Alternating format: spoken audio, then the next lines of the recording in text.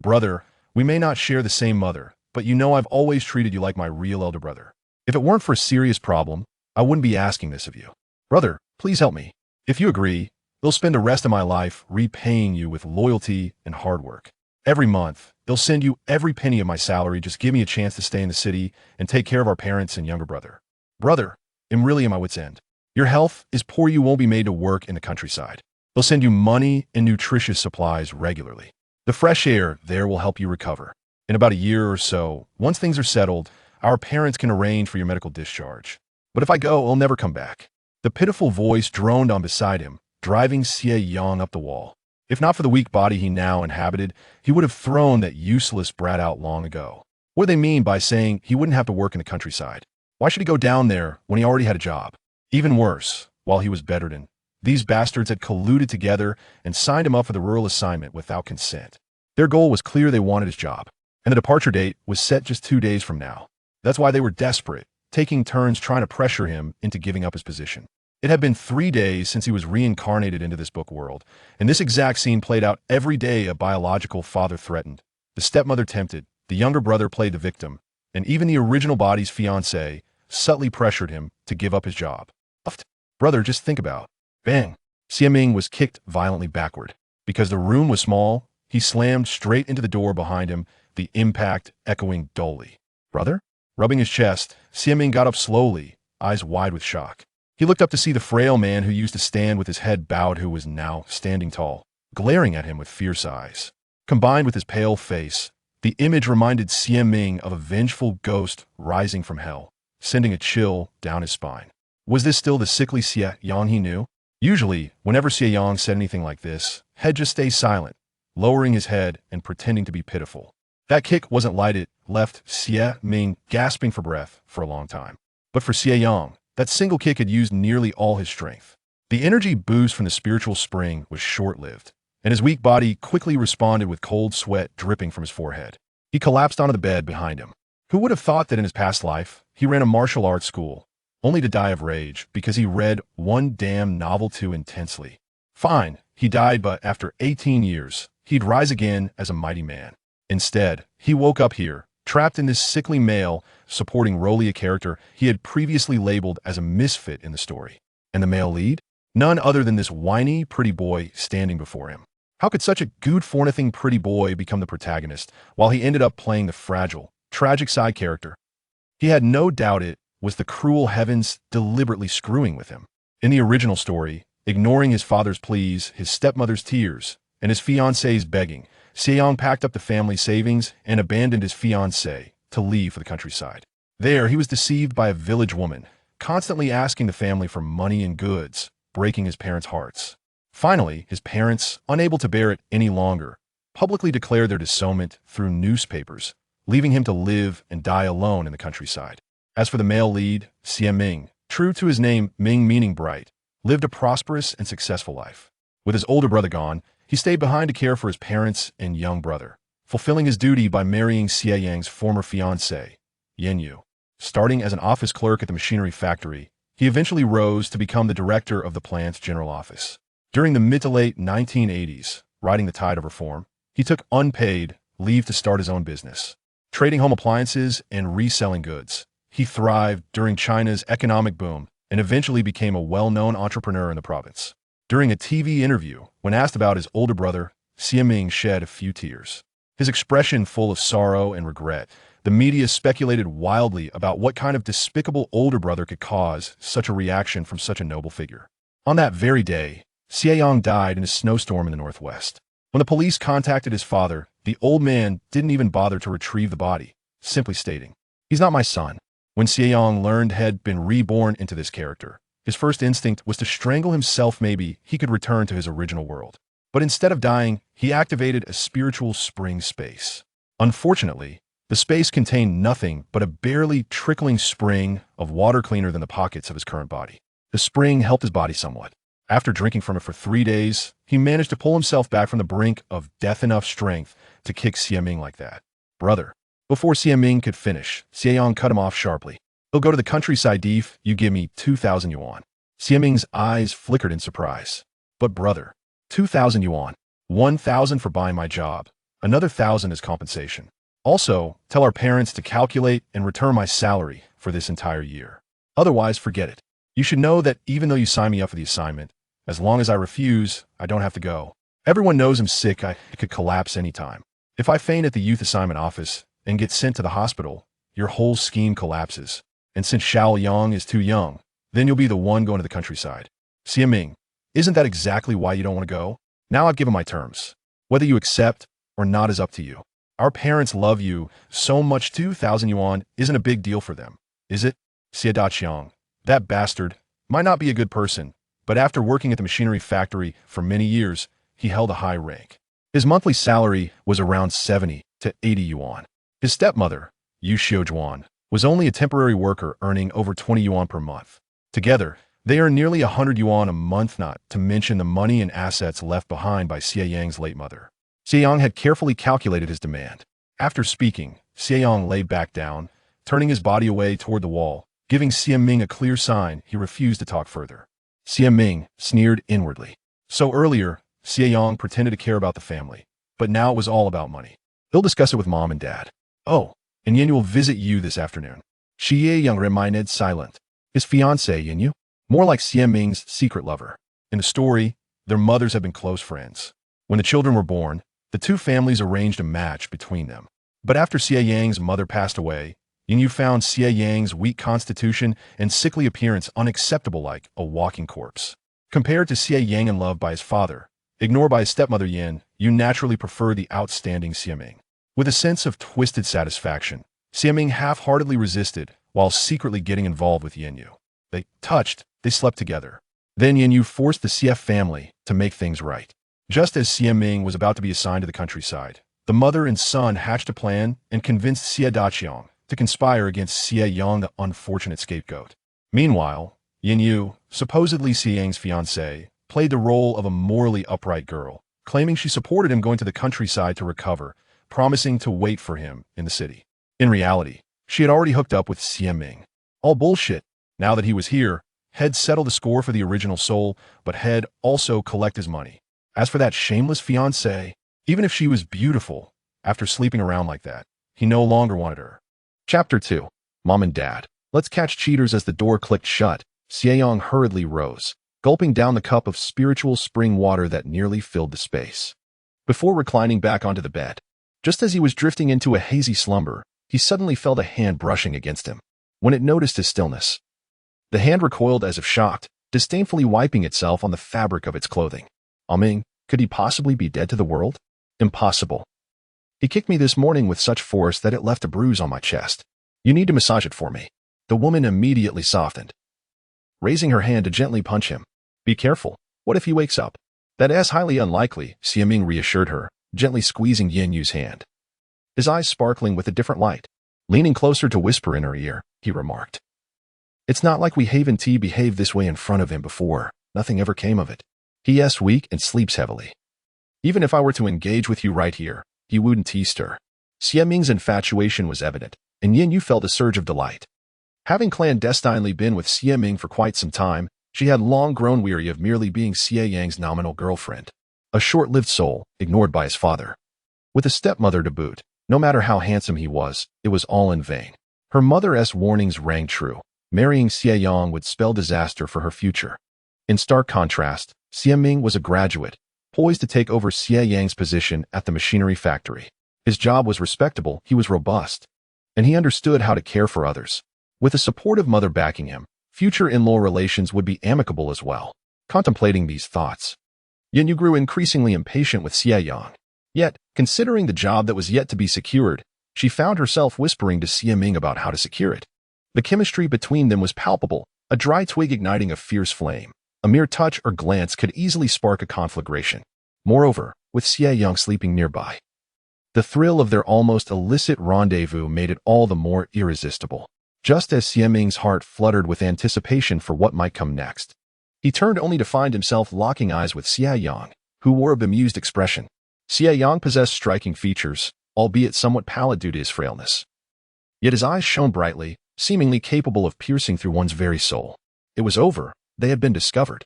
A pang of dread struck Xie Ming's heart. This was disastrous. He couldn't fathom how long Xie Yang had been observing them. If this incident prompted Xie Yang to demand unreasonable concessions, how could he ever take over the job? He silently chastised Yin Yu for her lack of discretion, for flirting with him in Xie Yang's room. As a man, it was natural for him to feel tempted, but her thoughtlessness was beyond comprehension. Even if she was impatient, she should have at least helped him secure the job first. Truly, ignorance often accompanies beauty. What further vexed Xie Ming was Xie Yang's sudden outburst upon awakening. In pursuit of the job, he had spent the last 3 days humbling himself, serving tea and water, practically feeding Xie Yang like a child. His dignity shattered. If all his efforts were to be squandered over this trivial matter, it would be a bitter pill to swallow. He needed her, and he equally required the job. Upon realizing that Xie Yang could replace his mother's position at the factory and was engaged to a beautiful fiancée, he was consumed by envy and jealousy. Later, when Yin Yu expressed her affection for him, a mere glance and gesture rendered him unable to contain himself, and as they grew closer, he discovered the sheer joy of being with his brother's woman.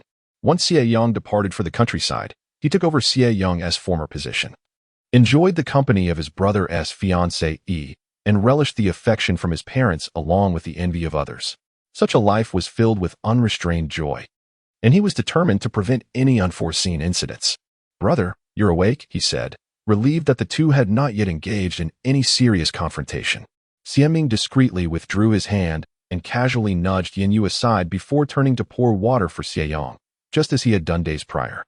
Given Xie Yang's sickly appearance, he likely hadn't seen anything amiss.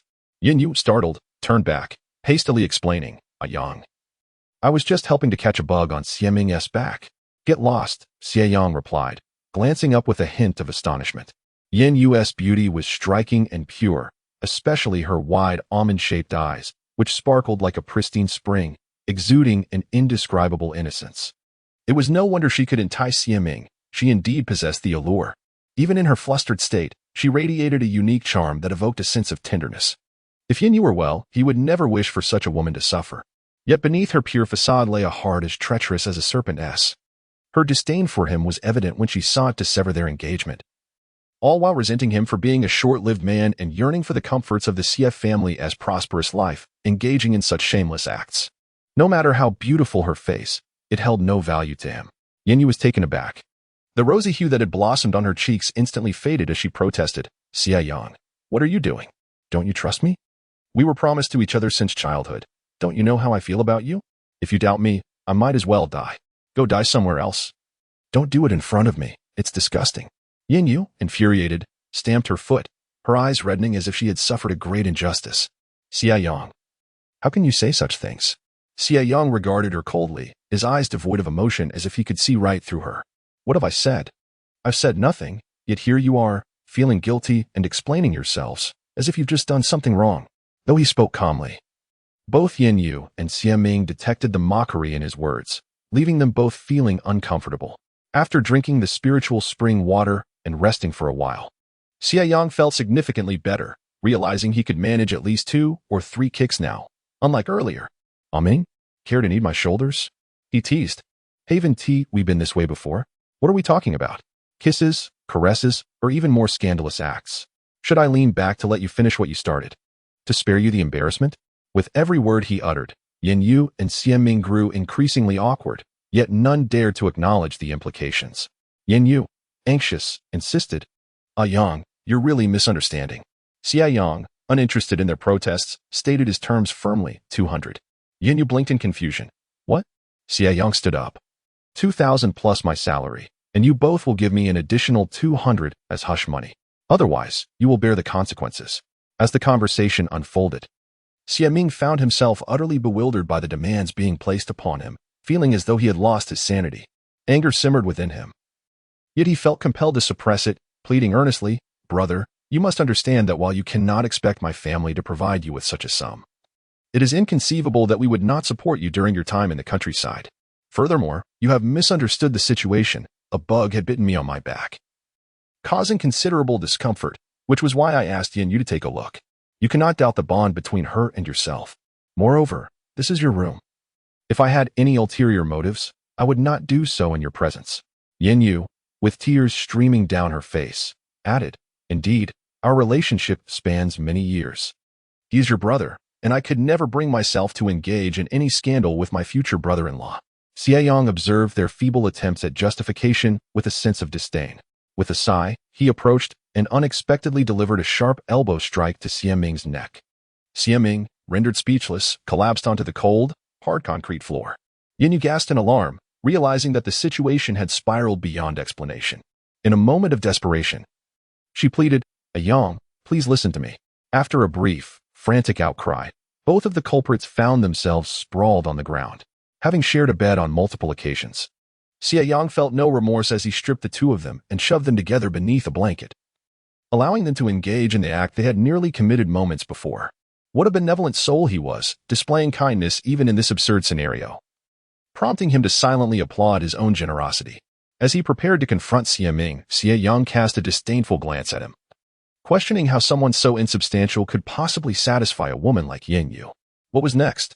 He intended to catch them in the act. Xie Yang stepped outside, waiting near the entrance for the arrival of his negligent father and stepmother. Shortly thereafter, his father, Xie Daqiang, and stepmother, Yu Xiujuan, returned home. Though they were middle-aged, their affection for one another was evident as they ascended the stairs hand in hand, conversing and laughing. Xie Yang, crouched at the doorway, called out pitifully, Mom, Dad. Yu Xiujuan, who was always concerned about appearances, could not conceal her astonishment and worry. She hurried to assist him, exclaiming, Xie Yang, you're unwell. Why are you squatting here? Even if you must go to the countryside, you shouldn't exhaust yourself like this. It was the end of the workday, and people were bustling in and out of the factory dormitory. Xie Yang observed the feigned concern of his stepmother, forcing a nervous smile. Then, leaning closer to Yu Xiujuan, he whispered, I'm waiting for you to return so we can catch someone in the act. Yu Xiujuan was momentarily taken aback, questioning, what do you mean? Xie Yang nodded and reiterated, yes, we're going to catch someone in the act. Chapter 3. Money or the countryside. Yu Xiujuan felt a buzzing sensation in her head as an ominous premonition began to take root. Who are we catching? With two adult men present, and the youngest yet to return, who could it possibly be? What are you talking about? Yu Xiujuan exclaimed, her anger escalating as she pushed Xie Yang away. He responded with a smile that only she could perceive before collapsing dramatically to the ground. Ah, Xie Yang. At that moment, Uncle Wang from next door happened to arrive, swiftly steadying Xie Yang. He rebuked Yu Xiujuan, saying, what are you doing, Yu Xiujuan? We thought you were a good stepmother, but it appears you were quite malicious. Knowing full well of his frail condition, you still pushed him. Are you seeking his demise merely to place your son in Yangzi's position? With those words, you glanced at Xie Daqiang as well, and indeed, the saying rings true, where there is a stepmother, there is a stepfather. Have you forgotten how you came to work at the machinery factory? Without Yangzi's mother, you would be nothing, perhaps even rummaging through trash somewhere. Though harsh and unpalatable, the words struck directly at the hearts of Yu Xiujuan and Xie Daqiang, rendering the once affectionate couple visibly uncomfortable. Xie Yang's maternal grandfather was Xie Daqiang's mentor. In those days, Xie Daqiang's family was impoverished, with several younger siblings to support.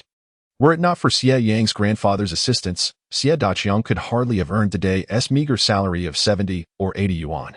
Indeed, Yu Xiujuan had pushed someone and harbored such thoughts, leaving Xie Daqiang feeling culpable as he muttered, it's nothing, really. It is indeed nothing, he continued. If I had not fortuitously caught him, he would have fallen and met his demise. Xie Daqiang hurriedly supported Xie Yang, awkwardly insisting, it's all a misunderstanding, a misunderstanding. Xie Yang waved his hand, Uncle Wang, thank you. I'm fine. My parents certainly did not mean it. Uncle Wang, merely a neighbor, did not wish to meddle in others' affairs. Casting a stern glance at the couple, he reassured Xie Yang, do not be afraid, Yangzi. If you do not wish for this job, no one can compel you. With that single statement, Xie Yang realized that Yu Xiujuan had already begun to spread tales of his supposed desire to go to the countryside. Whether anyone believed it remained uncertain. Upon entering the home, Yu Xiujuan frantically searched for Xie Ming. Where is he? Xie Yang, dropping the pretense, pointed towards his room. In there. Yu Xiujuan gasped and, alongside Xie Daqiang, pushed open the door. At that moment, Xie Yang opened the main door. Those gathered outside, drawn by the commotion, happened to pass through the living room and catch sight of the two individuals within. A loud scream erupted from Yin Yu, who had been jolted awake by Yu Xiujuan's slap. Ouch, that hurts. As she struggled, her leg inadvertently struck something, causing the dazed Xie Ming to leap up, clutching his groin and hopping about in distress. Oh my, isn't that Xie Yang? And the woman is Yanyu? The younger brother is entangled with his sister-in-law? How shameful. This was a cruel blow to Yangzi, who lacked a mother's affection. Suddenly, Aunt Lu from upstairs smacked her thigh, exclaiming, "No wonder Yu Xiujuan has been troubled these days, lamenting about Xie Yang's insistence on going to the countryside. Has she discovered her brother's affair with his fiancée? Oh dear, Yangzi has been to work these past few days, claiming to be ill and unable to rise from bed. Could it be that he is upset?" Still in Yangzi's room, this child is simply too kind-hearted. Everyone turned to the entrance, where Xie Yang stood, utterly dumbfounded. Before he squatted down and began to weep bitterly. How tragic, how truly tragic. Though my health is poor, it matters not. At least I have a job that succeeds my mother's, and a beautiful partner. Yet, my partner is sleeping with my brother. Is this the reason I must go to the countryside? Inside, Yu Xiujuan, witnessing the crowd at the door, was instantly enraged. She rushed over to shoo them away. Stop looking. You've mistaken the people. With a resounding bang, the door was slammed shut. Yu Xiujuan trembled with fury. Was it you who did this? Xie Yang smiled and said, "If you say so, then I shall admit it." You heartless ingrate. Xie Yang nodded nonchalantly. Indeed, I am an ingrate. Xie Daqiang awkwardly averted his gaze, approached Xie Yang, and exclaimed in exasperation, "Did you do this?" Xie Yang looked at him with a semblance of a smile and replied, "What do you mean by I did this? It was clearly your stepson who did it. I had no part in it." His words were double-edged, provoking Xie Daqiang's ire. "You." Xie Daqiang raised his arm as if to strike. However, Xie Yang was no longer the person who passively awaited punishment. He firmly grasped Xie Daqiang's arm and forcefully shrugged it off, leaning against the table to catch his breath. "Firstly, you have no evidence implicating me. Secondly, everyone saw those two together.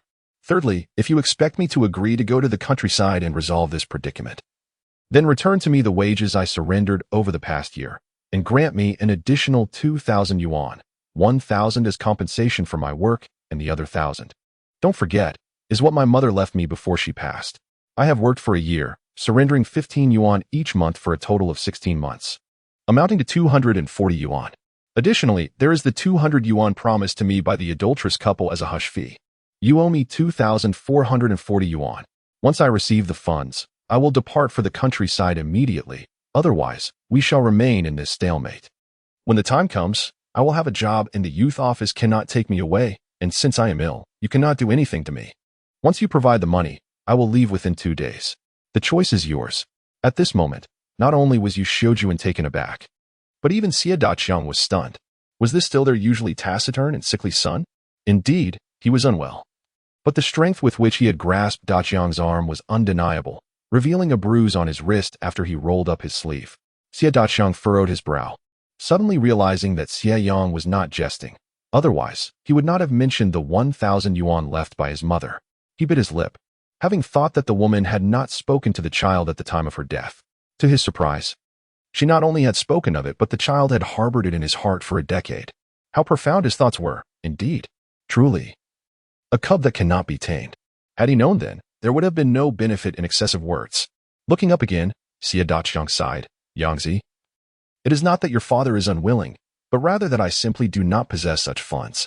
It is true that your mother left behind 1,000 yuan.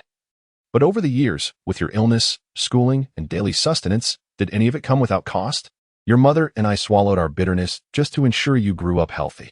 Now, someone in the family must go to the countryside. It is not that I do not care for you, but I do not wish for people to criticize me, saying that I am unwilling to send my biological son to the countryside while sending my stepson instead, after so many years in the factory. If I were to be ridiculed for this, how could I face your deceased mother and your departed grandfather?" Xie Daqiang wiped away his tears and continued, "You are different. Your health is fragile. We can feign your departure to the countryside, and once there, the officials will not let you work in the fields to avoid taking responsibility. As long as you remain there for a year, or even just 6 months, you can apply for a medical retirement and return to the city. I will help you with that, and you will be back." Xie Daqiang appeared honest and sincere. Many years ago, his good looks had caught the attention of Xie Yang's mother. Though time had taken its toll, he still possessed an appealing demeanor. However, that was someone else. The original self believed that the stepmother's favoritism was entirely normal. The biological father, wishing to avoid harsh judgments, naturally felt sympathy for his stepson, Xie Ming. From the moment Xie Ming entered the household under the guidance of Yu Xiujuan, Xie Yang instructed him to cherish his younger brother, emphasizing that as the eldest, he must shoulder the responsibilities that accompany that status. In his youth, Xie Yang was unaware of what these responsibilities entailed.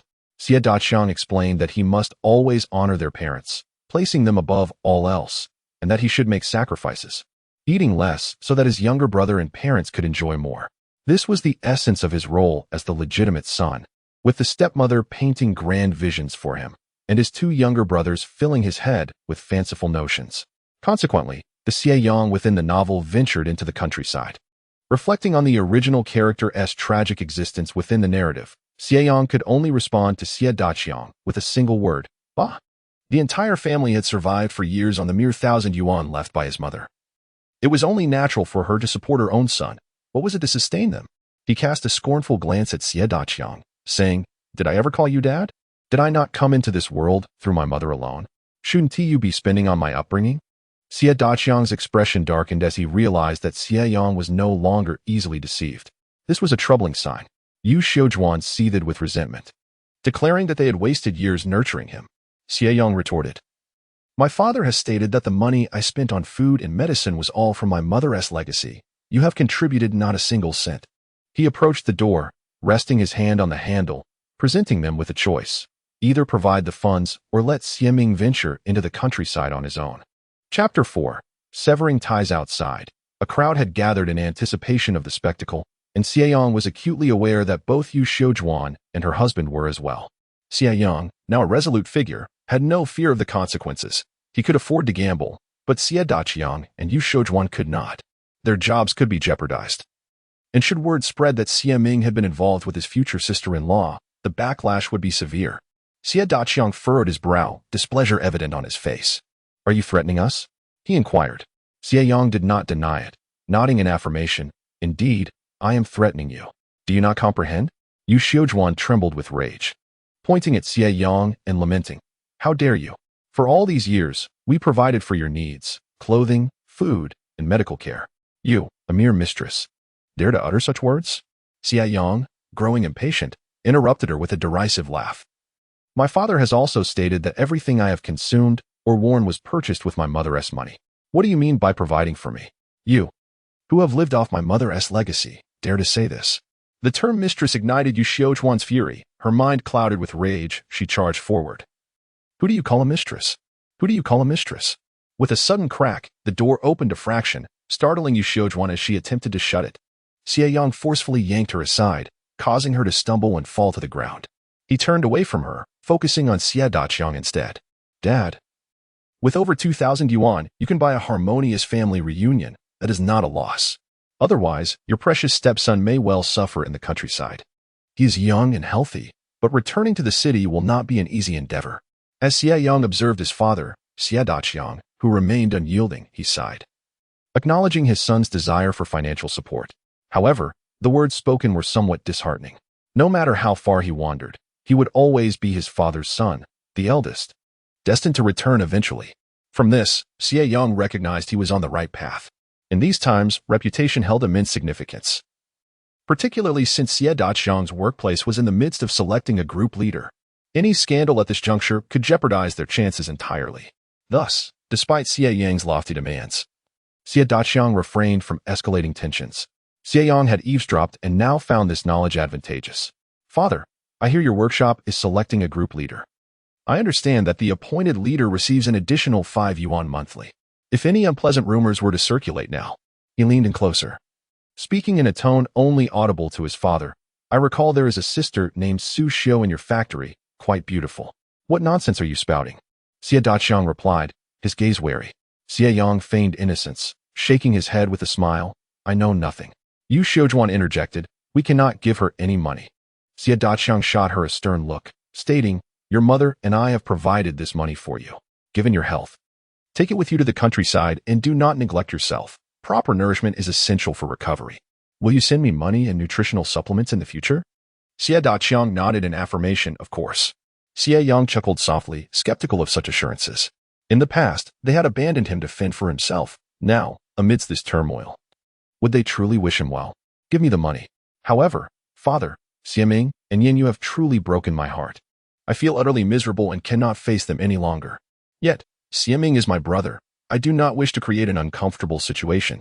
Surely, you would not want him to be ridiculed for stealing his brother's wife and engaging in scandalous behavior, would you? How dare you speak such things? Xie Yang retorted angrily.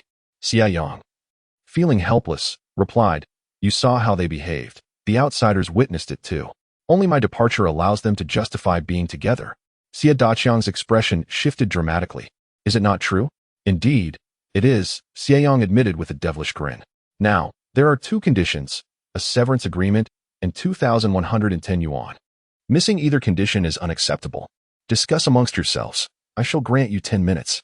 If you do not agree within this time frame, I shall leave. And persuading me to change my mind thereafter will be quite a challenge. To be honest, one must reside in the city, have a private room, earn a salary, and perhaps find an even more beautiful wife. It seems far less arduous than suffering in the countryside. I wonder what fate awaits those who engage in such scandalous affairs. With that, Xie Yang retreated to his room, dragging Xie Yang and Yin Yu out amidst Yushoujuan's exclamations. They managed to don some clothing. Yet Xie Yang pulled them out with a raucous cry. Xie Yang gasped, what are you doing? Let everyone see how they are behaving. Xie Yang laughed arrogantly. Such intimacy. Xie Yang, nearly terrified by Xie Yang's actions, pleaded, Father, please agree to his demands. I cannot go to the countryside. Xie Yang glanced at Xie Yang and then at the devilish Xie Yang, turning to Yushoujuan with the command, go fetch the money. Daqiang. Xie Yang pleaded, Mom. Please stop. Just stop. Xie Yang admired him. Recognizing the high awareness of this high school student, he understood that if the situation dragged on, his demands might escalate from 2,000 to perhaps 3,000 zais. 3,000 zais. Xie Yang felt a jolt in his heart. Convinced that Xie Yang was indeed capable of such a feat, he glared at Yushoujuan, his voice turning stern, go get the money, with tears streaming down her face. Yushoujuan returned to the room and soon emerged with a box. Here you go. Xie Yang took it, inspecting its contents, his expression darkening as he noted a 200 zai shortfall. Are you playing with me? Since that's the case, add 100 jin of grain tickets and some meat tickets. Are we not family? Must you force us to endure hardship? Yushoujuan cried in anguish. There is nothing left, truly nothing. Then go borrow it, Xie Yang commanded. Xie Yang widened his eyes, exclaiming, you go borrow it. Yushoujuan stood frozen, merely covering her mouth as she wept. Xie Yang glanced at Xie Yang. Dad, I'll just open the door. Go get it, Xie Yang gritted his teeth. Then turned to Xie Yang. Yangzi, we are father and son. Must we make this so humiliating? Xie Yang completely disregarded him. He felt that discussing familial bonds with such a man was beneath him. Add 5 more meat tickets. Xie Yang. Xie Yang smiled slyly. If this drags on, I will continue to raise my demands. I know you have it. Yushoujuan had no choice but to return to the room, bringing out 200 zais and a pile of grain and meat tickets. The sheer volume of these tickets was considerable. This little wolf cub, Xie Yang. Xie Yang began to unfold a sheet of paper to draft a severance letter. 3 copies were prepared, and they pressed their thumbprints upon them. Xie Yang collected the money and placed the seal down. Xie Yang cast a glance at him. You were well prepared. Of course, with a heartless father and a loathsome stepmother. If I didn't have some wits about me, I would have perished long ago. Dad, this wording 1T do. You need to clarify it further. Come. I'll dictate while you write. Xie Yang instructed, and Xie Yang complied, completing 1 copy and then duplicating it twice more, all in his own hand. Once finished, they pressed their thumbprints, yet Xie Yang took all the copies. True to his word, Xie Yang finally released Xie Yang and Yin Yu. Yin Yu collapsed into Xie Yang's embrace, both embarrassed and aggrieved. Xie Yang, at this moment, was utterly exasperated with Yin Yu, as all this turmoil was caused by her. Had she not been so intent on enticing him, there would have been no need for such a large sum of money. Suppressing his anger, he pushed her away and pitifully addressed Xie Yang. Brother, now you can give me the job, right? Of course, Xie Yang replied with a smile, extending his hand. Give me the household registration book, and I will arrange it for you tomorrow. Xie Yang, wary, interjected, let Xie Yang accompany you tomorrow. All right, Xie Yang chuckled. As for whether it can be secured, that remains uncertain. When Yushoujuan completed dinner and set the table, Xie Yang discovered, to his displeasure, that she had not prepared his meal. Is this acceptable? Though you're my stepmother, you've spent so much of my mother's money. And yet you want to even serve me a meal? Yushoujuan spat bitterly. All the money in this household is in your hands. We can't afford rice. With that, she lifted the meat from the table and distributed it entirely to Xie Chang, Xie Ming, and Xie Yang. Xie Yang looked at his family in confusion and remarked, "Mom, but what about eldest brother? If there is none, then there is none. Others possess ample wealth and do not covet our meager meal. Over $2,000, although half of it originates from Xie Yang's mother's legacy, once it reaches her hands, it becomes hers. How could she willingly see it spent on Xie Yang when it was meant for securing futures for her two sons? Now that Xie Yang has taken it away, her heart bleeds." Xie Yang glanced at Yu Shoujuan, then at Xie Daqiang, who feigned ignorance. Rising, he sighed. "It seems we shall not be having dinner after all." Suddenly, with force, he overturned the dining table. "If I cannot enjoy it, then neither shall anyone else." Chapter 5. Selling work. As Xie Yang flipped the table, he felt no fear. Rather, he was filled with exhilaration. He clearly sensed that this thrill did not stem from his own heart. There was pleasure, yet the excitement was merely the last emotion expressed by the original owner. It indicated that the original self had contemplated rebellion, but had suppressed it for reasons unknown. Xie Yang, in stark contrast, had never been one to suffer losses. Black was black, and white was white. While they were busy cooking, he had taken a sip of the only spiritual essence gathered within the room. Though scant, it proved somewhat useful. At least he found no difficulty in overturning the table. Yu Shoujuan pressed one hand to her chest and pointed at Xie Yang, her eyes wide with disbelief. You were raised by my mother. Is it appropriate for you to point at me?" Xie Yang brushed her hand aside, then turned to the stunned onlookers. "If you are dissatisfied, then hold your tongue. Initially, I planned to assist you with the work formalities tomorrow, but I have changed my mind. It shall be the day after tomorrow instead. I will take you to complete the paperwork then." Xie Ming grew anxious. "Your words do not hold weight." Xie Yang, feigning indifference, smiled at him. "Indeed, I admit my words carry no weight. I am no gentleman, but rather a rogue. What can you do?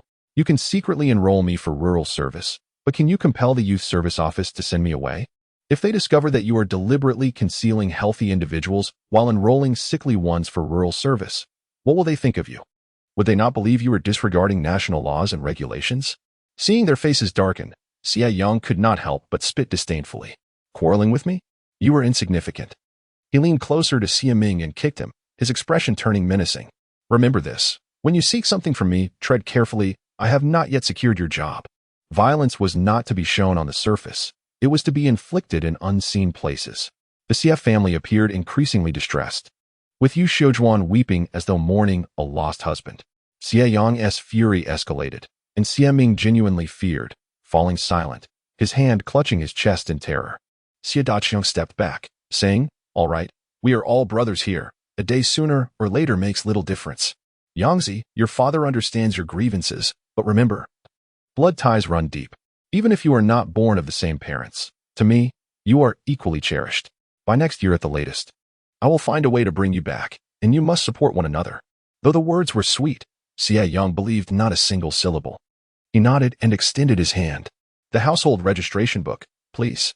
Xie Daqiang furrowed his brow. "What do you need the household registration book for?" "Handling household registration procedures. One cannot establish a household relationship while becoming a sent-down youth." Xie Daqiang breathed a sigh of relief, casting a glance at Yu Shoujuan, and casually remarked, "Tomorrow, your father will accompany you to handle it." Xie Yang replied, "No need. I fear you might sell me out." Xie Daqiang's expression darkened. "I am your biological father." Xie Yang scoffed. "Even a biological father can betray his own son for a stepson. What can't he do?" Xie Daqiang sighed deeply and said to Yu Shoujuan, "Get him the household registration book." He then turned to Xie Yang. "Yangzi, I have always believed you to be a good child." Xie Yang nodded. "You've been blind for half your life. Finally, you spoke the truth once." Xie Daqiang remarked, "Indeed, a white-eyed wolf cannot be nurtured." "You are far less obedient than Xie Ming." Yu Shoujuan retrieved the household registration book, which Xie Yang took without hesitation, stepping over a broken bowl as he exited. "Where are you going?" Xie Daqiang asked. "I'm going to find a place to eat," Xie Yang replied. As he opened the door, he was met with a crowd outside, many waiting to witness the commotion without even having a meal. Upon seeing the disarray inside, Aunt Lu from upstairs, her eyes gleaming with curiosity, asked, "Yangzi, has your father lost his temper?" Xie Yang responded, "It seems everyone knows that the original owner has been wronged." He rubbed his face, sighed, and said, I haven't eaten yet. I'm going to find something to eat." Xie Yang hesitated for a moment before descending the stairs. What are you staring at? With a loud bang, Yuan slammed the door shut. A group of women exchanged glances, their faces betraying smirks. What a scene. Surely having a stepmother means having a stepfather as well. Look at how they've raised a decent child. Indeed, they even say Yangzi wanted to go to the countryside willingly. Who would believe that? In the past, there were indeed many who volunteered to go to the countryside, but over time, as some sent-down youth returned to visit, the miserable conditions they faced were hard to bear. Now, everyone knows that going to the countryside entails hardships. Considering Xie Yang has a job and a fiancée, who would believe he truly desires to go? Furthermore, given Xie Yang's health, how could he possibly choose to go to the countryside? What a calamity! If it weren't for Master Zhou back in the day, Xie Dacheng wouldn't have the life he has now. Heartless beings. Treating one's biological son this way for the sake of a stepson. Aunt Lu's eyes flickered. Have you all noticed that Xie Ming resembles Xie Dacheng a bit? Upon her statement, several women widened their eyes. Normally indifferent, they now reflected on it and realized there is indeed some resemblance. That can't be possible, can it? That's hard to say. I don't think so. If it were true, oh dear, wouldn't that mean he was involved with her while Jiayu was still alive? Accompanied by the women's speculations, Xie Yang descended the stairs and hurried to the state-run restaurant. With his current condition, he needed to indulge in something good. He would soon have to go to the countryside, so he ought to prepare some provisions for the journey. As for other necessities, those would be clothes, among other items. He recalled there was fabric at home, and when he found the time, he would clear everything out to leave them with no place to search. Arriving at the nearby state-run restaurant, Xie Yang ordered a portion of braised pork, a serving of stir-fried cabbage, and a bowl of rice, mixing the meat thoroughly to ensure not a morsel went to waste. Unfortunately, he overestimated the capacity of his body for sustenance, and only half of the meal could be consumed. Upon seeing someone using a lunchbox, he retrieved one from his cotton-padded coat, leaving an impression that he had secretly concealed it.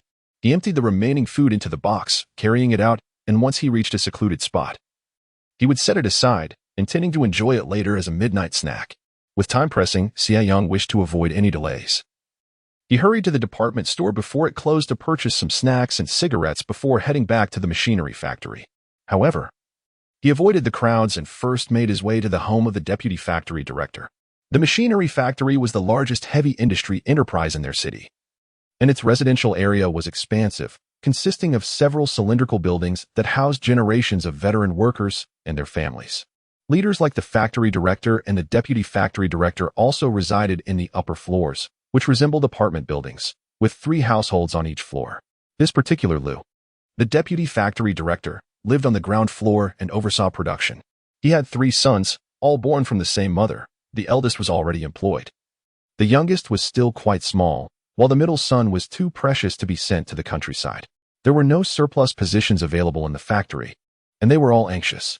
Thus, Xie Yang sought out Lu, the deputy factory director, with the intention of selling his job. Chapter 6. The job was sold. The winter in the south is damp and cold.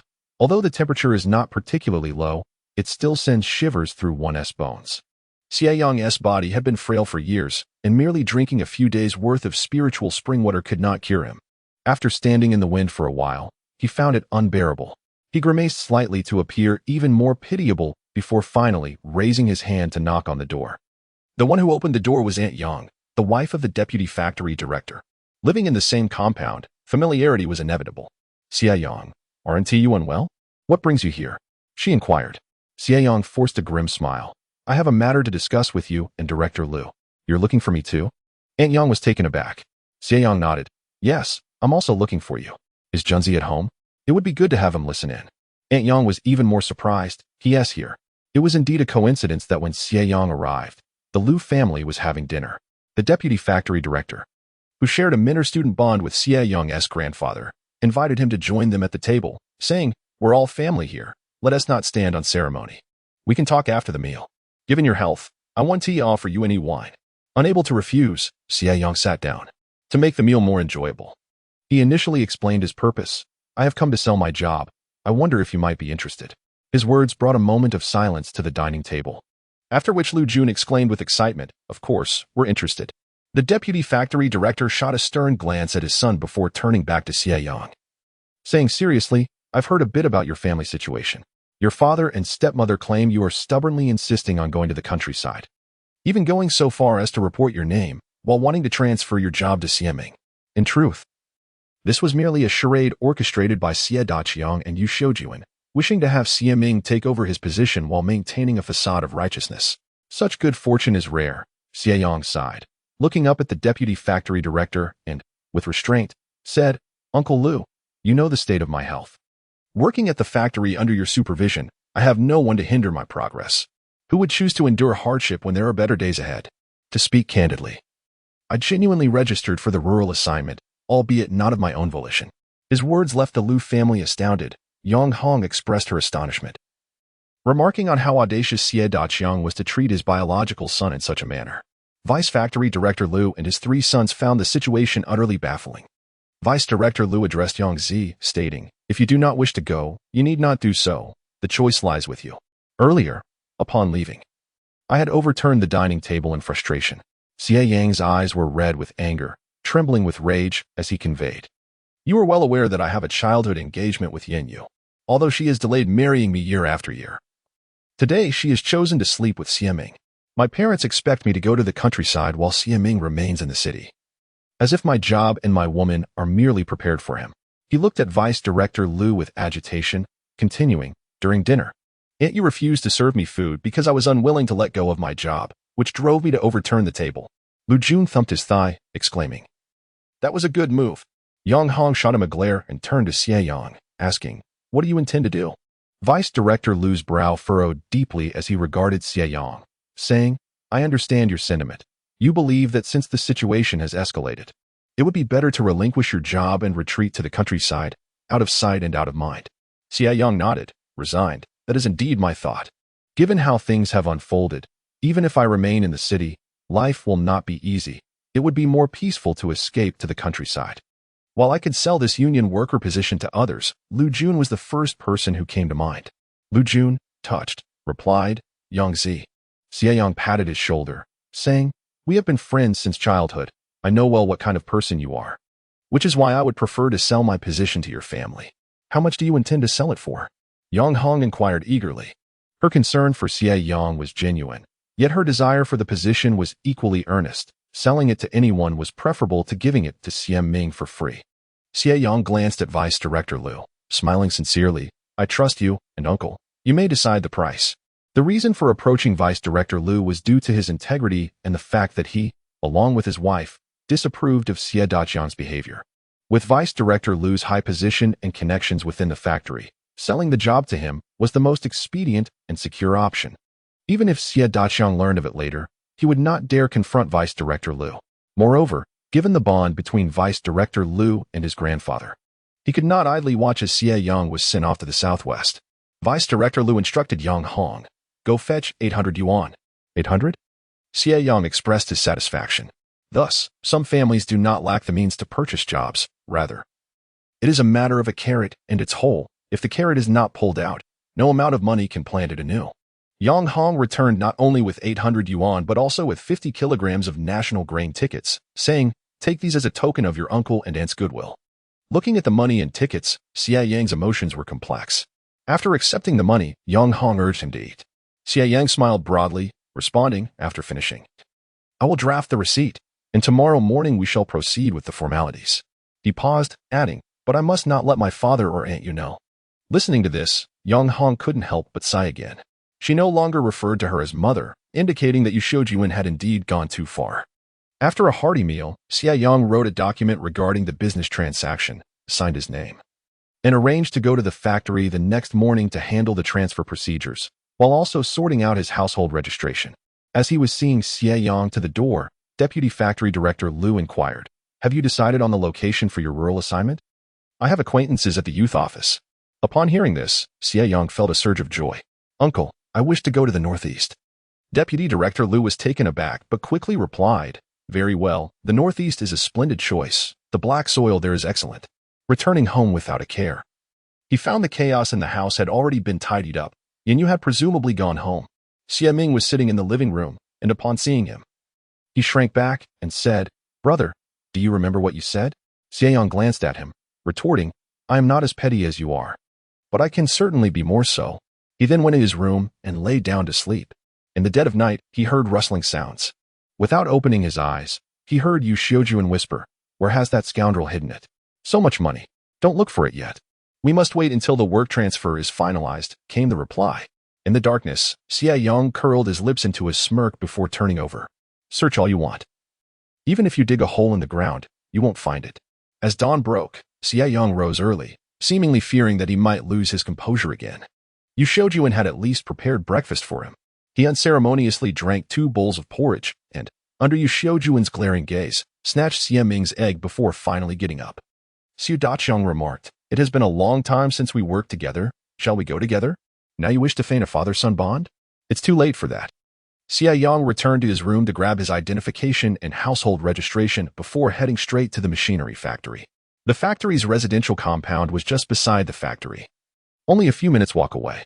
As he left, several neighbors inquired about the events at the Xie household from the previous day. Xie Yang needed to say little. A mere sigh and a display of helplessness were sufficient for these gossiping women to spin numerous tales. However, as he descended the stairs, Xie Yang was surprised to see Yu had come back again. "Xie Yang, we need to talk." Chapter 7. Registration for rural assignment today. Yu appeared somewhat haggard. Her face seemed to have lost the vibrant charm of the day before, rendering her pitiful and endearing. A person unaware of the circumstances might have felt soft-hearted. But Xie Yang had no desire to spare her a glance. Recalling her disdain when speaking of him to Xie Ming made him feel nauseous.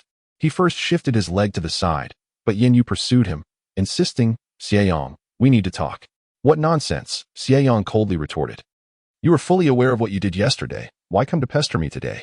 He suppressed his anger, noticing the gazes of those around him, and his performance escalated. "You, Yu, are free to dislike me and prefer Xie Ming. You could have simply informed me. I, Xie Yang, would never force a woman.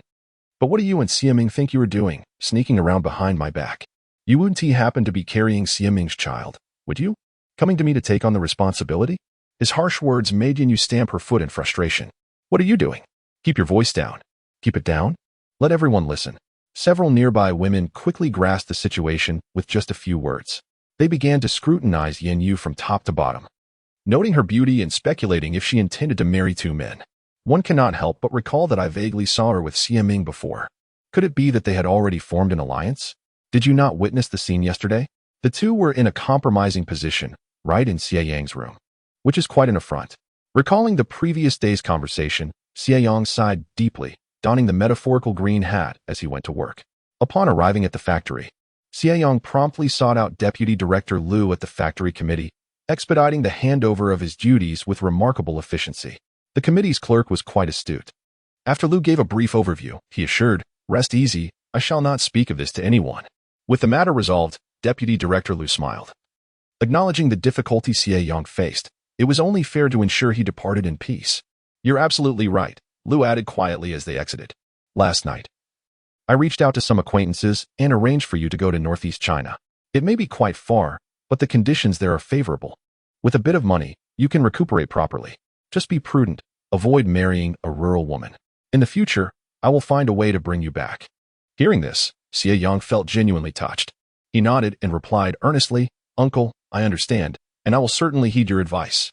He expressed his gratitude and proceeded downstairs, where he encountered Xie Daqiang, whose intentions were all too clear. "Yangzi, have you sorted out the paperwork?" Xie Daqiang inquired. "Indeed, it is all in order," Xie Yang replied. Xie Daqiang suggested, "Why not take this opportunity to finalize your employment matters as well?" Xie Yang retorted sarcastically, "Your dear father seems eager to ensure his son's employment for his stepson. One might think Xie Ming is your biological child, while I am merely the adopted one."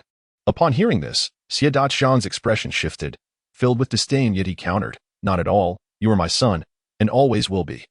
I will find a way to bring you back. I intend to rely on you in my old age."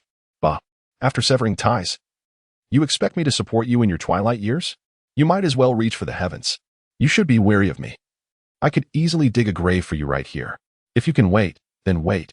If not, so be it." Regardless, with the money secured, Xie Yang felt no trepidation about crossing swords with Xie Daqiang. The one who feared a scandal was Xie Daqiang, while Xie Yang remained unfazed. As he was the underdog at the machinery factory, Xie Yang hummed a cheerful tune as he departed, while Xie Daqiang glowered, fixating on his retreating figure, as if trying to see another person through him.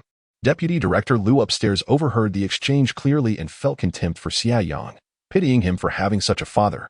Ultimately, the Liu family had reaped the benefits from this situation.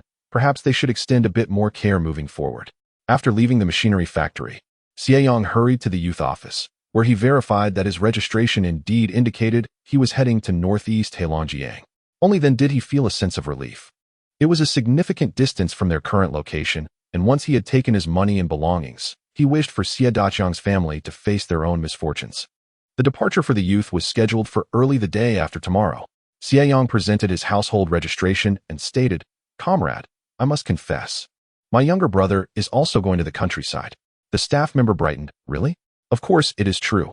My younger brother has always yearned to venture into the vast countryside to showcase his talents. Upon hearing that I had decided to abandon my job to serve in the rural areas, he was profoundly moved and insisted on joining me. It was not merely that our family could not dissuade me, they could not restrain him either. As I was about to leave, he earnestly pleaded with me to enroll him, expressing his desire to contribute to our nation, particularly in the more arduous regions of the Northwest." Xie Yang, deeply touched, wiped his face and declared, "Comrade, my brother is truly an exemplary individual. I am genuinely inspired by him. If I do not acquiesce to his wishes, he would regret it for a lifetime." Upon hearing this, the two staff members were equally moved. One young lady promptly handed Xie Yang an application form, excitedly exclaiming, "Our organization is in need of such commendable comrades. He must be registered." However, upon noticing the location he intended to write, hesitation crept in. Is he truly going to the Northwest? The sandstorms there are fierce, and the conditions are incredibly harsh.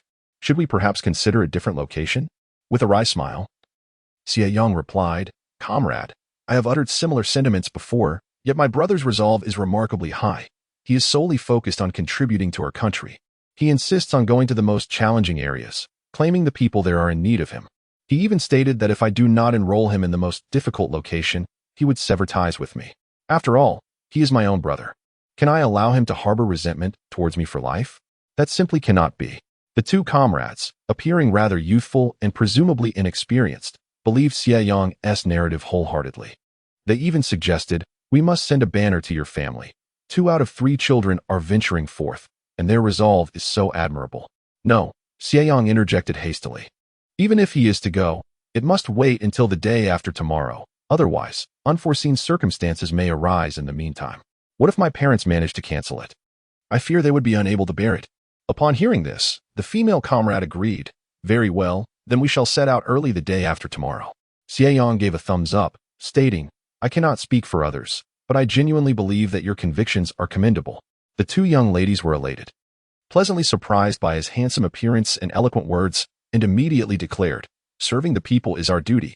After registering, Xie Yang also received a stipend for rural service. He was curious whether Yinyu, who had previously shared a bed with Xie Ming, would accompany him to the countryside. Xie Yang was indeed intrigued. The stipend of 120 yuan had already been collected by the elder Xie Daqiang, and it was certain that he would take it with him upon his departure. As for Xie Ming's stipend, as a good brother, he would ensure it was delivered. "Rest assured, this is my brother's settlement fund, and I will certainly provide for him, for he is my own flesh and blood." Chapter 8.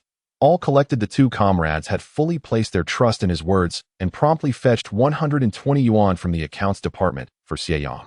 He expressed his gratitude and left the youth office with the money and his household registration book.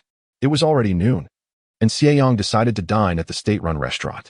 After his meal, he not only indulged in a hearty dish but also purchased over 10 buns and a portion of braised pork, finding a secluded spot outside to stow them away. His confidence in doing so stemmed from the fact that the bun he had stored earlier was still warm when he placed it inside. So he planned to stock up on provisions for his journey to the northeast. Xie Yang was reluctant to return, so he decided to purchase a train ticket at the station. In their area, rural trips typically involved nearby villages, rarely venturing beyond the province. These excursions were usually synchronized for mutual support and to honor the noble endeavor of sending educated youth to the countryside. However, in recent years, the harsh realities of rural life had become apparent, leading to a decline in enthusiasm for such journeys and a gradual cessation of these honors. As for Xie Yang, who was heading to a more distant destination, he could not travel with others due to differing train schedules. Thus, he had to buy his ticket alone for his journey to northeast China. Companionship mattered little to him. His primary concern was to leave this place as soon as possible. Once he departed, he had no intention of returning. Initially scheduled to leave the day after tomorrow, He now had to buy a new ticket due to the change in destination. He purchased a ticket for the following morning. The station staff, upon learning of his far-off destination, did not impede him, even advising him to keep a close watch on his belongings due to the crowded train. Taken aback by their concern, he expressed his gratitude, thanking the lady for her advice. "No need for such formality, it's a trivial matter," she replied. The train ticket was for noon the next day, but Xie Yang had an important task to complete that evening before his departure. First, he went to the post office to buy stationery, then checked into a single room at a nearby guest house, where he began to compose a letter. The content of the letter was drawn from memories of an original text. Evidence was irrelevant as long as the events were true. At a crucial moment in selecting a group leader at the factory, many would willingly promote this investigation. Xie Yang could not withstand scrutiny, and what would happen to him thereafter was of no concern to Xie Yang. As for Yu Shoujuan, she too would not be spared. From the descriptions in the original text, it was revealed that Yu Shoujuan had known Xie Yang for quite some time. After marrying another man who subsequently passed away, they coincidentally met again and began an affair behind Xie Yang's mother's back. Later, when his mother fell ill and could not rise from bed, Yu Shoujuan, pregnant, entered their home and delivered the most devastating blow to his mother, who eventually succumbed to her illness, leaving this world. These details were disclosed during a later quarrel between Yin Yu and Yu Shoujuan, leaving Yu Shoujuan unable to refute the claims. Thus, it could be said that the death of Zhou Jiayue, Xie Yang's mother, bore an undeniable responsibility on the part of this illicit couple. While he could not resort to violence, penning a letter of denunciation seemed a reasonable act. After completing the letter, Xie Yang carefully reviewed it, supplementing any omitted details before sealing it in an envelope and stepping outside. However, he still had tasks to attend to, with time pressing and responsibilities heavy. Xie Yang proceeded to the local newspaper office, sought out the manager, paid the required fee, and requested a publication. The manager glanced at the document and asked, "Is this written by your biological father?" Xie Yang forced a wry smile. "Indeed, it is. His thumbprint is right there." He lamented, "Is there any father in this world who would betray his own son for the sake of a stepson, fearing I might gain some advantage after going to the countryside?" His expression bore a mixture of helplessness and sorrow, while his relatives refused to acknowledge their kinship. He could not contravene their wishes and instead sought to grant them peace of mind. The manager, slightly reluctant, confirmed, "Are you sure you want this published?" "Yes, go ahead. It can wait, as I am leaving anyway."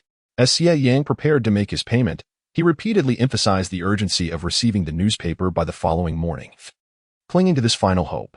With such fervent insistence, there was no room for refusal, and the agreement was promptly made. Upon exiting the newspaper office, darkness had enveloped the sky. Rushing home for dinner, he found his family seated at the table, their silence palpable. Fearful that any misstep on Xie Yang's part might lead to an outburst, Xie Yang swiftly served him rice, saying, "Brother, please eat." Xie Yang glanced at him and replied with a curt thank you. In truth, Xie Yang was a decent boy, yet his very existence was marred by original sin.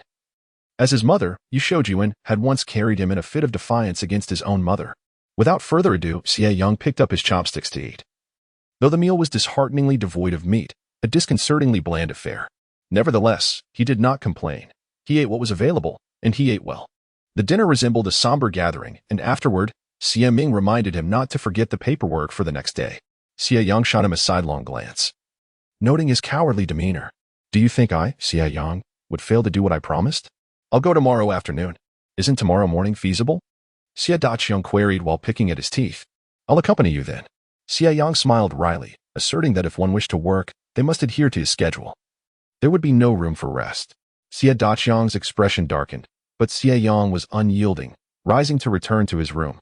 With the money already exchanged, Xie Yang and the others had no leverage over Xie Yang and were compelled to acquiesce to his terms. Once in his room, Xie Yang consumed a vial of the spirit he had acquired earlier, feeling considerably lighter. Seizing the moment, he hurried to sleep, only to awaken around 1 in the morning. In a partitioned area of the living room, Xie Ming and Xie Yang were slumbering on 2 makeshift wooden beds. Without discrimination, Xie Yang rendered them unconscious, then proceeded to do the same to Yu Shoujuan and Xie Yang in the inner room. With their snoring silenced, tranquility returned. Xie Yang commenced his operation. He opened the wardrobe, discarding the couple's undergarments and socks, and collected the remaining items, including the large wardrobe, into his spatial storage. He unceremoniously kicked the couple to the floor, taking the bed and bedding with him. The 8 Immortals table and Xie Yang cherished radio were also removed. Within minutes, the cramped bedroom was left with only 2 unconscious figures and a pile of soiled socks and tattered underwear. After clearing the room, Xie Yang turned on his flashlight to examine the floor. The second floor was laid with blue bricks, and in a corner, he discovered something extraordinary. Digging it out, he found a piece of jade in a gold bar. This gold bar, as mentioned in the original text, played a significant role in Xie Ming's career development. Its original owner was his maternal grandfather. Unfortunately, he had passed away, his daughter had not preserved it, and it had not been left for his grandson, ultimately benefiting Xie Ming instead. Fortunately, he had arrived in time to claim the gold bar, after placing the bricks back in their original position. Ensuring that even the mice would avoid the area, Xie Yang proceeded to clear out the living room, taking everything from the rickety table to the worn-out stools, including the thermos and tea canister. With the living room emptied, he made his way to the kitchen, where he swept away all the pots, bowls, and pantry staples, leaving nothing behind. Even the jar of salted duck eggs and the 2 jars of pickled vegetables that Yuxiujuan had prepared did not escape his scrutiny. The necessity of these items was irrelevant. They had to be removed, whether to be burned or sold for scrap, lest they remain with this family. The only regret was the house, which could not be sold due to the factory's ownership. The interior was desolate. Even the mice rejected it, while Xie Yang's space was cluttered with refuse. Chapter 9. Departure. Is it time to leave now? Certainly not. Leaving at this moment would be unreasonable. He would bear the brunt of the blame. Initially, he contemplated confronting Xie Ming and his son, but reconsidered, realizing that if he harmed Xie Ming, it would provide him with an excuse to avoid going to the countryside. That could not be allowed. It was far better for Xie Ming to endure hardship than for Xie Yang to suffer temporary physical pain. Having completed these tasks, Xie Yang first stepped out to submit a report to the factory's complaint box, then made his way to the street to deliver Yuxiujuan's report as well. Upon returning, the family was still asleep. Xie Yang cleared his own room of all belongings, then laid a mat on the floor to sleep. The winter in the south was damp and cold, and sleeping on the ground was far from comfortable. Half asleep, Xie Yang was jolted awake by a piercing scream. He recognized that something had transpired. He hastily gathered his mat and feigned sleep on the floor. The door swung open, and upon seeing Xie Yang lying there, Yuxiujuan was momentarily at a loss for words. Xie Yang, was it you? The thought of the 2,000 yuan unsettled her, her anger boiling just beneath the surface. She had been abruptly awakened by the cold, only to find herself and her husband sprawled on the floor, their heads pounding, and all their possessions vanished. Yuxiujuan could not even locate her hidden savings, nor could she find Xie Yang's belongings. They rushed outside to investigate, only to discover they had been robbed. Aside from a pair of stinky socks and some underwear, everything was gone, even their bowls and chopsticks. Instinctively, Yuxiujuan surmised that Xie Yang was responsible, as there was no one else to blame. Xie Yang stood up, surveying the area in shock. "Where is my bed?" he exclaimed. The performance hinged on authenticity. Xie Yang mused that perhaps with his acting skills, he could become an actor in a few years. Life was akin to a play, entirely reliant on one's ability to perform, which aptly described his current situation. At that moment, Xie Yang and Xie Ming arrived. Xie Yang, striving to remain calm, pulled Yuxiujuan aside, stating, "It's impossible that Yangzi did this. He lacks the strength." Yet, recalling the force with which Xie Yang had grasped his wrist earlier, he found himself wavering. Glancing back at Xie Yang, he saw confusion and panic in his eyes, which seemed genuine. That frail physique could not possibly be strong enough to move beds and cabinets. "My money. Where is my over 2,000 yuan?" Xie Yang cried, clutching Xie Yang's hand in despair. "Dad, my money is gone. What am I going to do? How will I go to the countryside?" With a stunned expression, Xie Yang nearly stumbled to the ground. It was indeed all gone. Just moments ago, he had been contemplating how to claim Xie Yang's 2,000 yuan, only to find that it too had vanished. Xie Yang was weeping loudly, prompting a neighbor to inquire about the commotion. "Xie Yang, what has happened in your household?" At that moment, Yuxiujuan's eyes widened, convinced it must be someone from their compound. They must pay. They absolutely must pay. Xie Yang remained silent. The situation reeked of peculiarity. Far too many belongings had vanished without a trace of noise. It was inconceivable that a person residing above could not hear the commotion, unless several households were in collusion. "Go open the door," Xie Yang instructed. Xie Yang hesitated but complied, opening the door to find the neighbor asking, "What has transpired in your home? It's still dark outside." Before he could finish, he caught sight of the interior of the Xie residence, his jaw dropping in shock. Has your house been robbed? This thief is exceptionally skilled. How could they have cleared everything out so thoroughly? It must be a gang targeting your family specifically. Xie Yang sighed. I have no idea. When you called me, I was lying on the ground, my neck hurt, and everything was gone, including the money my father had given me. What am I to do? I still need to go to the countryside. With my condition, I would surely perish out there. Under normal circumstances, the neighbors would be inquiring about his rural assignment, but now their curiosity was piqued by the astonishing event of Xie's home being emptied overnight. How could this happen? Everything is gone, not a single item left. Indeed, it is quite strange. Surely, someone must have been wronged, one neighbor speculated. The factory leaders eventually came to investigate, and it was they who suggested reporting the incident to the police. However, the police were unable to uncover any leads. After all, there were no surveillance cameras, and in the dead of night, no one had heard a sound. Yu Shoujuan firmly accused Xie Yang. Everyone knows he must be involved. This assertion was met with skepticism. Xie Yang's pallid complexion and frail physique were well known. How could he possibly have moved so much? Even if small items could be transported, what about the larger ones? Surely, someone would have noticed the noise. Thus, the police opened a case. But it was clear to all that it was a headless mystery. As the attempt to frame Xie Yang failed, Yu Shoujuan shouted, "It must be the neighbors above. They cannot stand to see our family thriving and have deliberately stolen from us. Envy? Envy of what? What does your family possess that is worth stealing?" Before she could finish her thought, Xie Daqiang pulled her back, frowning. This matter is not resolved, and everyone is a suspect until proven innocent. What suspicion? Who are you accusing? The neighbors demanded. If you suspect us, then provide evidence. They were indignant at being wrongfully implicated, and a heated argument ensued. By 10 o'clock that morning, Xie Yang emerged, his face a mask of sorrow, empty-handed. Suddenly, Xie Daqiang noticed Xie Yang was missing and asked, "Where is Xie Yang?" Aunt Lu replied curtly, "Your son has been coerced into going to the countryside. He has already left to catch the bus. Your family is truly remarkable.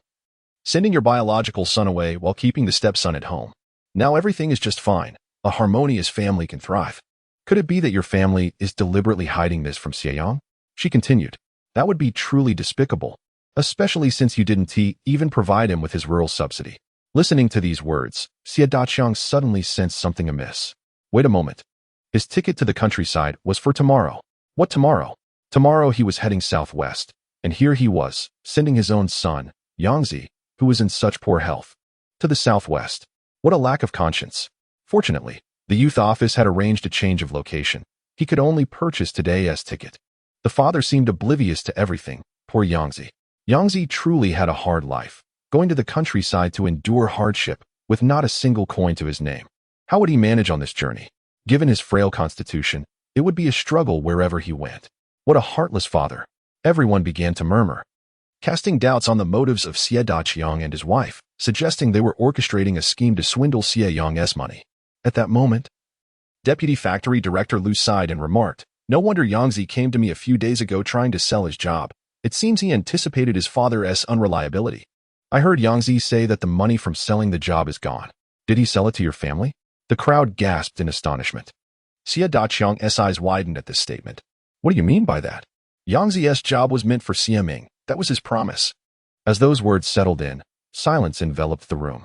The onlookers observed Xie Daqiang, eyes wide and fists clenched, seething with rage. Someone questioned, "Xie Daqiang, is Xie Ming truly your stepson? Why do I feel you treat a burden better than your own son?" This straightforward inquiry echoed the sentiments of the crowd, and upon reflection, they realized there was indeed a pattern. Over the years, Xie Daqiang had shown significantly more favor towards Xie Ming than Xie Yang. Surely, even a stepfather wouldn't be so blatant in his favoritism. Xie Daqiang's expression darkened. Do not speak nonsense. Whether it was nonsense or not remained uncertain. The truth was evident. Now, in order to keep Xie Ming from going to the countryside, he was pressuring Xie Yang to relinquish his job. Thankfully, Xie Yang had the foresight to sell it. Deputy Factory Director Lu furrowed his brow, but that money is also gone. To substantiate his claims, Lu produced the receipt written by Xie Yang for everyone to see. The stark contrast of black ink on white paper rendered Xie Daqiang momentarily dizzy. The crowd's gaze toward him grew increasingly hostile. It was truly shameless. Perhaps this money had already been hidden away by Xie Daqiang, who was now feigning pity. At that moment, The head of the security department arrived with a few men. Deputy Director Liu, just in time. The factory has received a tip-off regarding Xie Daqiang's inappropriate relationships and the embezzlement of factory property. We are here to take him for questioning. Chapter 10. The unexpected fatherhood. Xie Yang has run away. The house was robbed, and everything is gone. He has been reported. Amidst the throng of people and the cacophony of voices, Xie Daqiang felt his head spinning, unable to discern anything, as if the world were tilting around him. If only he could faint. Uncle Wang from next door swiftly caught him, exclaiming, Xie Daqiang, what are you doing? You're not Yangzi, who is ill and must go to the countryside.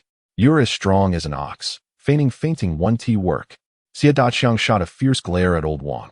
Beads of cold sweat trickling down. Why must you speak out? How could I possibly faint? I have nothing to fear when my conscience is clear. I am innocent of any wrongdoing and unafraid of an investigation.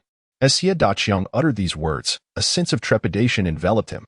The day he had a falling out with Xie Yang, the latter had mentioned something that lingered in his mind. Could it be that Xie Yang reported him? But what benefit would that confer upon Xie Yang? Even if their relationship had soured, outsiders remained oblivious. They were still father and son. If Xie Yang was indeed the culprit, he would have to brace himself for the consequences. Yet, the pressing matter at hand was how to address the current predicament. Xie Daqiang felt a pang of urgency. Is Yu Xiujuan at home? He pondered. Before he could succumb to his thoughts, more people arrived outside. The women from the courtyard called out, "Oh dear, someone from the street office is here. What is this about?" The director of the street office approached Yu Xiujuan, stating, "Comrade Yu Xiujuan, you have been reported. Please accompany us for an investigation." Yu Xiujuan was taken aback. "What? Hurry up. If you don't come with us, we will have to report this to the police." Yu Xiujuan had no formal employment. She worked as a temporary staff member at the street office, arranged through the family of a leader at the machinery factory. Although her salary was modest, it came with some allowances. "Xie Daqiang, come with us for an investigation." They insisted. Coincidentally, at that moment, Elder Chun from the courtyard appeared, his expression one of shock. "Oh my, Xie Daqiang, you've really outdone yourself. To force Xie Yang to secure a job for your stepson, you went so far as to publish a statement severing ties. Is there anyone else like you in this world?" Xie Daqiang felt as though his head was spinning. The crowd outside erupted into a clamor, rushing to see the newspaper. Elder Chin quickly read aloud the statement of disownment, exclaiming, "Lo and behold, it's in black and white, complete with your signature and fingerprints." The onlookers turned their gazes towards Xie Daqiang, whose face was a portrait of embarrassment. He gritted his teeth, insisting, "That was not published by me." Uncle Wang interjected, "You did write the disownment statement, didn't you? You're hardly a prominent figure. There's no reason for the newspaper to deceive you. If you're unconvinced, you can inquire at the newspaper office to confirm its authenticity." The crowd murmured, "Xie Daqiang, you truly are a disgrace. Don't think we're unaware of your past. Not only did you take your brother as partner, but now you treat your biological son this way. How can you face Master Zhou or Comrade Zhou Jieyue?" As Uncle Wang spoke, the memories of Xie Yang's mother and grandfather resurfaced in the minds of the crowd. They couldn't believe that after their departure, Xie Daqiang would treat Xie Yang in such a manner. Vice Director Liu remarked, "No wonder Xie Yang felt compelled to sell his job upon returning home. Who could endure such treatment? It's not like that." Xie Daqiang struggled to articulate his grievances, wishing to clarify that he hadn't published the statement. But his voice was drowned out by the crowd, for indeed, it was he who had penned the declaration. "Bah! Shameless! You deserve to lose everything at home." Perhaps it's divine retribution. Who could disagree? Surely, they knew Xie Yang had sold his job and orchestrated this to frame him. Thankfully, Xie Yang went to the countryside. Poor child, the crowd lamented, their discussions rife with speculation. Yu Xiujuan, too, regained her composure, asserting, "I am innocent. I have been wronged. If you have been wronged, the investigation will reveal the truth," they replied. Xie Daqiang was led away in a daze, while Yu Xiujuan followed, equally bewildered. Xie Ming suddenly realized the situation. Gripping Xie Daqiang's arm tightly and exclaiming, "Father, what about my job? What will happen to my job?" "Job?" Xie Daqiang was equally perplexed. At that moment, someone outside interrupted, asking, "Is this the home of Xie Ming? We have come to present a banner." The neighbors in the corridor were astonished. Who would come to bestow a banner? What on earth is happening at the Xie household? Xie Ming, in tears, clung to Xie Daqiang, while the factory personnel wore serious expressions. "Your father is implicated in the case regarding the missing parts from the factory. Do not hinder our investigation." However, a few security personnel did not leave immediately. Curious to see who had arrived, and eager to join the commotion. A young man, around 15, led two others carrying the banner. Who was Comrade Xie Yang? Everyone turned to look at Xie Yang, who straightened his back and wiped his nose, declaring, "I am.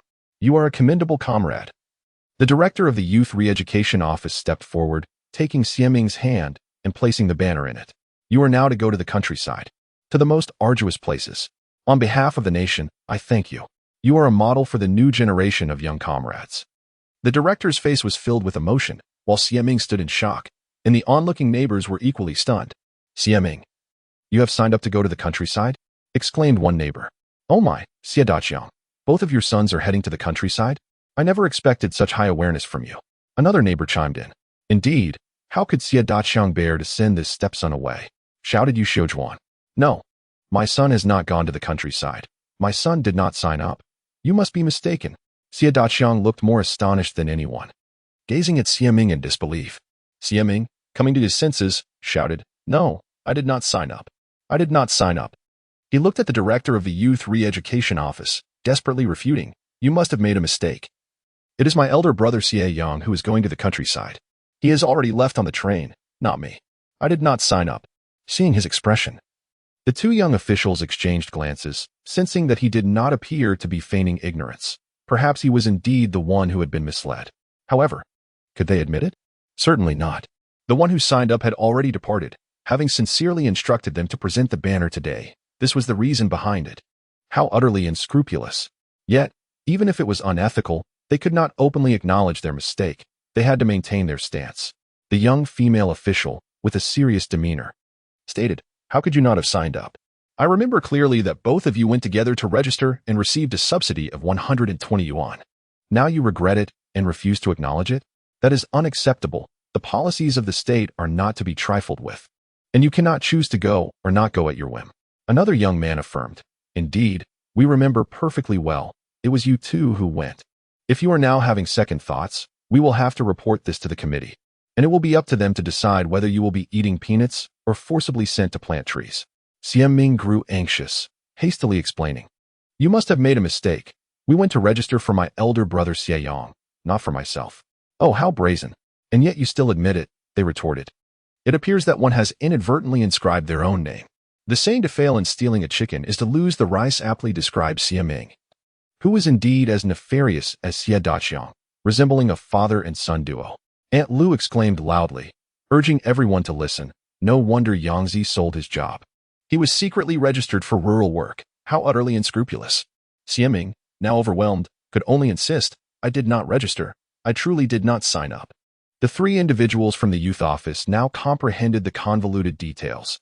This one had surreptitiously enrolled his elder brother, who, upon discovering the matter, promptly registered his younger sibling as well. What a domestic debacle.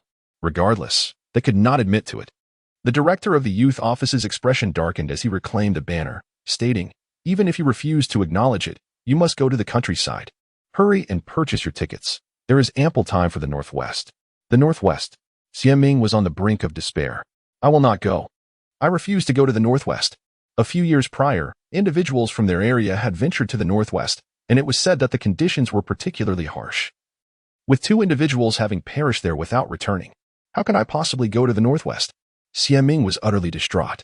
Meanwhile, Yingyu, who had been eavesdropping at the door for quite some time, felt her heart sink at his words. What would she do if Xie Yang went to the Northwest? No. She had to find Xie Yang. After all, he had over 2,000 yuan. He was clever enough to ensure his money was safe.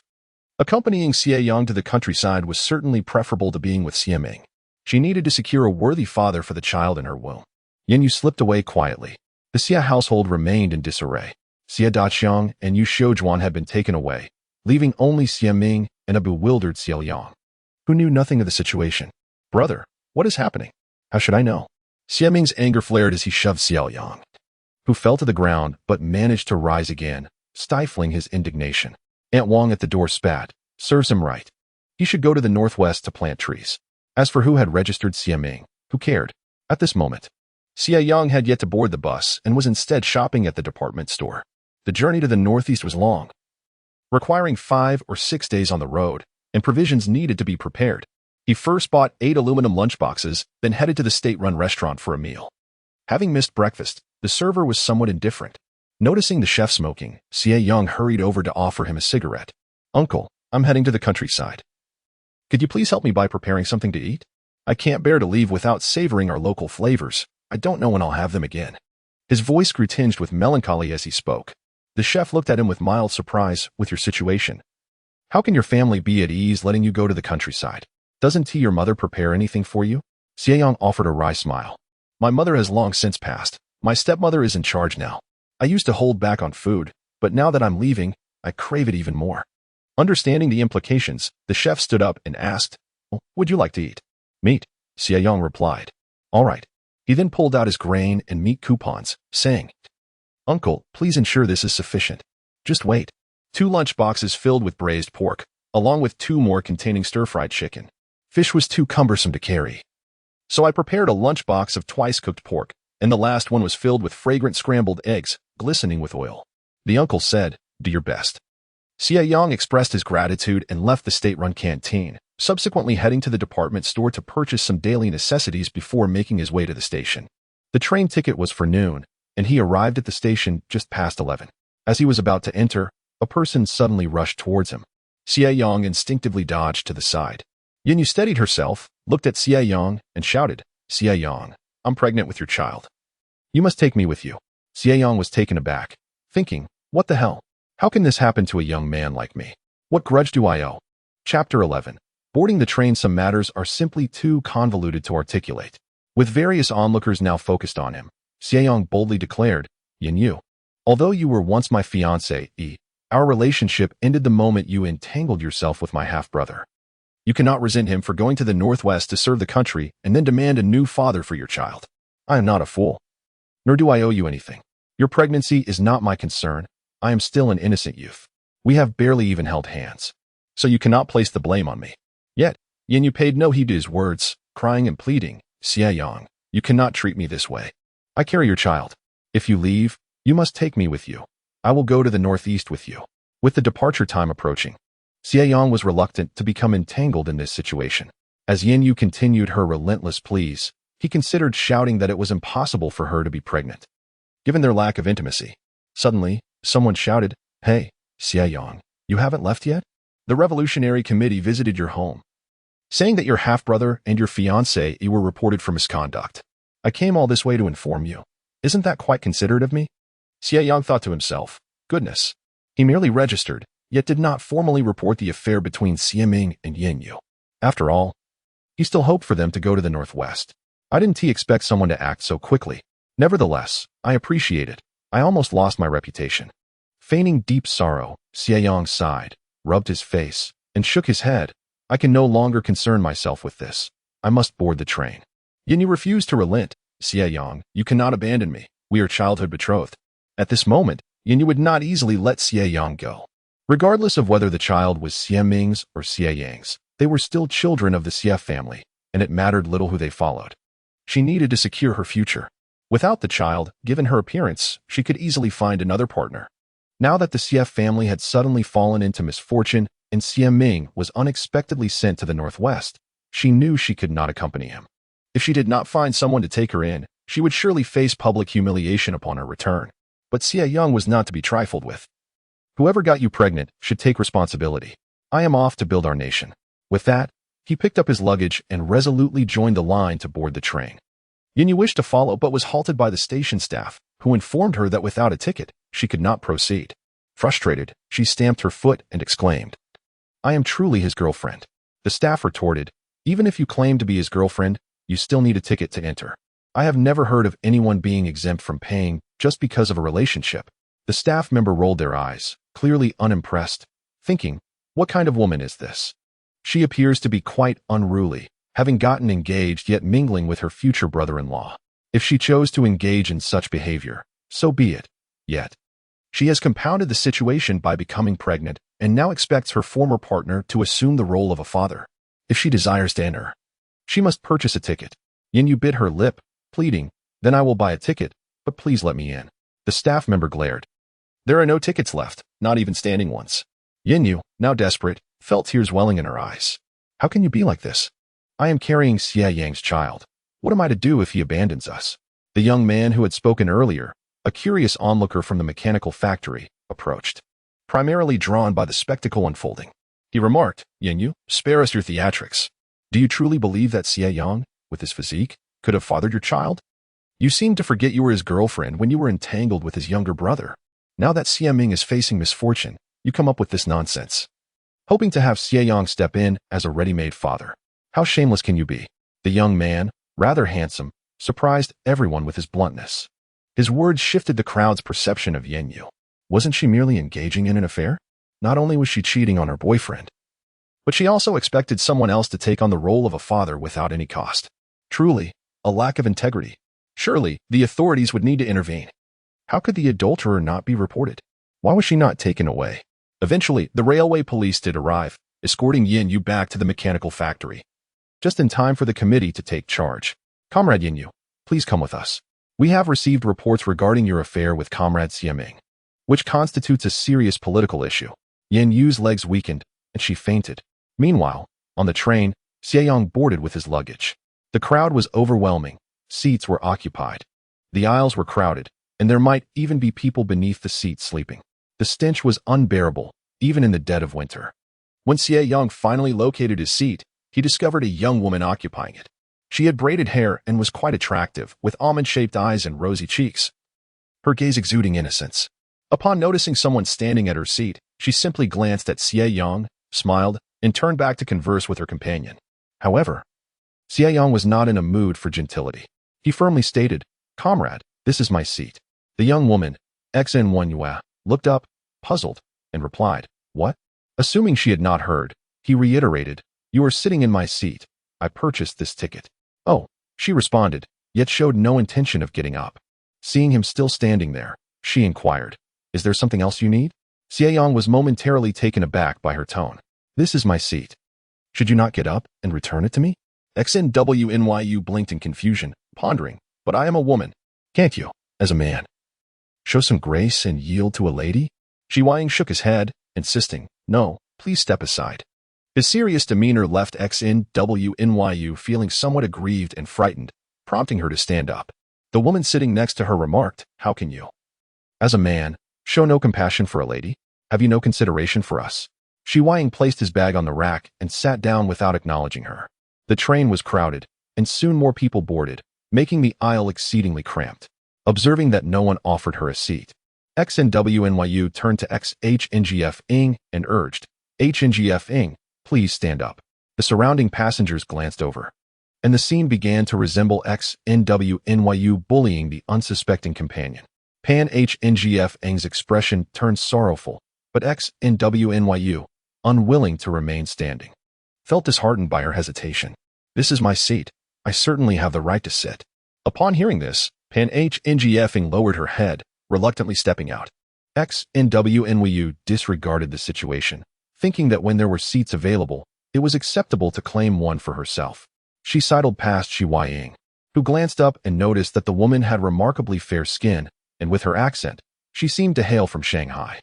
As XNWNYU settled into her seat, she couldn't resist taunting Xie Yang. "Humph, you lack grace." Xie Yang, unfazed, retorted, "Grace means nothing. Who in their right mind would stand all the way to the northeast for the sake of grace? Besides, you ladies are in good health, as a patient. Can I not sit while you occupy the seats?" This journey was not a direct route to the northeast. It required transferring in the provincial capital before heading to the capital, and then traveling to the northeast, which could take 5 or 6 days at the fastest. However, upon hearing Xie Yang mention the northeast, XNWNYU became curious. "Are you also going to the northeast?" Xie Yang shot her a glance. "Surely you do not intend to accompany me?" XNWNYU, filled with excitement, replied, "Yes, comrade. Perhaps we will be comrades together in the countryside someday." Xie Yang's expression grew complex, and after a moment's pause, he managed to utter, "That would indeed be unfortunate. Why are you like this? I've already let go of what happened earlier, but you still cling to it." XNWNYU lamented, turning to XHNGF. "Look at this man. He is truly irritating." Xie Yang replied, "Indeed, I find you quite bothersome. Do not come near me." XNWNYU, even more displeased, remarked, "You speak without grace, and your tone is unkind. You look frail. Perhaps I will have to care for you in the future." Xie Yang responded, and Pan HNGFing bitter lip, appearing on the verge of tears. WNYU. XNWNYU frowned. What are you doing? I cannot give up my seat. Please ask someone else. Xie Yang found the young woman rather amusing. Observing her attire, it was evident she was spoiled at home. Speaking and acting as she pleased, seemingly ill-equipped to navigate social interactions.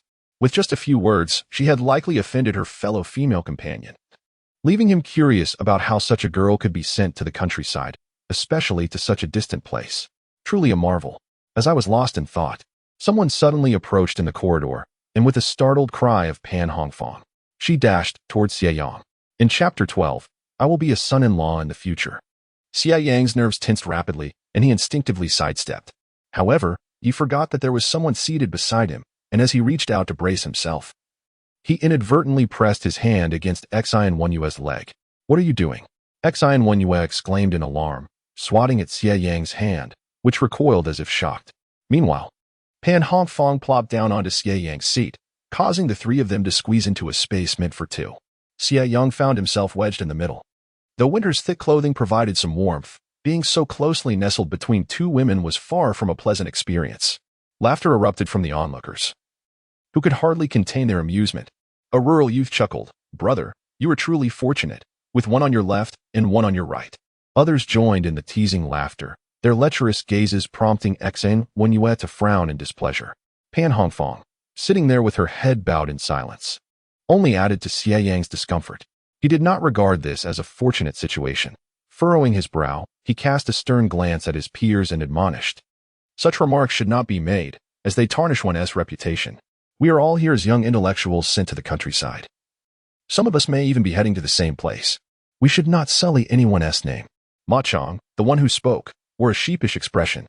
You've claimed the good fortune and spoken well. You've become the best among us, haven to you? If it bothers you so much, I can take your seat. I wouldn't mind the squeeze. Disregarding him, Xie Yang turned his attention to the fidgeting Pan Hongfang beside him. Could you please stand up? The seat is too cramped and quite inconvenient. Pan Hongfang timidly lifted her gaze, her expression fraught with unease as she looked at Xie Yang, seemingly awaiting an invitation to stay. However, Xie Yang remained silent, simply observing her and waiting for her to rise. Get up already. It's suffocating. Xie Yue urged impatiently. Oh. Pan Hongfang replied, her face flushed as she stood up. The few spectators chuckled, causing her to lower her head even further. Xie Yang quickly shifted aside and turned to Xie Yue, saying, I apologize. That was truly unintentional. Does it hurt? You're still talking, Xie Yue retorted. Her face flushed as she shot Xie Yang a glare and turned to gaze out the window. Her thigh throbbed with pain, but could she voice it? That would be absurd. Xie Yang felt a twinge of frustration. This female comrade was indeed troublesome, unable to let go of a trivial matter. With many people on the train and the air thick with unpleasant odors, one still needed to eat. Glancing around at the cacophonous environment, he resolved to head to the dining car for a meal. After just a few steps, he heard Xie Yue call out, Wait for me. I'm coming with you. Following closely behind her was Pan Hongfang. Xie Yang merely cast her a glance and did not refuse. They were all headed to northeast China, and there may very well be opportunities to meet again. There was no need to create an awkward rift. Moreover, she was a naive young girl, and it was no trouble to lend a helping hand when it did not affect his interests. At that moment, there were not many willing to dine in the restaurant car. Xie Yang, hoping to grab some buns from the dining area while worried about being noticed, ultimately opted to purchase the train's meal instead. It is quite remarkable. The aroma is quite pleasant, and what astonished him was that no tickets were required. Xie Yue scoffed. You didn't even know this? Truly a country bumpkin. Xie Yang rolled his eyes at her. Indeed, I'm a country bumpkin.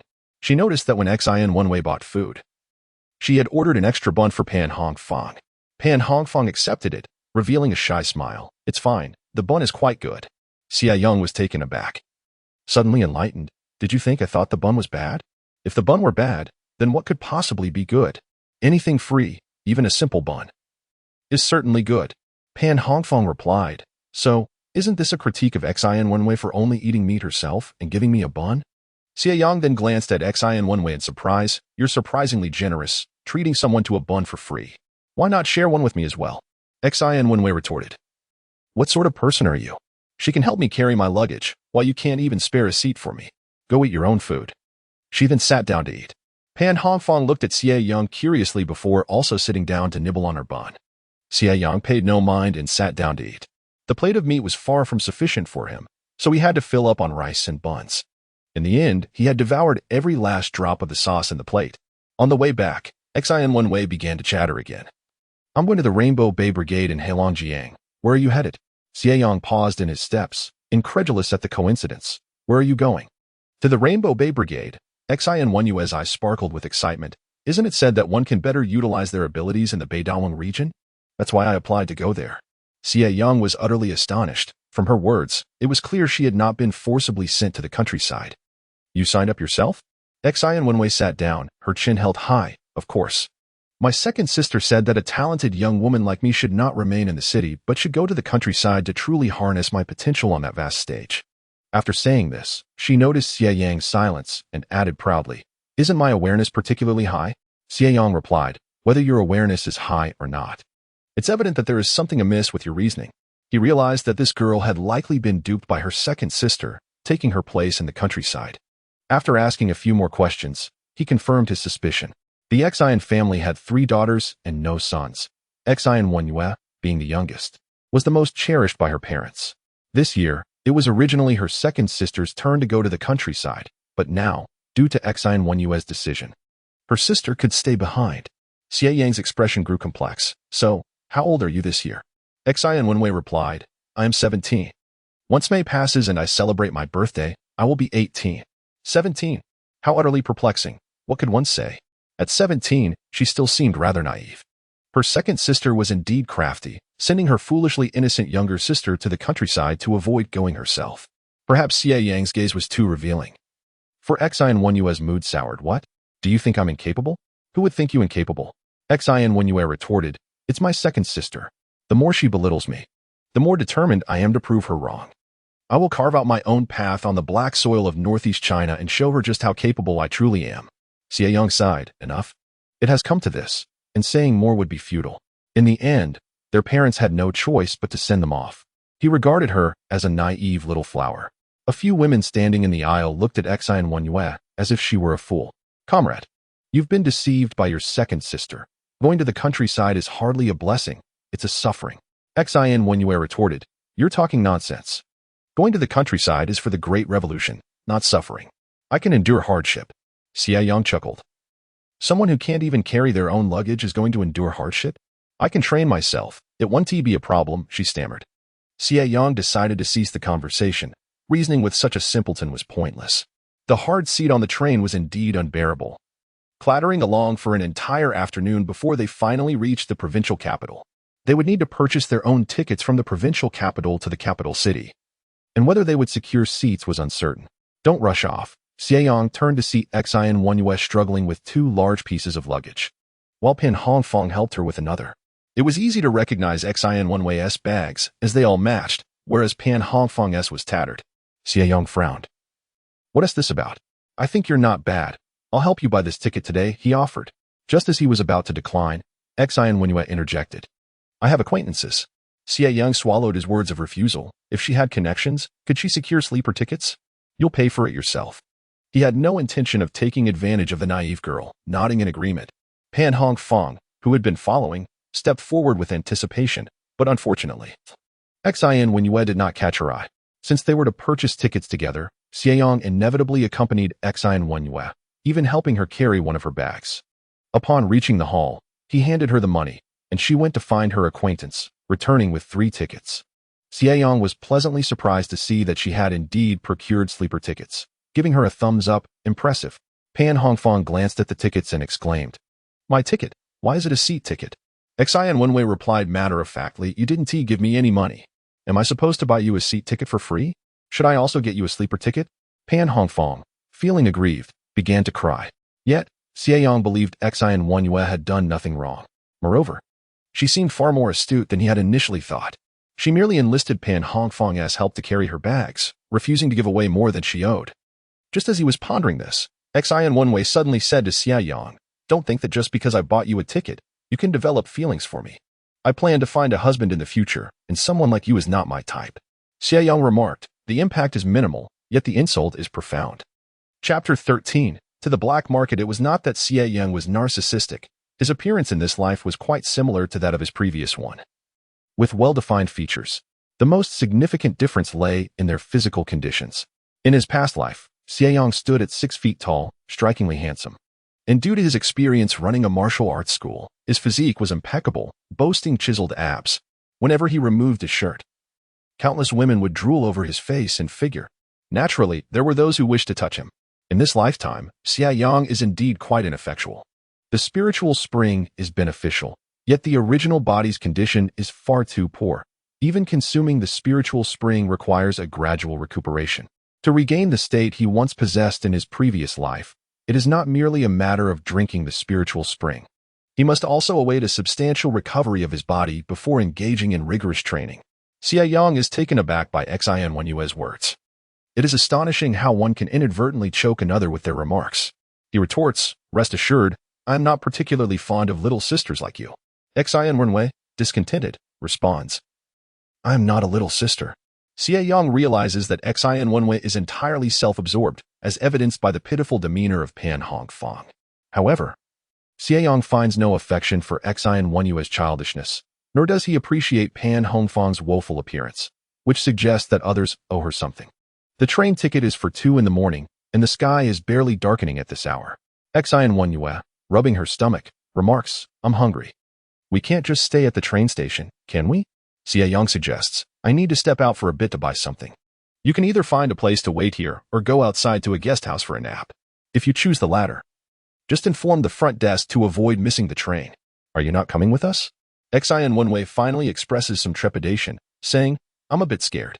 Xie Yang is tempted to chide her for her bravado, but upon meeting her wide-eyed, timid gaze, he softens.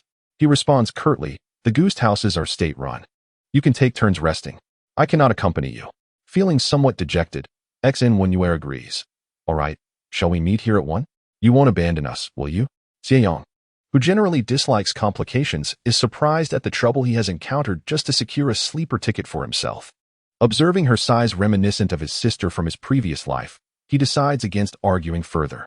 Having already purchased the tickets, he realizes there is nowhere else for him to flee. Xie Yang smiles and says, "You make a valid point. I should tell you. My parents have acquaintances in the capital who have made arrangements to assist me in purchasing tickets. As long as you take me to the northeast, I can help with the tickets." "Then why didn't you purchase a sleeper ticket for your journey to the provincial capital?" Xie Yang blushes, admitting, "I didn't want one for myself. I thought if others could manage, so could I. But in the end, I was mistaken." The odor of feet in the hard seat section was unbearable. She then calls out to Pan Hongfang, "Come on, let's find a place to rest." Xie Yang advises, "Opt for a single or twin room, avoid dormitories." Understood. After watching the two depart, Xie Yang grabs his luggage and exits the train station. In winter, night falls early, and it is already quite dark by just past 5. The fatigue of his body hits him. Yet it is a world apart from the near-lifeless state he experienced upon his arrival. Now, he must urgently seek a place to dine. Where to eat? It must be a state-run restaurant. Not to mention, at this time, the food at such establishments remains quite affordable. And the provisions stored within will surely prove useful in due course. The more one can stockpile, the better. As per the usual routine, I first ventured to a nearby department store to procure some daily necessities. For who can ascertain whether time will permit such an errand upon arrival in the capital? The space is already stocked with pots, bowls, and other utensils, so I shall forego the pots and basins. However, it would be prudent to purchase new rice bowls and chopsticks. Essential items like toothpaste, toothbrushes, towels, and toilet paper must also be acquired. This trip has nearly exhausted all my industrial tickets, leaving me with just 2, which I decided to use to buy a watermelon knife. While I cannot use it for cutting fruit, I shall keep it in hopes of having the opportunity to acquire some meat in the mountains later on. Additionally, there is no need to purchase an excessive number of lunchboxes. I can simply consolidate the same type of braised pork into one basin, which will allow me to save at least 5 lunchboxes. With lunchboxes in hand, I dined at a nearby state-run restaurant and, before departing, purchased around 10 meat buns. The meat tickets were unearthed from the large wardrobe after emptying the house. All of Xie's family savings and receipts were stored there. Although Su Shoujuan may not be the most personable, she possesses a keen acumen for managing daily life, meticulously categorizing various tickets, aside from a few that remain valid. Many of the tickets have been accumulated over time, quite a substantial amount, indeed. Now, all of this has conveniently fallen into Xie Yang's hands. The meat tickets are valid throughout the province, and he has spent a portion of them over the past couple of days. Tonight, he intends to use them for this meal, ensuring that the remaining meat tickets are exchanged for tangible meat, whether it be meat buns or braised pork. Once the tickets are expended, so be it. The waitstaff at the state-run restaurant cast a few curious glances in his direction, prompting Xie Yang to explain. I must head to the countryside, and it would be wasteful to let this go unspent. The meat buns he acquired were generously filled, totaling over 30. While the braised pork filled 5 lunchboxes to the brim. Excellent. The basin for the braised pork is likely overflowing. The meat tickets have been spent, alongside various other provincial tickets. Now, one sewing machine ticket remains to be dealt with. Xie Yang spent a dime to inquire about the black market's location, and he made his way there promptly. After paying a 5-cent stall fee, he found a spot to observe, approaching those dressed well to ask a few questions. The sewing machine tickets remain in high demand, and without much effort, he successfully sold his ticket. A sewing machine typically costs around 120 yuan, but it requires a ticket. Xie Yang managed to sell his sewing machine ticket for 80 yuan. Such items are often valued yet scarce in the market, so selling it for 80 yuan was not a loss. There is also a bicycle ticket, but Xie Yang intends to purchase a bicycle to ride upon arrival, making travel more convenient. Thus, he will set that aside for now. Having dealt with all the provincial tickets, he still possesses some national grain tickets, sufficient to sustain him for a while. After completing all these tasks, it was already 11 at night, with only 3 hours remaining until departure. The little fellow was left panting from exhaustion. Before heading to the station, he found a secluded spot to down another cup of spring water he had brought with him. It felt akin to consuming a miraculous elixir, as Xie Yang instantly felt considerably lighter. While the fatigue did not entirely dissipate, at least he no longer found himself breathless after just a few steps. Reflecting on his condition, he mused that at this pace, it would take him at least half a month to attain robust health. Alas, there is no remedy for his weak constitution, and the spring water is rather frugal. Fortunately, it is the depths of winter, just a few days after the new year, and the northeast is likely still in hibernation, providing ample time for rest.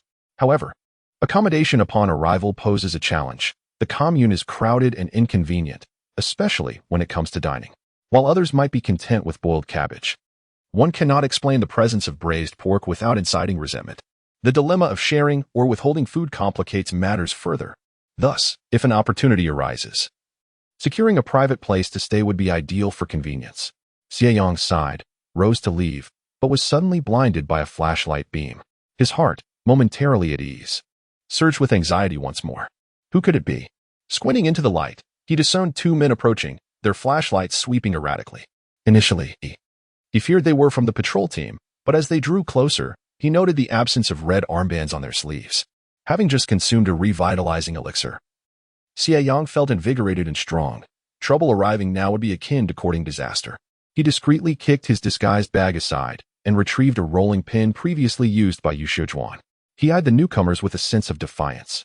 Ah, a resilient one, he noted, as the men did not flee. Brother, I see clearly. You've sold a sewing machine ticket on the black market, one of the young men, determined and brimming with confidence, sneered at Xie Yang. Without the slightest intention of engaging in conversation, Xie Yang swung the rolling pin fiercely against one young man's leg. A sickening crack echoed, followed by a pained cry as the youth collapsed, clutching his leg in agony. My leg. It hurts so much. The other, momentarily taken aback, erupted in fury, charging towards Xie Yang with reckless abandon. The element of surprise had indeed worked wonders. Having incapacitated one, dealing with the remaining foe would be straightforward. Within minutes, both thugs lay groaning on the ground. Xie Yang approached to search their pockets, only to find them woefully bereft, yielding a meager sum of 5 yuan and 20 cents. What a pair of paupers! Xie Yang cursed inwardly, regretting that he hadn't fled earlier. The effort exerted was hardly worth the paltry reward. Brother, at least leave us some money for medical expenses. One of them whimpered. Get lost, Xie Yang snapped, stomping on the arm of the groaning thug, eliciting a wretched wail. As he collected his bag and departed, the other thug, still in pain, asked, Brother, what faction are you from? Do you seek revenge? No, I won't ask any more, the thug hastily replied, shaking his head. With a dismissive grunt, Xie Yang left. making his way to the train station instead of lingering anywhere else. At midnight, the station was relatively quiet, filled with the sounds of snoring and the unpleasant odor of unwashed feet. Xie Yang sought a secluded spot to sit and sip some water, waiting until 1:30 when Xie and Wenyue and Pan Hongfang hurriedly arrived. Xie and Wenyue's hair was unkempt, cascading freely, indicating she had just risen. Along the way, she murmured complaints about Pan Hongfang's deep slumber, while Pan Hongfang refrained from speaking much, presumably fearing Xie and Wenyue's wrath would result in her being denied a ticket. Once the trio reunited, a few individuals approached, exclaiming, "What a coincidence! Are you also taking this train to the capital?" Xie Yang turned to see it was none other than the insufferable group from the train. Adhering to the adage of not striking a smiling face, he nodded in affirmation. "Yes, we are headed to the capital." Ma Chong nodded in response, but chose to engage with Xie and Wenyue instead, saying, "We are headed to the northeast, comrade. Are you going there as well? We all grew up in the same compound. It would be safer to travel together than to accompany a pretty boy." Xie Yang glanced at him, and Ma Chong hastily slapped his mouth, saying, "Apologies, brother, I tend to speak without a filter." Indeed, he lacked a filter. Otherwise, his words would not resemble flatulence. Upon hearing this, Ma Chong's expression soured, while Xie and Wenyue tugged at Xie Yang, urging, "The train is here. Let us board first." Xie Yang nodded, but Ma Chong's demeanor shifted slightly. As they began to walk away, he called out loudly, "Brother, where are you cutting in line? Perhaps fate will bring us together again." The two groups were headed to different carriages, and Ma Chong attempted to catch up with Xie Yang to argue, but was restrained by his companions. Pan Hongfang, feeling aggrieved, placed Xie and Wenyue's bag on the ground, saying, "Then I shall take the hard seat." Xie and Wenyue nonchalantly nodded. "Remember to find us when we disembark." Noticing Xie Yang had not picked up the bag, Xie and Wenyue expressed her dissatisfaction. "Could you help me carry it?" Xie Yang remained speechless, but out of gratitude for her having purchased his ticket, he obliged. Once aboard, Xie and Wenyue sighed in relief. "That person doesn't seem trustworthy. How could you confront them so boldly? Are you not afraid they might swarm over and attack you?" Xie Yang shot her a glance, somewhat surprised. "You of all people can discern that he is a villain, and I am not." Feeling slighted by this dismissal, Xie and Wenyue retorted, "Why do you speak like that? I can tell good and evil at a glance. With a face as pale and attractive as yours, how could you be a bad person? That individual is so ugly. And when he speaks, it's evident he wishes to take advantage of me. He must surely be a villain." Xie Yang was momentarily speechless. "Enough, don't say more. Others on the train are trying to sleep." Compared to the crowded hard seat section, the sleeper carriage was noticeably less populated, providing a welcome relief from the crush, as those without tickets could not enter. Xie Yang, carrying his bag, located their seats. Xie and Wenyue opted for the lower bunk, to which Xie Yang playfully warned her, "Aren't you afraid someone might come by in the middle of the night?" With a pitiful look, Xie and Wenyue replied, "Then I shall sleep on the top." As she stowed her belongings beneath the bed, another dilemma arose: she could not climb up. The train's three-tiered sleeping compartments lacked even a single staircase. Only a triangular wooden structure was affixed at the center. To ascend, one had to place a foot upon this platform and then grasp the edge of the upper bunk, exerting considerable effort to climb up. Xie and Wenyue had encountered such a place before, but, despite several attempts, found herself unable to ascend. Watching as Xie Yang had already settled down, she grew anxious and whispered, "Could you lend me a hand?" Xie Yang was momentarily taken aback, uncertain of how to assist. Xie and Wenyue, too, was at a loss, but her current posture was rather awkward, suspended between ascent and descent. "I'm frightened," she admitted, her voice tinged with a quivering tone. Xie Yang, feeling a sense of helplessness, rose and, without hesitation, grasped her waist, effortlessly lifting her up. Once Xie and Wenyue lay comfortably, she peered down from the edge of the bunk and remarked, "You don't seem so bad after all." Xie Yang, his eyes heavy with fatigue, paid little heed to whether he was being awarded a badge of good character at that moment. He promptly resumed his slumber. Yet, his long-standing vigilance had not waned over the years. Just as he drifted into sleep, he abruptly opened his eyes and seized the shadow dragging a luggage bag away. "What are you doing?" he demanded. The thief, taken aback by Xie Yang's sudden awakening, refused to abandon the bag, struggling to escape while clinging to it. "Damn it. This thief has targeted me." Chapter 15. Capturing the thief. Xie Yang's fingers clamped down on the thief with a grip akin to a vice, rendering escape impossible. The thief, panicking, suddenly released his hold on the luggage, drawing a small knife and lunging it towards Xie Yang's hand. Startled, Xie Yang swiftly pulled the thief's arm forward, causing the knife to pierce the thief's own arm instead. The thief let out a cry of pain. At that moment, the outside world remained shrouded in darkness. The hour when weariness often envelopes one most profoundly. Xie Yang and Xie Wanwei had boarded the train at 2 o'clock, and in a moment of negligence, they had become victims of theft. The thief's outcry roused Xie Wanwei, who shouted, "There's a thief!" In such circumstances, the tolerance for thieves was exceedingly low. Voices began to rise from the nearby compartments. "Where is the thief?" "Over here. Over here." Seated on the middle bunk. Xie Wanwei found herself unable to descend and could only anxiously observe from above, wielding a pillow in an attempt to strike the thief. Undeterred by his failed attempt, the thief sought to flee, but Xie Yang had no intention of allowing that. He rolled out of bed and delivered a powerful kick to the thief's abdomen, subsequently pinning him to the ground. At this juncture, several passengers rushed over, joining forces to subdue the thief, and called for the train's police. Exhausted from the struggle, Xie Yang sank onto the bunk, momentarily lost in thought. Xie Wanwei, trembling, inquired, "Are you all right?" Xie Yang shook his head, and, taking advantage of the darkness, quickly consumed half a cup of spiritual water before standing to recount the incident to the police. The flashlight illuminated the luggage bag, prompting Xie Wanwei to exclaim, "That's my bag." She then turned her ire toward the thief, berating him, "You scoundrel, how dare you steal my luggage?" Desiring to confront the thief directly, she attempted to descend, but found it impossible. "Xie Yang, please help me." With a sigh of resignation, Xie Yang assisted her down, and Xie Wanwei, like a cannonball, rushed forward to chastise him. "I know this man.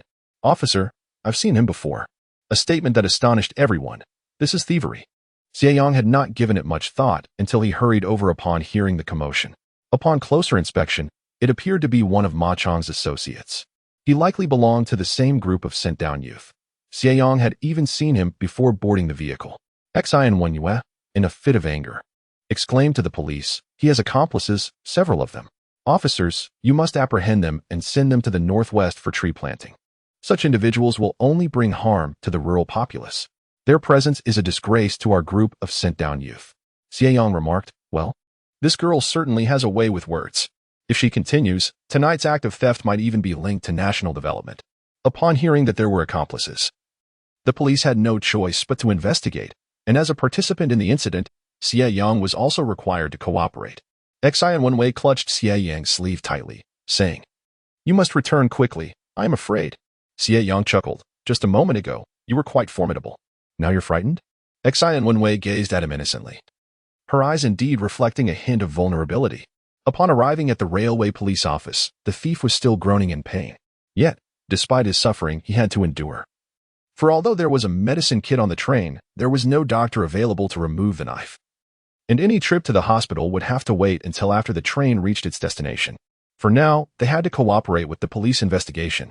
Before long, Ma Chang and his companions were brought in. The thief, Sun Lian, pointed at Ma Chang, declaring, "It was him. He told me that woman was wealthy and sent me here. He even gave me the knife." Without waiting for the police to interrogate, Ma Chang immediately denied the accusation. "Not me. I am a model youth, destined to go to the countryside to serve my country. How could I commit such an act? This is a wrongful accusation against me." He turned to Sun Lian. "You claim I gave you the knife? Do you have any proof? What am I to you that you would come at my behest? Are you a fool, following my orders blindly?" Sun Lian, trembling with the knife in hand, retorted angrily, "Ma Chang, do you have no conscience? If you hadn't told me, how would I have known that woman had money? It was you who informed me." Ma Chang, feeling utterly wronged, protested, "I did not instruct you. Why should I admit to something I didn't do? Officers, you must take my side." The room was filled with chaos. Xie Yang decided to step outside, asking a police officer, "Since this has nothing to do with me, may I return to sleep?" The officer, seeing the disorder inside, nodded. "You may go. You seem thin and frail, but it appears you have some capability. Stay safe." "Thank you, officer," Xie Yang replied gratefully. Turning back to glance at the room, he suddenly saw Sun Lian, in a fit of rage, pull out the knife and lunge toward Ma Chang. Xie Yang hastily departed, realizing it was best to keep his distance from such matters. Ultimately, Sun Lian's outburst would bear no weight. There was no evidence to prove that Ma Chang had instigated the theft. Nonetheless, this incident served as a stark reminder for Xie Yang, as they were all headed northeast.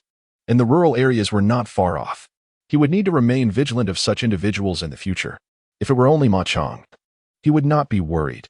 It was evident that he had ventured into the countryside with acquaintances, and upon arriving, it was inevitable that he would form cliques. Upon returning to the compartment, Xie and Wenwei sat on the lower bunk, her expression tense as she inquired, "What happened? Did they arrest everyone?"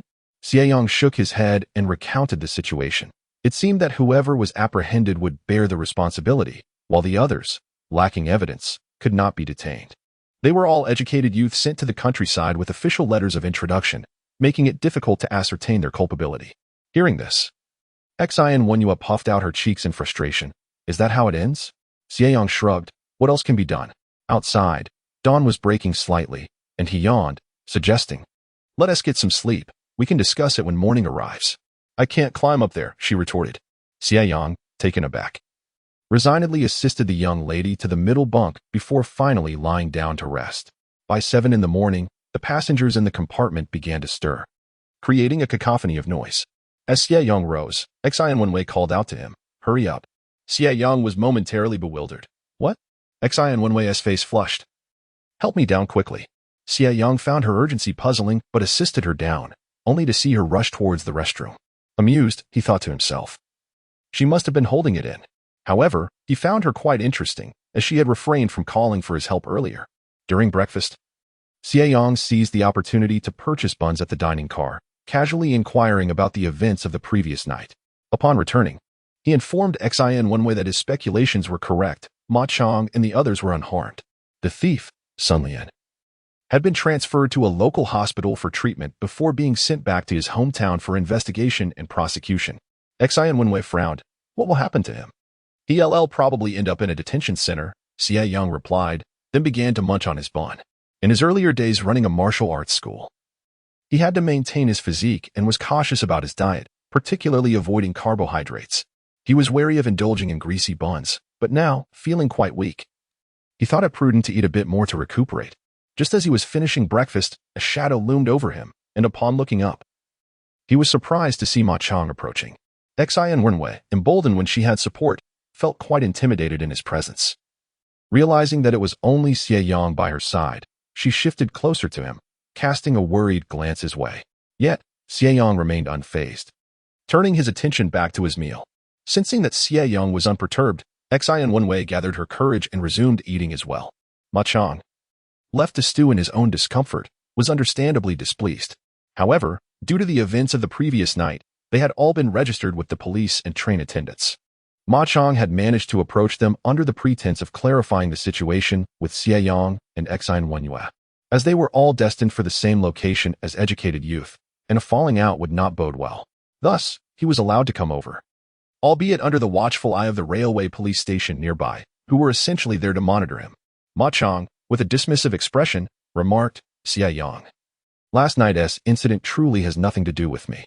We all went to the northeast for the agricultural brigade, and we must support one another in the future. Let us not allow a single mouse dropping to taint our bonds." Xie Yang ignored him and continued to savor his meat buns. These buns, besides the meat, contained shredded radish that absorbed the grease, making them incredibly fragrant when bitten into. Juicy and aromatic, they made Ma Chong, who watched nearby, unable to resist licking his lips. Yet, he assumed that these buns were undoubtedly purchased by Xie and Wenwei. Just look at Xie Yang's shabby appearance. It was clear he could not afford such a delicacy. Seeing that Xie Yang was unresponsive, Ma Chong felt a surge of irritation. "Brother, are you still upset about what happened earlier? I truly did not mean it." Xie Yang did not lift his head, stating that the connection from last night had no relevance to him. Ma Chong insisted that they should still be good brothers. To which Xie Yang replied, "A good brother is unnecessary." He looked at Ma Chong earnestly and added, "I understand you have a strong spirit, but I, Xie Yang, am not someone to be trifled with. It is best that we keep our waters separate. Wouldn't you agree?" Ma Chong's lips twitched. "Yes, that's true. Once we reach the countryside, I will look out for you." Xie Yang merely smiled and remained silent. Beside them, Xie and Wenyu could hardly suppress her disdain. Once Ma Chong departed, she spat. Who would want someone like him looking out for them? Then, with concern, she wondered, "We are not truly going to the same place, are we?" Xie Yang furrowed his brow. Indeed, this situation was precarious. However, given the vast distances between villages in the northeast, the chances of running into him again were slim. Even so, Xie Yang felt he could not let his guard down. Such a person would not easily relent. As long as he did not provoke Ma Chong, he would not care whether the other party was good or bad. If he were to provoke him, it would be regrettable. He had a small mind and held grudges. At noon, Pan Hongfeng came by, and Xie and Wenwei did not mention lunch. After a while, seeing Xie and Wenwei climb up to take a nap, Pan Hongfeng stood up and said, "Well then, Brother Xie, I shall take my leave." She stood there, looking at Xie Yang with an expression that suggested a deeper sentiment. This made Xie Yang feel somewhat nauseated. He simply murmured and lay down, closing his eyes to escape her gaze. Though he harbored no ill feelings towards Pan Hongfeng, he also did not have a favorable impression of her. It always seemed as though she was waiting for others to show her kindness and would display a look of grievance if they did not. Life was already arduous, and he felt no strength to indulge in tender feelings. The train clattered onward to the north, and as they traveled further, the weather grew colder. Thankfully, they were on the train. Otherwise, his thin cotton jacket would be insufficient. This served as a reminder for Xie Yang that upon arriving in the capital, he must find an opportunity to purchase a warm coat and quilt. The cotton clothing he previously wore was all in poor condition, while Xieming's was quite decent. But he found it distasteful and refused to wear it. Upon returning from the restroom, Xie and Wenwei excitedly exclaimed from the window, "My sister said it will snow in the northeast. How beautiful that will be." Xie Yang chuckled. "You'll understand once you experience it. The long winter may see snow for half the time. It can snow for 10 days or even half a month without melting. When you open your eyes to a world blanketed in white, it is truly breathtaking." XNWNYU's eyes sparkled with excitement. She exclaimed, "I have never seen snow." Xie Yang felt a pang of exasperation, finding conversing with someone so naive utterly exhausting. He decided to cease his remarks, leaving her with a cryptic statement. "Once you experience it, you will understand. I hope that next year, you will cherish the vast expanse of white snow as fervently as you do today." He had previously experienced the winters of northeast China, but that was a time meant for leisure, admiring ice sculptures and savoring the hearty stewed goose while sitting on a heated kong. It was a pursuit of enjoyment. In this life, as he ventured to the countryside, it was an involuntary decision, one made with the intention of making the best of it. Yet he would not embody the blissfully ignorant optimism of XNWNYU. With a huff, XNWNYU insisted, "I will surely find something I adore." As her anticipation for the Northeast grew, she slumbered on the train for an entire night, eventually arriving at the capital of our great nation. In a moment of weakness, Xie Yang compromised his pride and assisted XNWNYU with a single piece of luggage in exchange for a sleeper ticket. Curiously, she inquired, "Why do you carry so little?" Before he could muster an explanation, she continued, "I see, it must be that your family is quite poor." "I understand, truly." Xie Yang thought, this sister possesses an impressive ability to speak her mind.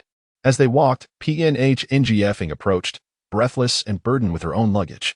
"WNYU," she called. XNWNYU nodded and replied, "You wait here. I will go buy the tickets."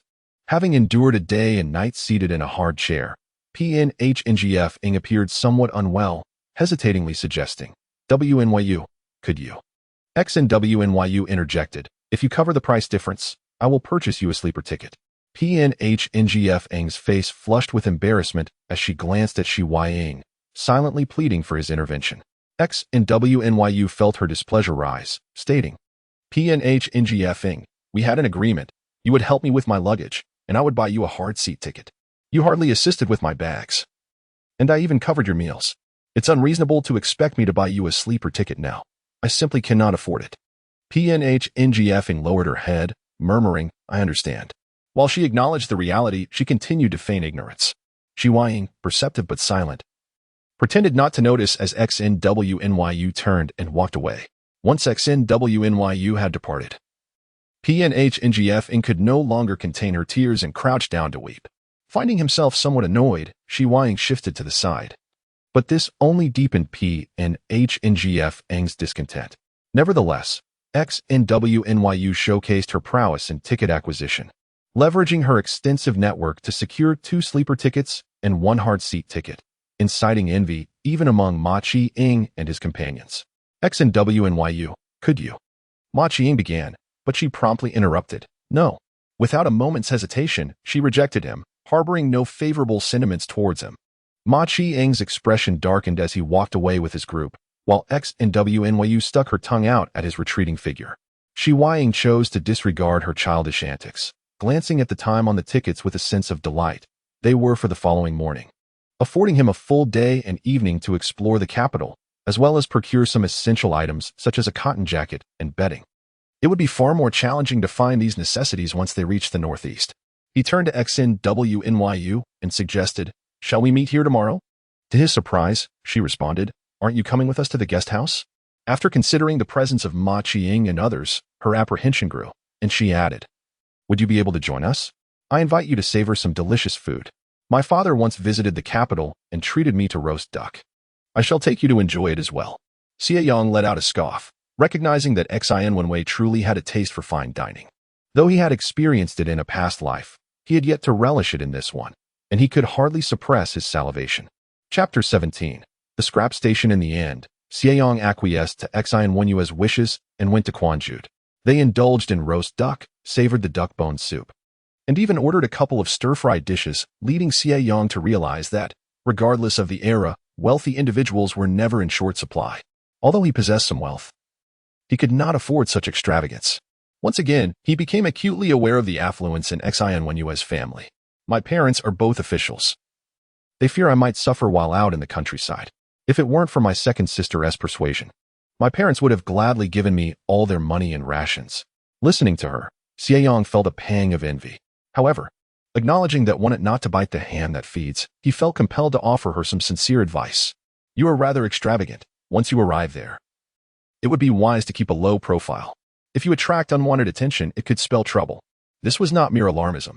In his past life, though he had merely run a martial arts school, he had taken time to watch period dramas and read literature from various ages.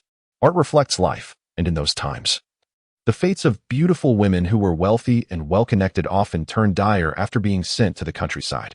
Initially, he refrained from speaking out, thinking it was none of his concern. Yet now, he regarded her as a decent person and felt it his duty to offer guidance as a good Samaritan.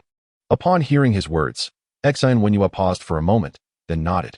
"I understand. My mother has told me, and I am prepared with patched clothing." Momentarily, Xie Yang felt a flicker of concern for Ma Chong and the others. Yet what could they do? He sighed, recognizing that allowing a girl like her to go to the countryside was indeed a calamity.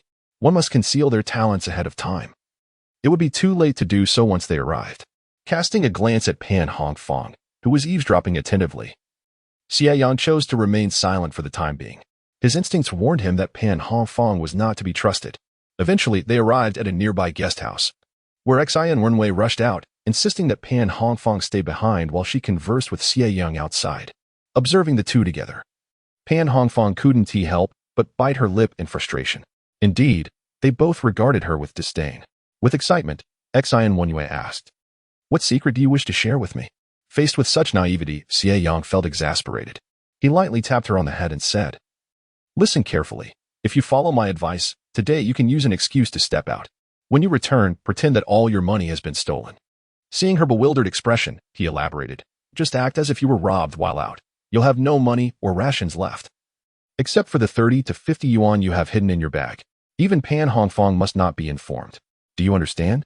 Money must be spent wisely in the future." "Why can I spend it?" Xian Wenyue retorted, a hint of defiance in her voice. "That money was given to me by my parents." Xie Yang maintained his stoic demeanor. In the countryside, there are many ruffians. They may appear benevolent on the surface, but their true nature may be quite different. I once heard of a beautiful young woman who, after going to the countryside, suffered greatly for rejecting the advances of a local bully. What else could happen after such an ordeal? The locals, protective of their own, persuaded the girl to marry.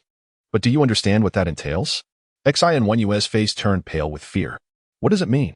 It implies a life of bearing children for such a despicable person in the countryside, forever barred from returning to the city.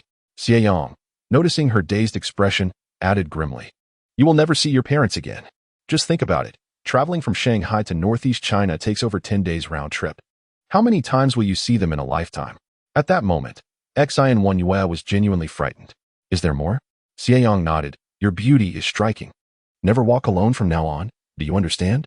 Conceal your talents, keep your money safe, eat what everyone else eats, dress as they do. If others bemoan their poverty and ask to borrow money, you too must lament your own financial woes. If someone brings up your parents, pretend you received a letter stating they have severed ties with you. and no longer care.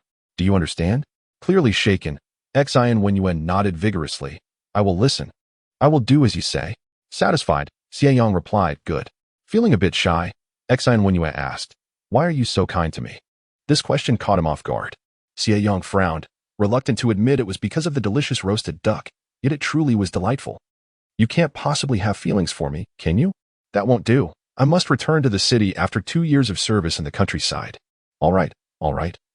I didn't mean it like that. I just can't bear to see you looking so foolish. Pointing towards the door, Xie Yang said, you should head back now. I have things to attend to. As Xie Yang watched him leave, she suddenly felt that his slender frame appeared more robust. After walking a short distance, Xie Yang let out a loud sneeze. He looked up at the sky. It was indeed a vibrant blue, unlike anything in later times, though the wind was bitterly cold. The January weather was unforgiving. Shrinking his neck, Xie Yang sought a secluded spot and began packing the clothes belonging to the Yu family, preparing to head to the recycling station. If time had permitted, selling second-hand items in a family courtyard would have attracted buyers. However, in the capital, it was most prudent to sell quickly before departing the next day. Otherwise, if he were to be discovered in the provincial city of northeast China, it could spell trouble. The capital's recycling stations were plentiful and vast. In previous years, many had come to sell their belongings for various reasons. But these past 2 years had seen a significant decline in the number of people being sent down, and consequently, fewer sellers. Carrying a heavy load, Xie Yang found himself panting. The elderly man at the recycling station inquired, what are you selling? Aren't you afraid of being crushed under that burden? Xie Yang set down his load, leaning against the wall with a wry smile. This is about right. The old man inspected the contents and exclaimed in surprise. It's all clothes. Are you selling them all? Yes, I am. Very well. Initially concerned about the scrutiny of the recycling station staff, Xie Yang had concocted several excuses. But to his relief, they were unnecessary. The old man briskly weighed the items and handed Xie Yang a few coins without a receipt. Since it was merely a matter of waste utilization, there was no need to quibble over the amount. Glancing at a stack of books in the recycling station, Xie Yang asked, Sir, may I take a few books? Go ahead, take them, they're yours. It is not anything of great value. You might as well take it home and use it for personal hygiene. Xie Yang did not find this remark offensive and promptly entered the room. The year was 1976, a time of significant transformation in China. By the end of the following year, the college entrance examination would be reinstated, and Xie Yang was eager to partake in this inaugural class of university students. To prepare for this endeavor, he needed to gather resources, and he surmised that the capital would have a more comprehensive selection of books. Today, he intended to visit several recycling stations in hopes of unearthing useful materials. Upon entering the room, Xie Yang found the books in disarray, haphazardly piled without any semblance of organization, compelling him to sift through them. To his surprise, he discovered a chemistry resource. Judging by the publisher's details, he deduced it was part of a series on mathematics and science published a decade prior. If only he could find other volumes from the same series. As fate would have it, even if they were discarded, they were all thrown out together. Shortly after locating the chemistry book, he stumbled upon the physics and mathematics volumes as well. Although the books were somewhat worn, many key concepts were annotated, which was exceedingly helpful for someone like him, who had not engaged with textbooks for many years. While perusing the material, he suddenly heard a voice ask, What are you looking for this for? The room was already dimly lit, and the obtrusive figure showed no sign of moving, which irked Xie Yang. He looked up to see a young man in his 20s, dressed in a Zhongshan suit and wearing polished leather shoes, standing at the doorway. This individual bore no patches on his clothing, nor was there any dust upon him, indicating that he paid great attention to his appearance and came from a well-off background. It puzzled Xie Yang as to why someone like him would be in such a place. Seemingly realizing he was blocking the light, the young man stepped inside and inquired, Do you enjoy looking at this? Xie Yang nodded affirmatively. Yes, indeed. The young man did not extend a hand, appearing to ask merely out of casual curiosity. Before returning to browse through other books, Xie Yang found this individual rather perplexing and began to gather the books he had selected. Preparing to leave when the young man called out, Wait a moment. Xie Yang grew wary. Is there something more? Why are you in such a hurry to leave? The young man gestured with the book in his hand. Do you believe that 1 or 2 volumes can encompass all knowledge? Xie Yang was taken aback. He genuinely did not know the answer to such a question. He had indeed heard the elders mention this series, but he was unaware of the total number of volumes. Having only found 5, he assumed that was the entirety, but was there more? The young man approached and handed him a book, explaining, "The self-study series on mathematics and science contains a complete set of 17 volumes." Xie Yang felt a twinge of embarrassment. However, one of Xie Yang's commendable traits was his thick skin.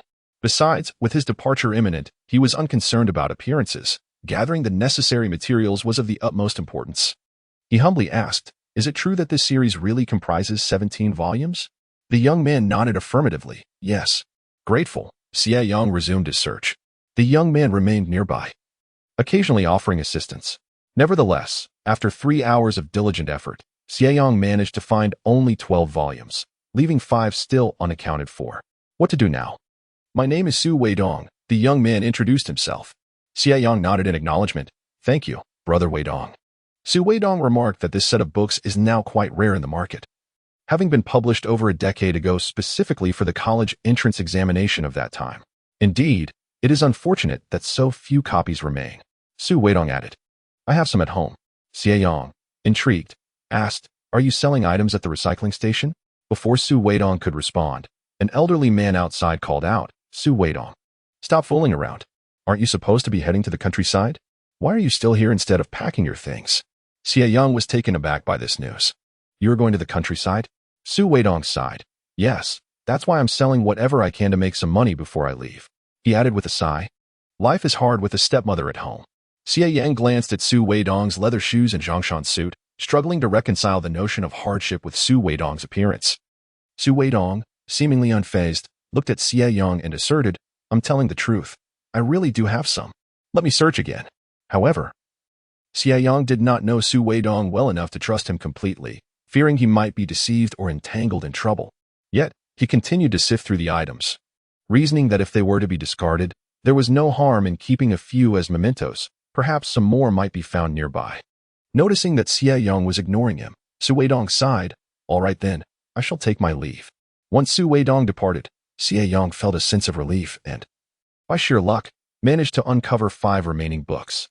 Observing that all the writing was done by the same hand and with great care, as nearly every problem was penned clearly with a fountain pen, it was evident that the original owner cherished their studies.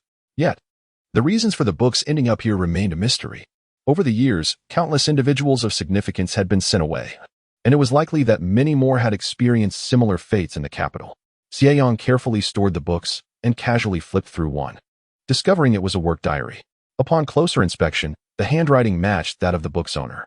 The contents largely consisted of various physics concepts, which Xie Yang could not comprehend. Initially intending to return it, he reconsidered and decided to keep it. Such a work diary held value, and he thought it wise to collect it alongside the self-study volumes. Though he could not understand it, who knew when it might come in handy? It might even serve to impress someone in the future. Approaching the elderly man again, he gestured for Xie Yang to take it, saying, "Consider it a gift." "It isn't worth much." "Thank you, sir," Xie Yang replied, retrieving a small fertilizer bag to carefully stow the books inside.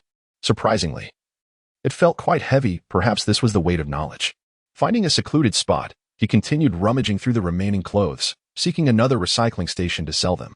After visiting 3 such stations, he finally managed to sell all the family's garments and acquired a dozen or so reference books across various subjects. Content with his efforts, Xie Yang felt somewhat lightheaded, likely from the exertion, and the roast duck he had eaten earlier was no longer sustaining. With a sigh, he found a place to shield himself, pulled out a bottle of Lingguan water, and drank it in one go. How delightful it was! With a light sound of lips smacking, I contemplated visiting a state-run restaurant in the capital for a meal, though reluctant to part with my precious meat ration. The enticing aroma wafting through the air was simply irresistible. I decided to indulge a little more. After satisfying my hunger and thirst, I accompanied Xie Yang to the neighboring department store for some shopping. The allure of the big city lay in its abundant selection and plentiful stock. Xie Yang did not choose any particularly stylish or attractive garments. Instead, he opted for a cotton monkey coat favored by the locals, a slightly lighter cotton jacket, and a few pairs of cotton trousers. My fabric ration was nearly depleted, reflecting on my tattered autumn pants and worn-out underwear. I could not help but ask the sales clerk, "Excuse me, do you have any flawed fabric available? It need not be of high quality, just suitable for making autumn clothing." The young saleswoman, no more than 20, blushed slightly upon seeing Xie Yang's face, her demeanor shifting from aloof to amiable. "This is the ready-to-wear section," she replied. Xie Yang was taken aback, realizing the truth of her statement. However, let me inquire for you. After a brief moment, she returned with some navy blue fabric, stating that it would suffice to make 2 sets of autumn clothing and possibly a quilt, as long as payment was made without the need for ration tickets. What a fortunate turn of events. Thank you, comrade. Your kindness is truly commendable. Grateful for the assistance. Xie Yang found himself engaging in light banter, eliciting laughter from the saleswoman.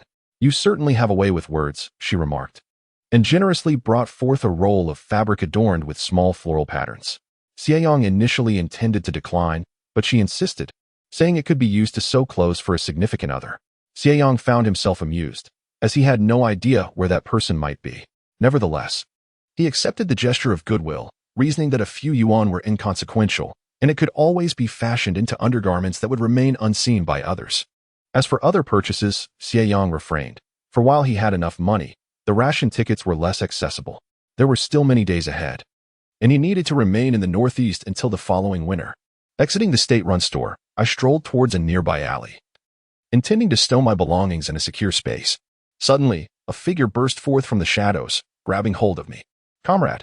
Chapter 19. The missing money. Xie Yang's alertness surged at once, and instinctively, he tossed the luggage bag aside, seizing the assailant's hand and deftly bringing him to the ground. The man exclaimed in surprise, cursing under his breath. Uninterested in the altercation, Xie Yang planned to flee with his bag. To his surprise, the individual on the ground called out, "Brother, where are you running off to? I'm not here to apprehend you, so please, stay." The voice sounded familiar.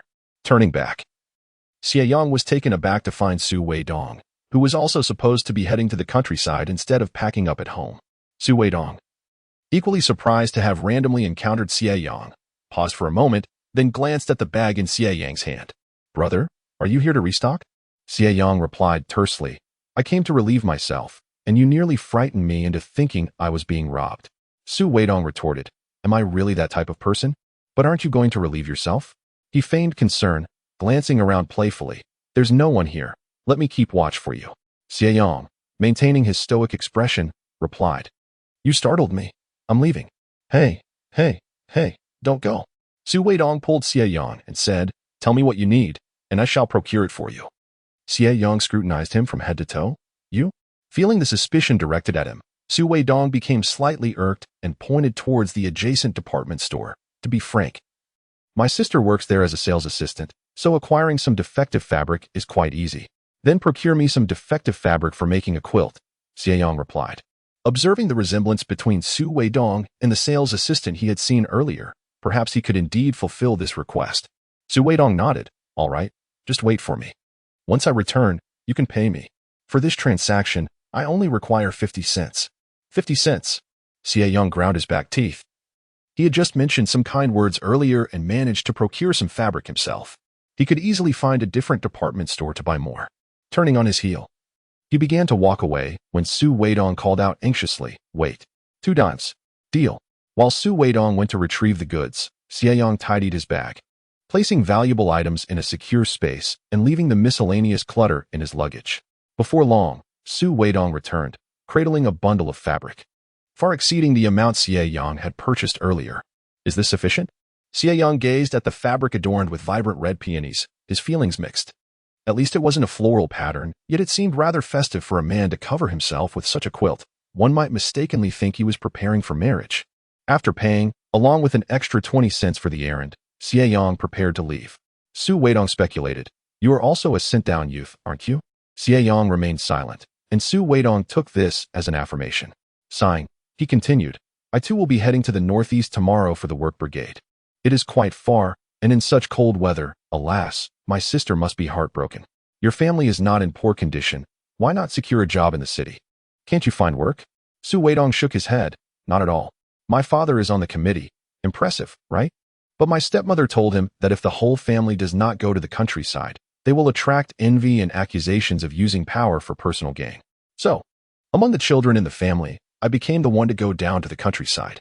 What is more infuriating is that I only found out yesterday that I had been registered for this." Hearing this, Xie Yang couldn't help but sigh. What bad luck. They were indeed kindred spirits in misfortune. Well then, I must be off. Perhaps fate will bring us together again. Due to this unexpected turn of events. Xie Yang no longer needed to purchase fabric, yet he still had not acquired cotton. He was surprised to find that cotton was not easily obtainable in the capital. After visiting several department stores and exhausting all the cotton tickets he had collected from Yushojuan, he managed to buy only 8 pounds of cotton. As he watched the sun dip below the horizon, Xie Yang resolved to first seek out Xie Yang and her companions to rest before later venturing into the black market to trade whatever he could spare. Not to mention, he needed to dispose of the second-hand bedding. He could not possibly take it with him to the countryside, and it would be inconvenient to burn it as firewood in its space. Additionally, he wished to purchase some useful tools. As the Northeast was characterized by its high mountains and vast forests, should he need to hunt, having the right equipment would be essential. At present, all he had were a kitchen knife and a watermelon knife, which would likely prove inadequate in a critical moment. After experiencing public transportation in the capital during this era, he finally arrived at the guest house as darkness enveloped the city. Upon encountering Xie Yang and Pan Hongfang descending for dinner, Xie Yang disregarded everything else and joined the two young women in the hostel's canteen for the evening meal. Xie Yang, with a hint of curiosity, inquired, "What have you been up to all day?" "I bought some cotton. I have no bedding, and I needed to prepare before heading out," Xie Yang replied. The two young women then went to inspect Xie Yang's purchases. Xie Yang stuck out her tongue, acknowledging, "That's true, but I only have one quilt, and my mattress is quite thin. If it's insufficient when we arrive, I will have to buy more." Pan Hongfang remained silent, her bedding visibly strapped to her back in neat blocks, the thickness unmistakable. In a soft voice, she remarked, "I can make a quilt." Xie Yang shot her a surprised glance, but refrained from responding. He held a degree of skepticism towards her abilities and preferred to avoid relying on her assistance. With no reply from Xie Yang, Pan Hongfang fell silent once more. After their meal, Xie Yang approached the drowsy attendant at the front desk. "Excuse me. I purchased cotton and fabric, but I cannot make a quilt. Could you lend a hand? I can offer you a 5-dime fee." The attendant perked up immediately. "Sure. I have nothing to do right now.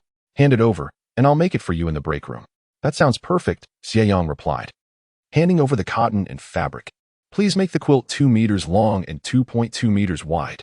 I suspect there will be some fabric left over. I don't need the scraps." In these times, even remnants of fabric are considered valuable, which delighted the attendant further. "Just wait. I'll bring it to your room shortly." After expressing his gratitude, Xie Yang noticed that Xie Yang and Pan Hongfang had not entered. He chose not to explain but could discern that Pan Hongfang was stealing glances at him. If he were not familiar with Pan Hongfang, it might not have mattered. But after spending several days together, he wished to avoid any further entanglements with her. He pondered whether this act of assistance would lead her to leverage it against him in the future for favors. He was indifferent to the trivial items but simply wished to avoid owing anyone a debt of gratitude. "Let us retire early. We need to catch a ride early tomorrow," he suggested. Just before entering his room, Pan Hongfang looked at Xie Yang several times as if she wanted to say something but hesitated. Xie Yang asked, "Comrade Pan Hongfang, do you have something to say?" Pan Hongfang remained reticent, shaking her head after a long pause. They each returned to their respective rooms, and shortly thereafter, a sudden exclamation from Xie Yang pierced the silence next door. "My money is missing." Chapter 20. The performance. Xie Yang's lips twitched, bemused that this young woman had waited until now to instigate such a scene. Reluctantly, he felt compelled to participate and help her carry out this performance. Xie Yang acted as though it were genuine, sitting on the edge of the bed and weeping dismally. "Xie Yang, my money. The amount my mother gave me has dwindled to only 50. What shall I do? I'm left with just 50. Xie Yang cried pitifully. Pan Hongfang appeared alarmed and bewildered, evidently believing that Xie Yang had indeed lost her money. Xie Yang played along, asking, "Did you check when you arrived at the hostel?" Xie Yang paused, shook her head, and replied, "I don't think so. I just thought of taking out some money to buy something, only to realize it was gone." In a tone of distress, she lamented, "I have no money left. What should I do?" Xie Yang reassured her, "But you still have 50, right? We've already purchased our tickets, so at least you can reach your destination." XNWNYU wept for a while, her face buried in her hands. PNHNGFing, feeling somewhat awkward, nonetheless offered words of comfort. "My mother said that when we go to the countryside, they provide us with food. And we can never finish it. It hardly costs us anything." Upon hearing this, XNWNYU looked at her in astonishment. "So, when you left, your mother withheld most of the rural subsidy from you?" PNHNGFing nodded, biting her lip. "Yes, I don't need that much. With so many younger siblings at home, my mother even urged me to send more food back home in the future. XNWNYU found it utterly incomprehensible. While Xie Yang began to grasp the situation, parents in this era are adept at brainwashing children they do not favor, convincing them that whatever they say is absolute truth, demanding unconditioned filial piety regardless of how poorly they treat their children. It is precisely this mentality that led the original character in the book to suffer so grievously in the countryside. Clearly, PNHNGFing is one of those victims. Even though Xie Yang held a low opinion of her, he felt compelled to speak up. If your parents truly cared for you, they wouldn't send you off with so little money. Life in the countryside is not as idyllic as you imagine. One must toil in the fields. Men are treated like beasts of burden, and women like men. The points earned might barely suffice for one's own sustenance, let alone support the family. Moreover, the reason no one wanted to go to the countryside over the past decade was precisely due to its hardships. If it were truly so wonderful, why not send your other siblings as well? His words were blunt, and PNHNGFing bit her lip. Lowering her head for a long moment before responding, if I eat less, they can eat more. I have a small appetite and eat little. It's fine. Xie Yang was left speechless. Some individuals are beyond awakening. He feared that PNHNGFing would not heed further counsel. XNWNYU, having temporarily forgotten her own tears, remarked, "Yet when I invite you to dinner, you don't seem to eat any less. 2 large buns in one meal. And I can barely manage." PNHNGFing's eyes instantly grew red, guilt washing over her as she gazed at XNWNYU. "I'm sorry for causing you trouble." This wave of guilt incensed XNWNYU, who nearly forgot her own grievances, retorting angrily, "What does my promise have to do with you? You see, I've lost my money, and now I can't even help you with your meals." With that, XNWNYU began to cry once more. Xie Yang found her distress amusing and quickly urged, "Go wash your face." XNWNYU looked at him pathetically. "I'm scared. I'll accompany you." The two exited, while PNHNGFing observed their retreating figures. Her heart filled with a vague displeasure. She believed that once a promise was made, it should be honored.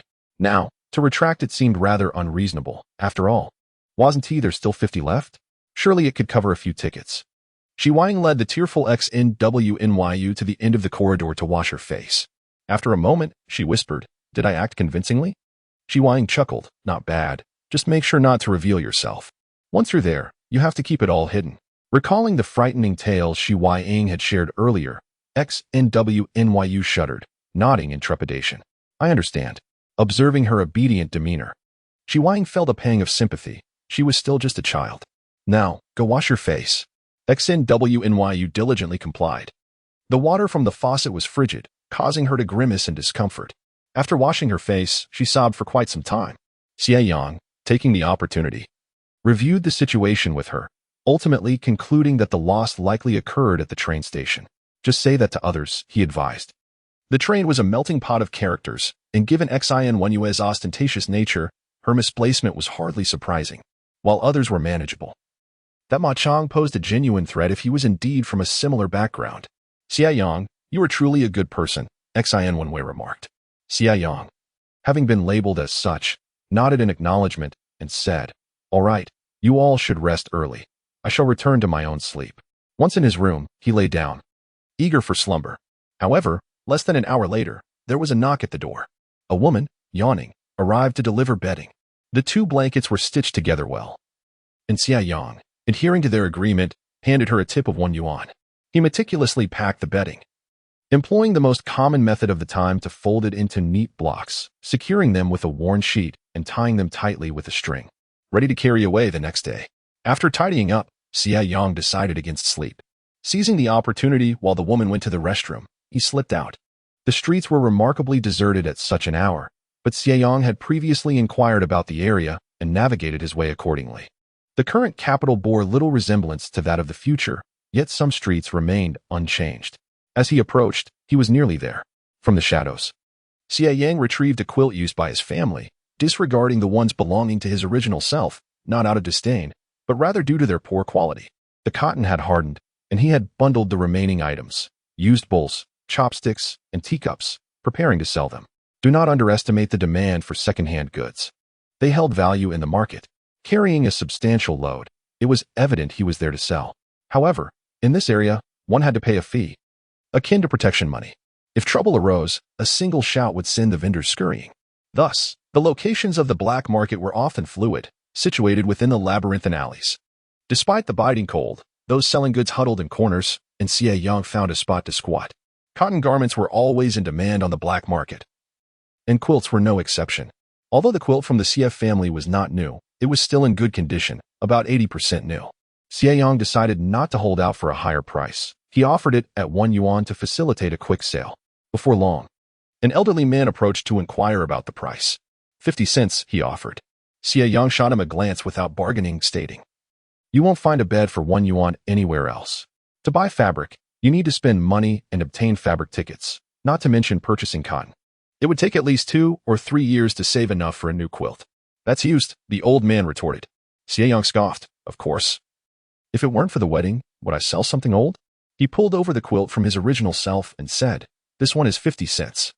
Upon hearing that he was selling to purchase a new quilt for a wedding, the old man sighed in relief, saying, "I thought it was one that had been used for a deceased." "I am not that heartless," Xie Yang replied, dismissing him. If the old man wasn't interested, others would be. The old man then said, "In that case, I want 2 quilts. Can I also have that teacup?" Xie Yang was at a loss for words. The tea mug, though nearly new, was priced at a mere 2 dimes, adorned with a peony. It was ironically the very mug that Xie Chang had purchased for him with his first paycheck when he had just started working. Xie Chang cherished that mug, yet he seemed indifferent towards his own son.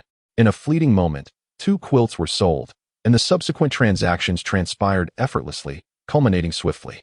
Holding the 20 yuan in his hand, Xie Yang was acutely aware that he had sold the items at a loss, yet the sight of them brought him distress, prompting him to dispose of them outright. Presently, among the remnants of his scavenged possessions were some furniture, a pot, and a large water jar, along with a hodgepodge of rice, flour, cooking oil, and various condiments.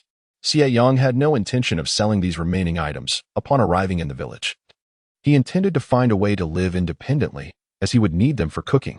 After meandering through the black market, he purchased 2 axes for chopping wood, each differing slightly in design, one being lighter and more agile, while the other was heavier. Given Xie Yang's current strength, he would likely only be able to wield the lighter one. As for a hunting rifle, although firearms were not strictly prohibited in this era, acquiring one was no simple task. He would see how things unfolded. Just as he completed his purchase of the axes, a shrill whistle pierced the air. The patrol team had arrived. Chapter 21. Protect this girl for me. Xie Yang felt a chill run down his spine as he observed the surrounding individuals hastily retreating. He quickly grasped his axe and dashed into the labyrinthine alleyways to the west. The darkness enveloped him, and he could hear someone fervently pursuing him not far behind. "Stop right there," came the command. Xie Yang thought to himself, what was there to run from? He had already sold everything he intended to. In a rush, he stashed the axe in his spatial pocket and ceased his flight, as he found he could no longer run. "What are you doing? Where are you staying? What brings you here?" Xie Yang feigned innocence. "Comrades, I am merely a sit-down youth preparing to go to the countryside tomorrow. I came here to buy some essential supplies. But I couldn't find anything, and now you've come." Upon hearing his words, the 2 patrol officers exchanged skeptical glances. The night was dark, and the streetlights offered scant illumination. But they could barely make out that Xie Yang was quite young. Xie Yang decided to show them his introduction letter. "I assure you, I'm not deceiving you. This is my first time in our great capital, hoping to find some bargains, lest I struggle to purchase anything in the Northeast." His reasoning was sound. And seeing that he was not a vendor, the patrol team allowed him to go, advising him to avoid the black market in the future. "Understood. I will not venture there again. I am a promising youth of the nation, destined to contribute in the countryside. How could I possibly frequent the black market?" As he exited the black market, dawn was breaking. The receptionist at the guest house was half asleep, barely noticing his arrival. After tidying up briefly, Xie Yang washed up and called for Xin one way and the others to get ready. At 6 in the morning, the train awaited. Once aboard, Xie Yang sank into a seat. As fatigue washed over him, he suddenly remembered he had yet to drink the spring water for the day. As he settled down, a wave of dizziness struck him, nearly causing him to faint. As Xie Yang observed Xin one way turning her head to the west, he swiftly retrieved the spiritual spring water from his storage. Fortunately, he had used a canning jar, pretending to twist off the lid, and drank it in one gulp. A wave of comfort instantly filled him, and he could distinctly feel his body becoming considerably lighter, prompting a speculation. It seemed that consuming the spiritual spring water at the peak of exhaustion yielded more pronounced effects. If that were indeed the case, he would endeavor to test it again next time. Xie Yang, what are you thinking? Lift me up, Xie Wenwei said, her discomfort evident as she gazed at him. Why don't you try it yourself? Xie Yang replied. With a pout, she responded, I tried, but I couldn't get up. With a resigned sigh, Xie Yang placed his hands on his waist and hoisted her up.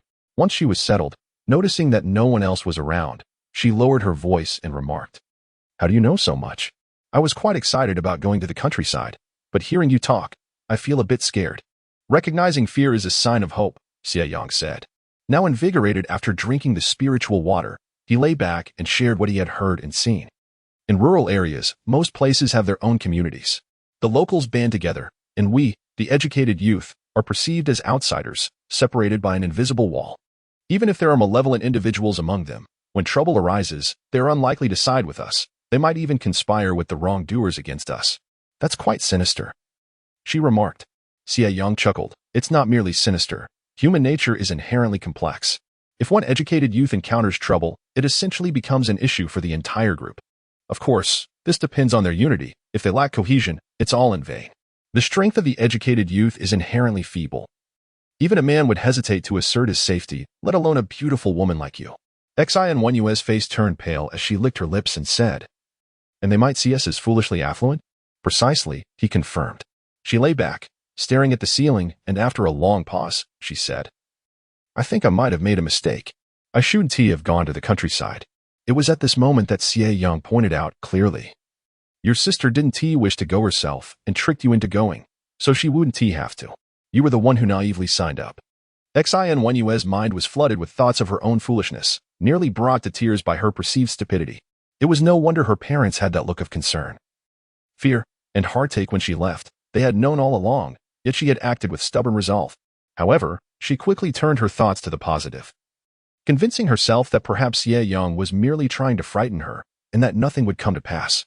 Reassured, she soon regained her excitement, saying, Maybe we will only encounter good people. Perhaps you are right, Xie Yang replied, turning inward. I'm going to catch a few more winks.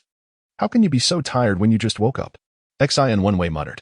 Yet, the sound of Xie Yang snoring from the lower bunk compelled her to take on the responsibility of watching over their belongings. Drawing from their previous experiences on the journey, the two of them managed quite well together. During the day, Xie Yang took the opportunity to rest, while at night, he remained more alert.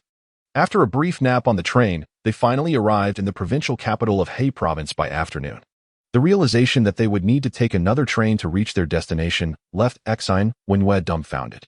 The temperature in Heishing Province still hovers around -10 degrees, which is indeed frigid. Before alighting from the vehicle, Xie Yang donned a thick cotton coat, layered over his tattered quilted jacket, and secured the hood of his coat. He also put on heavy cotton trousers, rendering him quite bulky.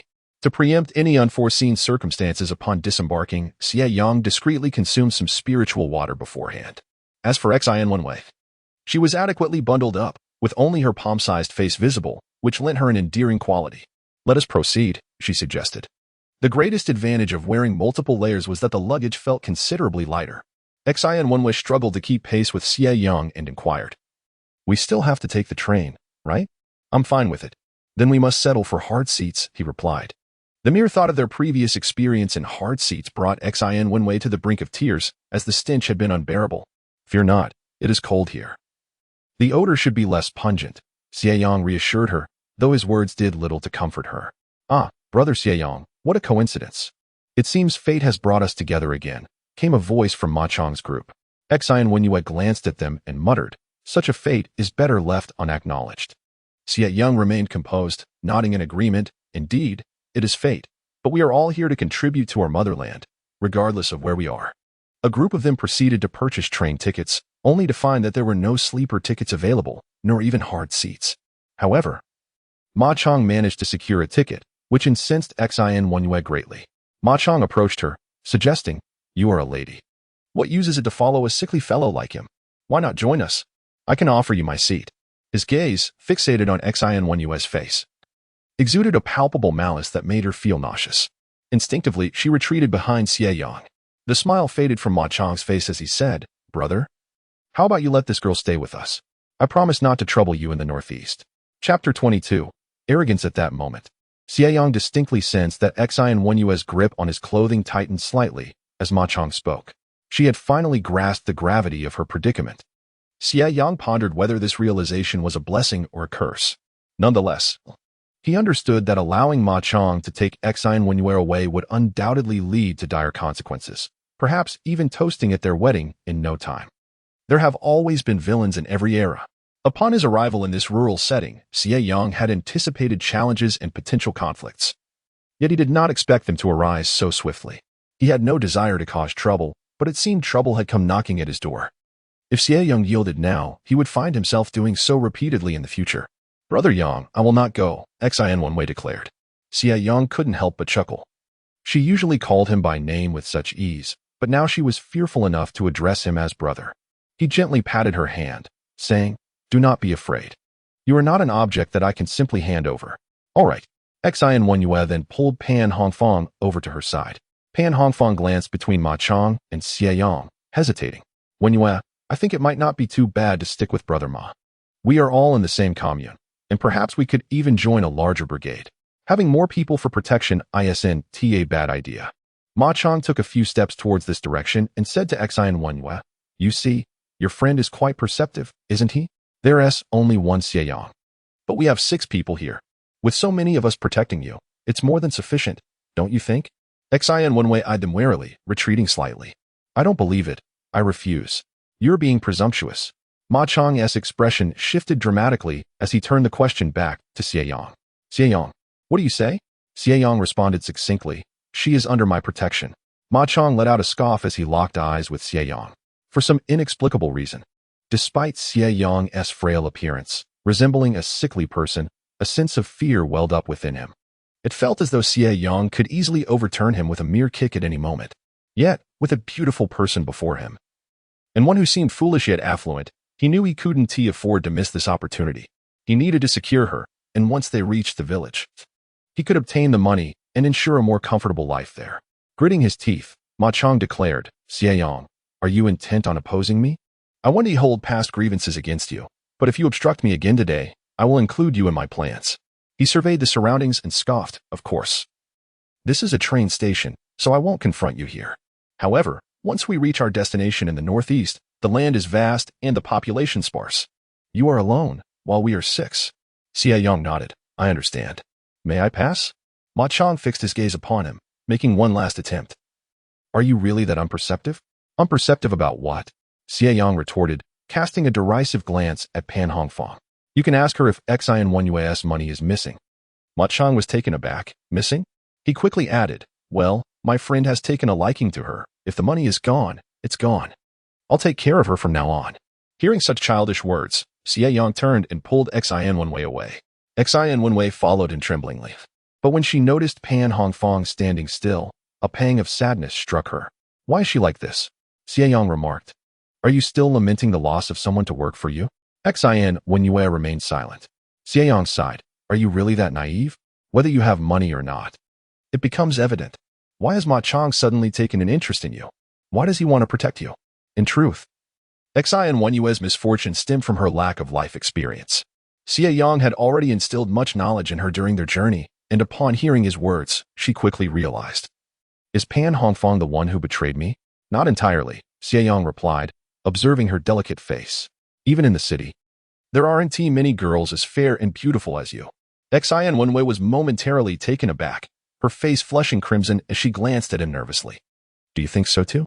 Xie Yang chuckled lightly. "Rest assured, I have no interest in your family as son-in-law status. More words would only be wasted on someone innocent and sweet." Upon reaching the platform and witnessing the bustling crowd, it was overwhelming, not just for Xie Wenyue, but even for Xie Yang. What more was there to say? The train had arrived, and people surged forward. The carriage was filled with the characteristic scent of northeast China.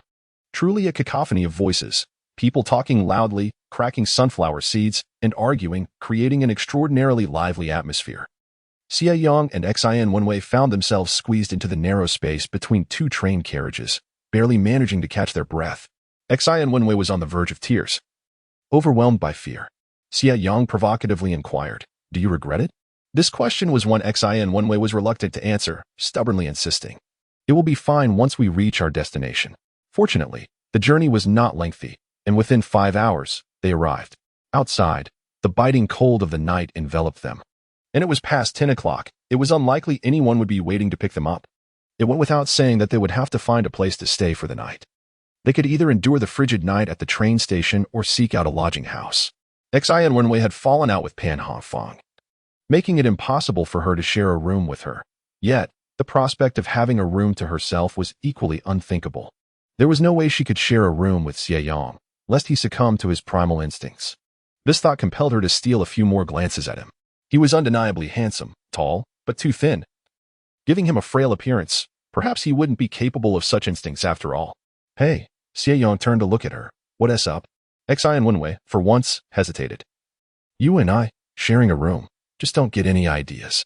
Xie Yang found her suggestion preposterous, thinking to himself, what are you even talking about? He guided Xie and Wenwei to the duty room at the train station, knocking on the door. Uncle, could we trouble you for a moment?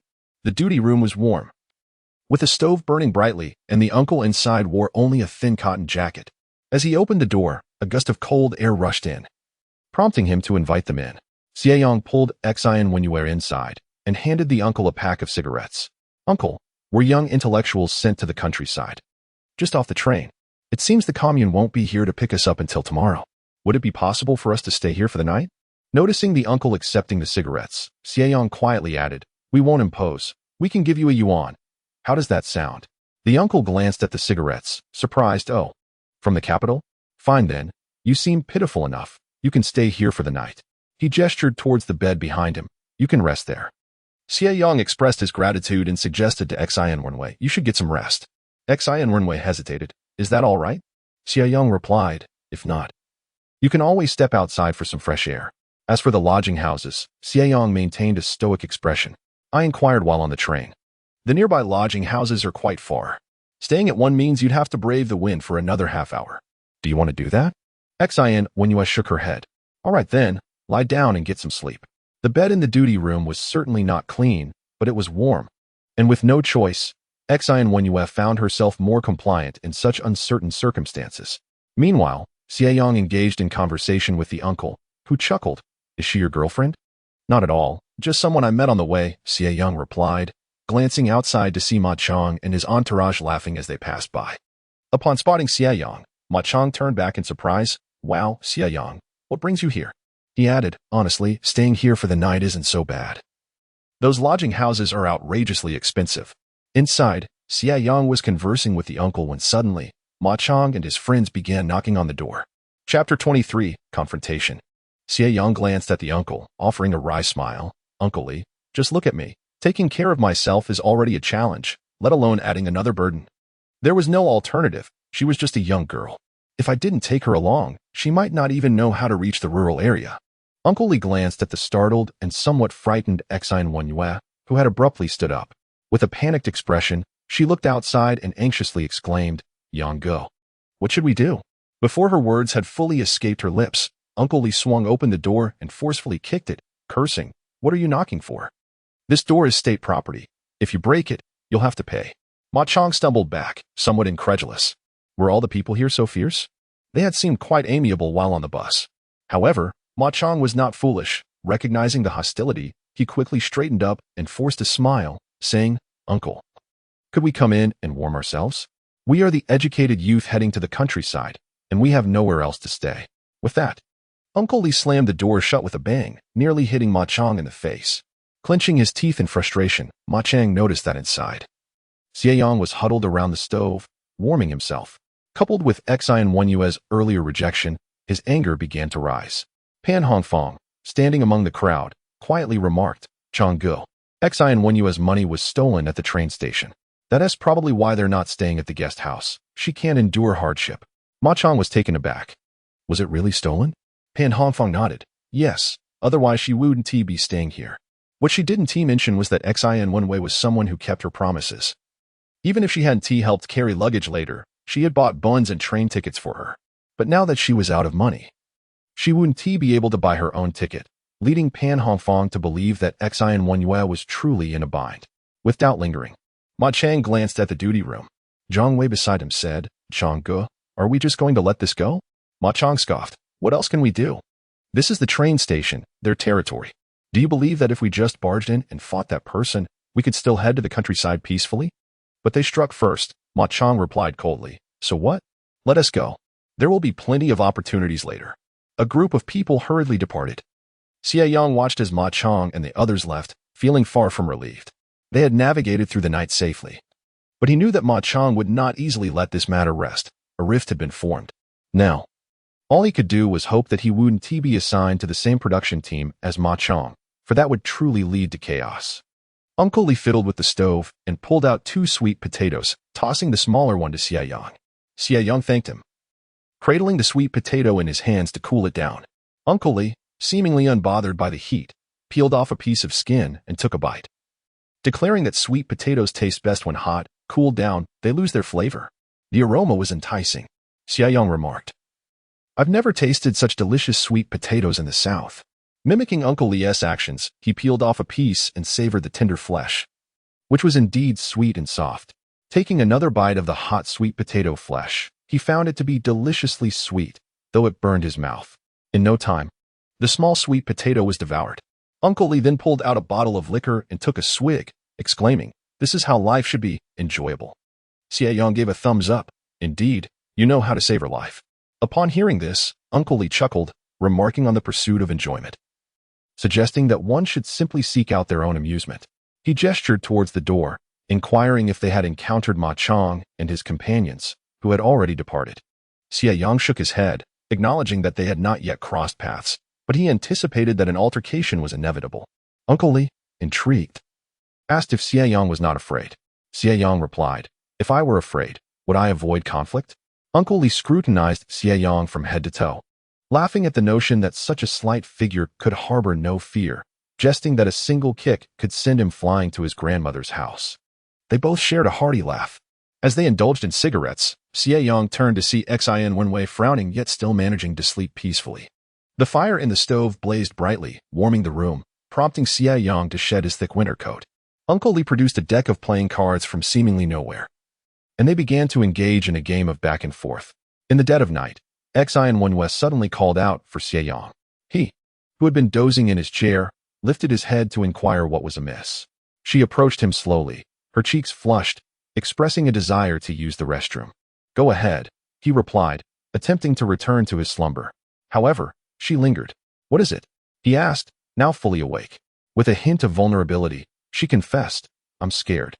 Will you accompany me? Women can indeed be troublesome. While men can relieve themselves anywhere, women must seek out a restroom. This train station was merely a small one, with the duty room situated near the entrance. As Xie Yang stepped outside, he was met with a chilling gust, causing him to shiver involuntarily. Goodness! It's truly cold in the northeast, he exclaimed. Xie Wenwei, now acutely aware of the frigid air, bundled her clothing tightly around her. Observing the surrounding darkness filled her with trepidation, compelling her to grasp Xie Yang's arm firmly. Fortunately, the outhouse was located near the waiting area. The two navigated through the cramped building, discovering several individuals sprawled across the benches in the waiting room, having opted to spend the night there. Xie Wenwei tugged at Xie Yang's sleeve, prompting him to follow her gaze and catch sight of Ma Chong, who regarded Xie Yang with a smirk that suggested unsavory thoughts. Brother, can't you hold back? Ma Chong's gaze was decidedly lewd, his intentions clearly misguided. Xie Yang shot him a disdainful glance, but remained silent. Upon arriving at the restroom, Xie Wenwei entered while Xie Yang waited outside. Soon, the sound of her business echoed faintly, prompting him to distance himself slightly. However, when he looked up, he unexpectedly locked eyes with Ma Chong. Ma Chong approached him, draping an arm over his shoulder, greeting him as brother. Xie Yang forcefully shook off his arm, maintaining a stoic expression as he replied, It's best not to misuse the term brother. My actual brother has gone to the northwest to plant trees. With each subsequent slight, Ma Chong's face morphed from embarrassment to indignation. Are you really refusing to grant me face? He retorted. And what value does your face hold? Xie Yang countered, just as Ma Chong made a sudden move. Yet Xie Yang was no pushover. Having imbibed some revitalizing water earlier, he was far from sluggish. He reacted, grasping Ma Chong's arm and swiftly delivering a punch to his abdomen followed by a kick, sending him crashing to the ground. Changgu, Ma Chong's companions, witnessing their leader being felled, rose in unison and headed towards the unfolding scene. Pan Hongfang stood at the back, watching Xie Yang pressing his foot against Ma Chang's chest, feeling an unexpected sense of confusion. Is this truly the same Xie Yang who had journeyed alongside them? Ma Chang struggled momentarily but was unable to break free. In the next instant, Xie Yang bent down and firmly grasped Ma Chang's chin, questioning whether he viewed him as a mere invalid. Under the dim light, Ma Chang and Xie Yang locked eyes, and the chilling gaze sent a shiver down Ma Chang's spine. He discerned no fear or regret in Xie Yang's expression. Instead, there was a palpable exhilaration. Chapter 24. Who takes a step back? A sudden jolt of fear and unease coursed through Ma Chang's mind, causing his scalp to tingle. Yet, the pride of a man swiftly subdued his anxiety, and he struggled fiercely to escape Xie Yang's clutches. However, Xie Yang's foot remained steadfast on his chest, unyielding. Even applying further pressure, Ma Chang was yanked forward, bringing their gazes even closer before Xie Yang delivered a powerful punch to his abdomen, subsequently slamming him to the ground. Ma Chang groaned, clutching his stomach as he rolled on the floor, beads of sweat forming on his forehead. Brother Chang. A few of his younger companions rushed to assist him, casting wary glances at Xie Yang, contemplating a collective charge. Xie Yang smiled at them, inviting. You may certainly try and see if I can face 6 of you alone. On one side stood the seemingly frail man, while on the other loomed 5 or 6 youths, a stark disparity in strength that would seem obvious to any onlooker. However, the speed and ferocity with which Xie Yang had dealt with Ma Chang left them in doubt. The man they called boss lay incapacitated. Who could truly gauge the extent of Xie Yang's abilities? Brother Chang, Ma Chang grimaced, feeling intense pain in his abdomen and chest, and glared at Xie Yang defiantly. Let us see how this unfolds. Xie Yang nodded in affirmation. Ma Chang, surrounded by his companions, made his way to the waiting room, while Pan Hongfeng hesitated, glancing back at Xie Yang before approaching him. Yang Ge, she called out. This voice belonged to Xie Wenwei, who emerged from the restroom, visibly shaken, her face as pale as paper, filled with concern for him.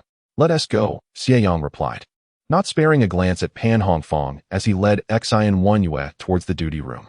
Along the way, Xie Wenwei's voice trembled. Yang Ge, I'm so sorry. It's all because of me.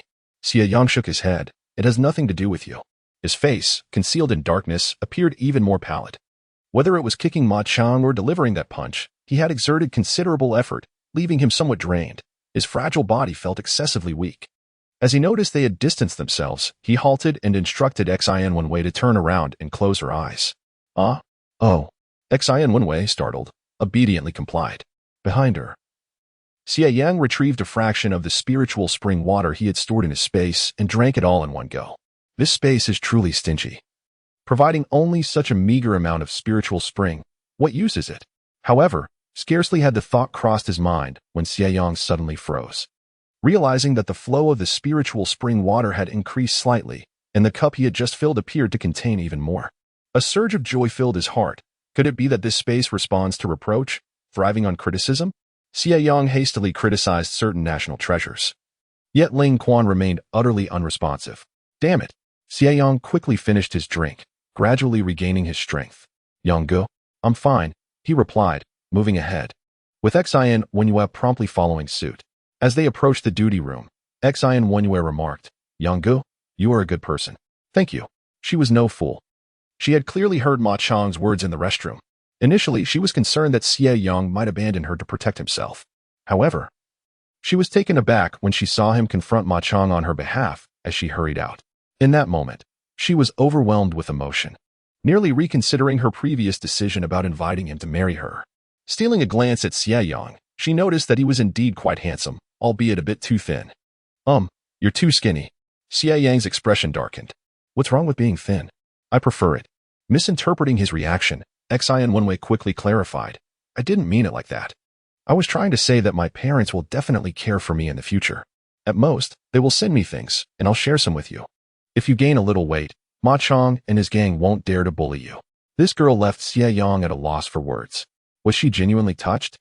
Surely she wouldn't consider offering herself in return. I hope you aren't too moved. I confronted Ma Chang not solely because of you, he asserted. I understand. I get it. Xie Wenwei interjected. You have a kind heart and cannot bear to see someone like Ma Chang bully the weak. You are a truly good person, Xie Yang replied. What do you know?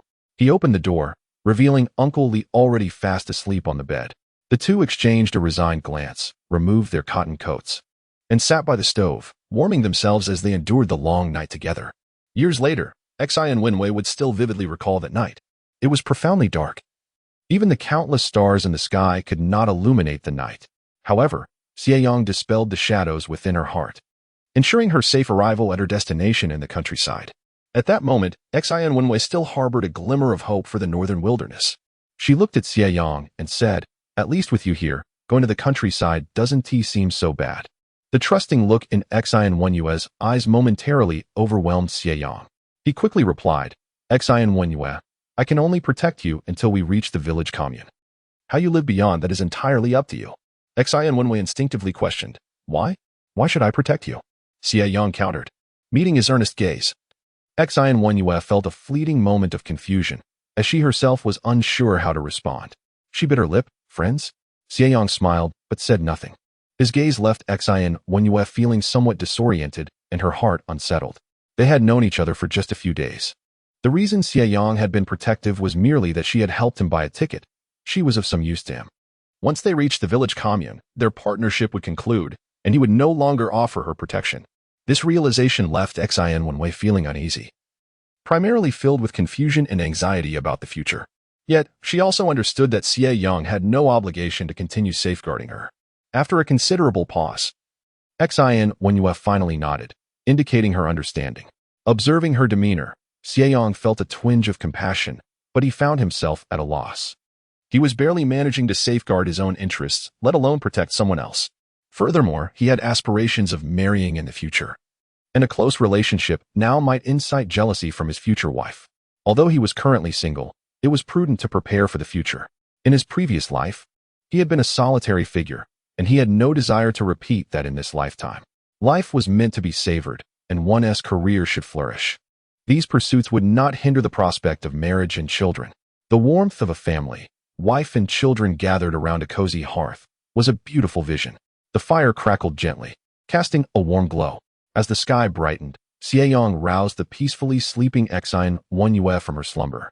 At 8 in the morning, Uncle Li treated the two of them to a roasted sweet potato each before departing from the duty room. He reminded them not to forget to visit when they traveled. Outside, the sun gradually ascended, yet it could not dispel the lingering chill of the northeast. Xie Yang noticed the shivering Ma Chong and the others, and he tightened his cotton coat around himself.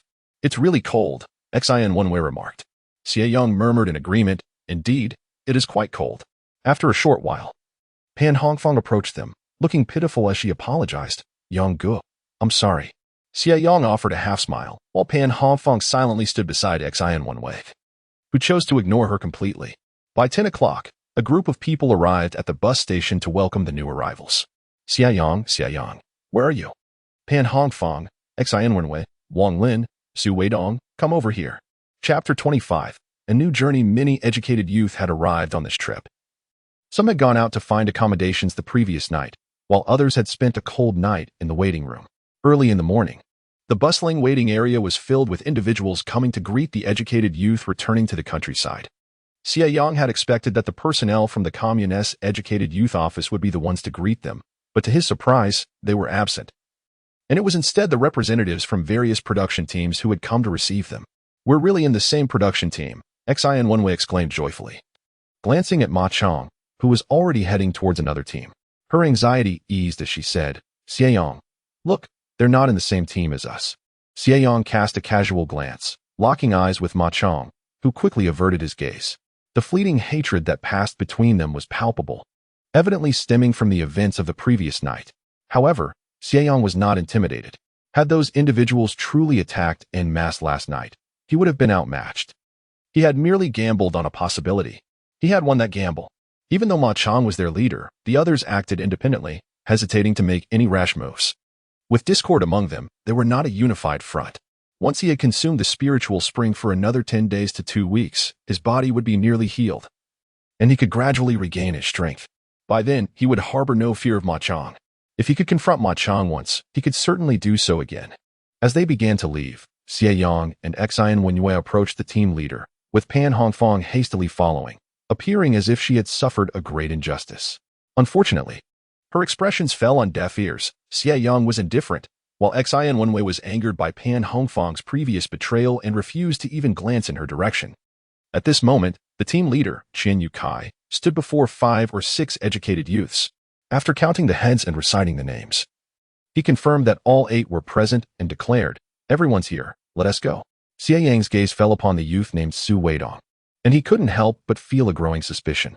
The voice bore a striking resemblance to that of the Su Weidong he had encountered back in the capital. "Comrade Su Weidong," Xie Yang called out, prompting the front-facing Su Weidong to turn around, astonished. "Haha, brother, it's you," he exclaimed. "By Jove, it really is." Xie Yang found himself at a loss for words. It seemed to be a twist of fate. Having located a familiar face, Su Weidong hurried to join Xie Yang at the back, excitedly remarking, "Our connection is truly something else. Just the other day, I thought to myself, why didn't I ask for your address to keep in touch? And here we are, running into each other." Xie Yang quickly interjected, "So, the educated youths from the capital are here as well?" "Indeed, there is no alternative.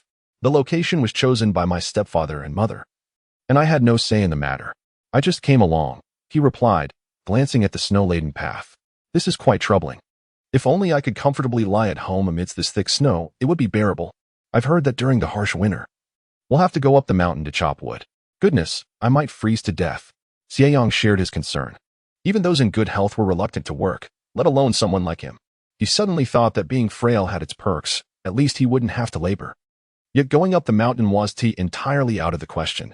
Perhaps scouting a trail might lead to a hunting opportunity. Upon reaching the train station, Xie Yang guided them to a horse-drawn cart, pulled by an old horse, designed to traverse the snow without wheels. "Look, a horse cart," Xie Yang exclaimed joyfully, plopping down onto it. To her surprise, Xie Yang's expression darkened.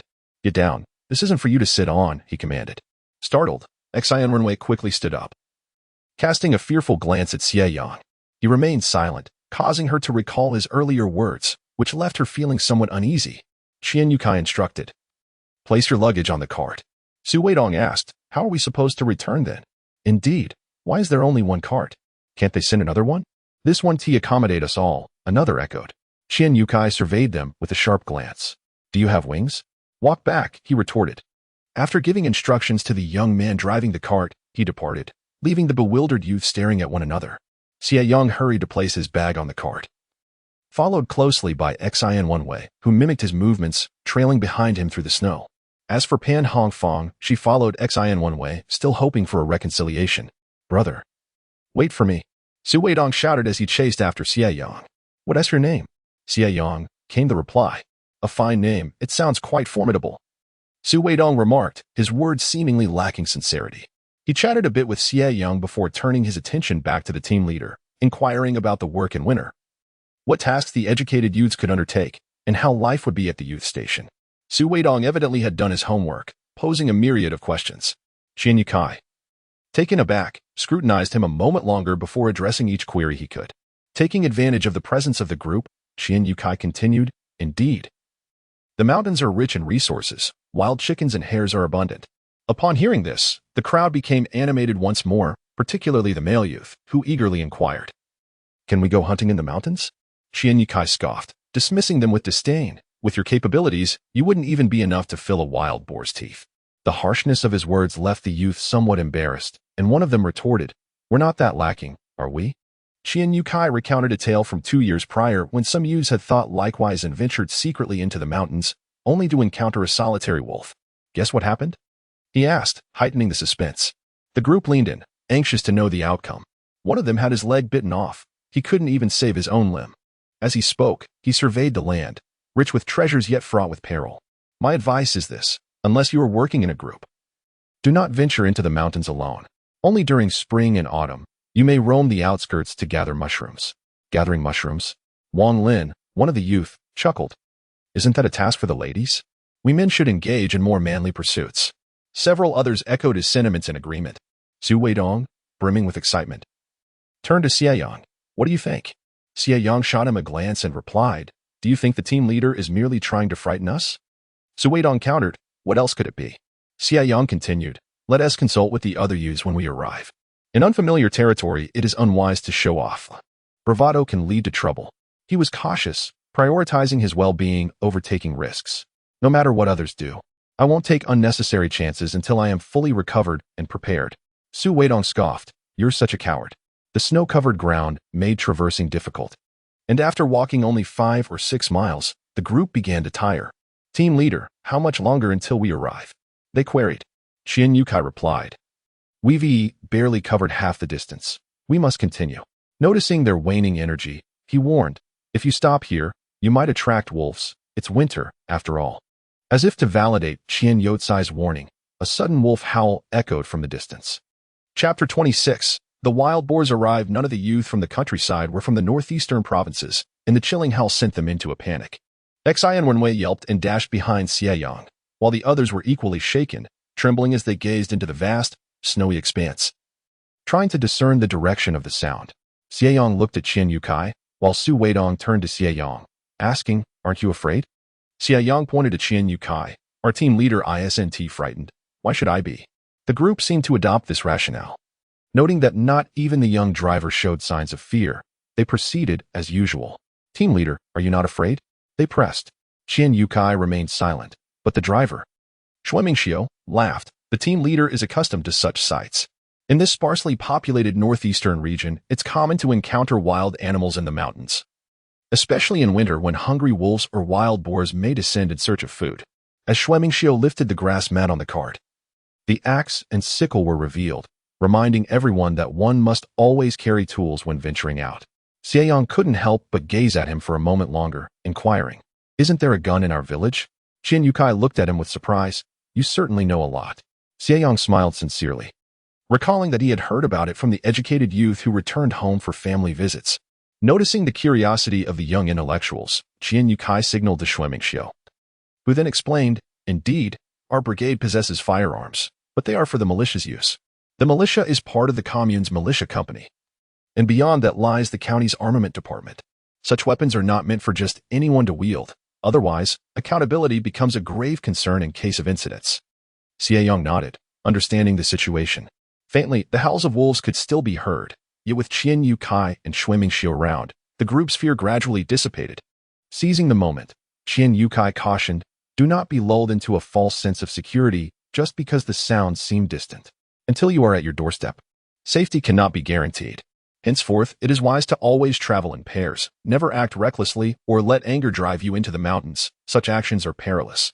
His words rekindled a sense of tension among the group. Observing the apprehensive expressions of the educated youth, Qian Yukai felt a sense of satisfaction. Realizing that fear could be beneficial, it was the ignorance of danger that was truly frightening. One could easily lose their life in the mountains, all for a mere morsel of meat or a moment of bravado. The journey of 50 li was slowed by the blanket of snow. Halfway through, both the female and male educated youth began to struggle. Qian Yukai, showing kindness, allowed them to take turns resting on the cart. When it was finally Xie Yang's turn, a female youth implored, Xie Yang, I can't walk any longer. Could you let me take your turn? Xie Yang glanced at her, and Yuling revealed a visibly weak countenance. Sitting on the cart, he too feigned weariness, responding, I'm truly sorry, but I am unwell. And if I don't rest soon, I fear I might faint. In comparison to his health, pride was trivial, and he spoke the truth, having rushed in the morning. He had even had a sip of spiritual spring water. Although his health had improved considerably, he still felt weak, his legs growing heavier with each step. Indeed, I can attest to his poor health, Xie Yang chimed in, causing Yuling's expression to sour noticeably. Yuling muttered, what is your relationship with him? How do you know so much about his affairs to speak in his defense? Xie Yang, taken aback, retorted, can you not see? We traveled together to the northeast. He has assisted me greatly along the way. What is wrong with me speaking a word of truth on his behalf? Faced with Xie Yang's assertiveness, Yuling became incensed. I didn't even mention you. Why are you so defensive? If one didn't know better, they would think you two had something going on. What relationship? What relationship? Xie Yang replied indignantly. Your thoughts are truly twisted. Only a base mind could utter such vile words. Our bond is one of pure revolutionary sentiment. Unlike you, who jumps to the most sordid conclusions over trivial matters. It is laughable that someone with such a mindset can even venture into the countryside. XNWNYU was already utterly exhausted, and having to listen to YL Ng's incessant chatter only soured her mood further. If one aspires to be a young lady, one should refrain from venturing into the countryside. Embarking on such a journey necessitates a certain awareness and readiness to endure hardship. If others can manage the walk, what gives you the right to complain? Upon hearing X and WNYU's remarks, Xie Yang could not help but chuckle. "What are you laughing at?" she inquired, to which he replied, "I simply find your assertion particularly accurate." Xie Yang was unable to restrain his gaze from her. What audacity did this girl possess to utter such words? It seemed the lessons learned along the way were still insufficient for her to grasp the harshness of reality. Or perhaps the journey had not yet been long enough. Ignorance breeds fearlessness. After a brief respite in the vehicle, it was XNWNYU's turn to take a seat. With a sense of righteousness, she declared, "I shall not sit. Yang Gu. You take my place as a token of gratitude for your care along the way." However, Xie Yang would not take advantage of her. Fairness was paramount. Finally seated, XNWNYU relished the rare opportunity to rest, her feet aching as if they belonged to someone else. She spread her arms wide and proclaimed, "Bei Dawang. Here I come." XNYUCI gazed at her, as if she were a fool. "Captain, am I not remarkably advanced?" he asked. "No. I believe you are simply foolish," XNYUCI retorted, then could not help but feel troubled. This young lady, with her attire, was clearly not suited for labor. Whose daughter had been so carelessly released into the wild? He glanced at the other young intellectuals, 8 in total, 5 men and 3 women. In theory, it was a reasonable mix, yet one appeared unwell, clearly incapable of hard work, while another was all talk, donned in leather shoes that suggested he was ill-prepared for the fields. Among the remaining 3 male youths, one was thin and bespectacled, while the other 2 seemed robust, but uncertain of their ability to labor. It was truly exasperating. Why must they all be crammed into this situation? At that moment, WNLN suddenly inquired, "Captain, must we young intellectuals reside at the youth site?" XNYUCI regarded him and asked, "What? Do you wish to stay with your relatives? Consider this carefully. Your relatives likely have many mouths to feed and may not have space for you to sleep, making the youth site a better option." No, WNLN chuckled, scratching his head. "My parents expressly told me not to cause a ruckus at my relative's home before I left. I was merely asking out of curiosity, as the youth site is rather crowded." Xie Yang, intrigued, perked up his ears. This was a reminder for him as well. He now considered himself someone with a bit of space, with some provisions stored. And in the youth site, it would be easy to draw attention. Thus, he needed to devise a plan to secure his own accommodation. Observing that they were all listening intently, XNYUCI casually remarked, "Theoretically, everyone should reside at the youth site for convenience in learning policies and management. However, the site is not particularly large, and in recent years, some have moved out. There are houses in the village that have been vacant for years. The youth can rent them or build their own, though that may be a bit more troublesome." Upon hearing this, Xie Yang's spirits soared. How does one go about renting?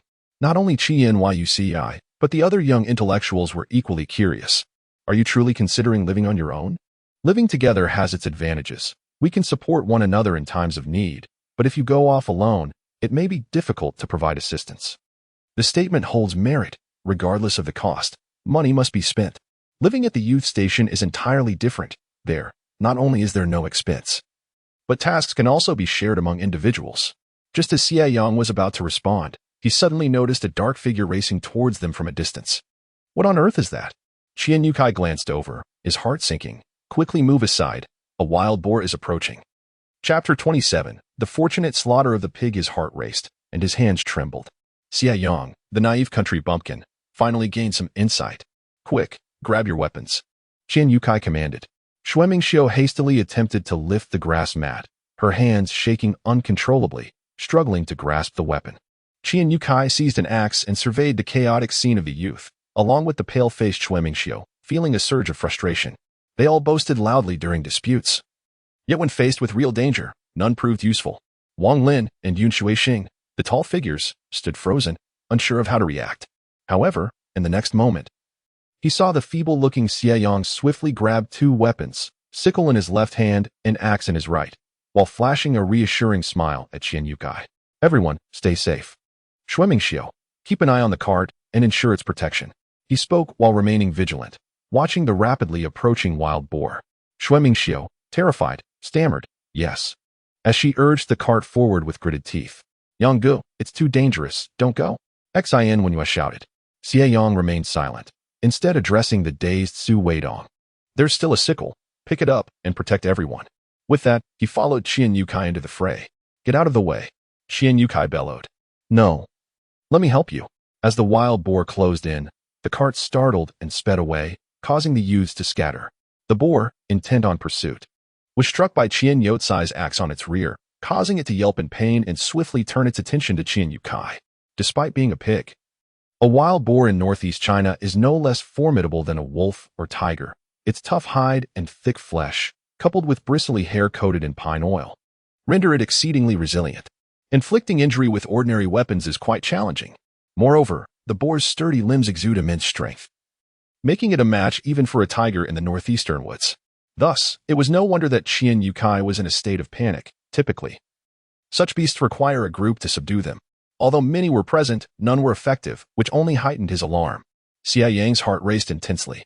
Seizing the opportunity, he swiftly turned to consume the spiritual spring within the space, and then charged forward, weapon in hand. At that moment, Qian Yukai was knocked to the ground by a kick from the boar, the blow to his leg causing him immense pain, nearly rendering him unconscious. As the boar charged toward him with its tusks bared, Xie Yang swung the sickle, striking the boar. Regrettably, it merely elicited a cry of distress from the creature without inflicting serious harm. However, Xie Yang followed up with the axe, pulling out the sickle in the process. This time, the axe struck the boar's neck, inciting its furious wrath as it redirected its charge towards Xie Yang. Run! Qian Yukai was taken aback, unexpectedly reaching out to embrace the wild boar. Xie Yang deftly evaded the boar's assault, seizing the moment when it turned towards him to swing his axe fiercely at its forehead. With a sickening thud, blood splattered forth, summoning every ounce of strength. Xie Yang yanked the axe free and struck again with great force, only to find himself utterly exhausted, collapsing onto the snow.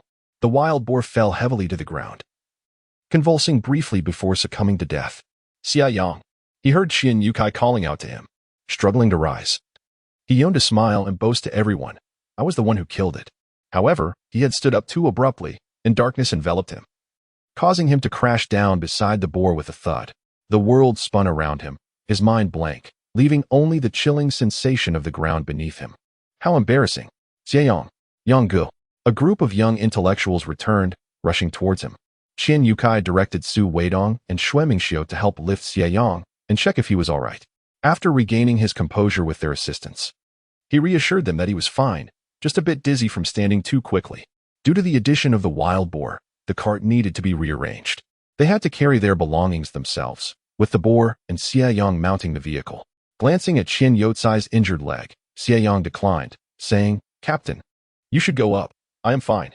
After resting for a while, Xie Yang was able to walk, but Qian Yukai insisted on walking himself, which would have him hopping until late into the night. Ultimately, the wild boar and Qian Yukai took the cart, while Xue Mingxiu lent a hand by carrying Xie Yang's bag and bedding.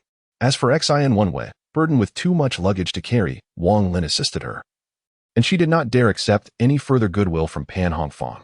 The group, appearing rather disheveled, did not deter others from regarding Xie Yang with admiration. Su Weidong, in particular, was almost ready to pledge brotherhood, exclaiming, "Yangzi, you are truly formidable, especially your bravery in dispatching that wild boar. It was astonishing, nothing like your usual self." Xie Yang cast him a sidelong glance. "You previously implied that I was weak and inept." Su Weidong froze for a moment, awkwardly chuckling in response. "Nevertheless, that was impressive. Just your 2 axe blows to fell the wild boar. I, Su Weidong, hold you in high regard for that." Yet, it was precisely as it seemed. Wang Lin, with a bag slung over his shoulder, maintained a swift pace beside Xie Yang, reverently stating, "Yangzi, please teach me in the future." Xie Yang observed his robust physique and felt a pang of envy. They were of similar height, yet one was accustomed to labor, strong and sturdy, while the other appeared frail and unaccustomed to work. With a sigh, Xie Yang replied, "Teach you what? To kill wild boars?" Now that the danger had passed, Wang Lin was filled with regret. After all, he was a big man from Shandong, yet when confronted with the wild boar, he had felt his legs turn to jelly and had abandoned his companions in fright, a most unbecoming reaction. "Wangzi, I apologize for earlier. I should not have run away. Teach me how to tackle wild boars, and in future perils, we can assist one another, can't we?" Seeing Wang Lin's earnestness made Xie Yang unable to suppress a laugh. "Teach you what? Where will we find wild boars to practice on? Besides, these creatures are genuinely ferocious. It's best if we avoid encountering them altogether." However, through today's events, Xie Yang has managed to grasp a semblance of understanding, and perhaps in the future, He may even prosper from this experience. Before darkness enveloped the sky, they finally arrived at the Rainbow Bay Brigade. In the vast expanse of northeast China, villages are scattered far apart. Yet, for safety's sake, the members of the Rainbow Bay Brigade reside in close proximity, nestled within this mountain hollow. To the north, a mountain looms, shrouded in the dusk's obscurity, rendering its height indiscernible. However, upon entering the village, one could distinctly sense that the wind had calmed. The houses to the west each boasted chimneys, from which wisps of smoke curled upwards, indicating either supper preparations or the warming of beds.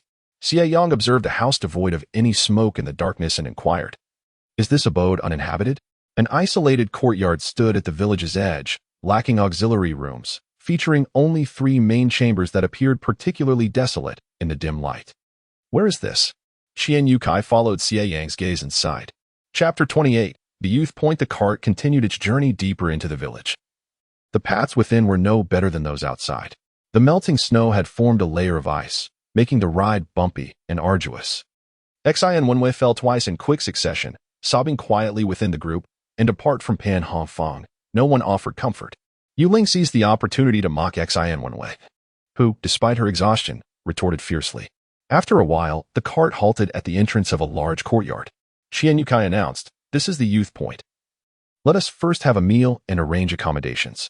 We shall discuss other matters tomorrow." Xie Yang, from beginning to end, had not gleaned any information about the unoccupied house, which only deepened his curiosity. "That house is deserted," he remarked, casting a surprised glance at Xie Mingxiu, who had already entered with his luggage, the reasons for which remained unclear for the moment. The courtyard of the youth point was quite spacious, with a row of 5 rooms directly facing the gate, and 1 auxiliary room on either side. The central hall emitted smoke and light, and faint voices could be heard from within. "New youth have arrived," Xie Mingxiu called out, prompting several individuals to emerge, among them the brigade leader. "Is it just the 8 of you?" "8 is still too few," Qian Yukai scoffed, introducing the newcomers. "This is your brigade leader, Wang Lisin, an experienced elder who came down to the countryside in 66. For any issues, approach him first, if he cannot resolve them. Then come to me." His disdain was evident. Unless the matter was significant, he preferred not to be bothered. Xie Yang couldn't help but scrutinize Wang Lisin's visage, which bore the marks of a decade's worth of wind and hardship. At 28, he appeared closer to 38, indistinguishable from the average rural man. Fortunately, the revolution was nearing its end, with only a few years remaining before large-scale repatriation to the cities. Otherwise, a decade later, he would likely resemble this same figure.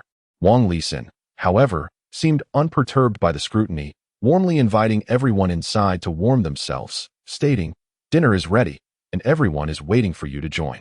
Upon hearing this, the new youth felt a sense of relief. Arriving at a new place often breeds fears of exclusion by the seasoned youth, yet here, not only were they welcomed, but their presence was eagerly anticipated for the communal meal, instantly easing their apprehensions. Qian Yukai felt quite assured about Wang Lisin's character. After exchanging a few words, he allowed Xie Mingxiu to lead him to the barefoot doctor to attend to his leg injury. Following Wang Lisin and the others into the room, Xie Yang heard a female educated youth announce, "Come, everyone, welcome the new educated youths." The newcomers looked at their elder brothers and sisters with eager anticipation. However, apart from Wang Lisin and that female comrade, the applause from the others was sparse and lacked enthusiasm, leaving the newcomers feeling rather disheartened. Their expectations had not aligned with reality. "Captain, can we eat now? I'm starving," grumbled an older educated youth, casting a discontented glance at the newcomers while shouting towards Wang Lisin. "Let's eat," Wang Lisin replied. The older youths cheered joyfully, grabbing their lunchboxes or bowls to queue for food. Xie Yang quickly tossed aside his luggage and hurried to follow Wang Lisin, prompting Xie and Wenwei to imitate him and join in as well. Seeing this, the others understood the situation and followed suit. The older educated youths observed the newcomers quickly lining up, and many felt a twinge of dissatisfaction. In the past, when new educated youths arrived, they would often bring better rations for the veterans, yet it seemed that was no longer the case. Chen Qigang raised his voice, sweeping his gaze over the newcomers. When it landed on Xie and Wenwei, he instinctively puffed out his chest and cleared his throat. Xie Yang nudged Xie and Wenwei, who pouted and huffed but said nothing further. After they received their meals, Wang Lisin stated, "This evening's dinner is provided by the brigade to welcome you. According to the rules, when new educated youths come to the countryside, the village will allocate a portion of grain, which you should receive by tomorrow to help you through this initial hardship. You will repay the brigade with work points later. The room was evidently the gathering place for the educated youths to dine, featuring 2 long tables flanked by somewhat rickety benches. A separate area was cordoned off at the west end, which served as the kitchen. Xie Yang glanced around. There were 8 newcomers and only 12 older educated youths. This meant that the entire educated youth station had a total of 20 members, 6 of whom were female, leaving 10 males. Where there are women, there is bound to be conflict. This also holds true for men. Xie Yang wished to avoid living in a large communal dormitory and did not desire further entanglements with others. Moreover, he aspired to attend university, and studying in such an environment would be utterly impractical. Thus, it would be best to have a private space. He couldn't help but think of the small courtyard at the village entrance, which, though slightly out of the way, was perfect for him, offering convenience for all his endeavors. Aren't you going to eat? Can you give me your food if you're not eating? Xie Yang snapped back to reality, meeting the inquiring gaze of the older educated youth who had spoken earlier. He recalled Wang Lisan calling him Chen Xie Yang. Xie Yang smiled, pretending not to grasp the underlying meaning of his words. Eat up. You should hurry and eat too, Chen Ge. Chen Xie Yang clanked his utensils noisily and straightforwardly asked, Did you newcomers not bring any good provisions with you? The room fell silent in an instant. Wang Lisan frowned and said, Chen Xie Yang, focus on your own meal and do not cause trouble. How am I causing trouble? Isn't this just the way things are? Chen Xie Yang retorted. Who established these rules? The young female intellectual, Feng Yuan, chastised Chen Xie Yang, saying, As a newcomer, you should at least set a good example instead of speaking such words. She then addressed the others. Let's eat. Don't mind him. Wang Lin, however, was unperturbed. Gao Haobing adjusted his glasses and remarked, Actually, I brought a can of fish. Let it serve as a welcoming gift for us newcomers. Wang Lisan replied, No need. Keep it for yourself. It's fine. Gao Haobing opened his luggage and handed a can to Wang Lisan, insisting, You all should try it. It's all right. The veteran intellectuals then cheered up, expressed their gratitude, and happily opened the can to eat. Xie Yang glanced at Gao Hongbing, who had been silent throughout the journey. In a hushed tone, Gao Hongbing said, To make future days easier, it's all right to suffer a little now. Xie Yang responded, Wealth should not be flaunted. I understand. I will keep my things locked up. Yet, Xie Yang felt uneasy, pondering whether locking things away would truly keep them safe. Dinner consisted of cabbage stewed with vermicelli. Apart from a thin layer of oil floating on the broth, there was no trace of meat, and the flavor was far from delightful. Each person found it somewhat challenging to eat, yet the veteran intellectuals savored it as if it were a delicacy, seemingly accustomed to such fare. After a hard-earned dinner, Wang Lisan and Feng Yuan led them to their respective rooms to settle in. The living quarters were narrow and elongated, with a large Kong stretching 5 to 6 meters on either side as one entered. The left side had some vacant space, designated for the new intellectuals to sleep. Xie Yang chose the spot closest to the wall, and Wang Lin settled next to him, saying, Brother, you must teach me when you have the chance. Xie Yang felt embarrassed, realizing that this matter had not escaped Wang Lin's mind. Another male intellectual, fair-skinned and named Mingjun, spoke up. What could he possibly teach you? Noticing Xie Yang's glance, Mingjun introduced himself. I'm Mingjun. Just call me if you need anything. Xie Yang thanked him, took a basin to wash up, and then lay down. Mingjun approached him, asking, Is there something on your mind, Mingo? Mingjun nodded. There is a matter. Shall we step outside to discuss it? Xie Yang sensed something amiss.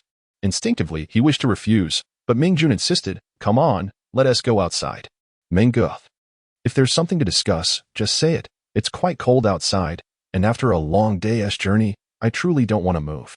Upon hearing this, Mingjun visibly felt awkward, glancing around before whispering something in Xie Yang's ear. Chapter 29. Borrowing money. The newly arrived intellectuals busied themselves with unpacking. Wang Lin shouted, Mingo, why are you whispering to Xie Yang? Don't be shy. Share with us too. Gao Haobing and Su Weidong exchanged curious glances, while the other veteran intellectuals shared knowing smiles, seemingly aware of Mingjun's intentions. Mingjun himself felt somewhat uncomfortable, yet despite his pale complexion, he maintained enough composure to look at Xie Yang, awaiting his response. Xie Yang gently shook his head, apologizing. I'm afraid I cannot assist you. Mingjun's expression fell immediately, asking, Really not possible? It's not that I can't, it's just that I am also in a tight spot. Xie Yang lowered his voice, expressing his dilemma. Look at me. If it weren't for my circumstances, I wouldn't have come to the countryside. I have a stepmother and a half-brother at home. The two gazes met, and Ming Jun understood his intent. His eyes fell upon the bedding, and he exclaimed enviously, "What a splendid new quilt. Newlyweds in the village can't acquire one as grand as this. I had someone craft it for me while I was in the capital, otherwise I would have surely frozen upon my arrival," Xie Yang remarked wistfully. "With just these two quilts, I've nearly exhausted the countryside subsidy I managed to obtain." He then inquired of Ming Jun, "How do we earn work points in our brigade during winter? Are they convertible into cash?" Ming Jun, lacking the inclination to explain, dismissed the query, stating, "You can ask the brigade leader about that tomorrow." His gaze swept around the room, finally landing on Su Weidong. "Brother Weidong, let me share something with you. My father originally intended to name me that, but he ultimately changed his mind. No wonder I felt a sense of familiarity upon hearing your name." While Ming Jun engaged in camaraderie with Su Weidong, Xie Yang comfortably closed his eyes beneath the covers. Exhaustion was indeed palpable, yet the few sips of refreshing spring water he had consumed on the journey provided some solace. His body was gradually recuperating, and with his recent arrival, he needed to swiftly secure a place to reside. Just as he began to drift into slumber, a commotion erupted nearby. "Am I being treated as a fool? You have no money. How could I possibly have any? I was hoping to borrow from you." Xie Yang opened his eyes to witness a heated argument between Ming Jun and Wang Lin. Wang Lin glared disdainfully, exclaiming, "No wonder you approached us with such fervor. I thought you were merely a concerned elder brother looking after the new arrivals, but it appears you merely seek to borrow money." Ming Jun, his facade stripped away, darkened his expression and muttered an apology before turning to leave. The atmosphere in the room momentarily stiffened. Xie Yang suggested to Wang Lin, "Let us retire for the night." Most of the veteran youth were sleeping on the opposite side, yet there were two old youths, twins who had arrived the previous year, resting nearby. After a long day of toil, Xie Yang fell into a deep slumber without even washing his dirty clothes. Meanwhile, someone else was enduring hardship. The wind in the northwest was truly frigid, laced with sand that made it impossible to ask for directions without choking on the gusts. Xie Ming shivered uncontrollably. Having donned all the clothing he could carry, yet the biting wind still seeped through his garments. At the dilapidated train station, Yin Yu was equally trembling, her lips turning a shade of purple. Beside her lay a bag of luggage as she clung to Xie Ming's arm, her voice tinged with tears. "What shall we do?" "Xie Ming? They say we have to walk over 50 miles after getting off the train, and no one is here to receive us. How shall we proceed?" The wind howled fiercely, and after speaking, Yin Yu erupted into a violent fit of coughing, as though expelling her very insides. "What do we do?" Xie Ming too was at a loss. The cold could very well be fatal, and walking seemed an insurmountable challenge. Yet if they did not move, they had nowhere to stay. Nearby, there was a small duty room, but when Xie Ming knocked, those inside were fast asleep, utterly unresponsive to their pleas. "Let us go," Xie Ming said, numbly lifting the luggage bag. "There is still one more," Yin Yu pointed out. "That belongs to you." Xie Ming strode ahead, and Yin Yu cried out, "Xie Ming, I abandoned my family to be with you in the countryside. How could you treat me this way?" The mere mention of this made Xie Ming's anger flare. If it weren't for Yin Yu, he wouldn't have to endure the chill here. "You brought this upon yourself," he retorted coldly. "As a sister-in-law? How could you lack discretion and attempt to seduce your younger brother-in-law? You truly have no shame." His words left Yin Yu wide-eyed in disbelief. Was this truly what Xie Ming felt? When he secretly admired her, why didn't he voice such sentiments? She had merely gazed at him a few extra times, and he boldly professed his love. Why didn't he express his feelings when he kissed her, or when they were intimate? At that time, he was infatuated with her. But now, after being sent to the countryside as a form of retaliation by Xie Yang, he blamed her instead? Overcome with sorrow, Yin Yu collapsed to the ground in tears. Had she known this would happen, she would have preferred to live a good life with Xie Yang. Instead, her family spent considerable resources to extricate them from the committee, hurriedly assembling a few belongings before boarding a train to the northwest. After enduring so much hardship, it was absurd that she was now at fault. Seeing that Xie Ming was not waiting for her, she shouted, "Xie Ming, you scoundrel." Xie Ming continued to walk in a daze. Yin Yu called out again, "If you ignore me, I will accuse you of being a rogue." Xie Ming hesitated and, lacking dignity, returned, "I'm doing this for the sake of the child." As he lifted the duffel bag, he added, "You know that I love you."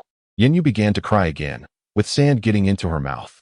Xie Ming was in no mood for such discussions, and said, "Let us go." The person he despised most in his life was undoubtedly Xie Yang. How could he be so cruel as to send him to the countryside? In the dead of night, the winds and sands of the northwest grew fiercer. Xie Yang and Yin Yu stumbled through the darkness. Wolves roamed the northeast, and the northwest was no different. The howls of wolves sent shivers down their spines. Ah! Yin Yu screamed in terror. Stop howling, or we'll attract the wolves and be done for. Xie Yang shakily retrieved a flashlight and, after some effort, found a patch of grass where they could take refuge. How miserable it was. How had his life become so tragic? Xie Yang found it hard to comprehend. Xie Yang slept soundly until a sudden scream jolted him awake. Ah! There's blood. Someone has been killed. The morning tranquility was shattered. Chapter 30. Two male youths after a long day of travel yesterday. Xie Yang wished he could sleep soundly on the Kong, but alas, the dawn was just breaking when he was roused by the scream. It wasn't just him. Everyone at the youth station was awakened, grumbling and questioning what had occurred. Chen Qingliang hurriedly entered with a basin, exclaiming, "Whose basin is this? It's full of blood. Who has been murdered?" The older youth members scrambled out of their beds to investigate, and upon seeing the blood-stained clothes in the basin, they were taken aback. Wang Zhixin took the clothes downstairs, sniffed them, and remarked, "Though they are already dried, they certainly smell like blood." The newly arrived youth were considerably calmer. There was no need for Xie Yang to say anything as Wang Lin broke into a smile. "Ah, that was pig's blood. Yesterday afternoon, on our way back, we encountered a wild boar. Our comrade Xie Yang remarkably managed to kill one. By the time we returned, it was already dark, and you all missed it. It is quite normal that no one noticed once we entered the house. The countryside still lacks electricity. During meals, we only lit 2 oil lamps, shrouding everything in darkness and laying of strong odors, with the scent of pig's blood prevailing. A few veteran youth donned their cotton jackets and approached Xie Yang, who was groggy, and asked, "What is going on?" Chen Qi scrutinized Xie Yang, unable to believe his eyes. "Did you really kill that wild boar?" Xie Yang chuckled, attributing it to good fortune. "Oh my, who would have thought? You're quite the expert." Chen Qi laughed heartily, declaring that they would be feasting on pork today. The mere mention of meat brought smiles to everyone's faces. However, a few of the newcomers hesitated, recalling that wild boar meat was said to be unpalatable. Chen Qi paused, then remarked, "Indeed, wild boar meat is hardly delightful. Once we, the youth, divide the meat, you are not allowed to eat any of it. Such an unappetizing dish shall be our burden to bear, thereby alleviating your troubles." The others joined in laughter. Xie Yang couldn't help but chuckle as well. Wang Lisan, concerned that the newcomers might take this seriously, clarified, "In the countryside, we rarely get to eat meat throughout the year. Don't be deterred by its taste. I have some spices that can enhance it significantly. Otherwise, who knows when we will eat meat again." Encouraged by Wang Lisan's words, Chen Qi and the others began to chatter excitedly. "Captain, what are you telling them? It would be better if they didn't eat at all." Wang Lisan ignored them and hurried back to dress. Seizing the moment while everyone was getting ready, Wang Lin recounted the tale of Xie Yang's wild boar hunt to the veteran youth. His loud voice and animated storytelling ignited the youthful fervor among them. Wild boars are not to be trifled with. Xie Yang's feat was indeed impressive, and perhaps when the commune organizes a group to venture into the mountains, he could join them. The envy was palpable.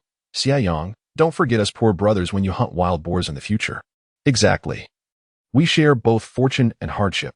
Wang Lin became increasingly animated. "Yangzi, brother Yang, I call you brother. You must teach me." Xie Yang, bemused, replied, "It was merely luck. I possess no such skill." In the youth compound, there was a hand pump well. Each morning, they had to heat some water to warm the pump, or it would not operate. The newcomers, seeming like country bumpkins, watched in astonishment as the veterans pumped water. "This well water is still warm?" Xie Yang approached to collect water and found it was not as hot as it appeared, yet not as chilly as he had imagined. It was just right for washing his face in the morning. While washing his face, Wang Lisan inquired, "Did you really kill that wild boar?" Xie Yang nodded. "Yes, it was luck, just fortunate timing. The wild boar was about to charge at the captain when I panicked and shot for its head." Wang Lisan assessed him and remarked, "You don't appear particularly robust." With that, he retreated into the house. Today, the young intellectual responsible for breakfast has prepared a meal, which is rather unremarkable. The porridge made from cornmeal, alongside stir-fried sauerkraut, is accompanied by a steamed bun. The absence of pork belly to enhance the flavor of the sauerkraut left the new young intellectuals lamenting in despair. Wang Lisan, ever good-natured, remarked that regardless of taste, one must eat. With only 2 meals a day, missing one would mean waiting for the next. The thought of having just 2 meals a day cast a shadow over their spirits. After enduring the less-than-pleasing breakfast, Wang Lisan took the new young intellectuals to the brigade office to collect rations, a mere few steps down the street. Upon arrival, they discovered a crowd gathered, all captivated by something rare. The sight of a wild boar drew more excitement than a reunion with a long-lost father. Today, we are distributing pork, right? Someone inquired. Indeed. We are. Today we are processing it, came the response from Qian Yukai. Upon his command, the onlookers erupted with enthusiasm. No one dared to mention the inferiority of wild boar meat. The mere prospect of food was enough to lift spirits. Qian Yukai, overwhelmed by their excitement, promptly called for someone to manage the wild boar. As he looked up, he saw Xie Yang and others approaching. Qian Yukai, limping slightly, declared, the heroes who hunted the wild boar have arrived. We owe our feast of wild boar to Xie. 8 young intellectuals had come to the village.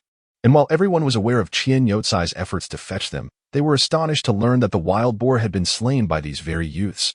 The crowd's gaze fell upon Wang Lin. Indeed, he looks quite robust, with strong features and the popular square face. He would certainly be well received in the countryside. Their eyes then darted to Xie Yang beside him, and they could not help but shake their heads, questioning the purpose of such a youth in the countryside. However, they resolved to warn their daughters to be cautious, ensuring they did not fall under the spell of such a delicate young man. It was essential to seek sturdy, strong partners instead. Some voiced their discontent, lamenting the commune's decision to assign such a seemingly frail youth instead of someone more capable. Why didn't you raise this concern with the commune, brigade leader? They asked. Xie Yang, touching his nose, felt no displeasure. Their thoughts were understandable. An additional incapable young intellectual merely meant less food for the brigade, a sentiment that no one could embrace.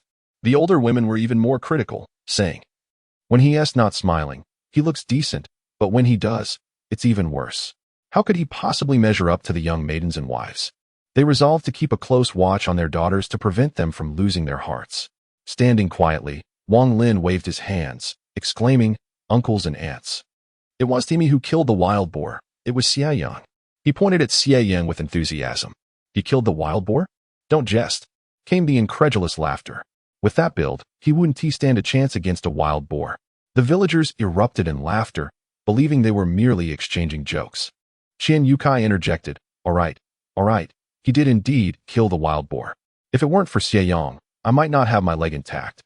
Reflecting on the incident still sends chills down Qian Yotsai's spine. The strength of that wild boar was no trivial matter. Summoning the accountant of the brigade, he was instructed to fetch provisions from the nearby warehouse for the young intellectuals, as the distribution of grain was imminent. Just at that moment, a commotion erupted outside. Brigade leader, you mustn't show favoritism. We also require our share of the grain. Chapter 31. The local tyrant Xie Yang turned his gaze towards the entrance of the brigade and observed several youths clad in tattered cotton jackets approaching with laughter. Brigade leader, we too are in need of sustenance. Please, grant us some provisions. Upon seeing these individuals, Qian Yotsai's expression darkened. He promptly instructed Accountant Lei, ignore them and continue with the grain distribution. The newly arrived youths scanned the courtyard, their eyes alighting on Xin Wenyue with a look of astonishment. Oh, there's a female intellectual. Uncle, why not introduce us? As their remarks grew increasingly outrageous, Qian Yotsai's temper flared. We are busy here. You should attend to your own affairs. Before he could finish, the leader, Yu Taiju, stepped forward and shouted, Brigade leader, I said we have no food. Is the brigade unconcerned? Qian Yukai, with a displeased demeanor, retorted, we just distributed grain before the new year. This allocation is for the new intellectuals. And you have no claim to it. If you had diligently worked to earn your share, you wouldn't be in this predicament. Yu Taiju cried out. But my brother is dead. I am the last son of the Yu family, and the village wishes to starve me. Indeed, how can this be allowed? Several youths echoed. Surrounding Qian Yukai. Angered, he commanded, step aside. What do you think this is? Suddenly, a gunshot rang out, causing Yu Taiju and the others to recoil in shock. The sound startled everyone, and Xie Yang turned to see a youth brandishing a firearm, smoke still curling from its muzzle. The faces of Yu Taiju and his companions grew grim, and they retreated without further obstruction. This farce, aside from revealing the brigade leader's limitations to the new intellectuals, seemed to serve no purpose. The gunman approached, remarking, Uncle Qian, you have been too lenient with them. I am aware, Qian Yukai replied tersely, if this happens again, I will send them to the commune. The onlookers began to chatter amongst themselves about the unfolding events, and Xie Yang gradually pieced together the background. Yutaiju's brother had perished in an accident while working for the village several years prior, leaving only Yutaiju and his mother. The village had shown considerable tolerance towards Yutaiju, yet he had chosen a path of mischief, resorting to petty theft without remorse. Whenever accountability was sought, his mother would lament at the doors of those who dared confront her, claiming her deceased son's fate. If the brigade enforced stricter measures, both mother and son would wail in unison. Ultimately, it was a matter of shamelessness. Despite being scorned by the entire village, they had evaded consequences, and these issues, while significant, often ended unresolved. Xie Yang comprehended that this was a flaw nurtured by the brigade leader's indulgence. Had it been addressed early on or met with proper discipline, it might not have escalated to this point. Of course, as long as he was directly bothered, Qian Yukai preferred to remain uninvolved. However, there were occasions when trouble found its way to him uninvited. Just as the new intellectuals received their grain, they were intercepted by Yutaiju and his companions. "Hello, newcomer. Is the city truly entertaining?" The speaker was Gohong, a follower of Yutaiju. Before Xie Yang could respond, Wang Lin interjected. "If you want to know whether it's fun or not, why don't you go see for yourself?" "Ah, quite bold, aren't you?" Gohong leaned in, his posture slouched, and remarked, "You see, in our brigade, newcomers must pay their respects, and our brother Taiju is the one to whom we pay homage. Once you do, we'll ensure your protection. Precisely, we don't ask for much, just a pound of grain per person each month. Quite a bargain, wouldn't you say?" At this moment, Yutaiju stepped forward and looked at Xie Wenwei, saying, "This comrade here, I can do without." Xie Wenwei instinctively recoiled behind Xie Yang, feeling a surge of fear. Bah! Yutaiju's expression darkened immediately as he approached Xie Yang, raising an eyebrow and saying, "Oh, a pretty boy, step aside." Xie Yang looked up at him defiantly. "What if I refuse?" Although he felt displeased with Xie Wenwei's instinctive retreat behind him, he was far more irritated by the other party's bullying demeanor. Given that they were already seeking trouble, he knew that retreating would only lead to endless complications in the future. "Oh, quite bold indeed." Yutaiju glanced at Shizhou, snorting. "Pretty boy, do you dare to join us for a stroll in the back mountains?" Xie Yang had just finished breakfast and was eager to expend some energy. With an opponent presenting themselves, he saw no reason to decline. He nodded, "All right. Yangzi, you can't go," Su Weidong warned, casting a wary glance at Yutaiju and his group. "We need not confront them directly. We should report their extortion to the brigade leader instead." Wang Lin and Gao Hongbing echoed the sentiment. "Yes, Yangzi, a wise man avoids immediate peril. If a fight breaks out, the local bullies won't let it slide easily." After a moment of hesitation, Xie Yang seemed to reconsider. Openly fighting could easily result in repercussions. It would be better to act with subtlety when dealing with adversaries. "All right. No fighting. Let us head back." For Yutaiju and his companions, this was a blatant provocation. They immediately blocked Xie Yang's path, stating, "You're not going anywhere." Yutaiju turned to his comrades. "You all can let this go for today. I'll be back another time to discuss the rules of our Rainbow Bay Brigade with this pretty boy." Although there were other members of the brigade passing by, few dared to intervene, given Yutaiju's notorious reputation. Xie Yang remained silent, while Su Weidong and Wang Lin stood protectively in front of him. "You all can step aside," Xie Yang instructed. "Yangzi, it's all right." Xie Yang addressed Yutaiju. "Some people may appear intimidating, yet are often all bark and no bite." This statement struck a nerve with Yutaiju, igniting his anger. He raised his fist and swung it towards Xie Yang.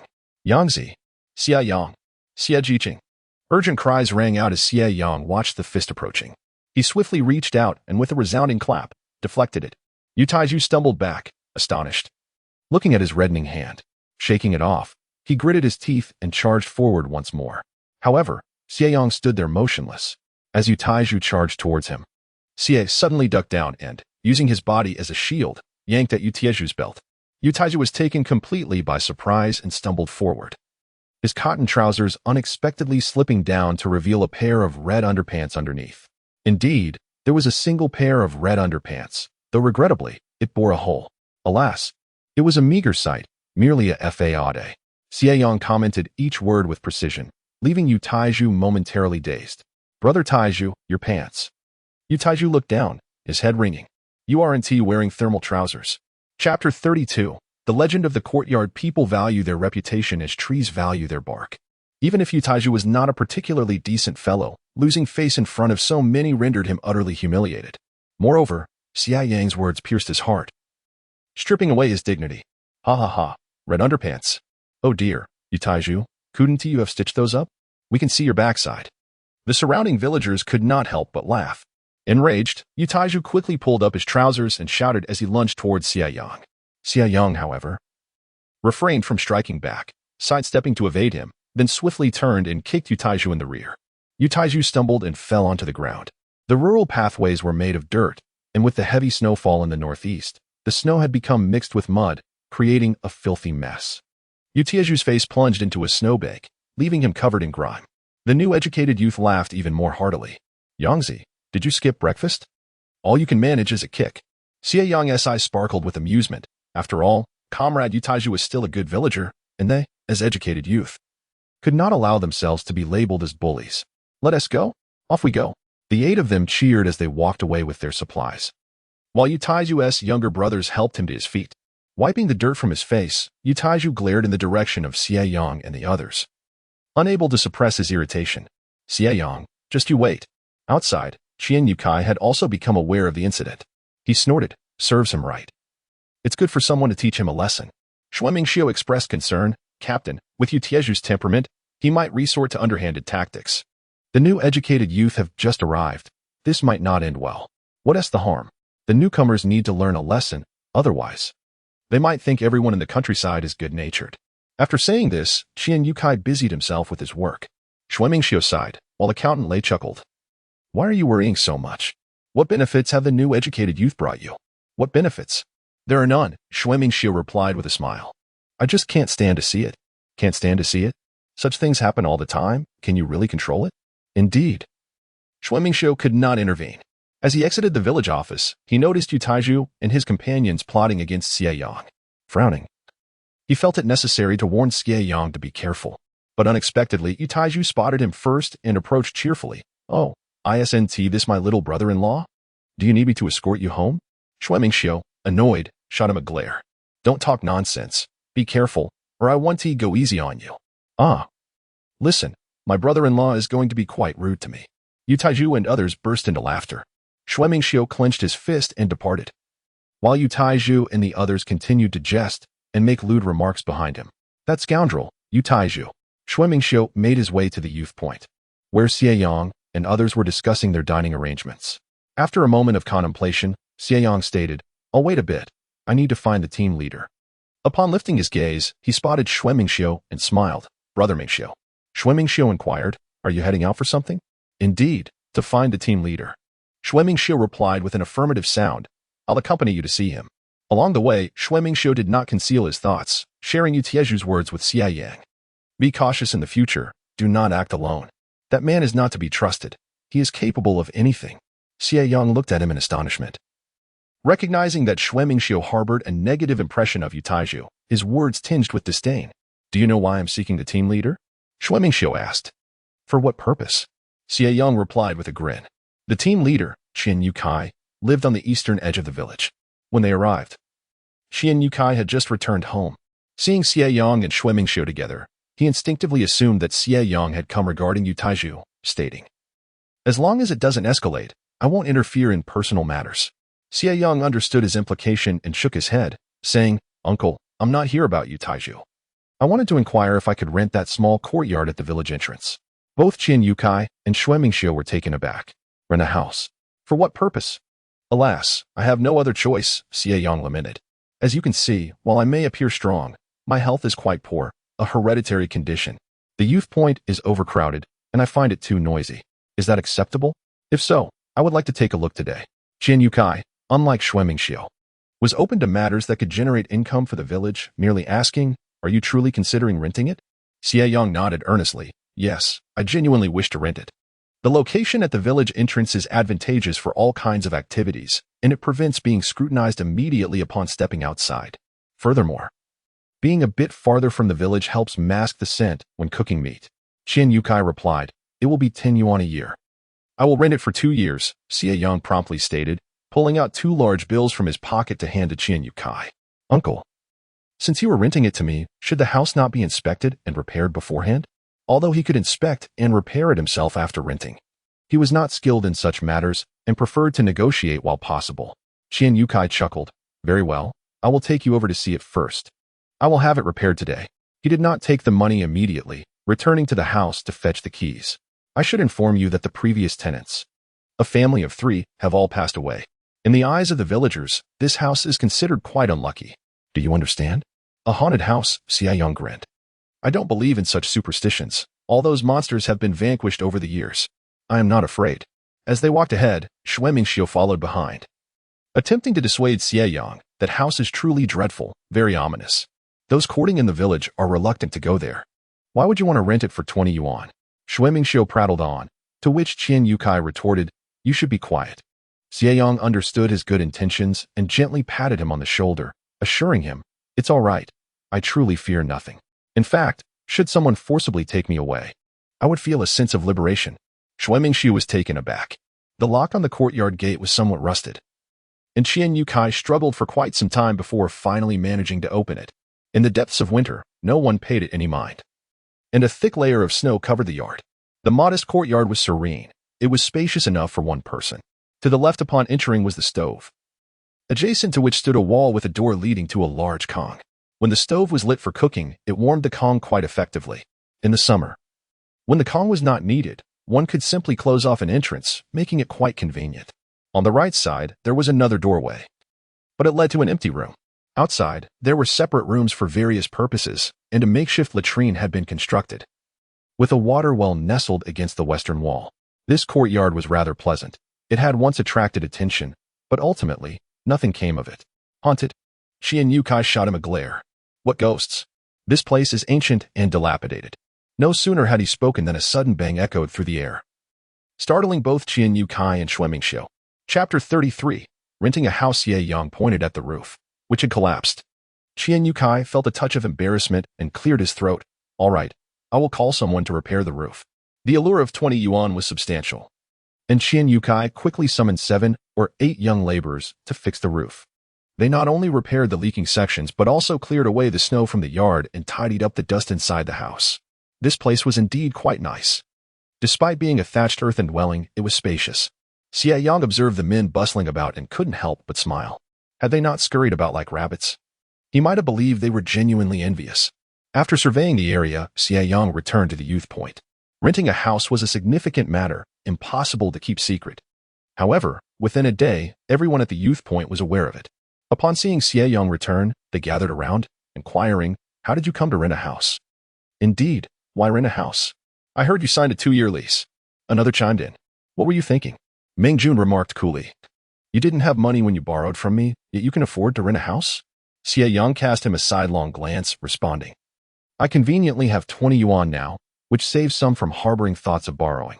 I had initially planned to rent for a year, but ended up renting for 2 instead. It's certainly better than lending to someone who never repays. He had learned of the gossip from Xie Yang, who had a contentious relationship with Meng Jun. You. Meng Jun sneered. Of course, you're well off. You wouldn't want to squeeze into a room with us, I understand.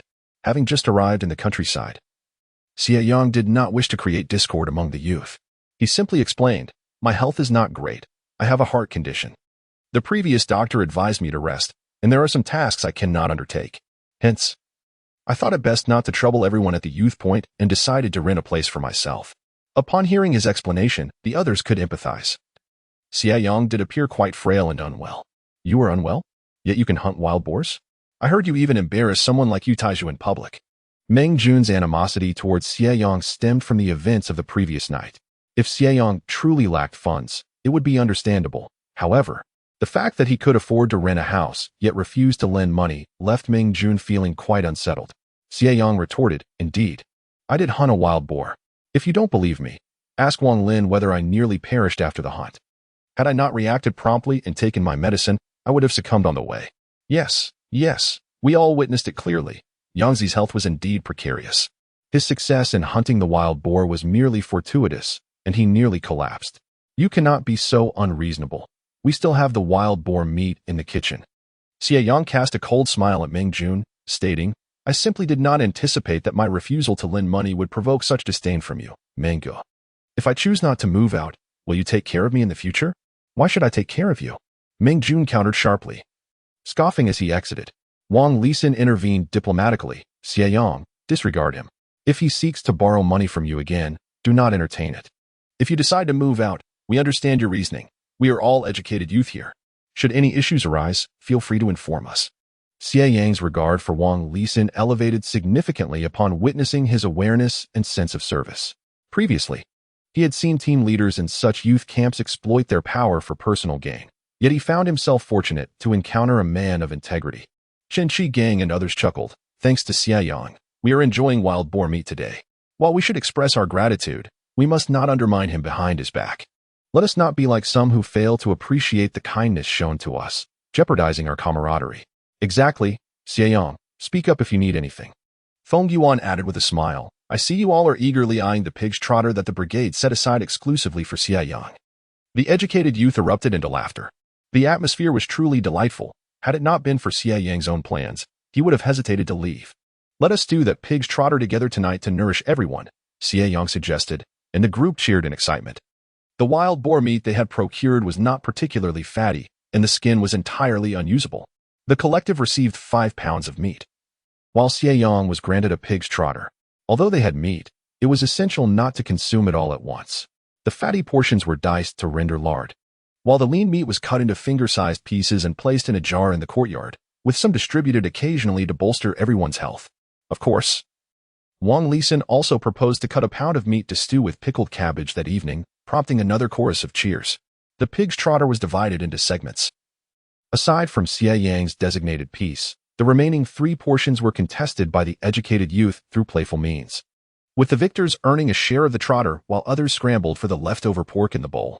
The meat was tenderly stewed, and the pickled cabbage absorbed the rich flavors, making it exceptionally delectable. To complement such a feast, the youth camp had also steamed a mix of grains for rice, pairing it with the pickled cabbage and pork, a truly fragrant combination. The room was filled with joy. Despite his many flaws, Meng Jun also enjoyed the meal, albeit under the watchful eyes of Chen Qi Gang and others, who did not miss the opportunity to tease him. After dinner, the seasoned youth inquired about the happenings in the city from the newcomers, some of whom had been in the countryside for 7 or 8 years, with limited opportunities to return home. It was not that they did not wish to go back, but rather that the distance was too great. A round trip would consume 7 or 8 days, hardly sufficient for a proper visit. More importantly, the cost of the tickets was exorbitant. Xie Yang reflected on such an era, and Su Weidong shared a similar sentiment. However, his manner of lamentation differed from others. He promptly produced a bottle of liquor and began to drink. The group of seasoned youths protested, for where there was good wine, it should not be consumed alone. Come, let each of us have a sip. Thus, every male youth took a turn to partake from the bottle, while Xie Yang was discreetly bypassed due to his frail health. Xie and Wenyue moved closer to him and said, "You cannot avoid moving away." Xie Yang looked at her, noticing the anxiety in her eyes. In just a day, the girl had begun to grasp the challenges of rural life. After having treated her as a younger sister during that time, Xie Yang finally spoke. "I will certainly be moving." "Oh," Xie and Wenyue replied, her eyes bright with anticipation. "May I also move over? I can give you 20 yuan. Indeed, Xie and Wenyue had the means, but Xie Yang shook his head apologetically. "That place is my stronghold. I cannot allow others to tread upon it easily." Xie and Wenyue pursed her lips. "Will there be any exceptions?" "Exceptions?" Xie Yang nodded. "Of course, for my future wife." Xie and Wenyue suddenly felt that she should not have mentioned anything about becoming a son-in-law. Chapter 34. Why go to the countryside? Xie and Wenyue was acutely aware that Xie Yang held no romantic interest in her, and she would not demean herself by making advances. "I understand," she stated promptly. Xie Yang acknowledged her with a grunt, unable to refrain from advising, "Be cautious. Wealth should not be flaunted." "I know," Xie and Wenyue sniffed. "Will I still be able to find you afterwards?" Xie Yang regarded her and asked, "What do you think?" Xie and Wenyue grinned. "I will definitely seek you out." Observing her innocence, Xie Yang sighed, recognizing that sending such a naive girl to the countryside was hardly a wise decision. One would need to be as bold as Sister Feng Yuan or possess other means of self-preservation. Mere naivety would not suffice. The male youths, having indulged in drink, began to speak nonsense, prompting the female youths to withdraw. Wang Lin and Su Weidong, both of lively disposition, quickly mingled with several seasoned youths, forming a raucous group. Xie Yang leaned beside the stove, warmed by the fire, watching their revelry. That night at Rainbow Bay, the topic of conversation was undoubtedly Xie Yang, the youth from the big city who had fortuitously killed a wild boar en route and rented the village's notorious haunted house on his very first day, spending 20 yuan in the process. The consensus among the villagers was succinct. He was not fit for rural life.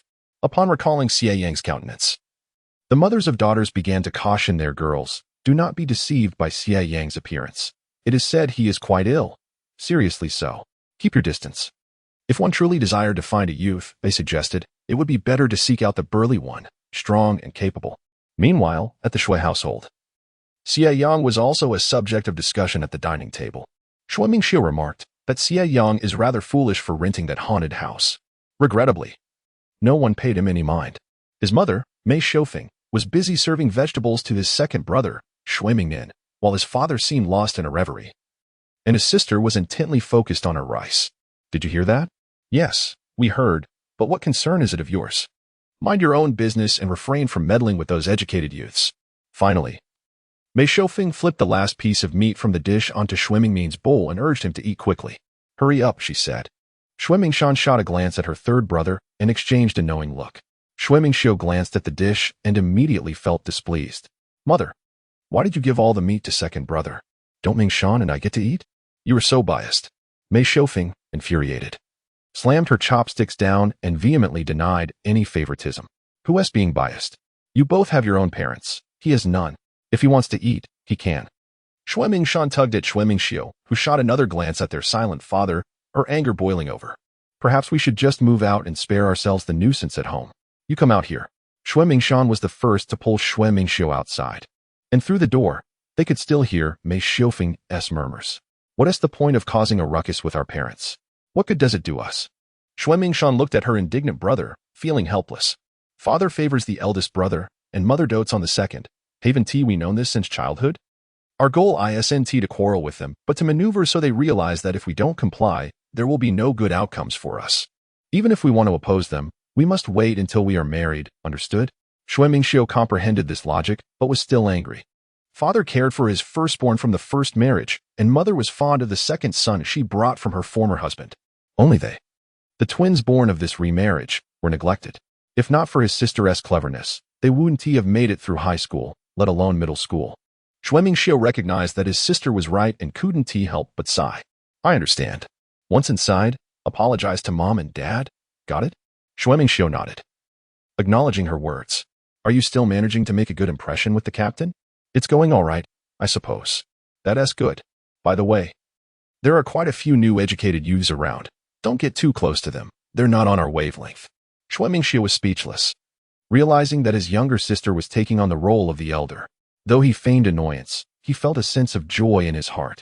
Shui Mingshan, unfazed, replied, Third brother, in this family, it's just the two of us on the same team.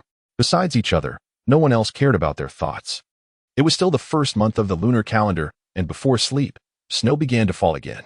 Xie Yang slept on the edge, and the wind seeping through the cracks of the door inevitably brushed against him. Fortunately, he had made warm bedding while in the capital, allowing him to curl up in the blanket like a silkworm, feeling quite cozy.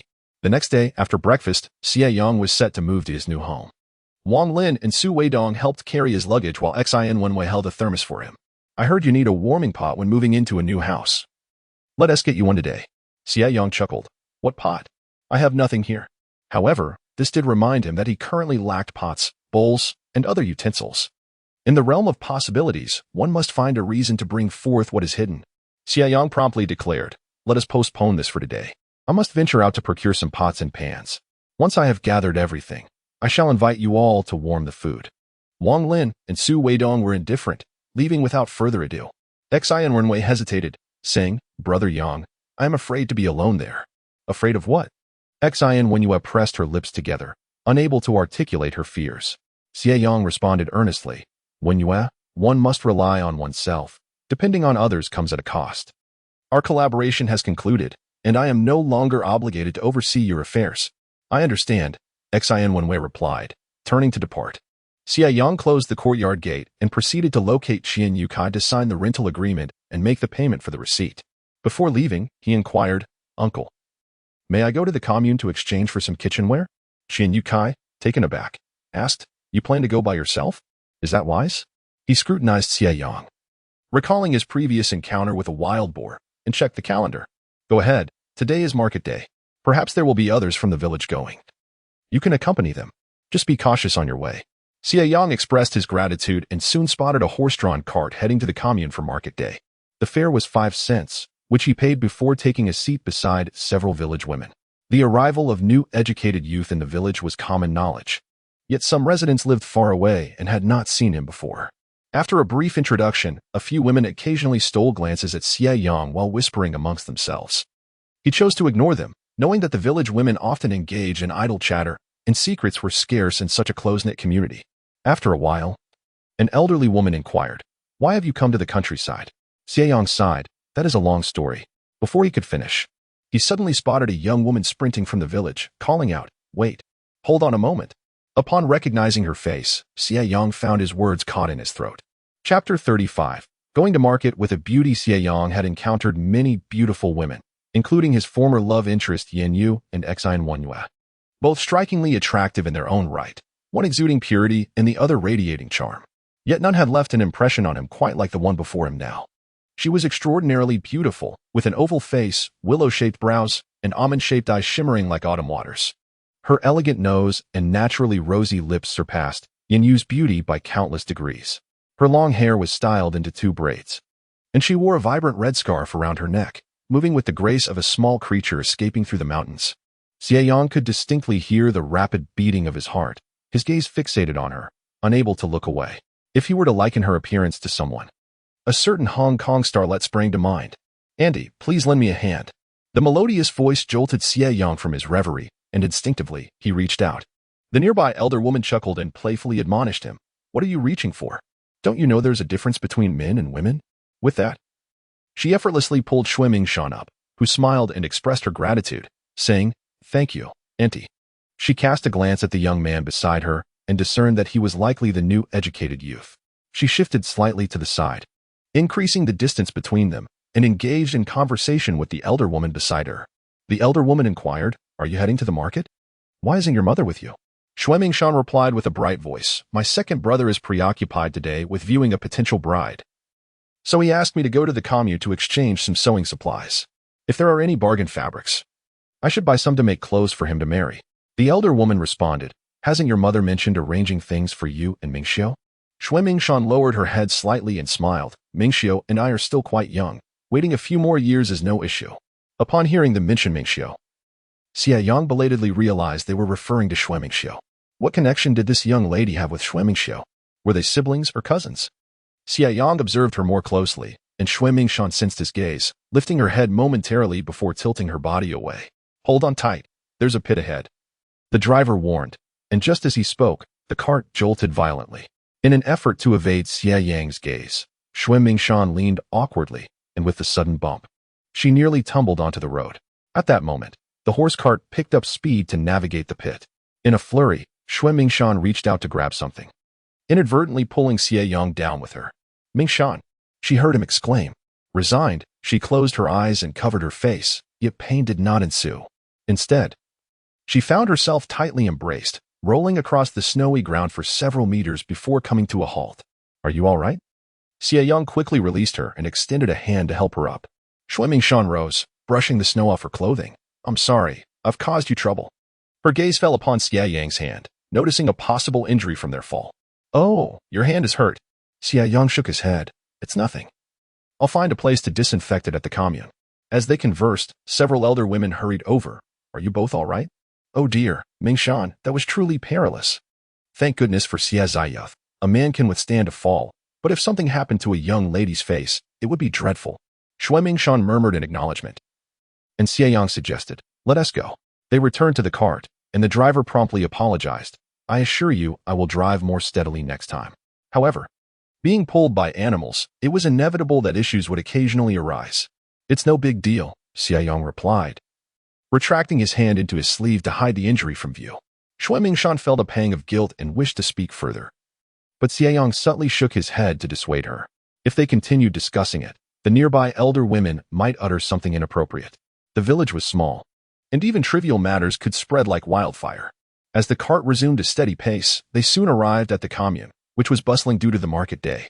The driver set a return time and sought a warm place, while Xie Yang followed the group of elder women inside. Xue Mingshan lingered at the back, quietly suggesting, "Xie Zayuth, let me take you to the clinic for a bandage." Xie Yang declined. No need. I'm fine. You go ahead. Xue Mingshan felt uneasy, after all. He had injured himself while protecting her, and if anything were to happen, it would weigh heavily on her conscience. Observing her demeanor, Xie Yang nodded in agreement. Although he was unfamiliar with the commune, Xue Mingshan was quite knowledgeable. They traversed the market, and not far from the supply and marketing cooperative lay the health clinic. Xie Yang's hand had bled profusely, leaving a rather alarming stain. As the doctor disinfected the wound, Xue Mingshan dared not look. But once the disinfection was complete and the wound was bandaged, she inquired, "Doctor, will he have a scar?" The doctor glanced at her and chuckled. "Even if a scar remains on his hand, it's of little consequence. Should a scar truly form, would you object to it?" The doctor clearly misinterpreted their relationship, causing Xue Mingshan's cheeks to flush crimson. Xie Yang, amused, remarked, "Doctor, we are merely from the same village. I am a new educated youth. Please do not frighten her, or I shall have a hard time explaining to the team leader later." Xue Mingshan's face reddened even further, while the doctor chuckled softly and refrained from further comment. After the bandaging was complete and payment made, Xue Mingshan insisted on covering the cost. Xie Yang queried, "Do you still have enough money for the items you wish to purchase?" She nodded affirmatively. "It's sufficient." "Are you going to the supply and marketing cooperative then?" "Yes." Xue Mingshan promptly hurried off to the cooperative. Watching her retreating figure, Xie Yang couldn't help but smile. Taking a deep breath before seeking a spot to prepare his own belongings, he had fully equipped himself with the essentials for daily living, including an iron pot, spatula, and tableware. He decided to purchase 2 lengths of hemp rope and a backpack from the market to stow his tableware and thermos. While he carried the iron pot tied with rope in his hand, the market offered a limited selection, and upon spotting a vendor selling eggs, Xie Yang approached to inquire about the price. Large eggs were 6 cents each, while the smaller ones were 5 cents. Xie Yang, eyeing the petite farm fresh eggs, decided to buy them all, totaling over 50, for a sum of $2.70, quite a hefty expenditure in those times. The vendor was overjoyed, exclaiming, "Why have you bought so many eggs at once?" Xie Yang managed a faint smile. "As a southerner visiting northeast China for the first time, my health isn't the best, so I need to nourish myself." The vendor scrutinized Xie Yang's face and remarked, "You don't look well. You certainly need to take better care of yourself." After saying this, the vendor mysteriously added, "Since you're looking to nourish yourself, chicken is undoubtedly the best choice. Are you buying any?" "Chicken. Chicken stew with mushrooms. Iron pot chicken stew." Xie Yang couldn't help but salivate at the thought. Chapter 36. Who is more unfortunate? At present, Xie Yang was not lacking in funds. Apart from the 440 yuan he had received from Xie Daqiang and his wife, plus the 120 yuan subsidy for Xie Ming's rural assignment and 800 yuan from selling work, he had accumulated a total of 360 yuan. After emptying the Xie household, he had only managed to rummage through clothes and bedding, finding only a few scattered coins. However, within the wardrobe, hidden in a box that Yu Shoujuan had used to stash money, there remained over 500 yuan, along with a multitude of miscellaneous receipts. All in all, considering his expenditures during the journey, Xie Yang had approximately 800 yuan left. In those times, particularly in the countryside, even 300 yuan was considered a substantial amount, let alone 3,000. To put it plainly, if Xie Yang were to reveal that he possessed 300 yuan, it was certain that someone would be willing to marry their daughter to him. The purchasing power was indeed formidable at that moment. After contemplating, Xie Yang inquired, "How much for a single one?" The elderly woman spoke mysteriously, announcing that hens were priced at 3 yuan each, while roosters cost 2.5. "How many do you have?" she inquired. With a huff, she replied, "I have 5. If you want them, follow me now." After a moment's contemplation, Xie Yang nodded. "All right. I'll take them all." In these times, procuring meat was no easy feat. At times, even with meat coupons, one could not secure any. Encountering such a fortunate opportunity, it would be absurd for Xie Yang to pass it up. As for why this old woman possessed 5 chickens when most households kept no more than 2, do we really need to ask? To inquire would be to reveal one's poverty. Raising chickens was a means to enhance living standards, akin to city dwellers secretly purchasing meat from the black market when the legitimate sources ran dry. Xie Yang followed the old woman away from the market and into an alley behind the supply and marketing cooperative. "Wait here while I fetch my husband," she instructed. "You're not planning anything underhanded, are you?" Xie Yang jested, keeping a wary eye on her. The old woman frowned. "How could I? At my age? If I were to deceive anyone, I would surely be taken by the heavens." She claimed to be an old woman, yet in truth, she was merely in her 60s. Spry and quick on her feet, disappearing from sight in no time. Having only just enjoyed a refreshing drink from his new home that morning, Xie Yang had exerted little effort on his way here, and even if the old woman did bring someone, he felt no fear. A few minutes later, he heard footsteps approaching. However, instead of the old woman and her husband, it was two men and a woman who emerged, the latter carrying 3 hens and 2 roosters. The hens clucking as if they had just been snatched from their coop. Upon seeing the burden on Xie Yang's back, the trio's eyes gleamed with greed. Exchanging glances that spoke of their intentions, they regarded him as a plump sheep, having heard the old woman speak of a Navi youth from the city, ripe for exploitation. The sight of him, frail and seemingly on the verge of collapse, suggested that even a single one of them could overpower him. The woman approached, saying, "My mother-in-law suddenly fell ill, so we sent her chickens ahead." Xie Yang asked, "Will it be cash on delivery?" The woman nodded with a smile, "Yes, cash on delivery."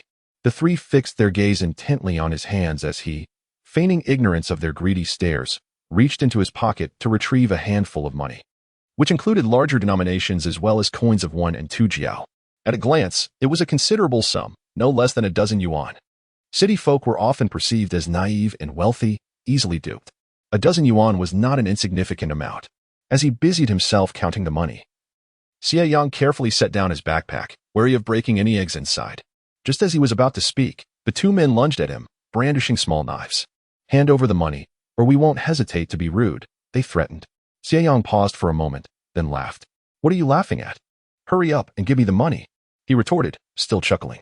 "All right, I'll give it to you," he said, though his hand had yet to extend. Instead, his foot shot out first, catching the taller man off guard and sending him sprawling to the ground, where he remained incapacitated for quite some time. He offered no time for a response, swiftly turning his attention to the short man. The tiny figure trembled, clutching a small knife. "Stay away, stay away. You coward. Fight him." The woman hurled a chicken in her hand and charged at Xie Yang. After all, she was merely a frail creature. If the 3 of them couldn't handle one sickly individual, they truly had wasted their time at the commune. Provoked by the woman, the short man found his courage, and the 2 lunged forward, baring their teeth. Observing this, Xie Yang swiftly delivered a kick, sending one of them sprawling. The trio fell to the ground, bewildered at how they had been subdued by a frail person. Were they truly incapable of overcoming one sickly individual? With freshly purchased hemp rope in hand, Xie Yang bound them together like skewered candied hawthorns. "You can shout all you like. I shall play the good comrade and report your speculative actions. Let us see whether the police apprehend you or me."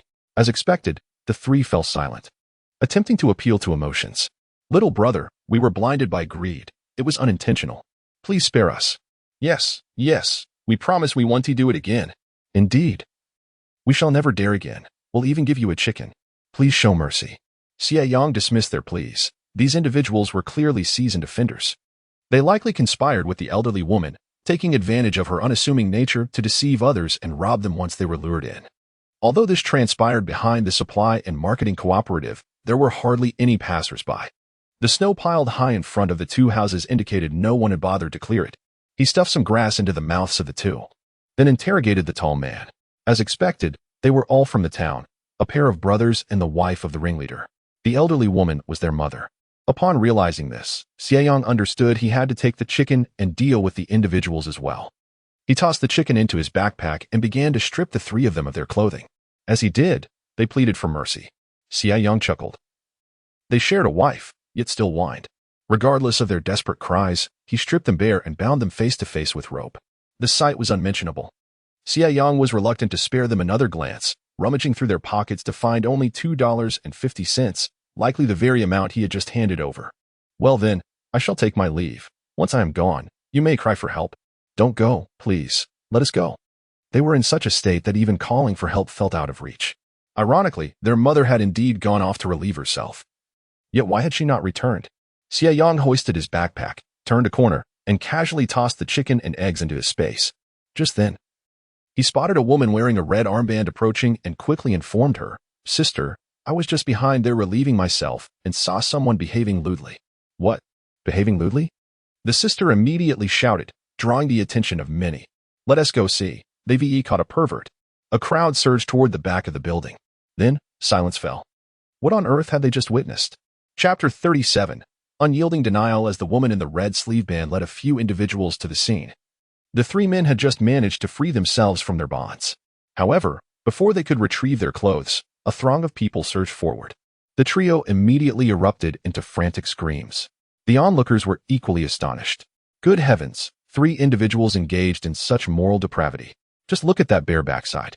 How can one be so brazen in broad daylight? This is nothing short of lewd behavior, unequivocally lewd behavior. The woman in the red sleeve band was incensed and demanded, "Quickly apprehend these shameless individuals and bring them to justice. They must be publicly denounced." A group of excited matrons rushed forward to seize the offenders, albeit with the caution of not allowing them to succumb to the cold. The three men cried out in protest, claiming their innocence. But the matrons were unyielding in their disbelief.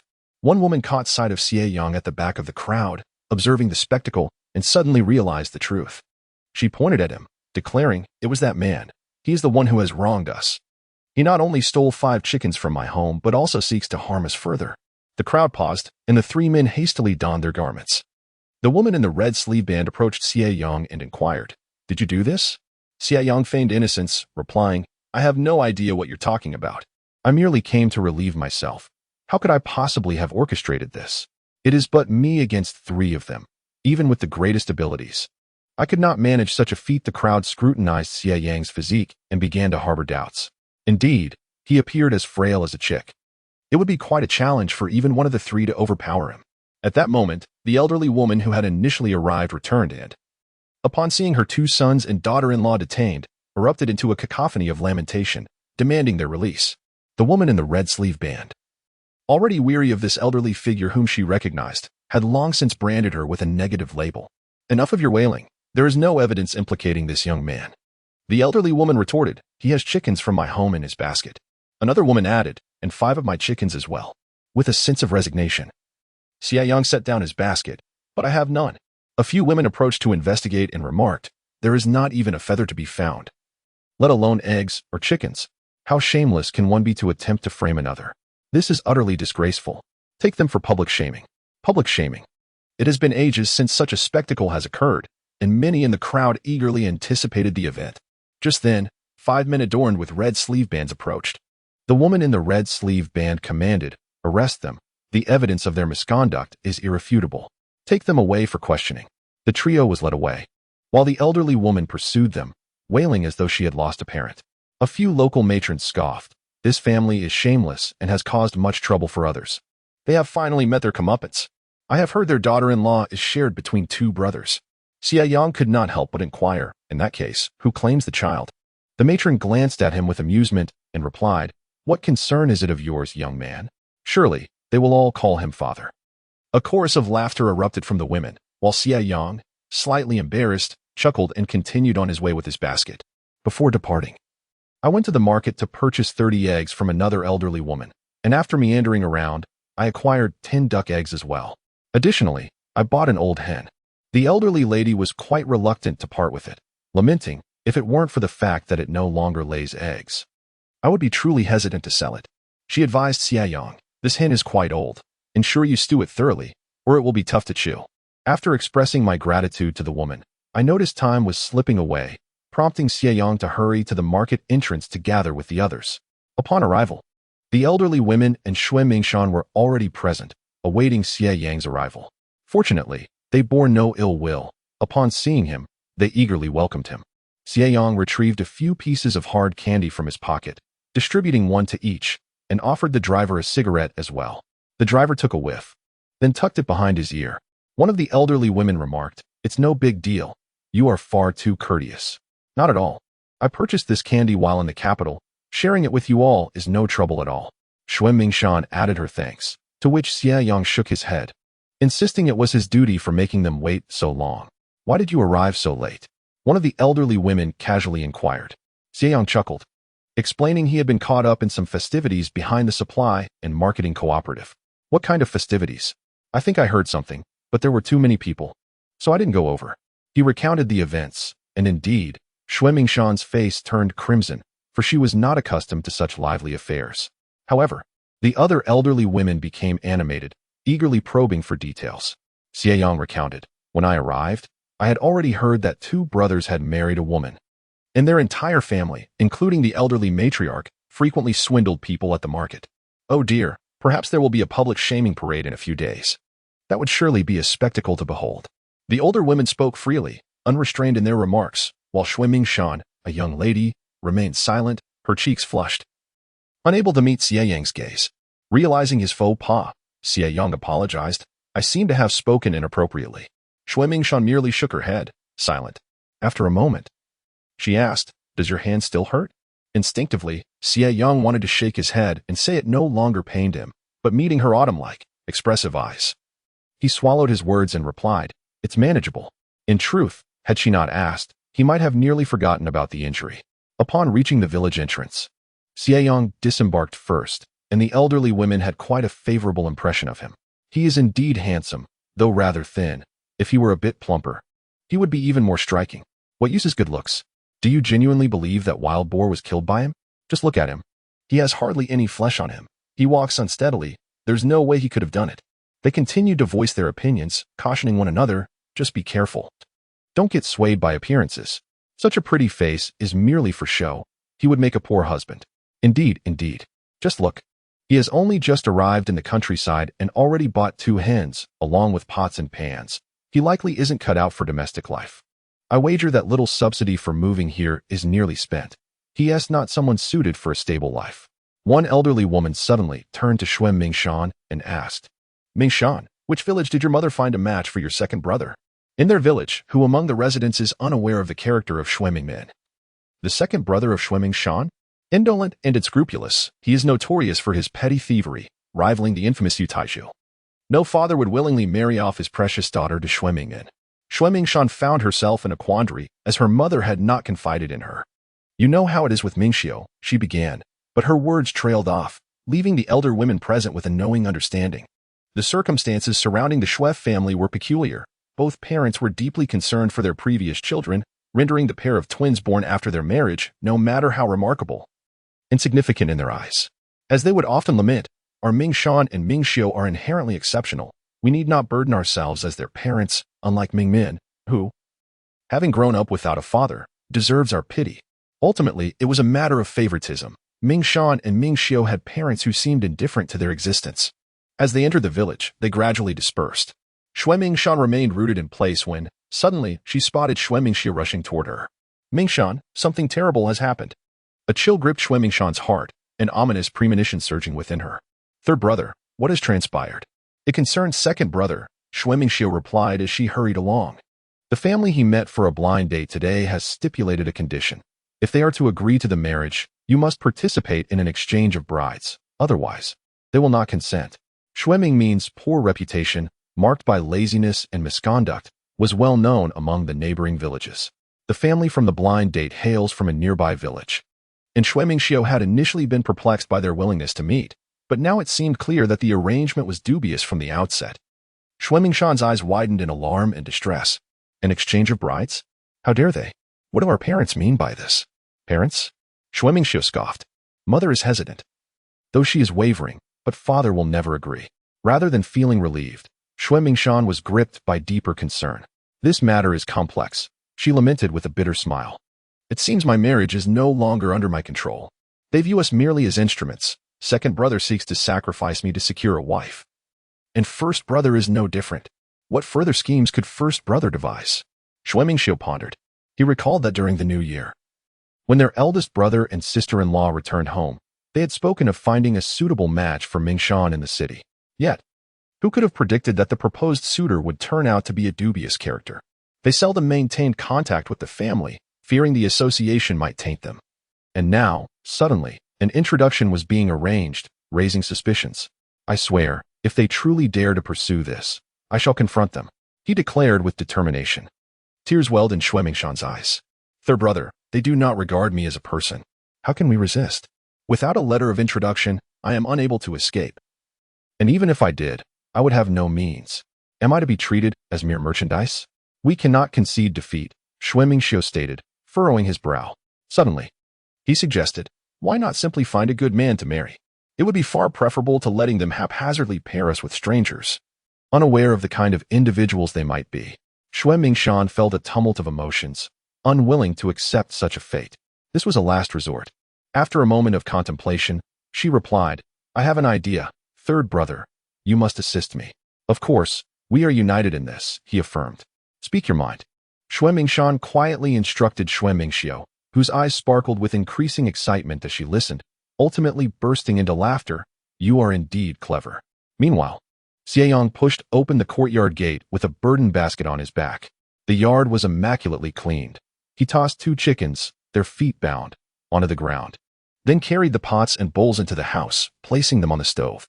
Remarkably, the large iron pot of this era was of a single size, fitting perfectly. The interior was stark and devoid of furniture, leaving the chopsticks and bowls to rest temporarily on the windowsill. After tidying up, Xie Yang intended to light the Kong, only to realize there was not a single stick of firewood in the house. Just as he contemplated stepping outside to procure some, a voice called out to him from outside. Upon exiting, he was surprised to find Xue Mingxiu, who had come carrying a load of firewood. She entered and set it down, saying, "Thank you, Xie Jiqing, for protecting my sister while you were at the market. You may use this firewood for now. If you need anything, just let me know. It's merely a small favor, no need for formality." Xie Yang urged her to take it back, but Xue Mingxiu was insistent, running off with the yoke on her shoulder. Watching her retreating figure, Xie Yang couldn't help but think of Xue Mingshan, whom he had heard were fraternal twins, albeit not strikingly similar in appearance. He recalled their first encounter, where Xue Mingshan had seemed to shy away from him, presumably due to some unknown reason. Reflecting on her visage, Xie Yang felt an irresistible urge to whistle. She was truly a beauty, exquisite to her very core. Just as he was about to carry the firewood inside, Wang Lin arrived, also with a load of wood, stating, "Our team leader sent me with this. It's for you to use." Xie Yang was deeply touched and expressed his gratitude. Wang Lin chuckled, "No need for thanks. By the way, the team leader asked me to inform you that we will gather at the brigade tomorrow to follow the village's arrangements. We need to head up the mountain to log for work points." The prospect of logging filled Xie Yang with trepidation. As darkness descended after Wang Lin departed, Xie Yang hurriedly attempted to light the stove. However, as it was his first time using such an earthen stove, smoke soon filled the room. He rushed outside, only to discover upon returning that the fire had extinguished. Feeling disheartened, he resigned himself to check the stove, realizing it had been blocked at the flue. No wonder it had failed. Rekindling the stove, he boiled a pot of hot water and deftly prepared the rooster. The old hen, rumored to have ceased laying eggs, was left to roam the yard, destined for slaughter in a few days to nourish his body. After scalding the rooster, he donned gloves to pluck its feathers, washed it clean, and chopped it into pieces, then retrieved some of Yu Shoujuan's provisions to start a chicken stew. As the rooster simmered, Xie Yang found flour and kneaded it, shaping it into palm-sized dough cakes, which he carefully pressed against the rim of the pot. After another half-hour of simmering, the dish would be ready. He also added a carrot to the stew, perfectly compensating for the vitamin deficiency. Sitting on the Kong, enjoying the iron pot chicken and sipping on some of Xie Daqiang's stored baijiu, Xie Yang found the rural life to be quite pleasant. If only it weren't for the logging tomorrow. After all, he was no lumberjack. The chicken, of course, could not be finished in one sitting. So he set aside the leftovers, preparing to enjoy them for breakfast the following morning. Unbeknownst to Xie Yang, news of his chicken purchase had swiftly spread throughout the village during the course of a single meal. As he simmered the chicken, a few individuals gathered outside his courtyard, drawn by the billowing smoke and the tantalizing aroma wafting through the air. Such a sizable chicken, surely a solitary, lanky figure like him could not consume it all. Indeed, it would last for 3 days at my home. If he could afford to buy pots and pans, he must surely have the means to acquire 2 chickens. Almost as if to validate this notion, the distinct clucking of a hen suddenly echoed from the courtyard. The onlookers' mouths watered anew. The sound of the hen's call promised a delectable feast. In this bitterly cold weather, how delightful it would be to savor a bowl of broth. The sounds of eager swallowing rising and falling like a symphony. Dare they? The group exchanged knowing glances and chuckled, all for the sake of the hen. One individual extended a hand, joined by others in a collective gesture, their eyes gleaming with visions of savory hen soup. How enticing it was. They were all humble, hard-working souls, yet they found Xie Yang's lavishness in purchasing 2 chickens rather inappropriate. Their intent was merely to alleviate his burdens. They were, after all, kind-hearted individuals. Chapter 39, Revelry Outside. An unexpected heavy snowfall commenced. Xie Yang indulged in a modest amount of liquor, a small celebration of warmth for himself, wary of becoming inebriated and unwell. He quickly took a few sips of the spiritual spring water. Surprisingly, accustomed to its taste, he detected a hint of sweetness. A large pot on the stove simmered with hot water. Having been unable to wash properly during his travels, he seized the opportunity to take a warm bath. Lacking a tub, he settled for a basin. Glancing at the remaining spiritual spring water, he decided to pour it into the bath water. The basin was placed beside the roaring fire, providing a measure of comfort. After wiping himself down with a towel, he was taken aback by how grimy he had become. Mud caked onto his skin. Indeed, since his arrival, he had not bathed, either preoccupied with dealing with his negligent father and stepmother or hastening along the road. It had been over 10 days in the blink of an eye. Time passed swiftly. With a stern expression, Xie Yang changed the water 3 times, finally scrubbing himself clean. Top to bottom, even ensuring his brothers were presentable. Water spilled around the stove, but that was inconsequential. It would dry by morning. He was too lazy to dispose of the dirty water, simply leaving it by the stove. As he lay under the covers, contemplating his journey and the people from the youth cadre point alongside the villagers, he drifted into a drowsy slumber. However, in the dead of night, Xie Yang abruptly opened his eyes upon hearing noises at the door. The hen he had brought into the house before bedtime clucked restlessly a couple of times before falling silent. Xie Yang sensed someone fiddling with the door. The door was not locked, merely secured with a bolt. Silently, he donned his clothes and crept from the bed. Crouching in the darkness at the threshold of the inner room, the bolt was drawn back, revealing 3 figures lurking in the shadows. Well, this was quite splendid. A group endeavor. Xie Yang remained still, while the intruders outside buzzed with excitement. As the night unfolded, a commotion arose surrounding the eccentric figure known as Brother Pillar. What on earth is he doing bringing that hen indoors? One might ponder. Surely, the remnants of the chicken he had consumed earlier lingered about. With a sharp reprimand, Yutaiju commanded silence, instructing Gohong to enter first. Yet, upon stepping inside, Gohong lost his footing, stumbling forward and instinctively grabbing the nearest person, inadvertently causing Yutaiju to topple as well. Curse you, Gohong. Yutaiju fumed, struggling to rise but sensing something amiss as he glanced up, perceiving a grin revealing gleaming white teeth. Before he could fully comprehend the situation, a bucket of water cascaded down upon him. What in the world is this? He exclaimed, bewildered by the presence of mud amidst the deluge. Xie Yang advanced without hesitation, launching a series of kicks that left both Yutaiju and Gohong dazed. The last among them, Tai Dan, who claimed to be Yutaiju's sole-sworn brother, was so frightened he nearly wet himself, prostrating himself and pleading, "Big brother, I beseech you, do not harm me." Xie Yang, of course, had no intention of inflicting violence, for such actions would only undermine his authority. He threatened Tai Dan, compelling him to assist in dragging Yutaiju and Gohong outside into the frigid air, which made Xie Yang shiver involuntarily. "Where are we taking them?" Tai Dan asked, glancing at his comrades being unceremoniously dragged like lifeless swine. Inside, he lamented, "Brother, do not hold this against me. I am left with no choice, driven by the circumstances." Contemplating the gnarled tree at the center of the village, Xie Yang decided on a course of action. In the dead of night, the biting wind accompanied by swirling snowflakes enveloped them. The 2 men maneuvered the unconscious figures to the crooked tree, where Xie Yang, in a rare moment of benevolence, instructed Tai Dan to return. Grateful for this reprieve, Tai Dan took off without uttering a word. Xie Yang proceeded to remove the trousers of Yutaiju and Gohong, binding them together with rope before suspending them from the twisted branches of the tree. The chill of the night soon roused Yutaiju from his stupor, only to realize that he was precariously swaying, with another body pressed against him. In the cold, one instinctively seeks warmth, and the presence before him evidently emanated heat. Thus, they instinctively huddled closer together. A sudden cacophony erupted, and the nearby residents stirred, igniting oil lamps in alarm. Qian Yukai, soundly asleep, was jolted awake, nearly fainting from fright. Muttering to himself, who was causing this ruckus in the dead of winter? Reluctantly, he arose, and his son joined him. "Father, I want to see too." As the duo emerged with a flashlight, several neighbors followed suit. Wang Dashuan from next door exclaimed, "Captain, someone has hanged themselves." Qian Yukai directed his light towards the shadowy figure, only to realize, to his astonishment, that it was not a hanging person at all, but rather 2 naked men, trembling and leaning against each other, a sight so scandalous that even an old man like him could hardly bear to look. A woman's piercing scream echoed. What lewdness is this?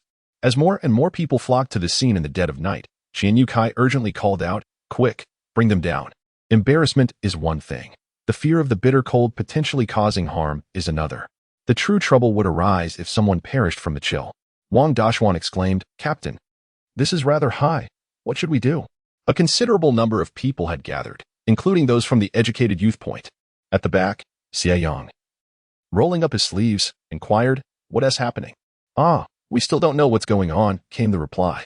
A group of educated youth lamented dramatically about the shame of it all, yet their eyes were drawn to the spectacle, excitement palpable in their tones. In the dim light, visibility was poor, revealing only two figures swaying vaguely under the flickering kerosene lamp. "Oh, they're quite fair," several young women stifled their laughter. Xie Yang stood beside Xie Yang, whispering that one seems like the one who blocked the road yesterday. Serves him right. Xie Yang cast her a glance, noticing her face alight with excitement and satisfaction, and could not help but admonish, "Just be careful not to wander off alone, especially after dark." "I know." Xie Yang replied mischievously, "I'll just follow Sister Feng Yuan like a little tail." Xie Yang nodded in acknowledgement. The individual hanging from the crooked tree had been lowered. A woman rushed forward, crying out, "Iron pillar! Damn it! Who was the scoundrel that hung you up there?" "My son, Yu Taiju, already dazed from the cold," fainted as his mother shook him vigorously. Gu Hong fared slightly better, though he too was suffering from the chill. His wife approached tearfully, offering him a pair of cotton pants, lamenting, "Oh, my poor man." Surrounding men assisted in carrying the individuals back, while onlookers expressed their regret. Why were they tied together? "I don't know. It's truly bizarre. By the way, isn't Iron Egg usually with them? Where is he?" Unintentionally, someone's words sparked curiosity. And Qian Yukai asked, "Where's Iron Egg?" Chapter 40. Exposed to all eyes, Qian Yukai searched for Iron Egg, but found no trace of him. His eldest son returned from Iron Egg's home, reporting that he was sleeping. "Well, that's that. He didn't participate." Qian Yukai glanced at the sky, noting that the snow seemed to be falling heavier and the wind growing fiercer. He promptly declared, "All right, everyone, let us head back to sleep. The snow is getting heavier. Let us not be startled awake tonight by a collapsing roof." As the crowd dispersed, still discussing Yu Taiju's predicament, Xie Yang made his way to the village entrance. Wang Lisan cautioned, "Xie Yang, are you all right staying alone? If not, you should come back." Xie Yang smiled. "It's fine, quite pleasant, actually. The night is tranquil." The only downside was that he couldn't hear the ruckus very clearly. Thankfully, he had to get up to use the restroom, or he might have missed the lively commotion. Laughter erupted among the group. Upon returning home, Xie Yang tidied the floor and added a piece of firewood to the stove before finally lying down to rest. The winter snow night was serene, free from unpleasant odors, snoring, or anyone speaking in their sleep. Xie Yang enjoyed an unusually peaceful slumber. When he awoke, the world outside was draped in a silvery white, as if nature itself had been covered in snow. A few sparrows fluttered from the yard into the vast sky, and wisps of smoke curled up from the distant village. Unbeknownst to anyone, a sister-in-law from a nearby household was chastising a child, whose cries echoed piercingly in the crisp morning air. Xie Yang exhaled deeply, rose from his bed, dressed, and attended to his morning routine. He initially intended to consume the leftovers from the previous evening but ultimately dismissed the idea, opting instead for a few steamed buns before donning his hat and scarf and heading to the brigade office. Upon arrival, he found several sent-down youth already gathered there. Qian Yukai hurriedly entered, announcing that the snowfall atop the mountain was too heavy for them to ascend that day, urging everyone to return and clear the snow from their rooftops. He then addressed the group of young intellectuals, inquiring if anyone wished to join him in sweeping houses for 5 work points. The older youths exchanged glances, chuckling softly. They decided against it, remarking that they hadn't even cleared the snow at their own designated spots yet. Qian Yukai, unfazed, promptly departed, while the young intellectuals were reluctant to help.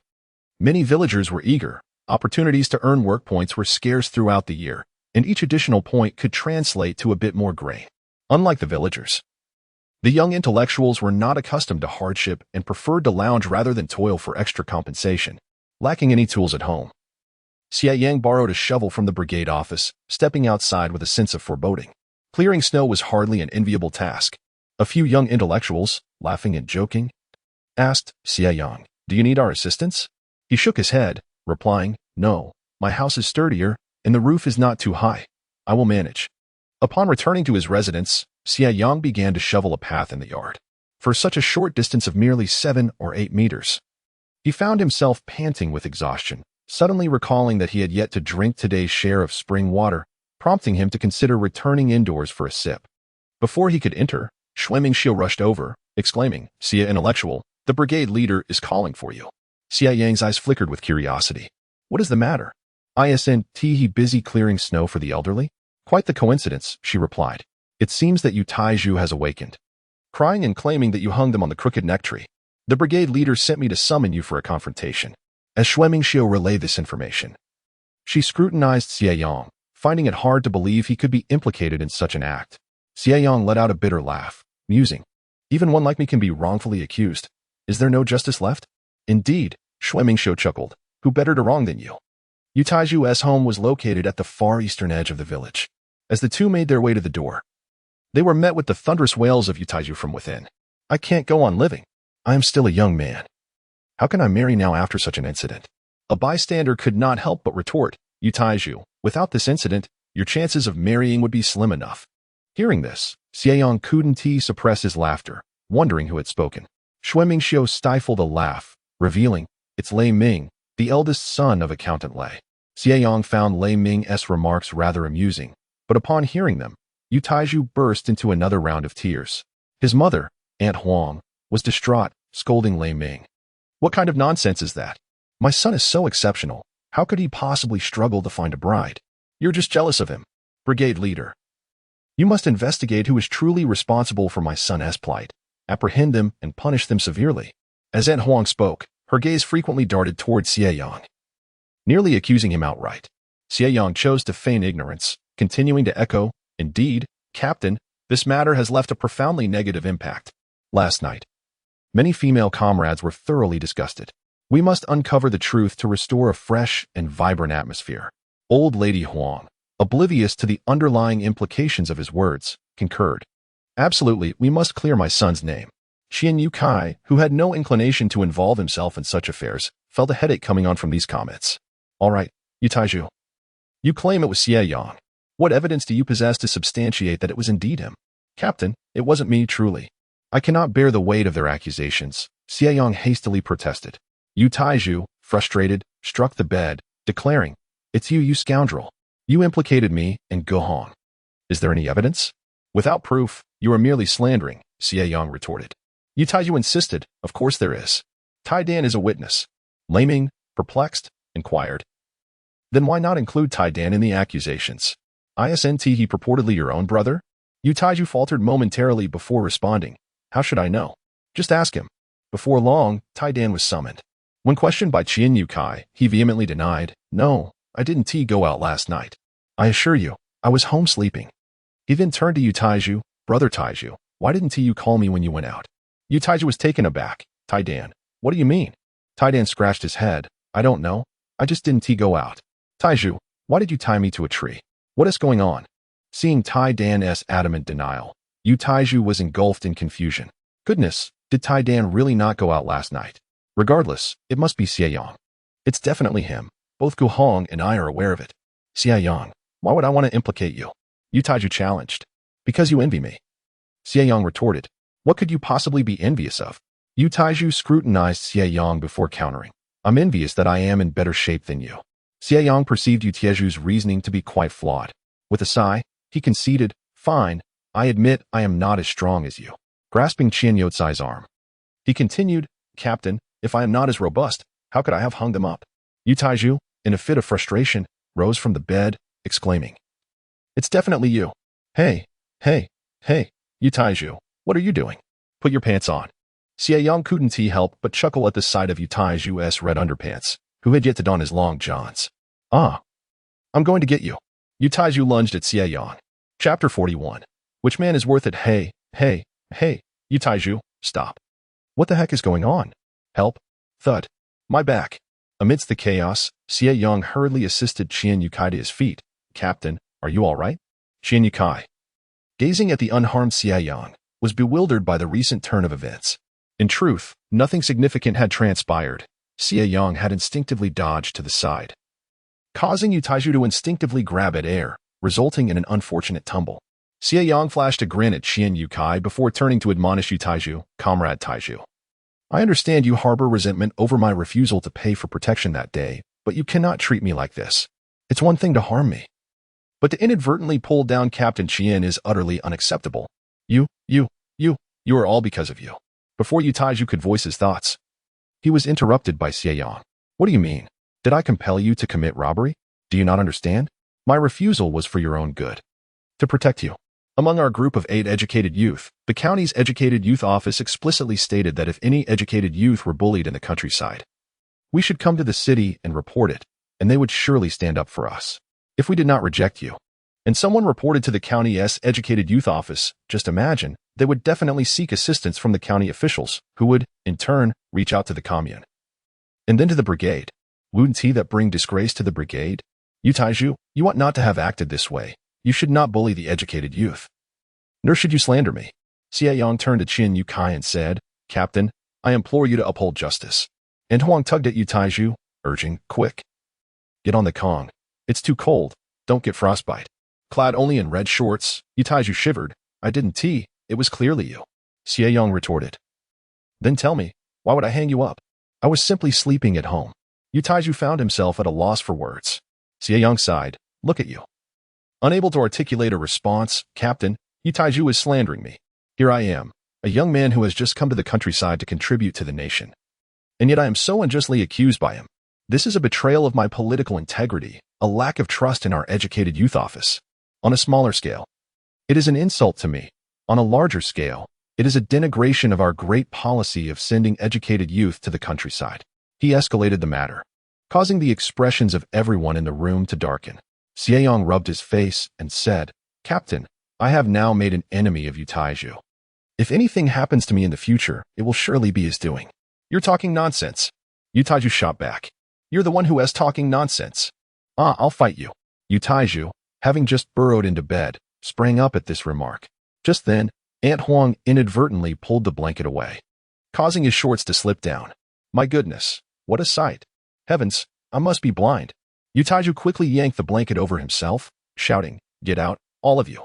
Xie Yang, Qin Yukai, and the others quickly exited, stifling their laughter once outside. Laming gave a thumbs up, impressive. Xie Yang chuckled, I merely spoke the truth. I was genuinely frightened. This matter was evidently a perplexing case. Qin Yukai did not believe Xie Yang could be responsible, although Xie Yang had killed a wild boar. Luck played a significant role, and with such a pale face resembling a ghost, how could he hang someone on a tree? It was utterly implausible. With a sigh, Qin Yukai remarked, All right, let us return to shoveling snow. We'll head up the mountain tomorrow. Xie Yang nodded. Very well. I assure you I will be on time. After Qin Yukai departed, Laming yawned and patted Xie Yang on the shoulder. You did splendidly. Xiao, brimming with excitement, pulled on Xie Yang's arm. Xie Yang, you were incredible just now, truly exhilarating. Xie Yang, curious, asked, You seem to harbor a strong dislike for Taiju. Who doesn't he despise him? Xiao's disdain was openly displayed on her face. She recalled how yesterday Xie Yang had assisted her sister and had not hidden the fact that Taiju, that scoundrel, actually wished to marry her sister. He had caused no small amount of trouble for their family, and they were thoroughly exasperated with him. He deserved every bit of it. It was all because of Shan. Xie Yang could not help but picture Shan's face, which was indeed quite rare and charming. As for Taiju, with his character, he was akin to a toad desiring to consume swan meat. Xie Yang nodded in agreement. He truly deserved it. He turned to head home, only to find Xiao trailing behind him. Is there something you need? He inquired. I'm here to help you shovel snow, she replied. Xie Yang chuckled. Doesn't your family have enough help? Xiao retorted indignantly, My second brother is at home too, yet he does nothing. Why should I do all the work? All right. If you help me, I'll provide lunch, he offered. The two busied themselves for the morning, clearing the rooftop courtyard. The snow was piled at the base of the south wall. Xie Yang returned indoors to check on the rice and oil, realizing some items were inaccessible. He decided to heat the chicken he had stewed the previous night and prepared a generous bowl of egg soup. While eagerly devouring her meal, Xiao exclaimed, Xie Jiqing, I had no idea your culinary skills were so impressive. In this day and age, finding a man who can cook is quite rare. When you decide to marry, countless young ladies will line up to win your favor. Xie Yang was both amused and exasperated by her exaggerated praise. Just as they were enjoying their meal, someone called out for Xiao outside. Xie Yang stood up to open the door and remarked, Your sister has arrived. Let me take a look, Xiao said. carrying her bowl outside. Upon seeing her, Xie Yang could not help but frown.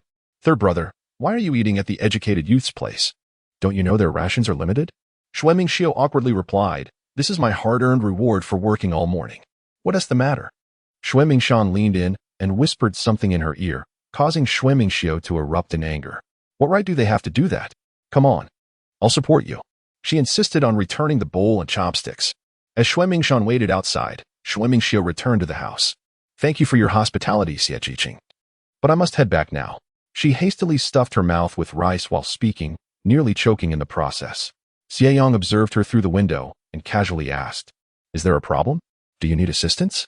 "This is something you cannot help with. My second brother is worthless. My mother is even considering marrying my sister off in exchange for a bride for him. They can think again," she replied, and with that, Xie Yang wiped her mouth and departed. Exchange of brides? Is that truly their intention? Are they planning an arranged marriage? Xie Yang pursued her outside, just in time to see Xie Yang's forlorn gaze retract. "Mingxiu," she called back. "Do you have something to discuss, Xie Yang?" Xie Yang inquired. "Isn't it said that arranged marriages are prohibited? Doesn't the Women's Federation of the Commune oversee such matters?" Xie Yang's eyes brightened instantly. Xie Yang quickly added, "I merely spoke offhandedly. You will need to deliberate on this matter carefully. If you face difficulties, seeking assistance from the government is advisable. Women facing hardships can certainly rely on the Women's Federation. We were born under the red flag. Having discarded the old ways, we cannot allow for forced marriages. Can we? However, I have heard whispers of some unsavory customs in the countryside, such as the deliberate exploitation of women." He did not elaborate further. Yet both Xie Yang and Xie Yang understood immediately, expressing their gratitude before departing.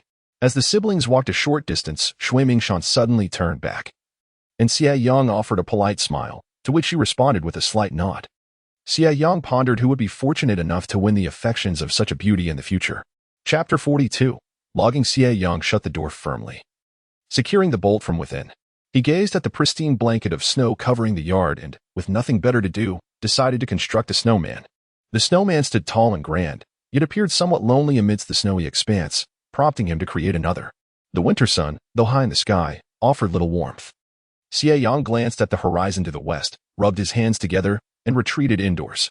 The egg drop soup had already cooled, so he poured in some hot water to warm it up before consuming it, which provided some comfort to his stomach. Reflecting on his health, he began to practice Tai Chi within the confines of his home.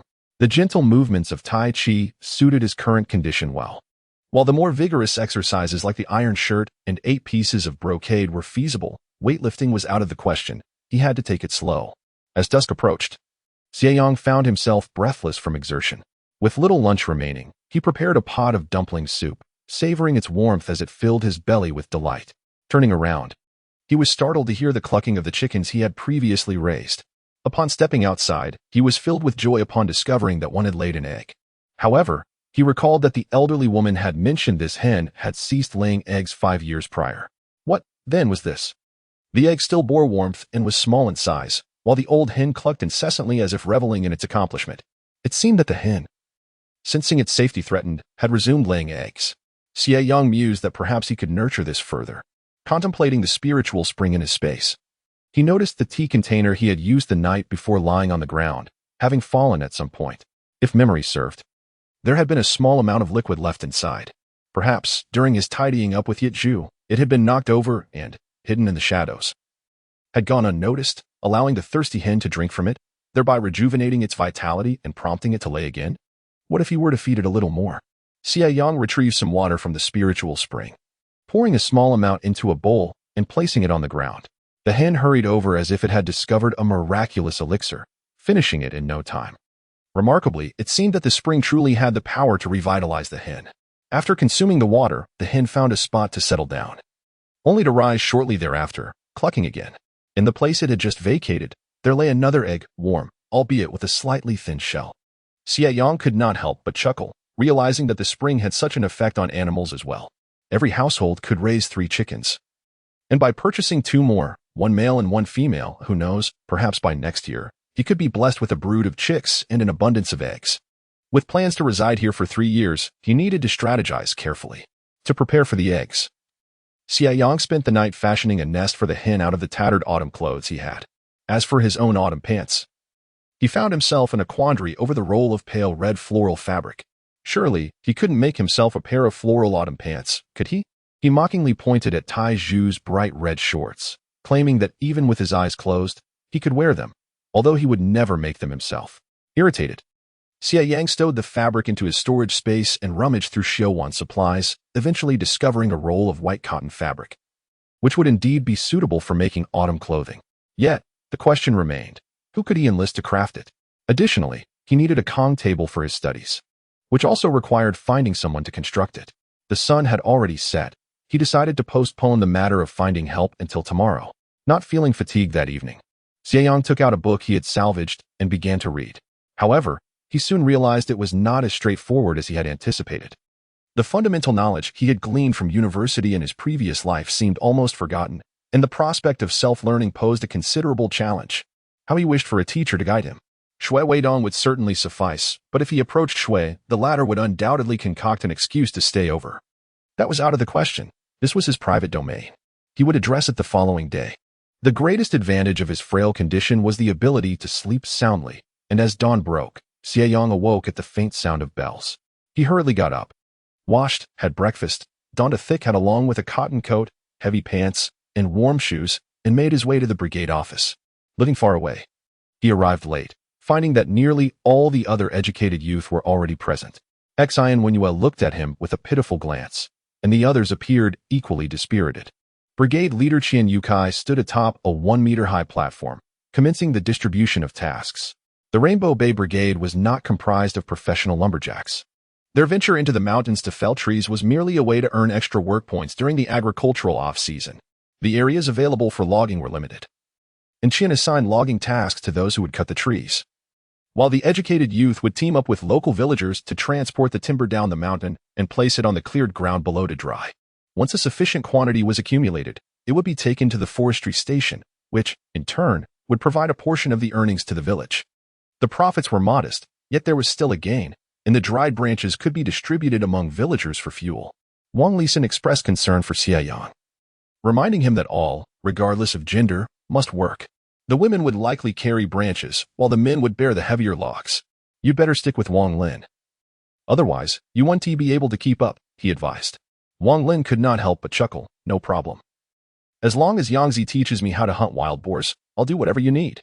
The others erupted in laughter, teasing him about his fixation on wild boars. Let me tell you, wild boars are seldom seen alone. They usually appear in packs, and their destructive power is formidable, especially when it comes to ravaging crops. Xie Yang chimed in, recalling that in previous years, wild boars and other beasts favored descending from the mountains in winter due to the scarcity of food above, often causing havoc in people's homes, wreaking havoc on chickens and ducks. Don't frighten the newcomers. What if they get scared and can't move when it's time to descend? Who will carry the logs then? Xie Yang chuckled. What terrible luck could they possibly have? As he spoke, he glanced at Xie Yang, adding, but if they do come, we need not fear. We have a hero among us to hunt wild boars. Just as he finished his sentence, Lin Wenjie suddenly pointed in horror towards the eastern woods, exclaiming, "What is that over there?"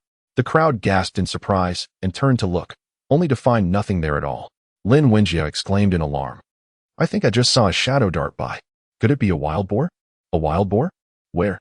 The villagers had already moved ahead, leaving only the educated youth trailing lazily behind. Upon hearing about the wild boar, everyone was thrown into a state of panic. Xie Yang was also observing the surroundings, but after scanning the area to the west, he found no trace of the beast. He cast a skeptical glance at Lin Wenjie, who suddenly burst into laughter. The group quickly realized they had been pranked by Lin Wenjie. The snow on the mountain was quite deep, but the path became much easier to traverse after the preceding hikers had compacted it. Upon reaching the summit, Xie Yang and Wang Lin followed the senior educated youth. Chen Gang, along with Meng Jun casually asked Xie Yang if he was afraid living alone. With a smile, Xie Yang replied, "Not at all. Born under the sun, there is nothing to fear." Indeed, quite impressive. As Xie Yang moved forward, his peripheral vision caught the shadow of Meng Jun raising his arm, seemingly intending to collide with him. Chapter 43. Misfortune. Xie Yang couldn't help but smirk inwardly. Meng Jun held a grudge, just because he refused to lend him money. Meng Jun had repeatedly made snide remarks and now sought to play such tricks behind his back. He swiftly sidestepped, crouching down to feign tying his shoelaces. only to look up and see Meng Jun's fist land squarely on Chen Qinggang's back. Meng Jun, why are you hitting me? Chen Qinggang, already at odds with Meng Jun, seized the opportunity and promptly shoved him. Rather than bringing misfortune upon Xie Yang, Meng Jun's blow landed on Chen Qinggang, inciting some irritation in Meng Jun. He intended to apologize, but Chen Qinggang had already pushed him back, and there was no way he would let it slide. Meng Jun retaliated. "Why didn't he do it on purpose? Why are you being so petty? What's wrong with a little bump? Are you afraid of getting touched like a delicate girl? Are you looking for trouble?" The two began to bicker and grapple. "Stop fighting. Enough." Xie Yang and the others rushed to intervene. But Xie Yang only pulled at Meng Jun's arm, leaving Chen Qinggang to Wang Lin, who stepped in to assist Xie Yang. However, knowing the nature of Su Weidong, he clearly understood the situation at hand. His intervention with Chen Qinggang was merely for show, as Chen Qinggang landed a punch squarely on Meng Jun's face. "Are you looking for trouble, huh? I want to let this go." Unfortunately for Meng Jun, as he attempted to retaliate, his arm was restrained by Xie Yang, rendering him unable to strike back. At that moment, Wang Lisan approached from the front and called out, "Stop it. Chen Qinggang, cease your actions," having not suffered any consequences. Chen Qinggang snorted and relented. Meng Jun, however, was unyielding, demanding an explanation. "What explanation do you want?" Chen Qinggang shouted. "Didn't you strike me first?" Everyone here witnessed it. Wang Lisan then inquired about the origins of the conflict. There was no escaping Meng Jun's thoughts, and Wang Lisan stated, "Meng Jun, you instigated this situation. If you're still unsatisfied, you'll have to seek the captain for justice." Meng Jun, intimidated, turned away in silence, filled with resentment.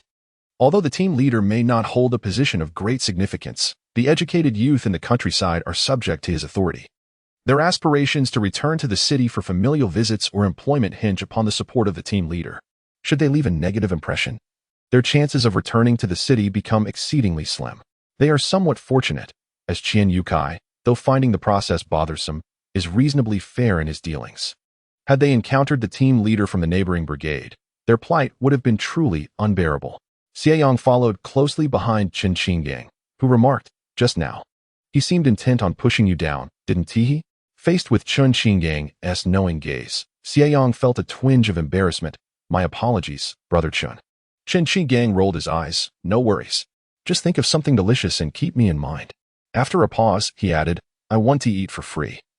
I can help you with work." Xie Yang gave a thumbs up, praising, "Brother Chen is truly generous, unlike certain others." He glanced back at Meng Jun, who was casting a sinister look their way. "Ignore him. He is merely a bully who preys on the weak." Xie Yang found Chen Qinggang to be quite an intriguing character. His penchant for seeking advantages remained verbal, and he had never actively bullied the new educated youth. Unlike Meng Jun, who sought to exploit them from the very first night they arrived. In the village, the new educated youth received no preferential treatment other than borrowing a bit of grain, and ascending the mountain was already a formidable task, let alone hauling timber down from it.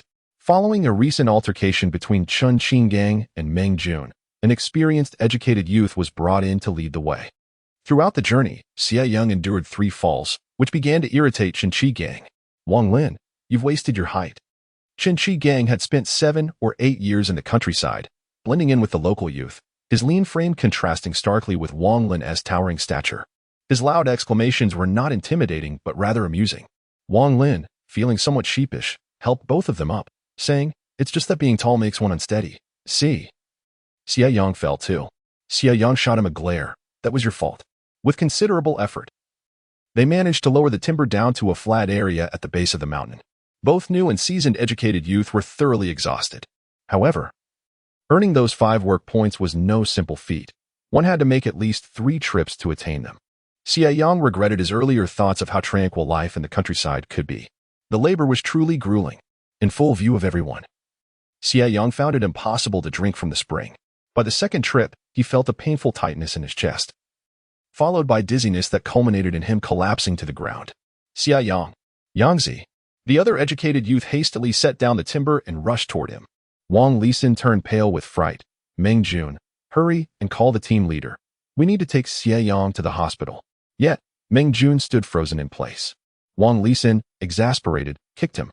Chen Qinggang instructed, "Team leader, you all carry Xie Yang down first. I will go find someone." With that, he shot a disdainful glance at Meng Jun and dashed off. Amidst the chaos, They managed to carry Xie Yang down the mountain, and Qian Yukai sent for a horse cart. Just as they lifted him onto the cart, Xie Yang opened his eyes and regained consciousness. Ming Jun, lurking behind the crowd, muttered, "I suspect he is feigning unconsciousness to avoid work." Upon his utterance, Su Weidong remarked, "Given your candidness, one might wonder if you have employed this tactic previously." Laughter erupted among the surrounding educated youth. Ming Jun's countenance darkened, and he turned away in silence. However, Su Weidong was not inclined to let the matter slip away so easily. "You might be feigning ignorance, but Xie Yang certainly is not. His health has been precarious, reportedly suffering from congenital heart disease, which is quite serious." "How do you know this so well?" Qian Yukai furrowed his brow, exclaiming, "This is becoming increasingly absurd. Why would they send someone ill to the countryside?" Xie Yang, taking a moment to gather himself, struggled to sit up and said, "Captain, I am fine. I have medicine at home. I can take some, and we'll be all right." Wu Ti wanted to lay everyone else's work, seeing that he genuinely seemed to be recovering. Qian Yukai decided against heading to the commune. A visit to the commune's health station meant expenses, and the brigade had limited funds. "Wang Lin, you will escort him home," he instructed. Wang Lin sighed, "All right," and promptly approached to carry Xie Yang back to his residence. "Wang Lin, take it slow." Xie Yang protested from Wang Lin's back. "You're going to jostle my heart out." Wang Lin immediately moderated his pace as they made their way to Xie Yang's home. The others resumed their labor, hauling timber up the mountain. Wang Lin laid Xie Yang down on the kong and said, "Brother, I'll stay here to take care of you." Xie Yang averted his gaze, while Wang Lin looked on with wide, innocent eyes, as if to say that by attending to him, he could avoid labor and perhaps even enjoy some good food. Yet, Wang Lin remained, pondering how Xie Yang would manage without his medicine. He inhaled deeply. "I have the medicine my uncle sent me. Once I take it, I'll be fine. You should return to work. If you don't, you won't earn any work points, and without work points, there will be no food. You might end up as thin as a sorghum stalk. I'll leave then," Wang Lin lamented as he departed. Xie Yang clutched his chest and retrieved the medicinal water. Suddenly, a voice called from outside, "Xie Jiqing, are you home?" Chapter 44. The enchantress is poisonous. Xie Yang's hand trembled, causing the water to sputter down his throat, triggering a violent coughing fit, tears streaming down his face. He feared he might perish, becoming the first educated youth to drown on dry land. How incredibly unfortunate. Hearing the commotion, people rushed in. "Xie Jiqing, what is wrong?" Shui Mingshan appeared distressed, clearly startled. He thought to himself that had you not come in so abruptly, there would have been no cause for choking. Weakly, he gestured for calm, but Shui Mingshan misinterpreted his actions and hurried to pat his back, asking, "What is the matter? Should I call Mingxiu to take you to the commune's health station?" No, Xie Yang managed to cough out, slowly raising the cup to drink the medicinal water, only for it to be snatched away by Shui Mingshan. "You cannot drink with such a cough. You must first quell the coughing." Xie Yang thought to himself, "Oh, is this person here to bury me?" Just then, the doorway darkened, and Xie Yang looked up to see Xie Wenwei entering. What is everyone doing? However, Xie Wenwei should be able to provide him with some water, right? Wenwei water. Xie Yang, after much effort, finally managed to stifle his cough and reached for the teapot. Unbeknownst to him, Xie Wenwei, feeling quite displeased, took it up and gulped it down herself, only to remark afterward that the water here was surprisingly good and had not cooled despite sitting for so long. Xie Yang nearly recoiled in disbelief. He propped his forehead with his hand, sitting on the kong, and gazed at the two female companions before him, his expression devoid of emotion as he inquired, "What brings you both here?" Xie Wenwei cast a sidelong glance at Shui Mingshan and pouted, saying, "I heard you nearly died, so I came to see if you were still breathing. As you can see, I am quite resilient and not dead yet, much to your disappointment." Had Xie Wenwei arrived a tad later, he would have already consumed the spirit water. Now, alas, it was gone, and he would have to wait for it to accumulate again, at least until evening. If one were not careful, he might just depart this world. During this period, was he to languish in this half-alive state? How would he eat? How would he drink? Even going to the restroom felt like a struggle. Noticing his pallor, Xie Wenwei expressed her concern. "Are you still feeling unwell? Perhaps we should go to the hospital. I have some money." Shui Mingshan nodded in agreement. "Yes. It would be prudent to have you checked out." Xie Yang, feeling helpless, replied, "It's nothing serious. I have taken my medicine, and I just need to rest." Seeing that they had no intention of leaving, Xie Yang feigned indifference. "I need to rest now. Are you planning to cook for me, serve me tea, or perhaps warm my bed?" Upon hearing this, both Xie Wenwei and Shui Mingshan visibly grew uncomfortable. Xie and Wenwei whispered. I asked for leave from the captain. You took care of me on the way to the northeast. I can also look after you in return. Xie Yang felt a pang of discomfort and said, You two continue your conversation. I think I'll head back now. Xie and Wenwei had some sentiment towards Xie Yang, while Xue Mingshan believed her only connection was during their visit to the commune yesterday. She felt it would be inappropriate to linger any longer. Recalling that she was still holding something, she placed it down and said, This is millet. It will help nourish your body. It's not much, but I hope you won't mind. Xue Mingshan then exited, and Xie and Wenwei, with her legs crossed, watched for a moment. Upon seeing Xie Yang gaze out the window, she felt a twinge of jealousy. Xue Mingshan is quite beautiful, isn't she? Xie Yang returned his gaze and nodded naturally. Yes, she is indeed quite beautiful. This kind of beauty was difficult for Xie Yang to articulate. Each encounter stirred something within him, not related to romantic feelings, but rather an appreciation for beauty that left him breathless. Yet, Xie and Wenwei perceived it differently and felt a pang of jealousy in her heart. You men only have eyes for the beautiful. Huh? Xie Yang looked up at her, somewhat bewildered. You are beautiful too. A glimmer of joy sparkled in Xie and Wenwei's eyes. Really? Xie Yang affirmed with a nod, intending to offer further encouragement, when suddenly he was seized by a wave of chest pain, nearly losing consciousness. His condition startled Xie and Wenwei, who rushed over to check on him. What's wrong? Should I call someone? Don't. Xie Yang grasped Xie and Wenwei's hand, saying, Just fetch me some hot water, please. After sending Xie and Wenwei away, Xie Yang quickly retrieved the cup that had held the spirit water, but it was barely covered. And before he could savor its essence, it was gone. Xie Yang felt an overwhelming sense of despair as he glanced at Xie and Wenwei, who entered the room carrying firewood. He lacked even the energy to voice his frustrations. Lying on the Kong, he awaited Xie and Wenwei to boil water, which she carefully brought over, advising him to be cautious of the heat.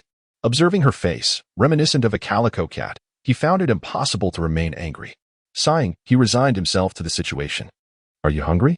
Xie and Wenwei inquired, standing beside the Kong. Xie Yang gazed at her with a hint of melancholy. Can you cook? She shook her head, looking dejected.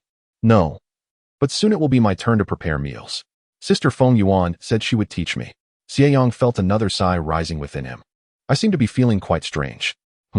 Xie and Wenwei touched her face and then her chest, sensing something amiss. Xie Yang's heart raced as he remembered the spiritual spring that she had consumed. To be honest, aside from him, only the old hen at home had partaken of it. He was unaware of any other effects. You should wash your face. Xie and Wenwei, inexplicably trusting him, obediently went out to wash her face. In the frigid air of early spring, splashing cold water on her face felt invigorating. Upon returning, beads of water adorned her cheeks, and she remarked, I feel a bit warm, but I don't have a fever. It's rather peculiar. As she furrowed her brow, her nose scrunched adorably, and her lips pouted, causing Xie Yang to find her unexpectedly charming. He shifted awkwardly, avoiding her gaze. You should go back. Perhaps you caught a chill.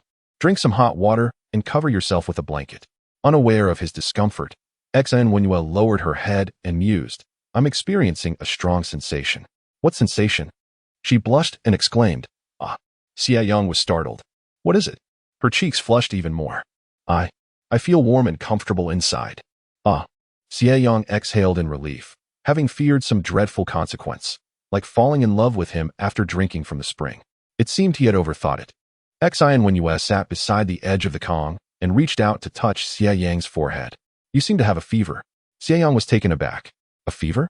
In his previous life, he had been as robust as an ox, not having fallen ill for at least 5 or 6 years, yet now, merely fatigued. He was laid low. The heavens were playing tricks on him. I have some medicine, Xie and Wenwei announced, rising to fetch it. She rushed out like the wind and swiftly returned. Holding the medicine, she attempted to feed it to Xie Yang. What kind of medicine is this? He asked. 3 yellow pills. Xie and Wenwei scratched her head. Is that not suitable? She rummaged through her bag. I also have dry yeast tablets and cow bile detoxifying pills.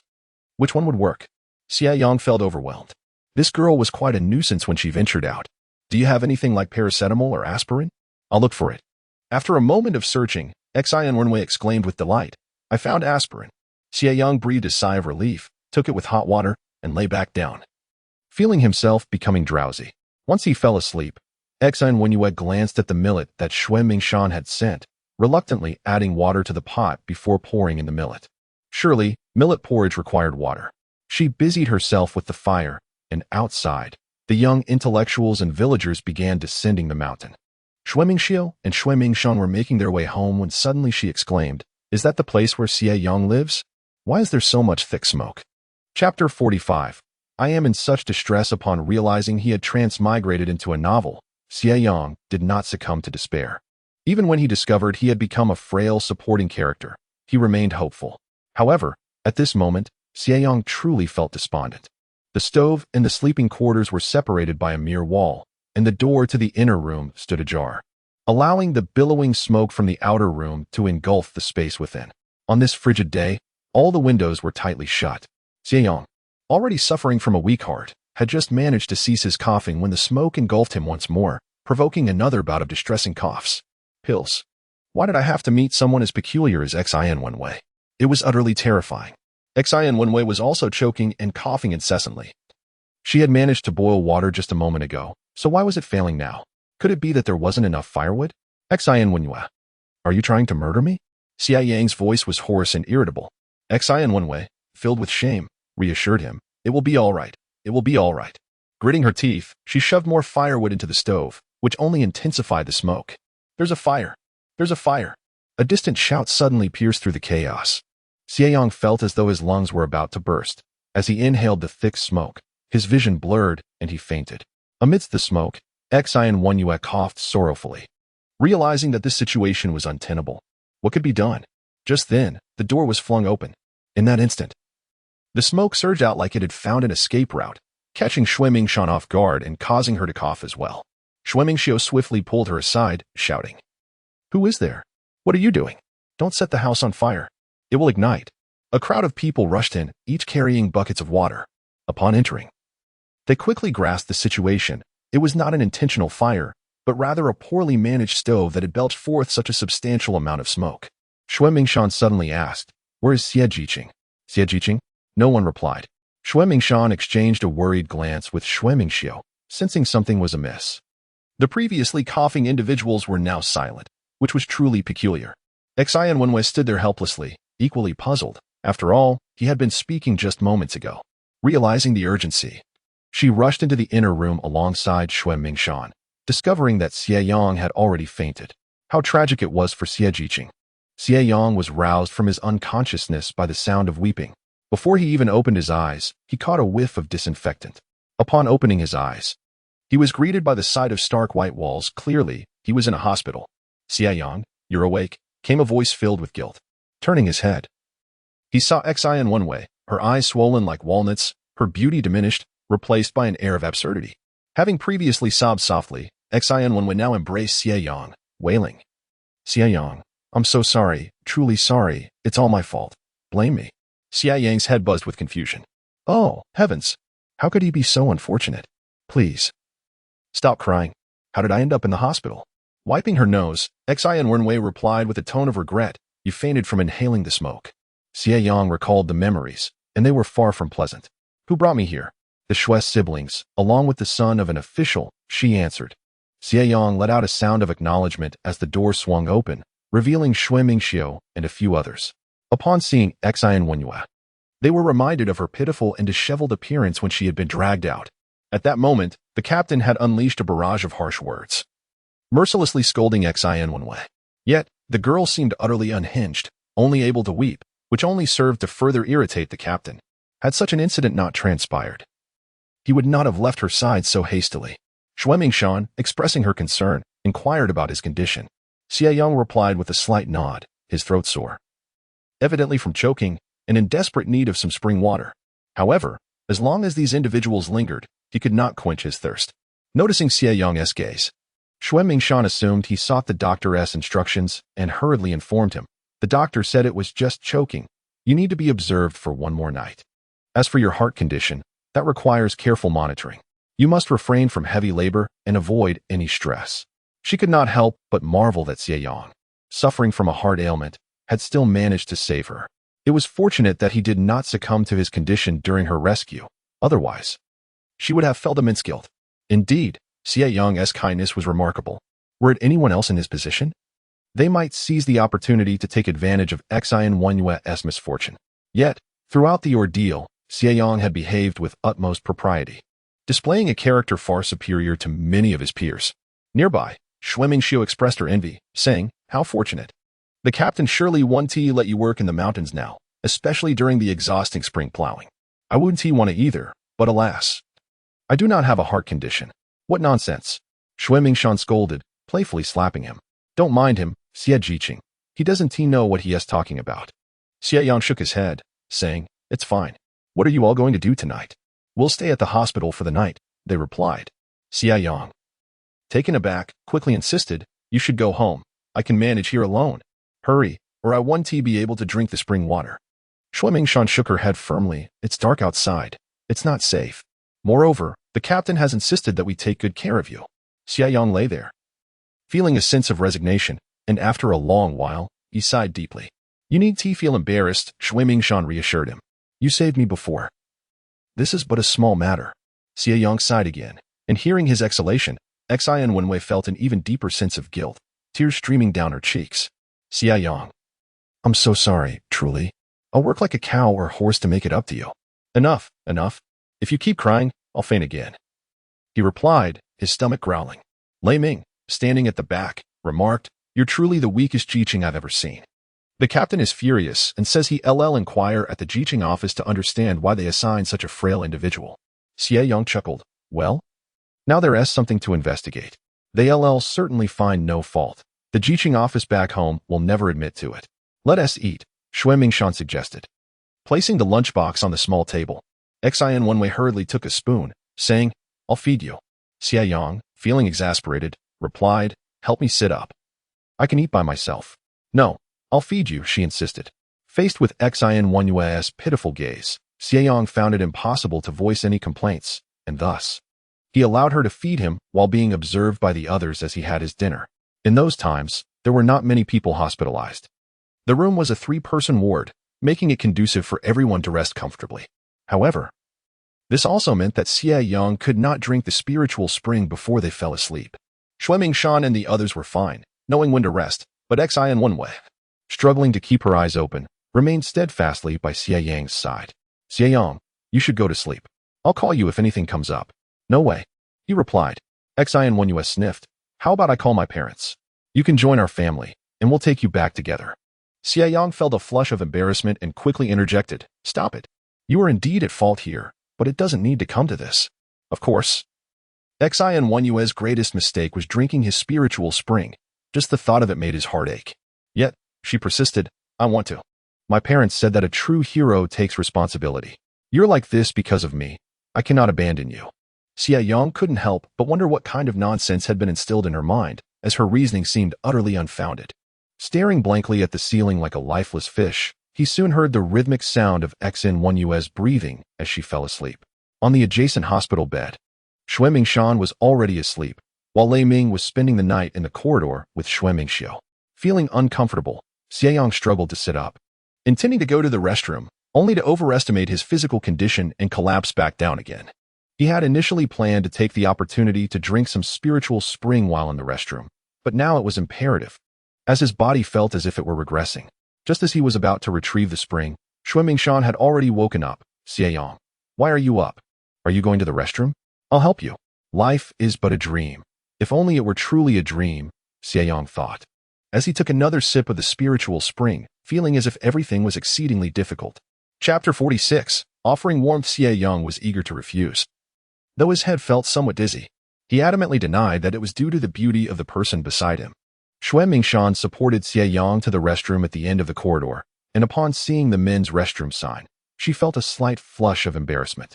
"Can you manage?" she asked. Xie Yang swayed slightly and replied confidently, "It's fine. I can do it." After taking a couple of steps forward, Xue Mingshan gritted her teeth and said, "Oh, never mind. I'll take you in." No, really, it's unnecessary," Xie Yang insisted. However, Xue Mingshan was resolute, guiding him inside. With a sigh, Xie Yang reassured her, "I truly can manage. I'm just a bit weak from not having drunk the spiritual spring. I'm not about to collapse."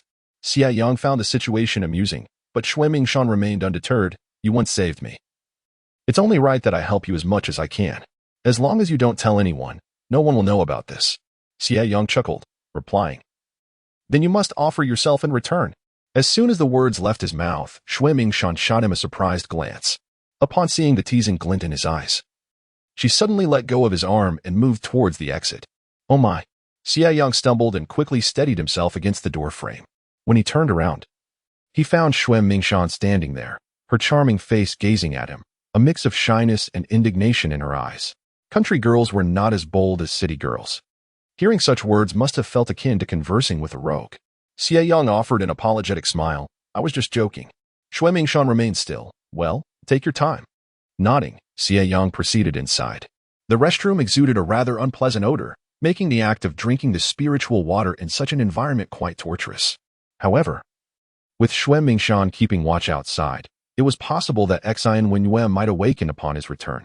This spiritual water was indispensable. Xie Yang swiftly turned around and gulped down the spiritual water, feeling an immediate warmth envelop him, invigorating his entire being. However, the lingering stench nearly overwhelmed him. Good heavens! This decrepit body. At least he felt somewhat relieved now, as Xie Yang leisurely took a moment to relieve himself. Xie Yang, are you all right? Came Xue Mingshan's voice from outside. Xie Yang intended to respond promptly, but, recalling his current persona, had to feign a bit of weakness. He emerged slowly, only for Xue Mingshan to remark, you haven't washed your hands. How embarrassing. He awkwardly turned to rinse his hands under the frigid tap water before stepping out with a semblance of calm. After all, a man could benefit from a bit of audacity. Xue Mingshan glanced at him, then back again. After a short while, she said, I can't help but feel your complexion has improved significantly. Did a mere visit to the restroom yield such transformation? Xie Yang, remaining composed and unflustered, replied, perhaps it was the expulsion of toxins during my urination that has led to this improvement. I feel quite a bit better now. Although Xue Mingshan still harbored some doubts, she chose not to inquire further. Observing her puzzled expression, Xie Yang found her endearing. A classical beauty, coupled with charm, held a different weight altogether. Before they reached the hospital room, Xie Wenwei suddenly dashed out, her eyes widening upon seeing Xue Mingshan supporting Xie Yang. Xie Yang, she exclaimed. Shoo, keep your voice down. Xie Yang whispered. Xie Wenwei promptly retreated back into the room. Xue Mingshan awkwardly remarked, she seems upset. She's just a child, Xie Yang dismissed, viewing Xie Wenwei as akin to a younger sister, a child spoiled by her family. Had he not kept a closer eye on her during their travels, she might have been easily deceived. Xue Mingshan chuckled. She is quite innocent and kind-hearted. Indeed, Xie Yang replied, adding, you possess both beauty and kindness. Upon hearing this, Xue Mingshan was momentarily speechless, her cheeks flushing as she lowered her gaze and fell silent. The two chose not to dwell on the matter further. Upon returning to the room to lie down, Xie Wenwei glared at him indignantly. Xie Yang closed his eyes, drifting into slumber. You're feeling guilty, she accused. Xie Yang was at a loss for words. Huh? Xie Wenwei retorted, unwilling to elaborate further, her gaze fixed on him as if he were a heartless scoundrel. Time for sleep, Xie Yang thought, dismissing her childish tantrum, and soon fell into a deep sleep until dawn. When the doctor arrived for rounds in the morning, he conducted an examination on Xie Yang, unable to suppress his curiosity at how he had improved so rapidly overnight. It must be the medication you prescribed, Xie Yang suggested. I felt much better after the 4 treatment. The doctor hesitated to agree, as he had only been in the hospital for a couple of years, possessing rather average medical skills. Had it not been for the doctor who was supposed to be on duty last night being otherwise occupied, he wouldn't have been on call. Could it be that by sheer coincidence he had cured this ailing youth? He couldn't admit to his lack of skill. So he summoned other doctors for a re-examination, yet found nothing amiss. There are no issues now.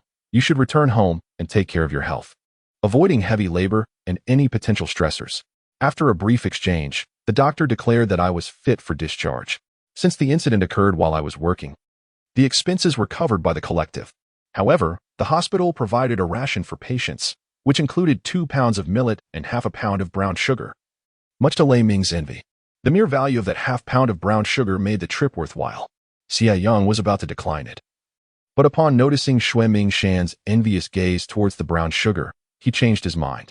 How about you 3 share it? Thank you for accompanying me to the hospital. No, we cannot take the patient's provisions, they insisted. Lei Ming refused to accept it, and thus Xie Yang's intention to offer it as a gesture of goodwill fell through. We arrived by horse-drawn cart and would return the same way. By the time we reached the village, it was still before noon, and the cold weather kept most people indoors. As Xie Yang disembarked, he sincerely expressed his gratitude to the few who accompanied him. Xian Wenyue followed him down. Curiously, Xie Yang asked, "Aren't you going back into the village?" "I came down to take care of you," Xian Wenyue replied, a bit shyly. "No, really, it's unnecessary," Xie Yang insisted. "I hope to live a few more years. So please hurry back to the cart." After some effort, he managed to send Xian Wenyue back, and he swiftly returned home. Inside, the room still bore a faint scent from the smoke, but the cold necessitated lighting the fire. To his dismay, Xie Yang discovered that the firewood was running low. He could not dwell on it. He quickly stoked the stove, stripped off his clothes, and nestled into the warm bed. After a night of rest, the spiritual spring was nearly full again. Wait, it seems to be filling up faster this time. What circumstances could possibly accelerate the process? Pondering this, he felt the warmth of the bed, and the water in the pot had begun to boil. Rising, he heated some pork belly and rice, enjoying a delightful meal. In the afternoon, the village chief came to check on Xie Yang. "Are you all right now?" he inquired. Xie Yang nodded earnestly, affirming his recovery. However, the chief's mood shifted as he pressed. "What is it? Speak up." "The doctor advised against heavy labor and any stress," Xie Yang replied. "Damn it. Is this how we care for our elders?"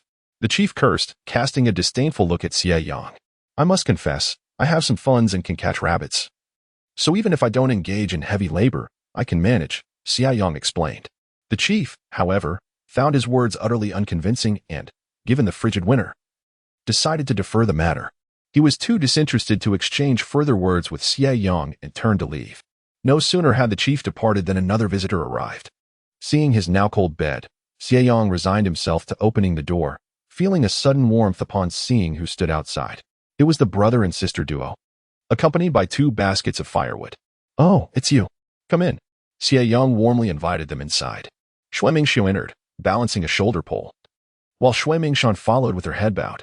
"These are leftover pieces of wood from my father's furniture making. It seems you are running low on firewood. So please use this for now. In this cold, firewood is essential." Xie Yang's gaze shifted from the wooden block to Shui Mingshan. "Does your father craft furniture?" Shui Mingshan nodded. "Yes, he does. My father used to be a carpenter at the shoe factory in the county, and after returning to the village, he continued his trade. People from nearby villages seek him out for furniture." As she spoke, there was no sense of pride in her tone. Her emotions were rather subdued. Xie Yang studied her for a moment longer, only to find Shui Mingshan looking back at him. "What is the matter?" "I want to ask your uncle to make some furniture," he replied. Shui Mingshan thought of their empty house, devoid of even a single stool, and said, "Sure. You can ask him. The timber is sourced from the village, so it will be cheaper. I'll go tomorrow then." Xie Yang glanced at Shui Mingxiu, who was busy stacking wood, and said, "Wait a moment, I'll bring you a small gift." Shui Mingshan was taken aback. "Oh, you don't have to." But Xie Yang had already gone inside. He didn't bring out any millet, but he did pour some brown sugar into a paper package. "Take this home and drink it secretly. I've heard that it's good for women during that time." His first statement moved Shui Mingshan. Yet the second earned him a sharp glare. What nonsense, she thought. "I'm leaving." Nevertheless, she accepted the brown sugar and exited. Xie Yang couldn't help but chuckle. "What's so funny?" Shui Mingxiu asked, puzzled. Xie Yang replied. She said she remembered something and left. Shui Mingxiu scoffed. "That's just her way. Don't pay her any mind." Xie Yang smiled. "It's all right. By the way, I plan to visit your uncle this afternoon to have some furniture made." "Is he home?" Yes, he is. You can go find him," Shui Mingxiu assured him, as she meticulously piled the wooden pieces in the corner of the room. Xie Yang returned to the Kong for a brief nap before heading towards the eastern part of the village. The Rainbow Bay production team was not particularly large, but the courtyards in the northeast are generally spacious, with houses distanced from one another, except for a few clustered in the center of the village. Xie Yang resided on the western edge of the village, somewhat distant from the others, while the Shui family was located on the eastern side, near a road leading out of the village. As he traversed the village, he occasionally encountered villagers who inquired, "Xie Jiqing, how's your health?" Xie Yang politely responded, "Not bad. The doctor advised me to take good care of myself." The man who spoke, with his sleeves rolled up, clicked his tongue. "You city folks are just so delicate." Engaging in casual conversation, Xie Yang paid little mind. But by the time he arrived at the Shui home, he found himself slightly out of breath. However, it seemed he had arrived at an inopportune moment. As a heated argument was unfolding within the household, a woman's loud voice pierced the air. "Don't all women have to marry? Who you marry matters less." Marrying someone from the neighboring village is quite good. It's convenient to return to your family if there's an issue. Besides, exchanging brides can be quite beneficial. Both families can treat their daughters well. What exactly are you dissatisfied with? Look at you all. You've never lacked for food or clothing since childhood. And now, when it comes to finding you a partner, you're here crying and complaining. Have we raised you for nothing? Xie Yang couldn't help but furrow his brow at the absurdity of the conversation. Exchanging brides? With whom? The Xue family seems to have only Xue Mingshan as a daughter. Who would they exchange her with? He had never heard Xue Mingxiu mention such a thing. The appearance of men, whether handsome or not, is rather trivial. Qinwei is tall and robust, efficient in his tasks, when the lights go out at night. No one can discern whether he is ugly or handsome. Xie Yang only wished to spit in disdain and simply knock on the door. In the countryside. Aside from Xie Yang, it seemed no one else bothered to lock their gates. The quarrelsome voices in the yard turned towards him. Xie Yang smiled and said, "Andy, I am Xie Yang, the new educated youth. Thank you for sending over the wood pieces with Mingxiu." He clearly noticed the incredulous glare from the woman speaking, directed at Xue Mingxiu, who appeared utterly mortified. In that moment, Xie Yang understood. Those wood pieces had been surreptitiously selected by the two of them. He quickly continued, however. "I have come today to ask Uncle Xue for assistance in crafting some furniture." "Furniture? Come right in." Mei Xiufeng's face changed as rapidly as the weather in June. Forgetting entirely about Xue Mingshan, who was being scolded nearby, and hurriedly welcomed Xie Yang into the house. Before entering, he cast a smile at Xue Mingshan, who wore an expression of defeat and reluctance. Her previously bright eyes seemed to glaze over with tears, stirring a pang of sympathy in Xie Yang's heart. Such beauty. And this old woman was truly willing to barter her away in marriage. Inside the Xue residence, besides the heated Kong, there was also a stove. Significantly warmer than Xie Yang's place. Mei Xiufeng inquired, "What do you wish to make?" After a moment's contemplation, Xie Yang replied, "I would like to craft a Kong cabinet. A wardrobe, a small table, and a couple of stools. These were common necessities of life." Mei Xiufeng turned to Shui Hongtao. "You must get these done promptly." Shui Hongtao ignored her and addressed Xie Yang. "Out here in the countryside, we don't fuss over details. I will give you a straightforward price, 7 yuan for these items." Without hesitation, Xie Yang accepted the price with no negotiation, visibly relieving Shui Hongtao. However, Shui Hongtao's brow furrowed. "What is it?" Xie Yang smiled. "It's just that the wood for the Kong at my place is rather scarce." Before he could finish his sentence, Shui Hongtao understood and said to Xue Mingxiu, "You two should send some more wood over to Xie.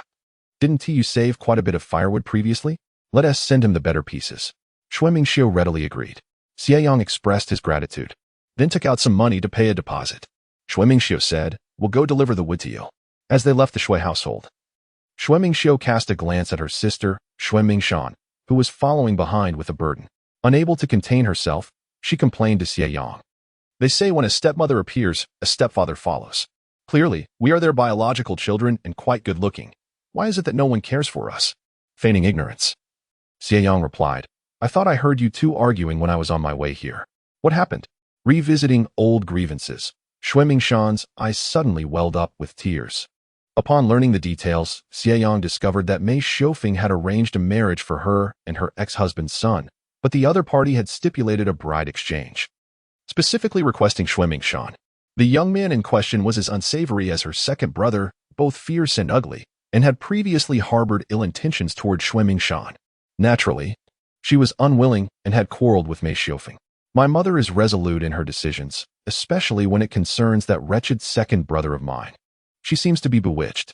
Xue Mingxiu spoke with a simmering resentment, declaring that if she persisted in her obstinacy, she would confront them head-on.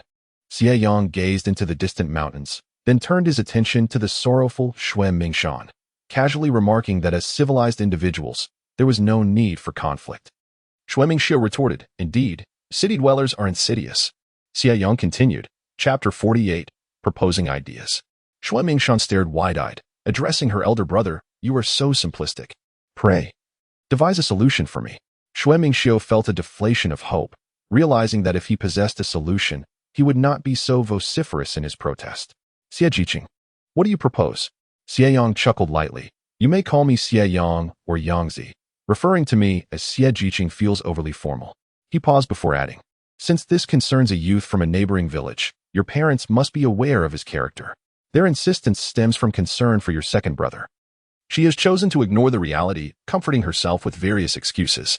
You have several strategies at your disposal. One is to seek your father's support, urging him to firmly oppose this union. As Ming Shan is their daughter, your father possesses significant influence at home. If he disapproves, your mother cannot impose her will. The second approach is to ensure that everyone understands the youth's unsavory nature, making your mother realize that marrying such a man would lead to public ridicule, causing them both embarrassment. Of course, there is a third option, to seek assistance from the Women's Federation of the Commune, asking them to persuade your mother to reconsider. However, this may lead to your mother placing the blame on you, potentially resulting in adverse consequences. A sense of dread gripped Xie Yang as she inquired, "What adverse consequences?" Noticing her pale complexion and anxious demeanor, Xie Yang explained, "What if that youth tarnishes your reputation? In rural areas, even if such incidents occur, few would report them. Most would choose to remain silent, allowing the woman to ultimately marry her tormentor." Xue Mingshan's face turned pale with terror, and after a moment of despair, she conceded, "That is indeed the case. Being a local has its advantages. Generally, one would not be easily bullied." Yet, Xue Mingshan had witnessed the plight of other young women who had been oppressed, unable to report their grievances to the commune, ultimately trapped in their villages and resigned to marrying their abusers. Although it was her own mother, she was capable of anything for the sake of her second son. Xue Mingxiu remarked, "We have attempted to seek our father's assistance. Initially, he refused. However, for reasons unknown, he later chose not to involve himself. Today, when our mother spoke, he remained utterly silent." The recollection of this matter weighed heavily on the siblings' hearts. Though their two brothers were deprived of parental affection, they bore the burden of having both parents yet feeling unloved. Xue Mingshan's complexion paled further. The easing of their father's stance was undoubtedly linked to their elder brother. This prompted Xie Yang to exclaim, "What a wretched situation. Why are there so many negligent fathers and mothers?" His stepmother may be excused for mistreating her stepson. But what of the biological parents? Though it is said that every finger varies in length, such blatant double standards are unacceptable. Xue Mingxiu, recalling that Xie Yang had only mentioned 3 strategies, quickly inquired, "What is the 4th method?" Xue Mingshan paused, looking towards Xie Yang. His gaze rested upon her face as he suggested, "The 4th option is to find a man you truly love and marry him, thus solidifying your situation. Your parents will find themselves powerless. In matters such as these, it is insufficient for merely the parents to lodge a complaint. At least the woman must take a stand. Otherwise, under the premise of mutual consent, it amounts to little more than a moral failing without any substantial repercussions." With a countenance like Xue Mingshan's, she could likely find any man willing to oblige. Upon hearing Xie Yang's words, Xue Mingshan's face flushed a deep crimson, rendering her unable to meet his gaze. Xue Mingxiu continued to ramble, echoing similar sentiments, yet the urgency of the situation made it challenging to find a suitable man. One cannot simply marry another man to evade one, as that would not be appropriate either. "Let us explore a second course of action," Xie Yang suggested. "Mingxiu, you might leverage your network to investigate the gentleman. If he is indeed of questionable character, he may harbor other unsavory secrets. We should ascertain his background before proceeding." He turned to the visibly distressed Xue Mingshan and reassured her, "Marriage is not something to be rushed into. Do not fret, but it is advisable to avoid solitary outings. If your mother insists on visiting relatives, it would be wise to decline." Xue Mingshan understood the implication of his advice. He was cautioning her against the potential for uncontrollable circumstances that might tarnish her reputation and lead her to an undesirable marriage. She nodded earnestly, responding, "Thank you, Xie Yang." Xie Yang smiled. "It's a trivial matter." Grateful for his counsel, Xue Mingxiu set down her 2 baskets and returned to select more. Upon her return, she found Xie Yang engaged in conversation with Xue Mingshan and inquired, "Xie Jiqing, do you have a partner?" Xie Yang looked up, and Xue Mingshan turned to him as well. He shook his head with a wry smile. "Who would be interested in someone like me? I once had a betrothal, but that ended when my stepsister got involved." He refrained from discussing his family circumstances, as outsiders presumed his family had orchestrated his relocation to avoid the countryside, only to find a way back to the city. Little did they know of the complexities involved. Xue Mingxiu's eyes widened in shock. "You've been wronged. Third brother." Xue Mingshan quickly interjected, turning to Xie Yang with an apologetic demeanor, "I am truly sorry." If Xie Yang were to take offense, he would have remained silent, but instead, he shook his head. "No worries. I appreciate your bringing me firewood." After the siblings departed, Xie Yang hurried back to his room to stoke the stove. He prepared a small pot of millet provided by the hospital, and upon adding a touch of brown sugar once cooked, he found it surprisingly delectable. Early the next morning, Upon hearing the assembly bell, Xie Yang made his way to the brigade office. Spotting him, Xie Yang frowned. Go home and rest. Why are you here causing trouble? Unfazed. Xie Yang chuckled. I thought one ought to embody the spirit of rural life, yet it seems the brigade leader has little use for me. Scram, Wang Lisan said sympathetically. You should return home, rest well, and regain your strength. Having received permission, Xie Yang had little to say and promptly left to rest. However, upon arriving at the brigade office, he unexpectedly encountered Yu Taizhu. Ah, if it isn't Xie Jiqing, still among the living, he exclaimed, while Lin appears frail. You seem to be a rather sickly Xie Ge. Is that you, brother Taizhu? Xie Yang replied. Have you finished mending those red shorts? Are you wearing long johns? He edged closer to Yu Taizhu, his tone teasingly suggestive. In the dead of night, how are you managing up in that tree? Or are you igniting sparks with Guhong? Upon finishing his words, Xie Yang burst into laughter, while Yu Taizhu's face flushed crimson, contorting into an unsightly expression. His eyes fixated intently on Xie Yang, demanding, You admit it then? It was you that night? Xie Yang smirked. Yes. Yu Taizhu, seething with rage, gritted his teeth. I'll fight you. With that, he charged at Xie Yang. Noticing the nearby educated youths gathering, Xie Yang let out a horrified shriek before collapsing to the ground. Xie Yang. Chapter 49. I will take care of you. Winter was indeed frigid, and even clad in a thick cotton coat, lying in the snow was uncomfortable.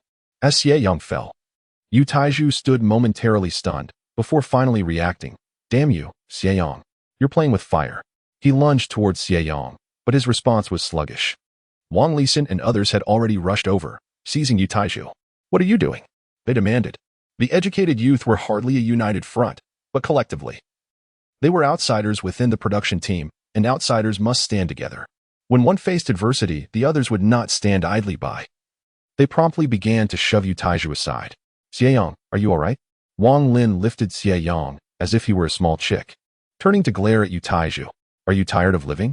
It was his own fault he fell, Yu Taizhu argued. But to the others, it sounded like mere evasion. This incident could not simply be overlooked, especially since Xie Yang was already in poor health. What if this tumble caused further complications? Who do you think you are to bully Xie Yang? Xian Wenyue exclaimed furiously, pointing an accusing finger at Yu Taizhu and hurling insults. You're nothing but a pest. Resorting to thuggery and spewing nonsense. Now you dare to bully our youth sent to the countryside? This reflects discontent with our national policy. I will report you to the commune for your bullying and authoritarianism. Such words were grave, and several educated youths began clamoring to lodge complaints. Xie Yang, pale-faced, rose to his feet. I'm fine, he coughed repeatedly, eliciting further concern from the crowd. What has happened? Qian Yukai and accountant Lei approached. Xian Wenwei pointed at Yu Taizhu. He maliciously caused Xie Yang to fall. Captain, you know Xie Yang's health. He just returned from the hospital yesterday, and the doctor warned that his body cannot withstand stress. Look at how pale his face is. In the bitter cold, having lain on the ground, Xie Yang thought that perhaps his complexion warranted such a pallor. With his acting skills, he fancied he could win an award. Indeed, Qian Yukai furrowed his brow. While a fall might not be serious for others, Xie Yang was a heart patient. He turned to Yu Taizhu. Do you have anything to say? Yu Taizhu turned his head defiantly, adamantly denying. I didn't do it. He felt wronged, as if he were on the verge of being unjustly accused. If he had actually struck Xie Yang, it might have been one thing. But he merely exchanged a few harsh words and received even worse in return. His heart felt as though it were being pierced, and now he faced the backlash. I told you it wasn't me. I didn't do it. The more he thought about it, the more aggrieved he became, struggling with all his might, intent on truly confronting Xie Yang. Xie Yang sighed, lamenting, well, if you say it isn't so, then it must not be, brother Taizhu. I am at a loss as to how I have offended you. Your grudge against me is inexplicable. Instead of attending to work this morning, you choose to confront me here. If it weren't for the others arriving just in time, my life would have been at stake. Alas, it seems my fate is rather unfortunate. Upon hearing this, Xian Wenyu interjected, Captain, I must lodge a complaint against Taizhu at the commune. On the very day I arrived, he harassed me with lewd intentions, and I intend to report him. We shall testify to this. Indeed, why should we be bullied? Another added. Qian Yotsai's temper flared. Enough. What do you wish to do? Wang Lin hesitated, while Su Weidong cast a glance at Xie Yang and remarked, in this case, it is imperative that Xie Yang focuses on recuperating his health. Taizhu should provide him with 5 yuan for nourishment, or perhaps even a hen would suffice. Upon hearing this, Taizhu grew anxious, exclaiming, no way. Why should I? I refuse. Su Weidong replied coolly. Then we shall proceed with the report. At that moment, a woman's voice rang out. Who dares to bully my son? I shall confront him. Xie Yang turned to see Taiju's mother, Huang Dejia, charging toward the crowd with a stick raised. Throw it away. Xian Yotsai's face turned pale. As she neared, he snatched the stick away from her. Huang Dejia sank to the ground, weeping. My unfortunate Taiju, you left this world too soon, leaving your mother and brother to be tormented. My Taiju, open your eyes and see, your brother is being bullied to death. Her lamentations echoed, captivating the villagers who gathered to witness. The tragedy of those past years was indeed profound, and Huang Dejia had suffered greatly. Yet, after 7 or 8 years, her grievances still resounded. And Taiju had not ceased his misdeeds, which left many feeling exasperated. Strangely, no one from the Rainbow Brigade, usually united, spoke in defense of the two women. Xie Yang sighed again. Captain, I assure you, I am unharmed. How can you claim that? Your face is ashen. A visit to the hospital would only be in vain. Xie, when you interrupted.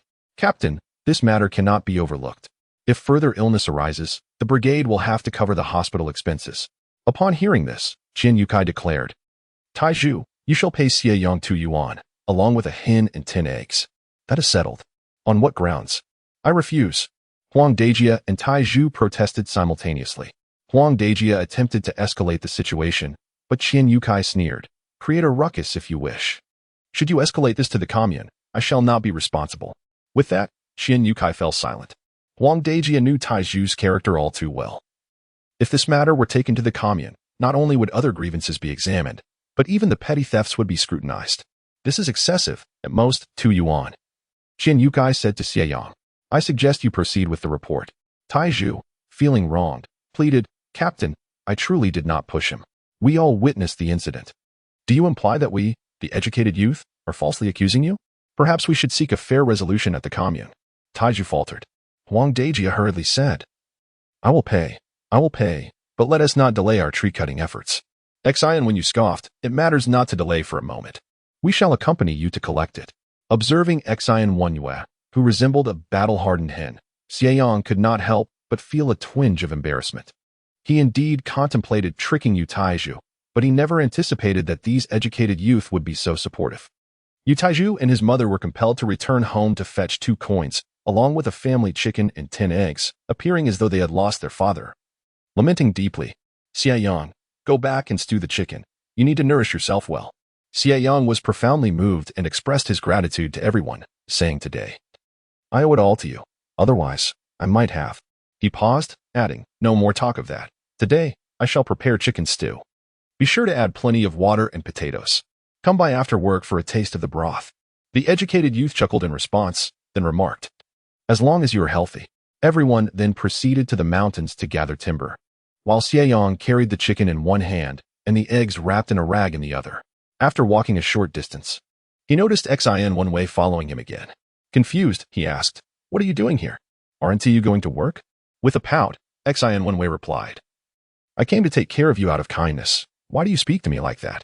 I'm here to look after you and prepare chicken stew. Xie Yang replied, that is entirely unnecessary. Chapter 50, you come to make him clothes. Xie Wanyue's face flushed with embarrassment. I have nothing else to do. I'm just passing the time and don't wish to earn work points, so I decided not to go. Xie Yang was at a loss for words, thinking, you are clearly signaling to others that you have money. That is not the reason I mentioned. She continued, I told them I wanted to make amends for my past mistakes. Given your serious condition, it is only natural for me to care for you. They 1T question it. Xie Yang could only facepalm, realizing that those people would undoubtedly misinterpret their relationship. After pondering for a moment, he said, Xie Wanyue, your actions may lead to misunderstandings. Not truly foolish. Xie Wanyue paused before understanding, then shyly murmured, let them misunderstand, then. You are someone destined to return home and take on a son-in-law role. With a pout, she added, I knew you would use that against me. You mentioned my second sister's intentions to marry me off to the countryside. I cannot return anytime soon. Who knows? My second sister might find a male suitor to carry on the family line. Given my plight, is it so wrong if I don't marry? She glanced bashfully at Xie Yang. Although you seem weak and poor, she quickly amended, you have a good heart. I don't mind being misunderstood. It could spare me from unnecessary troubles. Wouldn't you agree? Xie Yang grasped her intention. She wished to stage a performance to mislead others about their relationship. Xie Yang eagerly nodded. Exactly. I will not allow you to help me without compensation. I can offer you money. Xie Yang was speechless. What if I refuse? Why would you refuse? Xie Yang was puzzled. Others may have the chance to find a partner, but with your health, which family would dare to marry their daughter to you? Had you been wealthy, they might have reluctantly agreed, but you've already spent 20 on rent. And your family situation is fraught with difficulties. With your poor health, who would be willing to marry you? It would be better to play along with me. And there is money in it for you. Wouldn't you say that is true? Xie Yang found himself at a loss for words. However, it is an undeniable fact that everyone in the entire Rainbow Bay Brigade is aware of his frail condition, which is quite disheartening. Young women from rural families tend to favor someone like Wang Lin, leaving him with little marketability.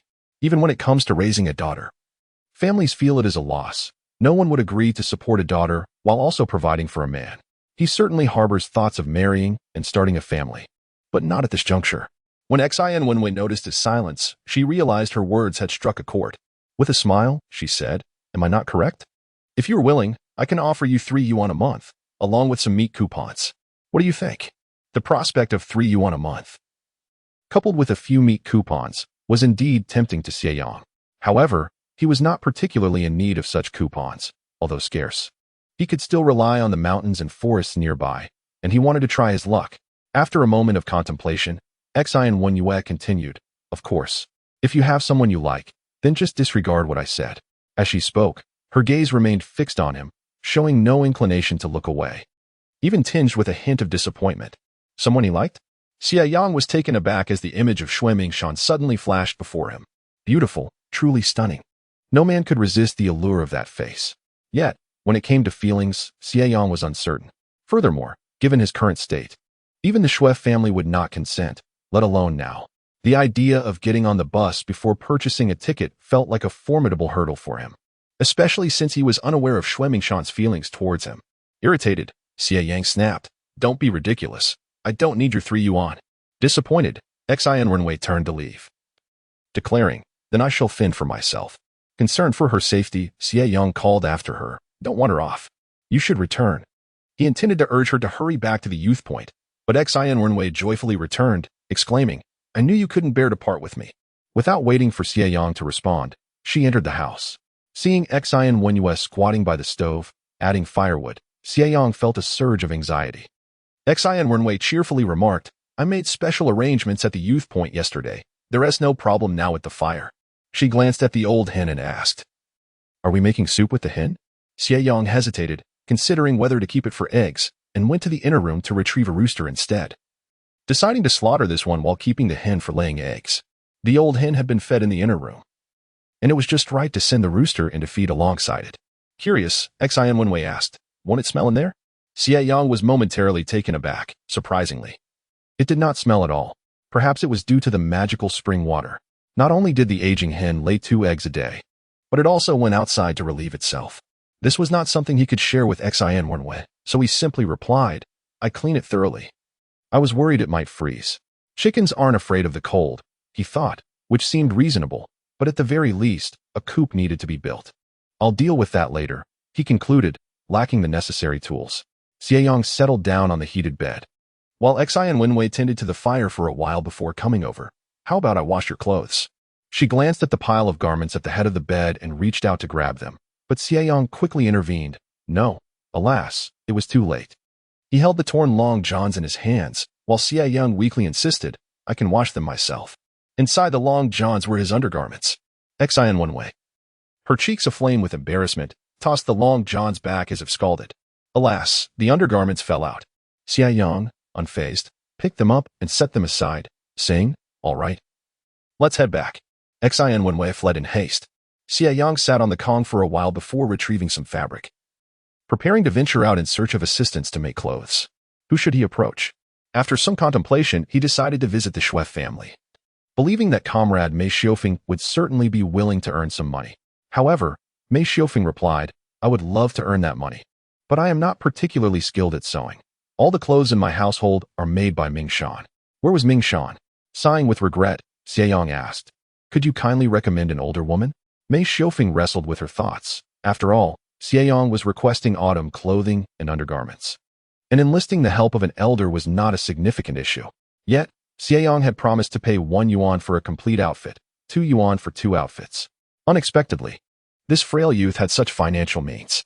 Just as Xie Yang prepared to leave, Mei Shoufeng snatched the fabric from him, stating, "Forget about it. Given that you had your uncle make furniture, I cannot refuse this favor. Just come back in 3 days for the clothes." Xie Yang expressed his gratitude, providing 50 cents as a deposit before stepping outside. At this hour, the village was sparsely populated. On this frigid day, aside from those who had ventured into the mountains to chop wood, most people remained indoors. It was only February, and to feel warmth, one would have to wait until at least March. There was still time. Xue Mingshan entered from outside, and Mei Shoufeng called her over.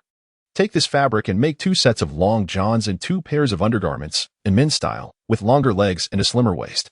Upon learning for whom the clothing was intended, Xue Mingshan's face flushed a deep crimson. "Making long johns and undergarments for him? What does my mother mean by that?" Chapter 51. Changing partners. Xue Mingshan and Xue Mingxiu had spent the morning investigating the matter of Chanwei from the neighboring village, who requested a partner exchange. This was not an issue for her to confront directly, so Xue Mingxiu inquired on her behalf and returned, initially believing their mother had discovered their secret. To her surprise, she was instead tasked with making clothes. Instinctively, Xue Mingshan thought the garments were for Chanwei and immediately retorted, "I won't make clothes for another man." Noticing her expression of disgust, Mei Shoufeng frowned. "I've already accepted the payment. 2 yuan for 2 pairs of clothes. If I could sew, would I be relying on you? 2 yuan? Is it not for Chanwei?" Xue Mingshan questioned, taken aback. Mei Shoufeng shot her a stern look. "I am your mother. I'm not that cheap. Until it's settled, how could I possibly make clothes for him?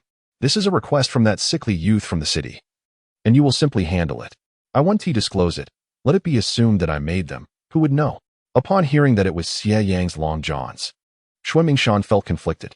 Mei Shoufeng, assuming her reluctance stemmed from discontent, pressed the fabric into her arms. "Your marriage is still a matter for discussion, but this is non-negotiable." Embracing the fabric as she returned to her room, Xue Mingshan felt her mind swirl with thoughts of Xie Yang's face as she grasped the scissors. Memories of his words flooded her mind. The individual had at least offered her some suggestions, after all. It was only reasonable for her to assist in crafting 2 sets of autumn clothing without charge. Of course, her mother would undoubtedly object to such a notion, so she resolved to complete the task diligently. Men's thermal pants are designed with more openings than those for women, a fact that Xue Mingshan had yet to experience firsthand. Nevertheless, she approached the task with earnestness, exercising caution during the cutting process, though she could not help but feel a flush of embarrassment while sewing. Upon returning home, Xie Yang proceeded to pluck the feathers from a rooster before sauteing it briefly and then stewing it with added water. While stewing the chicken, he set aside a small amount of cornmeal to rest, intending to adhere it to the sides of the pot later. Xie Yang's culinary skills were not particularly remarkable, however. In these times, who would be overly particular as long as there was meat to consume? By the time the chicken was fully cooked, the sun was high in the sky. He filled a lunchbox to the brim and, after some contemplation, prepared an additional box before heading to the youth collective. Upon his arrival, the young people had just returned, and upon seeing Xie Yang carrying the lunchboxes, they erupted in cheers and eagerly snatched them away. Qi Gang laughed heartily, remarking, "Xie Yang, your older siblings have certainly spoiled you. You are quite considerate." "Indeed, Xie Yang, you are quite the resourceful lad." Xie Yang chuckled in response. "I owe it all to you this morning. Otherwise, I might not have survived a beating from you, Taiju. But a mere bit of meat is not of great consequence." The lunchbox was opened and placed on the central table, where Ming Jun glanced at it and remarked, "Is this all there is?" Yu Weidong pulled the lunchbox closer, retorting, "If you find it insufficient, then don't eat." "Indeed, some people are quite picky even when food is available," Qin Gang interjected, taking a pair of chopsticks and sampling the dish. "Not bad at all. The flavor is quite authentic." Everyone was thrilled, as it had been quite a while since they had eaten meat. In the midst of the lively atmosphere, Xie Yang surveyed the room and suddenly noticed someone gazing at him. A quick glance revealed Pan Hongfang's face, her expression timid and resembling that of someone who had endured great injustice, cautiously revealing a smile. Xie Yang averted his gaze, only to realize that Xie Wenhua was absent. "Where is Xie Wenhua?"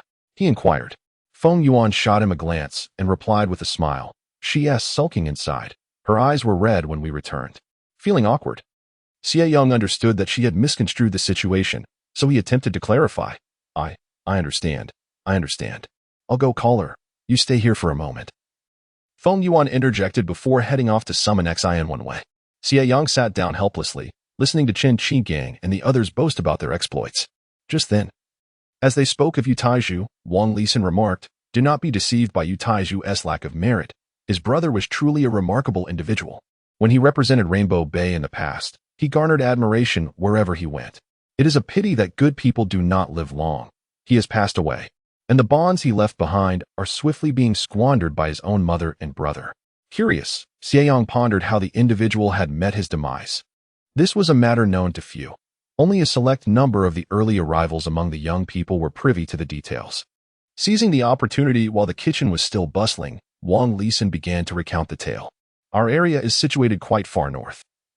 To the east of our brigade lies a river, beyond which is the Agricultural Reclamation Corps. Occasionally, when they encountered difficulties, we villagers were called upon to assist.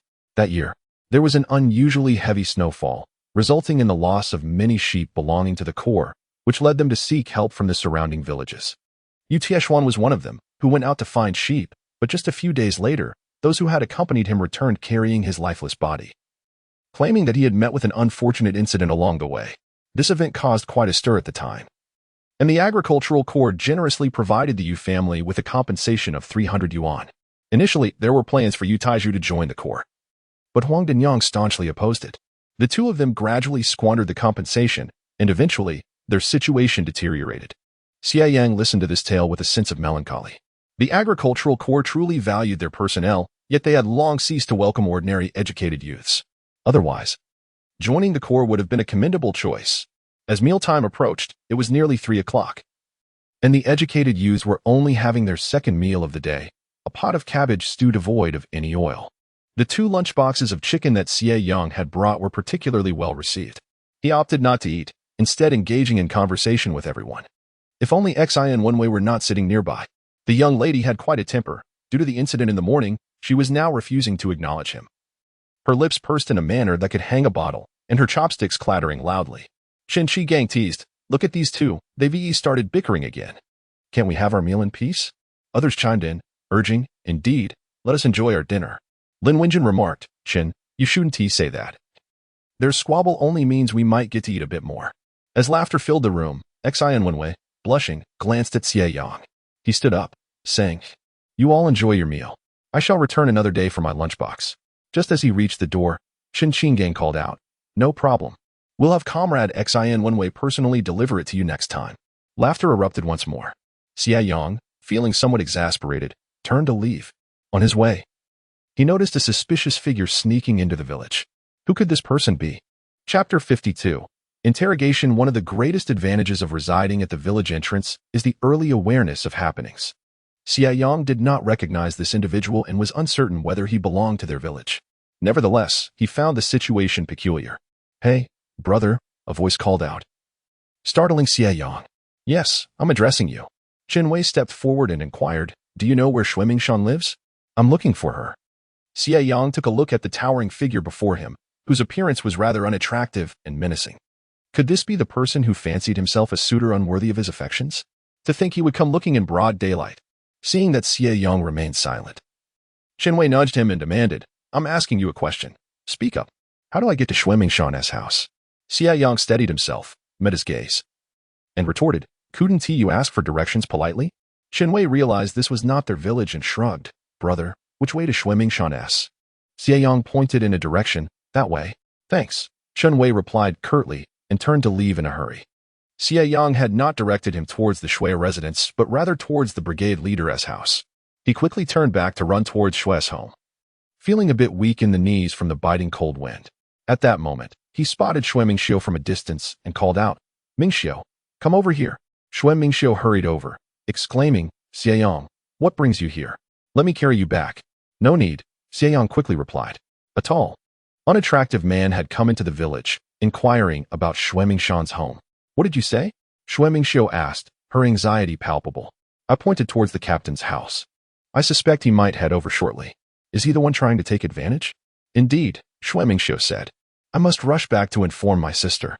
With that, She hurried away, leaving Xie Yang feeling uneasy. He was discontented that the girl he had his eye on was already being pursued by an unseemly fellow before he could even make a move. Such a situation was unacceptable.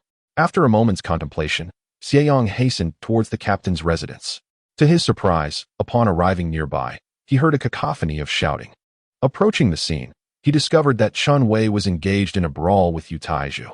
Quickly, Xie Yang concealed himself and took a sip from his flask, observing the unfolding drama from a safe distance.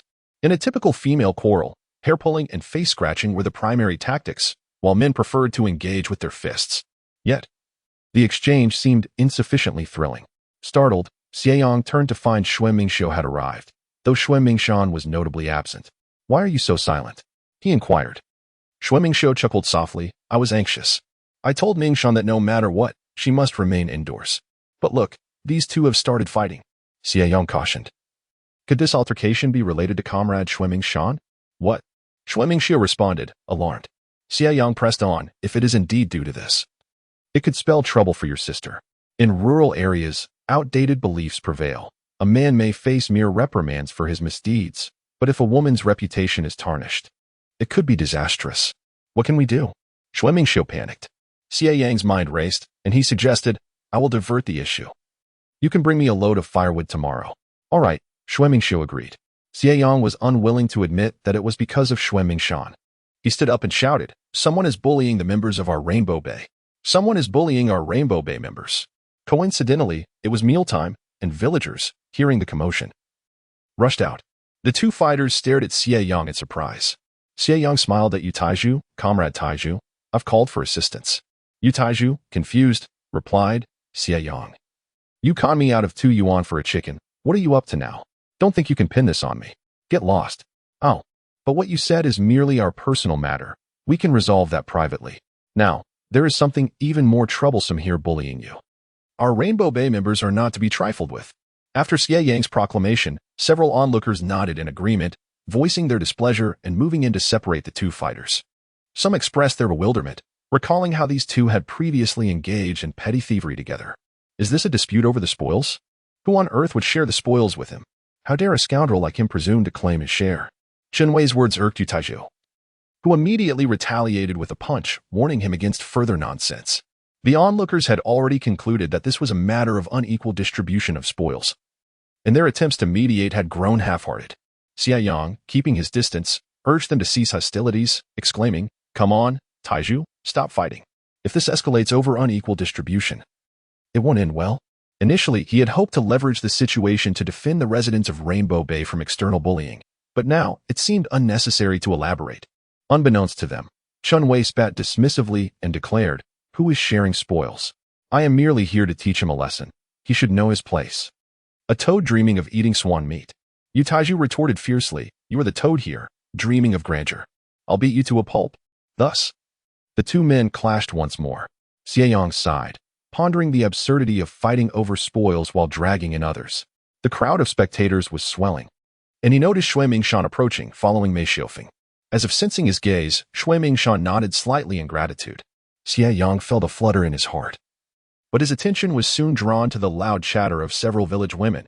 "Mei Xiufeng, I heard you intend to swap your daughter Mingshan as marriage. Is this the young man in question? You would give your daughter to someone like him? Even a stepmother wouldn't stoop so low." It was true. Her family situation was unique, where a biological mother seemed less significant than a burden. The village was small, and certain matters couldn't remain hidden. Chen Wei was present, and everyone recognized him for what he was. Had they quietly arranged a wedding, perhaps whispers would have sufficed, but now that outsiders were aware, how could they avoid the scorn? Mei Xiufeng's expression darkened instantly. Xie Yang interjected, "Madam, I believe you have misunderstood Mei. She is a kind-hearted woman who cares deeply for her children. How could she marry her daughter off to such a man, even for the sake of her son?" Following this, he turned to Mei Xiufeng, seeking her agreement. Under the scrutiny of so many eyes, Chun Wei also glanced in their direction. Mei Xiufeng found herself in a precarious position. She felt increasingly annoyed with this meddlesome youth, who seemed to revel in stirring the pot. However, her anger was more directed at Chun Wei, who strutted into the village with bravado despite the situation being unresolved. "Madam," she shot Xie Yang a glare, awkwardly forcing a smile. "Of course, I, Mei Xiufeng, love my children dearly. Yet, she did not specify which child she cherished most. Xue Mingshan, overwhelmed with emotion, clung to Mei Xiufeng's arm and wept. Mother, I knew you cared for me the most. You have 3 children, yet I am your only daughter. How could you not cherish me? I promise to honor you well in the future. Why should that matter? Qinwei interjected vehemently. Xue Mingshan must marry me. Chapter 53. The underwear she made. The reason Qinwei had come today was to see Xue Mingshan. Though their villages were neighbors, the distance was still several miles.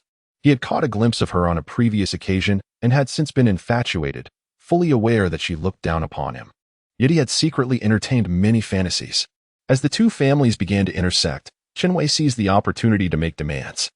The proposal for a marriage exchange was his suggestion, and upon hearing from his mother that the Xue family had shown interest, he could hardly contain his eagerness to meet Xue Mingshan. He intended to discreetly discuss the matter of increasing the bride price.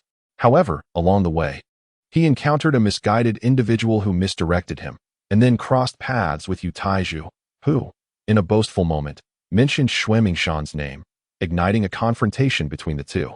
Now, upon hearing Mei Xiufeng's ambiguous stance, Qinwei confronted her, exclaiming, I do not agree. You have already consented to the engagement between Mingshan and me, allowing her to be my bride, while my sister is to marry Xue Mingmin. How can you act this way? Do you not wish for Xue Mingmin to have a wife? Qinwei's eyes burned with fury, veins bulging on his forehead, his anger palpable. Were it not for the fact that this woman was Xue Mingshan's mother, he might have resorted to violence. Yet, Mei Xiufeng's expression darkened, taken aback by his brazen confrontation. Indeed, it was foolish of him to challenge her so directly. How could she respond to such an affront? If she agreed, the surrounding onlookers would drown her in their spittle. Unbeknownst to this oaf, her intentions were well-meaning. She had previously stated that they should not meet until the marriage was finalized, yet he was the one who could not contain his impatience. Mei Xiufeng found herself in a precarious position. Xie Yang, however, intervened, positioning himself between the two. You, a towering figure, dare to bully my Aunt Mei? Are you aware of the implications of your actions? This is coercion. In this new society, we do not adhere to the antiquated practices of arranged marriages. Comrade Xue Mingshan is my Aunt Mei's most cherished daughter, intelligent, beautiful, and dutiful. She has never expressed a desire to marry you, has she, Aunt Mei? The crowd chuckled, mocking Qinwei, likening him to a toad. Qinwei's face turned crimson as he glared at Mei Xiufeng, demanding, "Isn't it you who agreed?" His aggressive demeanor only made Mei Xiufeng feel increasingly trapped. Mother, you care for me the most, don't you? I am attractive and a high school graduate. It wouldn't be unreasonable for me to seek a city dweller. If I were to marry into the city, the bride price would surely be higher, making it difficult for my brother to find a suitable match. Her words hit home with Mei Xiufeng. Just as she was about to speak, Xue Hongtao approached, hands behind his back. Who dares to entertain the notion of my daughter marrying someone like you? Quickly depart. Qinwei, consumed by rage, turned to Mei Xiufeng, demanding, I expect an explanation. Mei Xiufeng coldly replied, What explanation do you require? Who are you to demand anything from me? Leave immediately. Do not come here to stir trouble. Just wait, Qinwei retorted, storming off. Before leaving, he cast a glance at Xue Mingshan, his voice trembling with emotion. I genuinely wish to marry you. You will regret missing this chance. Xue Mingshan screamed, Mother, I'm scared. I don't want to see such a person. I would rather die. Mei Xiufeng closed her eyes, realizing that this marriage was doomed, and she would have to continue searching for a suitable bride for her son. She glanced at her daughter beside her, whose beauty was undeniable. Was it now only to hope that she could marry into a good family and receive a handsome bride price? Throughout the entire affair, Xie Yang had not encountered the legendary Xue Mingmin, who remained conspicuously absent, although lacking a father. She was fortunate to have a mother who meticulously plotted and spared no effort in helping her find a husband. Such happiness was indeed remarkable. Yet, Xue Mingshan and Xue Mingxiu, despite having both parents, led lives that seemed less fortunate than those of orphans. The lively atmosphere dissipated once Mei Xiufeng and her husband departed with their 2 children. Observing Xue Mingshan's constant glances back, Xie Yang couldn't help but chuckle. In her eyes, he perceived gratitude, a sentiment he found quite gratifying. Xie Jiqing, I never anticipated you to be so magnanimous. In contrast to Taizhu, who failed to recognize kindness, the villagers held a favorable impression of Xie Yang. He waved his hand dismissively, believing that humility in success was paramount. Personal grievances had been resolved, and when encountering injustice, one could not simply turn a blind eye. Moreover, as educated youth sent to Rainbow Bay, they were indebted to the community for their support. Thus, it was only fitting to protect it. Noticing Taiju sulking in his corner, Xie Yang sighed. Of course, comrade Taiju, one must strive to be a good person. Your elder brother sacrificed himself to provide a better life for the family. If he were aware that his brother engaged in petty misdeeds that tarnished his reputation, it would surely sadden him. Do not glare at me. I merely lament for comrade Yeshwin and ponder what he would think if he were still alive, allowing such behavior. After uttering these words, Xie Yang strolled away leisurely. The sky darkened, and he realized that indulging in the spectacle was a waste of time. He pondered whether Chinwei might encounter wild beasts on his way home. Upon returning, he found the Kong stove cold, having missed lunch. However, thanks to the spring water he had consumed, hunger was not an immediate concern. As he ignited the stove, the old hen in the back room clucked incessantly. But he paid it no mind. Within mere minutes, the clucking transformed into a more urgent sound, prompting him to investigate. Sure enough, he discovered a warm egg. He took the egg and attempted to leave, but the hen followed closely, refusing to relent. Glancing at the bowl in the corner with remnants of corn, he turned to exit, only to have the clucking grow more frantic. Eyeing the hen suspiciously, he watched as it mimicked drinking water. Stunned, he mused whether the hen had somehow gained intelligence, perhaps requesting spring water from him. Yet, what could a mere chicken offer? He still anticipated brewing chicken soup in the future. Resolutely, he closed the door, silencing the hen's cries to a sorrowful pitch. For dinner, he heated the remaining half-pot of chicken and savored it while reclining comfortably on the Kong. Regrettably, the room lacked light. Otherwise, he could have devoted time to study and self-improvement. Ultimately, he decided to sleep. Before drifting off, he consumed the last of the spring water, falling into a deep slumber without a single dream until dawn broke. Due to Xie Yang's frail health, Qian Yukai feared he might perish there and thus excused him from tree-felling duties while strictly instructing him not to venture into the mountains alone.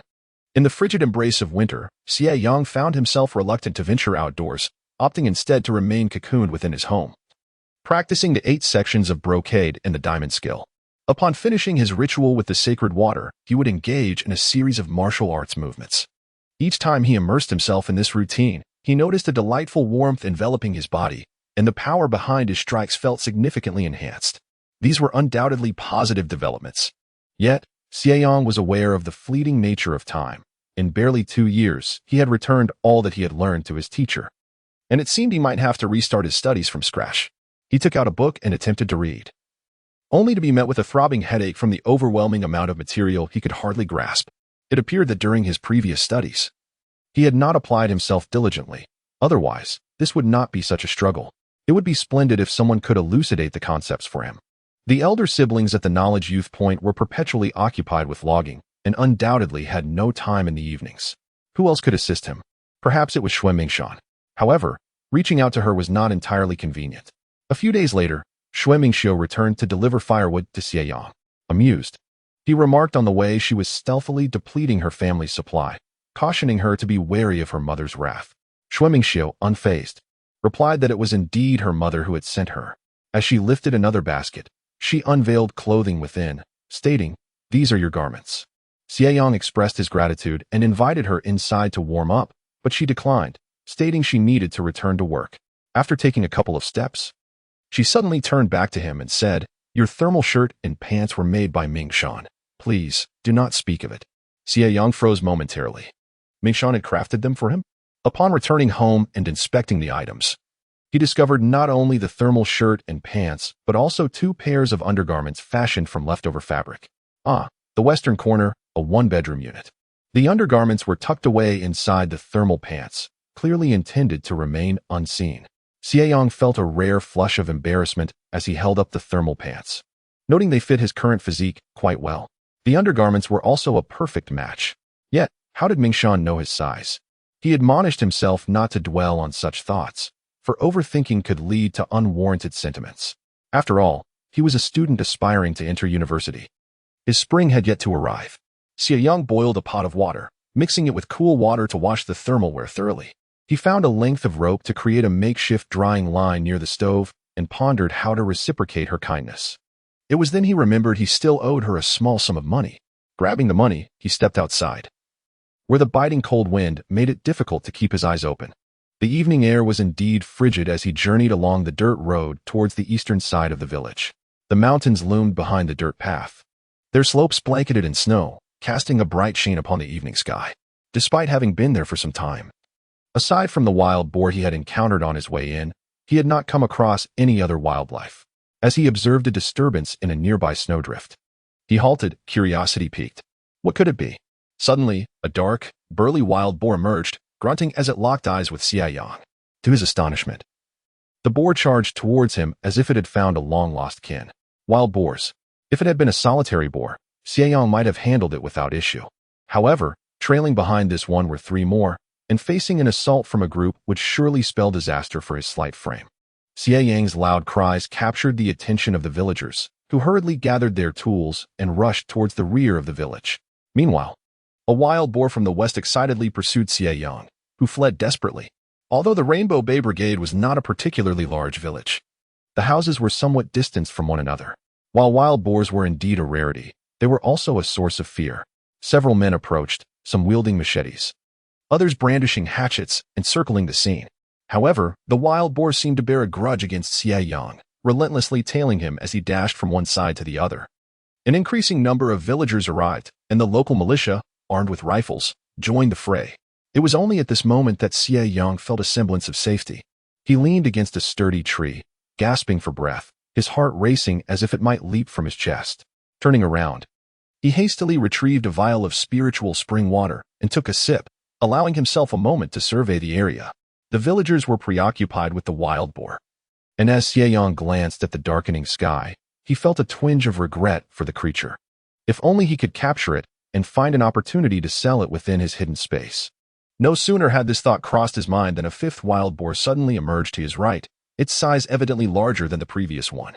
Astonished, Xie Yang was about to call for assistance, yet he hesitated to relinquish this potential prize. Instead, he drew 2 machetes from his spatial pocket, standing alert in confrontation with the boar. The wild boar, however, showed no signs of hesitation, launching itself towards Xie Yang through the snow. Its robust limbs and thick, tough hide made it exceedingly difficult to strike with the blades, compelling him to seek an opportunity to target its eyes and forehead, its only vulnerable spots. Fortunately, having just consumed the spiritual spring water, he felt invigorated. Otherwise, a single kick from the boar could have sent him flying several yards away. Xie Yang wielded the machetes, attacking from various angles, and as he noticed the boar open its jaws to reveal its tusks, he seized the moment and struck a decisive blow to its forehead. The massive beast collapsed with a thud, sending snow flying everywhere.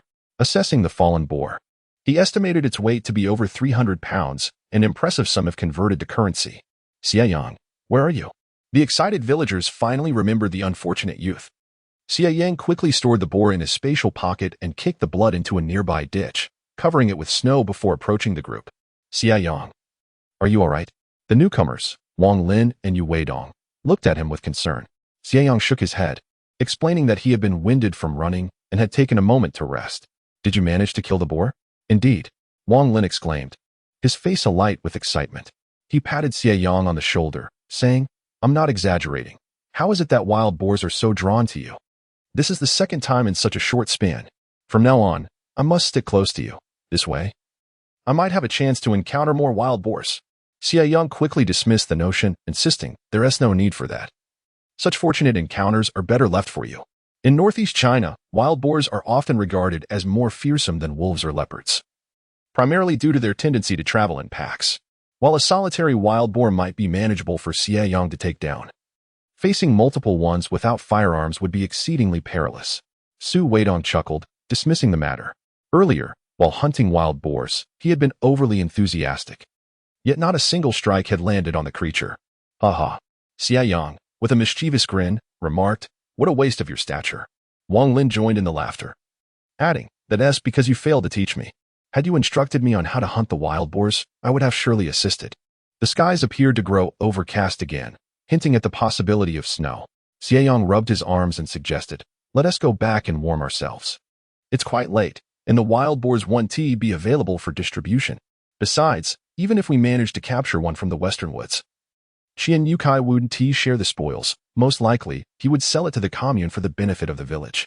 It was only as Xie Yang reached his doorstep that he remembered the purpose of his outing, but by then, the hour was late, and he decided it best to return home. To his surprise, upon reaching the entrance, he found someone squatting there. Xie Yang, Xie Yang stood up, tears welling in her eyes as she flung herself into his embrace.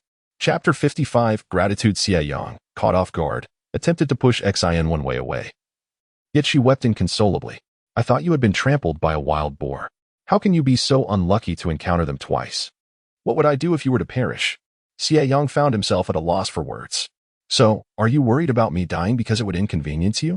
Her sobs momentarily ceased as she looked up at him, her eyes wide with indignation. I genuinely care about your well-being. How can you be so heartless? Then please release me. It's quite inappropriate for a man and woman to be in such a position. Xie Yang had never regarded her as anything other than a child. Even though he sensed the affection she harbored for him, he could not summon any romantic feelings. Realizing their posture was somewhat intimate, Xie Yang let go. Are you all right? Xie Yang shook his head. I'm fine. You should head back. Xie Yang hesitated, stammering. I'm scared. Thus, he found himself accompanying her. The two of them made their way to the youth commune, with Xie Yang silently gripping his sleeve. Upon reaching the entrance, she still did not release her hold. Xie Yang furrowed his brow. What is the matter? She finally let go, saying, Be careful on your way back. Xie Yang suggested, Why not accompany me a bit further? I'll go in now, she said, ungratefully dashing inside, leaving him to return home in resignation. Upon arriving, he lit a lamp and noticed that both his clothes and face were splattered with boar's blood, which carried a strong and unpleasant odor that would surely linger if not cleaned. After boiling water to wash up, he tossed his soiled garments into a basin and hurried to bed. That night, Xie Yang dreamt of being chased by wild boars, running throughout the night. When he awoke, his legs felt slightly sore, likely a remnant of his exertions from the previous day. After stretching and washing up, he pondered over the need to boil water for laundry when suddenly someone called for him from outside. Upon stepping out, he was surprised to see Xie Yang. Glancing at the gloomy weather and the snow that had almost blocked his doorway, he inquired, What brings you here at this hour? Xie Yang's cheeks flushed slightly as she replied in a soft voice, I wanted to thank you with a song, but I couldn't find the opportunity. This morning, everyone went to the brigade to see about sharing the wild boars, so I came over. She lifted her gaze to Xie Yang, her eyes slightly reddened. Xie Yang, thank you for your help that day. If things had escalated, I might have had to marry Chun Wei.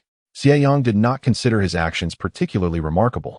He simply could not bear to see such a beautiful woman subjected to the whims of a scoundrel. To claim he was entirely devoid of selfish motives would be disingenuous. Contemplating for a moment, he said, While I was in the capital, I unexpectedly overheard something. Xie Yang was taken aback by his sudden shift in topic. What did you hear? It was said that all professions currently lack practical talent, Xie Yang remarked, knowing she was one of the few high school graduates from her village. He thought to elaborate, believing that if he could inspire her to pursue higher education, perhaps they could develop a deeper connection. Do you think the college entrance examination will be reinstated? Xie Yang paused. Aren't there already students from working-class backgrounds in college? Xie Yang shook his head. Not those kinds of students. Why would there be? What if it happens? If you marry before that, you surely wouldn't be able to participate. Xie Yang looked at him in confusion. What do you mean? What could I possibly mean? I have no ulterior motives, Xie Yang said playfully, unless you marry me. In which case your current predicament would be effortlessly resolved. Xie Yang glared at him, unable to suppress her irritation. Just what are you trying to say? Xie Yang, captivated by the intensity of her gaze, felt his heart race. Her fierce expression was enchanting, and he wondered how breathtaking she would appear when she smiled. Xie Yang glanced at the basin of clothes and offered, Let me wash your clothes as a token of gratitude. Without waiting for his protest, she rolled up her sleeves and began fetching water to wash them. No need, Xie Yang began, but she had already turned the garments over, revealing dark red water beneath. That is actually, I know, Xie Yang interjected, suddenly uneasy. Your health has never been great, and being chased by a wild boar for so long can't have helped. You must take care of yourself. She recalled her grandfather's words. One must not cough up blood, doing so drains one's vitality. You must take good care of yourself from now on. Xie Yang thought to himself. She had automatically transformed the wild boar's blood into his own. Yet, her expression made him ponder deeper meanings. He bent closer. Are you worried about me? Xie Yang abruptly turned her head, only to find herself face to face with Xie Yang. They were so close that she could see her own startled reflection in his eyes. Her heartbeat quickened, almost to the point of imbalance. Flustered, she averted her gaze and continued washing the clothes. I'm not worried. I just want to repay you for your earlier kindness. You should rest. I'll finish this soon. Xie Yang's clothes, apart from the mud and blood from the previous day, were no grease. A quick soak in hot water followed by a rub with soap would suffice. He carried the dirty water outside, pouring it onto a snowbank, which collapsed slightly, leaving a dark mark behind. After standing in the courtyard for a while, Xue Mingshan returned indoors, washed the clothes thoroughly, and hung them on a line before saying, I must go now. It wouldn't be good if someone saw me. Without waiting for a response from Xie Yang, she had already exited the house and departed. Observing her retreating figure, Xie Yang slowly exhaled. How should one express it? This was the first time he had felt the stirrings of affection. In his previous life, he had lived until nearly 30 as a solitary figure. Many friends and students from the martial arts school had almost assumed he was a recluse, with some even attempting to introduce him to charming young men. Yet, he was aware of his true preference for women. He simply chose to remain single rather than settle for less when he had not encountered anyone he found appealing. Upon traversing into this new existence, the first time he laid eyes on Yinyu, he thought to himself, indeed, she is quite beautiful, worthy of being the heroine. However, it was upon seeing Xue Mingshan that his heart truly fluttered, a sensation he had never experienced in either of his lifetimes. Humans are, after all, visual creatures. Initial feelings of attraction are often rooted in beauty, and he was no exception. Even while still damp from the rain, Xie Yang could not suppress a smile.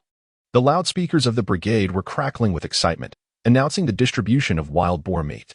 Xie Yang joined the throng, and upon arrival, he was met with laughter. Our wild boar hero has arrived. It hasn't been long, yet he has already secured wild boar meat twice, all thanks to Comrade Xie. Today, he should certainly receive a generous portion. Others chimed in, urging, yes, give him extra, he needs to nourish his body. We will rely on Comrade Xie in the future. Laughter erupted among the crowd. Xie Yang chuckled helplessly, and his gaze landed on a familiar figure, causing his brow to furrow. This was not the first time he had caught Pan Hongfeng stealing glances at him. Let her look. After all, she was not the only one observing him. Yet, there was something unsettling about the way Pan Hongfeng regarded him. Initially, her expression had been one of disdain, as if he were some contagion. Later, upon witnessing his prowess in combat, her gaze transformed. Even yesterday at the youth site, her eyes had mirrored the same admiration and shyness as now, fixated upon him. Xie Yang discreetly averted his gaze, positioning himself beside Wang Lin, using Wang Lin's considerable stature to shield himself from Pan Hongfeng's scrutiny. I would like some lean meat, he requested. Lean meat isn't very palatable, Wang Lin counseled. You are the village's great benefactor now. Seize the opportunity to request fatty meat. The fat from the wild boar is scarce. Why not take advantage of it? You can render it down for oil and restore your health. Xie Yang understood the reasoning. Yet he knew that his frail body could not be mended by mere lard, and besides, fatty meat was hardly appetizing. Alas, his words fell on deaf ears. Uncle Wang. The butcher swung his knife, and with a thud, a hefty chunk of meat landed before Xie Yang. Comrade Xie, this is yours. The brigade leader decreed that since you discovered the wild boar and endured considerable hardship, you deserve this portion. With a flourish, Uncle Wang added, no need for thanks. Take it and restore your strength. Glancing at the nearby offal, Uncle Wang tossed over a couple of kidneys. Here, to help you recover. The villagers exchanged knowing smiles. Comrade Xie must replenish himself. Otherwise, how will he ever marry and have children? Xie Yang felt a blush creeping upon him. This was the first time he had been categorized among those in dire need. Not only the villagers, but even the youth at the site joined in the laughter. Wang Lin patted his chest and said, Brother, do not fear. I shall have more children in the future, and if you remain childless, I shall gift you one. Get lost, Wang Lin. Can children simply be given away? Laughter erupted from the crowd. Xie Yang, feeling exasperated, carried the wild boar meat and 2 kidneys. Preparing to return home, the pungent odor was indeed overwhelming, and he would need to tend to it properly later. As he left the throng, he encountered Yu Taiju, who had come to collect the pork. Yu Taiju grunted, you don't even know whether your life is fortunate or unfortunate. Xie Yang shot him a glance, replying, my life was quite good until I crossed paths with you, which has brought me a stroke of misfortune. Pa. After walking a short distance, he could still hear Yu Taiju's teeth grinding in irritation. However, Yu Taiju, now aware of Xie Yang's temperament, dared not strike him, fearing that Xie Yang would retaliate. Furthermore, ever since that day Xie Yang mentioned his elder brother, Yu Taiju had been haunted by dreams of him, seeing his brother, covered in mud, crying out in coldness. followed by scolding him for being ungrateful and expressing a desire for his company in the depths below. Yu Taiju felt quite unwell, believing it to be a lack of nourishment. Thus, with the wild boar meat at hand, he planned to indulge in a hearty meal. Meanwhile, Pan Hongfang noticed Xie Yang leaving the crowd and excused herself to the individuals nearby, claiming she would head back. In truth, she did not return to the youth commune but instead followed Xie Yang discreetly. From a distance, Xie Yang, less vigilant now, returned home and prepared to close the door, only to find it obstructed by Pan Hongfang. Pan Hongfang, what are you doing? Let go. Pan Hongfang bit her lip. Xie Yang, I wish to speak with you. Xie Yang regarded her with suspicion, his impression of her far from favorable. Speak your mind. It's quite cold outside. May we enter? Pan Hongfang's eyes pleaded with vulnerability. Seeing her shiver, Xie Yang relented and allowed her into the yard, but refused to let her inside the house. Speak. Pan Hongfang bit her lip, tears streaming down her cheeks. I am sorry for what happened before. Can you forgive me? She gazed at Xie Yang with a pitiful expression, but he felt no sympathy. Rather, her demeanor made him shudder. Instinctively, he distanced himself from her, yet Pan Hongfang edged closer. Xie Yang, can you forgive me? Xie Yang chuckled. We have no grievances between us. To say forgive is too simple. You should leave. It would not be good if someone saw us. Upon hearing this, Pan Hongfang's tears flowed uncontrollably. I know I am not as beautiful as Xie Yang, nor as gentle as Shui Mingshan, but I possess something they cannot offer. Xie Yang, startled, sensed an ominous premonition. You must leave my home at once. If you do not, I shall not hesitate to be rude. As he spoke, he grabbed a stick to push her out. Pan Hongfang, taken aback by his coldness, bit her lip and declared, I can be more daring than them. I can give myself to you. Xie Yang was momentarily stunned. Pan Hongfang reached for the buttons of her cotton jacket, stating, I can give myself to you, to bear you a child. Oh my. Xie Yang was utterly horrified. As he gazed at the nearly worn-out cotton-padded jacket of Pan Hongfang, he found himself devoid of any sympathy. He forcefully seized Pan Hongfang and hurled her out of his yard. His expression darkened as he said, if you wish to act provocatively, at least choose a different location. This time, for the sake of our shared journey, I shall overlook your behavior. However, should you continue to misbehave, do not blame me for being unkind. Yet, Pan Hongfang was indignant. Xie Yang, are you not afraid I will scream that you assaulted me right now? What nonsense! Xie Yang could no longer contain his anger and pushed Pan Hongfang away. Go ahead and shout. Let us see if they believe you or me. In this village, everyone was well aware of his physical shortcomings. To claim he had assaulted her would require someone to actually believe it. Pan Hongfang, however, disregarded all of this. She unfastened her jacket, revealing a vest underneath. To be fair, despite her average appearance, she had developed quite well, with fair skin. Unfortunately, she had encountered Xie Yang, who was utterly lacking in romantic sensibilities. If you wish to act inappropriately, then by all means, continue. It won't freeze you to death. With that, Xie Yang turned away. Suddenly, someone charged towards them. Pan Hongfang, have you no shame? Xie Yang turned back to see Xie Yang rushing over like a firecracker. Seizing Pan Hongfang by the collar and delivering several sharp slaps before she could react, Xie Yang was taken aback, momentarily forgetting to intervene. He hadn't anticipated that Xie Yang would be so fierce. Weren't the girls from Haicheng typically gentle? What are you staring at? Xie Yang blushed, giving Xie Yang a shove. Hurry back and shut the door. Chapter 57, Sister. Xie Yang quickly returned to his courtyard and closed the door. Just as he did, he heard an ant exclaim, what is going on? Why are they fighting? He let out a sigh of relief, grateful that he had closed the door. Otherwise, if others discovered he had witnessed Pan Hongfang in such a state, he would have been hard-pressed to explain himself. Luckily, Xie Yang had reacted swiftly. Outside, Pan Hongfang began to sob, while Xie Yang continued to scold her as she struck her. From a distance, Xie Yang could hear Xie Yang complaining to the ants. Can you believe this? On a cold day, she unfastens her jacket and walks over here. What does that mean? Who is she trying to entice? I'm fortunate to have encountered her. Otherwise, if she had met someone else's man, who knows what would have happened? Though Xie Yang did not elaborate. The older women understood, and their gazes towards Pan Hongfang shifted significantly. Regardless of whom she was trying to attract, such behavior was inappropriate. What if she were truly promiscuous? One flirtation would not suffice. She would likely pursue another. However, this was happening right in front of Xie Ziking's home. Was she trying to entice Xie Yang? It was no wonder Xie Yang was incensed. She and Xie Yang had grown quite close. This behavior is unbecoming for a young lady. Indeed, the women's director ought to give her a proper lesson. Amidst the criticisms from onlookers, Pan Hongfang remained silent, simply wiping her tears as she cried. Finally, she defended herself. It's not like that. Xie Yang called me over. I saw her. Suddenly, someone remarked, I've never seen Xie Yang speak to her. In fact, I saw her sneakily follow him when he was carrying meat. Who knew Xie Yang would walk so quickly? This situation was becoming increasingly complicated, and the disapproving gazes directed at Pan Hongfang grew ever more pronounced. At last, the women's director arrived and summoned Pan Hongfang for a reprimand. Xing Wenwei, are you not leaving? Xing Wenwei snorted. I must observe the people in this courtyard. I cannot afford to be startled into an unfortunate situation. A group of individuals chuckled ambiguously. With flushed cheeks, Xing Wenwei approached the door to knock. Xie Yang from the courtyard said, You should return quickly, otherwise we both will find ourselves in a predicament. As the onlookers dispersed, Xing Wenwei could no longer maintain her faade. The situation had become untenable. Yet, Xie Yang continued to keep the door shut. Xing Wenwei, I genuinely appreciate your assistance earlier, but I regard you as my little sister.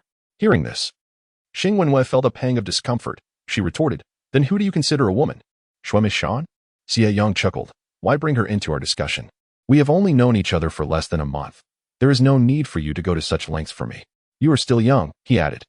I am not young. I am nearly 18. It is still 17. You are not yet of age, Xie Yang interrupted. Just go back. With silence now reigning inside, Xing Wenwei understood that Xie Yang would not open the door. She inquired, How much did you see earlier? Xie Yang hesitated, for during the final moments, Pan Hongfang's clothing had nearly come undone, and he had indeed caught sight of certain things. However, he could not confess to this. He declared, I saw nothing. Oh. Xing Wenwei replied, I shall take my leave. Keep your eyes in check and forget about today. Without needing to be told, Xie Yang wished to forget as well. It was truly a distressing sight. If it had been someone else. He was a respectable person. The knowledge of Pan Hongfang's actions had spread among the youth. Both male and female youths felt awkward, instinctively avoiding her presence, fearful of being tainted by her actions. Pan Hongfang was thoroughly chastised by the women's director and was ordered to return to write a self-criticism. Unbeknownst to her, she had become the most despised figure. Feng Yuan, once the most amiable of sisters, now bore a scornful expression. You better write it quickly, she said, adding indignantly. We have been sent down to the countryside for 10 years, and so many of us are doing just fine. You arrive and create such a scene. If you're not ashamed, do not drag us down with you. If anything like this happens again, you must move out. Do not stay with us. Feng Yuan tugged her bedding aside, creating a distance between herself and Pan Hongfang.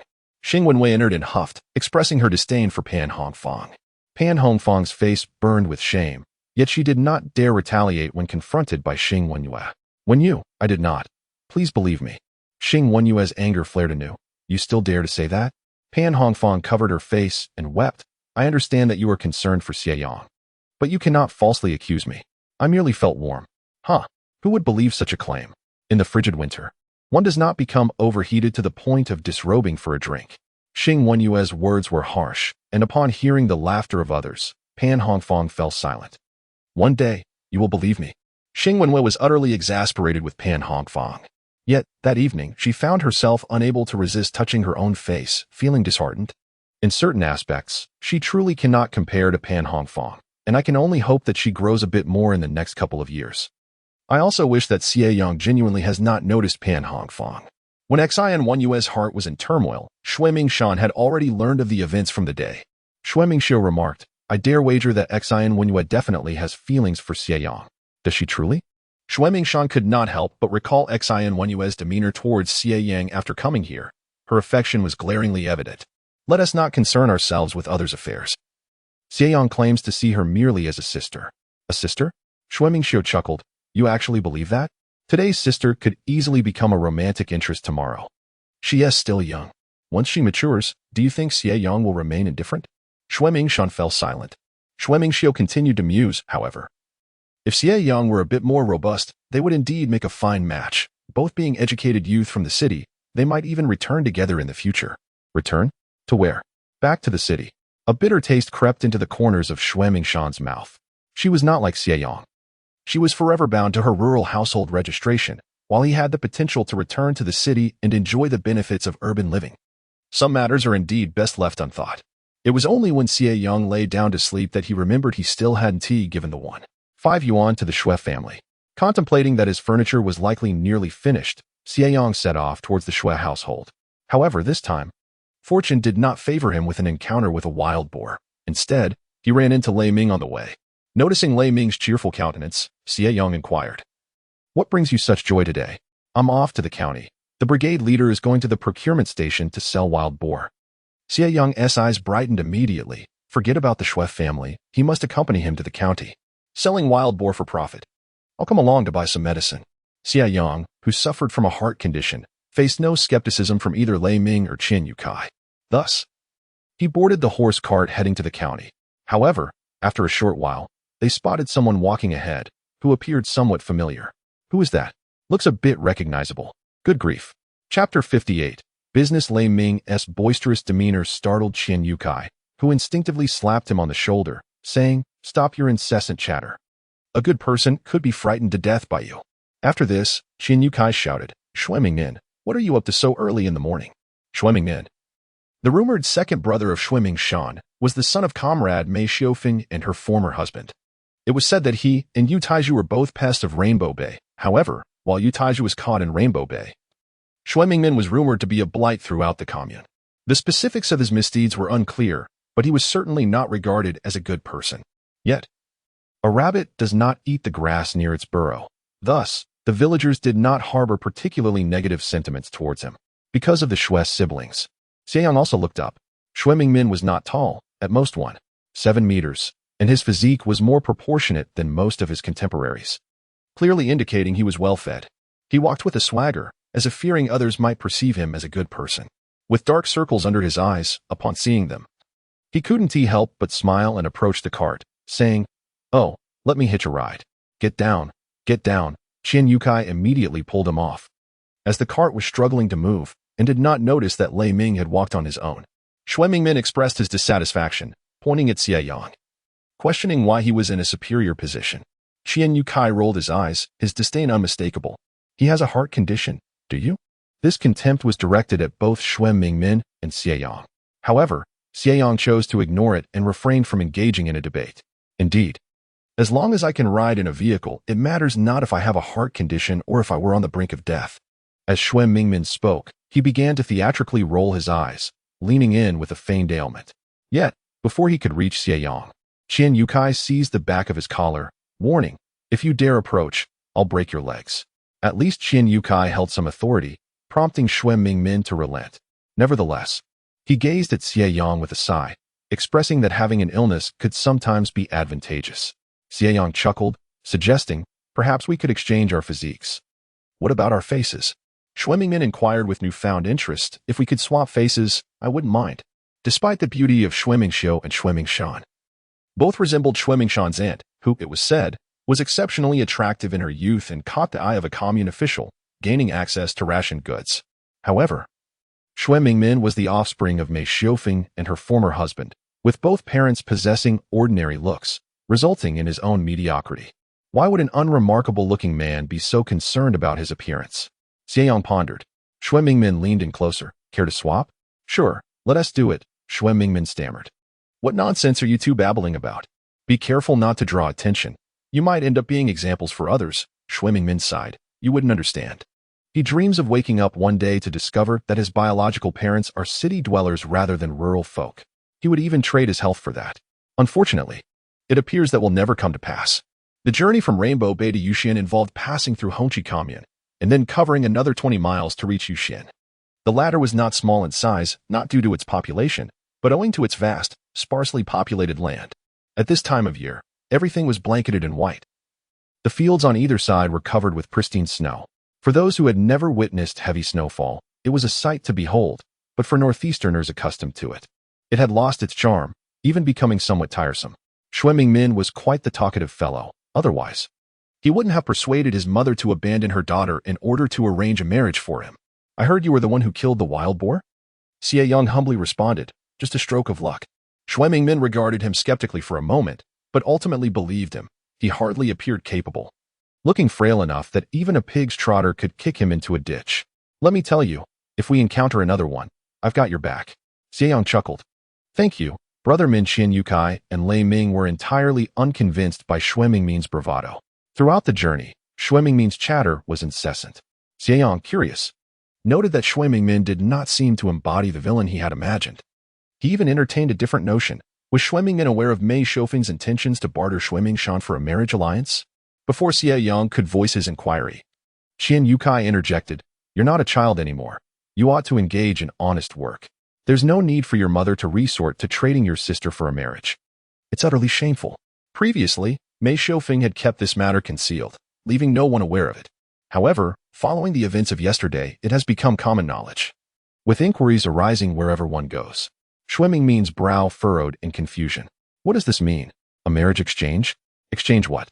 The woman is so unattractive that I have already declined. What a ridiculous notion. This sentiment astonished both Qian Yukai and Xie Yang. It appears that Mei Xiufeng's intentions were solely her own, wishing for her son to marry without regard for his feelings or his sister's unwillingness to partake in such an exchange. Such a mother exists in this world. Xie Yang felt that Mei Xiufeng and her husband were no different from Xie Daqiang and his wife. Poor Xue Mingshan. I will clarify with my mother that marrying a wife serves no purpose. It would only mean one more person to care for and support. Why burden oneself with a wife? It is troublesome. Xie Yang concurred. How could someone of great capability engage in a marriage exchange? Such actions would only invite ridicule. Xie Yang spoke with sincerity, glancing at Xue Mingmin and adding, "Of course, I see that Brother Ming is indeed a person of considerable merit. Hence he would disdain such an act, wouldn't he?" Xie Yang's praise was well received by Xue Mingmin, who nodded in agreement, asserting that he had deceived many. But he could never deceive his own sister. Qian Yukai and Lei Ming shared a tacit understanding and remained silent regarding Xie Yang's flattery. Any respectable individual would never endorse a marriage exchange, particularly with someone like Chen Wei, who was far from honorable. Upon arriving in the county, Qian Yukai and Lei Ming intended to visit the acquisition station to sell wild boars, while Xue Mingmin had already vanished. After confirming the meeting time, Qian Yukai cautioned Xie Yang to avoid wandering aimlessly, instructing him to stay at the hospital after purchasing the medicine, promising to pick him up at 2 in the afternoon. Xie Yang obediently nodded, assuring him that he would not stray. Once Qian Yukai and Lei Ming departed, Xie Yang swiftly sought out someone. While Qian Yukai aimed to generate income from selling wild boars, Xie Yang had the same objective, albeit through clandestine means. While Qian Yukai would sell at a legitimate acquisition station, Xie Yang intended to sell privately. The choice of where to sell was an art in itself. Although the black market operated primarily at night, he needed to find a buyer during daylight hours. It was only a little past 10, so Xie Yang decided to stroll around the county for a while before finding a remote, abandoned courtyard. The courtyard was blanketed in deep snow, and the main house had partially collapsed. Xie Yang concealed the wild boar beneath the snow before heading to the largest state-run hotel in the county. At this hour, it was still too early for meals, and the chef, Ding Shuqiang, was leisurely basking in the sun by the back door. Xie Yang crouched beside him, producing a pack of Dakiaman cigarettes and offering him one. "Uncle, you are the head chef of this hotel, correct?" Ding Shuqiang paused, his hand halting as he looked at him warily. "What is it? Do you seek to gain some advantage?" Xie Yang shook his head. "Not at all. I merely wish to discuss a business proposition with you." Chapter 59, Threats. The meat, eggs, and vegetables used by the state-run hotel are all supplied by the supply and marketing company or procured by the hotel manager according to quotas. Generally, such positions are lucrative, predominantly held by the manager or trusted associates. However, they are certainly not in the hands of the chef. Nowadays, chefs are categorized into tiers, receiving salaries commensurate with their rank. When these individuals are not engaged in their professional duties, there exists a certain benefit. Some families hosting celebratory events will invite renowned chefs to assist in the kitchen. Ostensibly, it is a gesture of goodwill, yet, in reality, it often involves compensation in money or goods, a customary practice. The area of Yu County is relatively small, with state-run restaurants located in both the eastern and western parts of the town. The eastern side houses the county government and several enterprises in the suburbs, thus elevating the status of Chef Ding Shuqiang. Consequently, he attracts a greater number of patrons, which is precisely why Xie Yang has set his sights on him. "What do you intend to sell?" Ding Shuqiang inquired, unperturbed, for he had previously encountered individuals seeking to sell goods. Xie Yang removed the satchel from his shoulder and unveiled a layer of oil paper. "Take a look," he said. The pungent aroma of wild boar meat wafted through the air. "Wild boar?" Ding Shuqiang exclaimed in astonishment. Xie Yang nodded affirmatively. "Indeed, wild boar meat. And I possess an entire carcass." Upon hearing this, Ding Shuqiang scrutinized Xie Yang from head to toe with a skeptical gaze. "Where did you acquire it?" he asked. Xie Yang replied earnestly, "I hunted it myself. Rest assured, I did not resort to theft or robbery."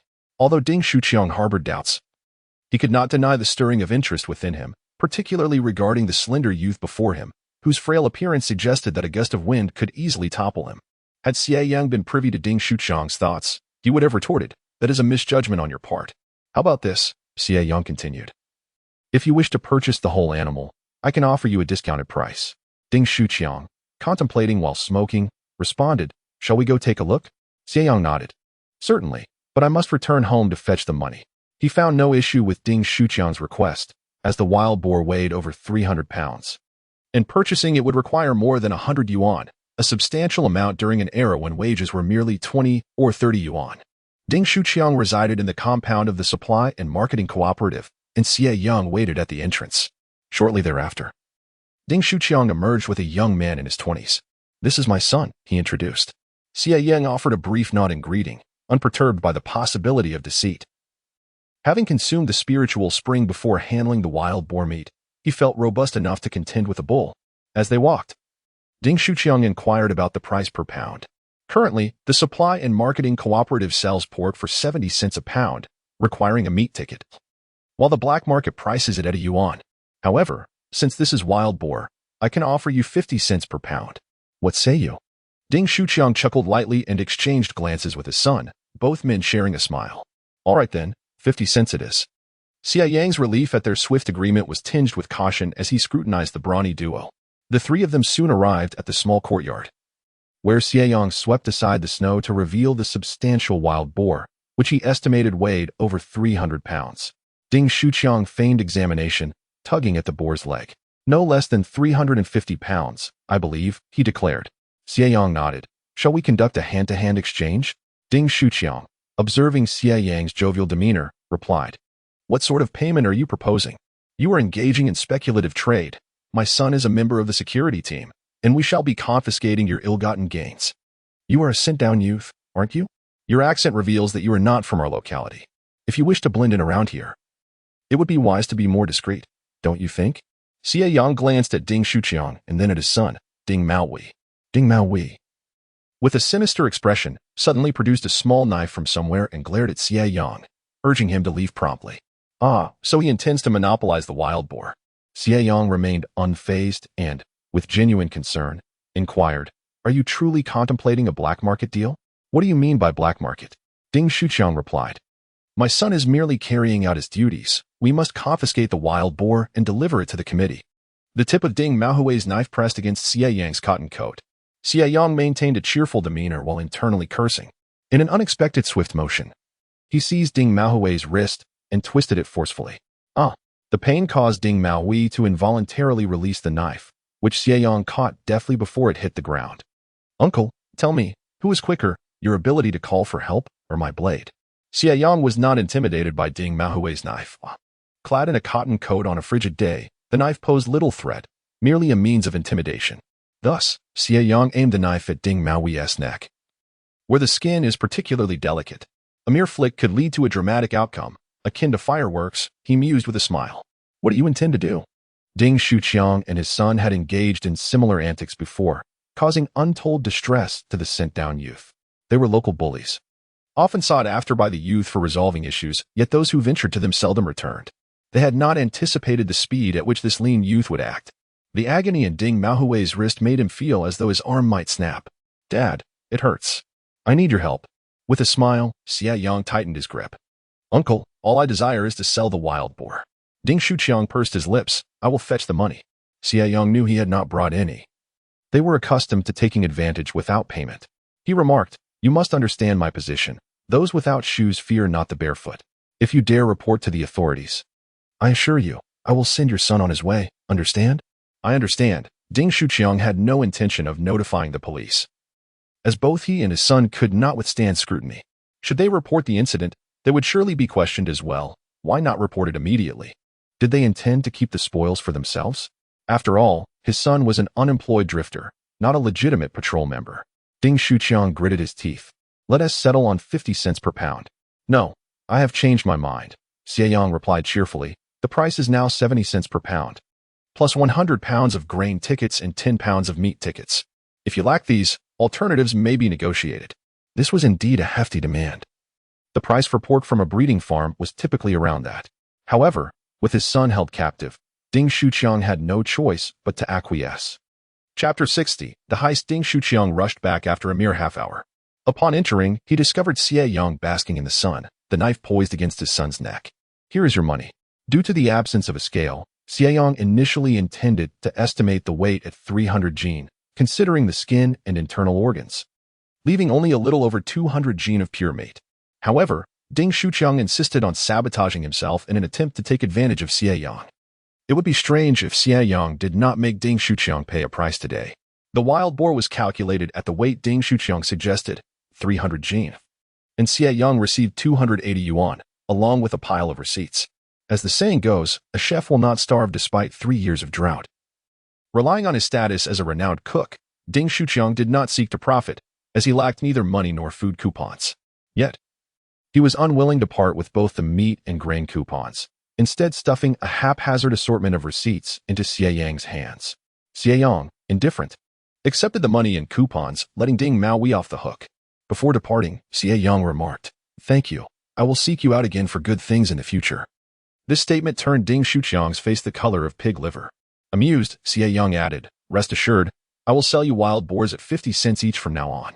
Ding Shuqiang did not believe this, thinking it improbable that wild boars were so easily hunted, even if Xie Yang possessed some skill. He likely had merely stumbled upon good fortune. Once Xie Yang left, Ding Maui gritted his teeth and said to Ding Shuqiang, "Dad, this matter cannot end like this. I'll follow him to find out which brigade he belongs to and devise a way to deal with him." Deal with what nonsense? Ding Shuqiang angrily struck his own head, warning that resorting to violence would only lead to trouble with the police, as their past deeds could not remain hidden. Ding Maui, exasperated, retorted, "So we just let it go?" Ding Shuqiang narrowed his eyes, gazing towards the courtyard entrance, and replied, "Of course not.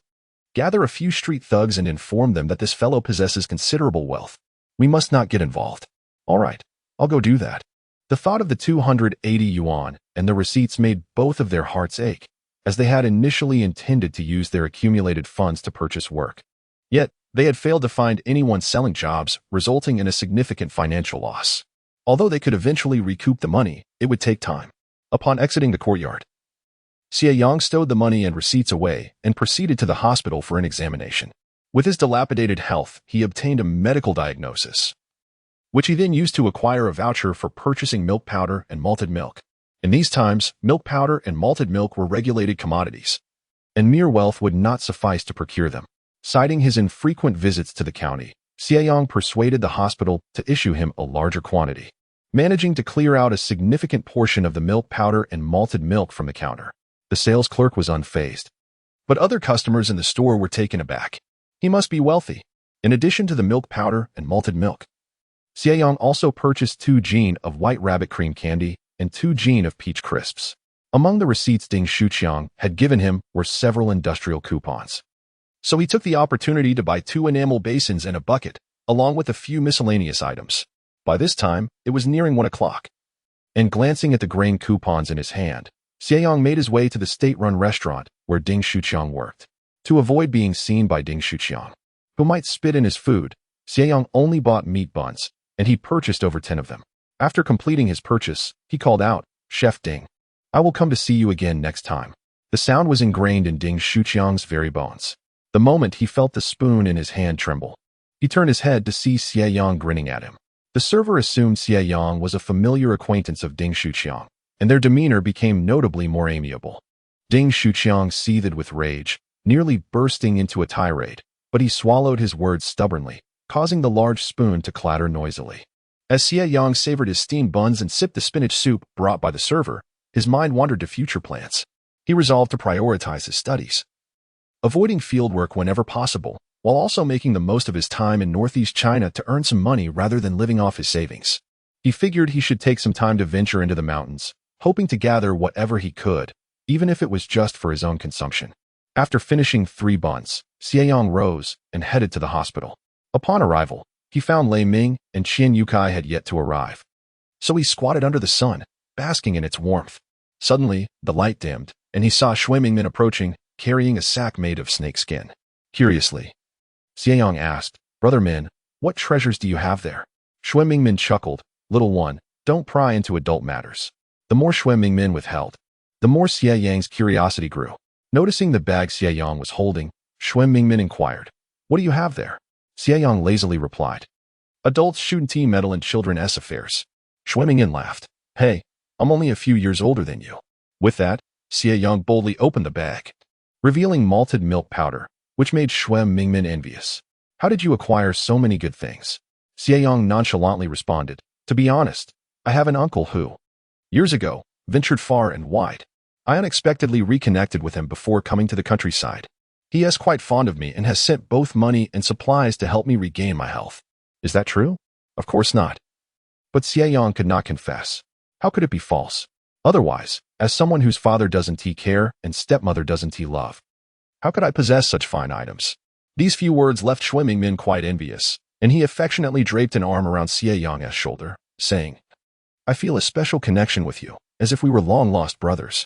In response to Xie Yang's skeptical gaze, Xue Mingmin resolutely proposed, "Let us become sworn brothers, sharing both fortune and adversity." Before Xie Yang could voice his objections, Qian Yukai and Lei Ming arrived to rescue him. "Are you joking? Become sworn brothers with someone like him? That would mean all of his possessions would be under the surname Xue. What nonsense! Let us get in the car and leave." Without the wild boar, at least Xue Mingmin could finally board the carriage. He dared not speak freely in front of Qian Yukai, instead saying meaningfully, "I'll come find you another day to continue this conversation. I feel a special kinship with you among all the educated youth in the village." Xie Yang chuckled, "Indeed. Brother Min, you seem to be a person of great justice, one who cherishes friendships and does not harm the neighbors." Of course, Xue Mingmin nodded halfway before becoming displeased. "What do you mean by not harming the neighbors? We don't harm anyone. That is just not who we are." As Xue Mingmin was led astray, Qian Yukai remained silent. Xie Yang clapped his mouth shut, realizing, "I misspoke. Those are the deeds of Yu Taizhu and his gang, and have nothing to do with Brother Min." As the cart exited the county amidst mutual compliments between the two men, the number of people thinned out significantly. The snow along the road had long been compacted, and the cart proceeded with caution, wary of potential mishaps. Before reaching the outskirts, 8 young men suddenly burst forth from the woods. With the departure of the people, their money and belongings remained behind. A robbery was underway. Chapter 61. Fairness. Xie Yang instinctively glanced at Qian Yukai, who appeared visibly tense, clutching several hundred yuan obtained from selling wild boar. If they were robbed, he would have no explanation to offer later. Their adversaries numbered 8, while their own party consisted of only 6, with Xie Yang barely counting as half a person. This left them with merely 3.5 fighters. Furthermore, Xue Mingmin, despite his reckless nature, was unlikely to fare well in an actual fight.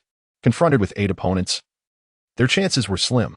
Qian Yukai made a swift decision, leaping from the cart and pulling Xie Yang and Xue Mingmin down with him. He turned to Lei Ming, instructing him to find an opportunity to drive the cart away and seek help. Lei Ming expressed concern, but Qian Yukai assured him, "Trust me."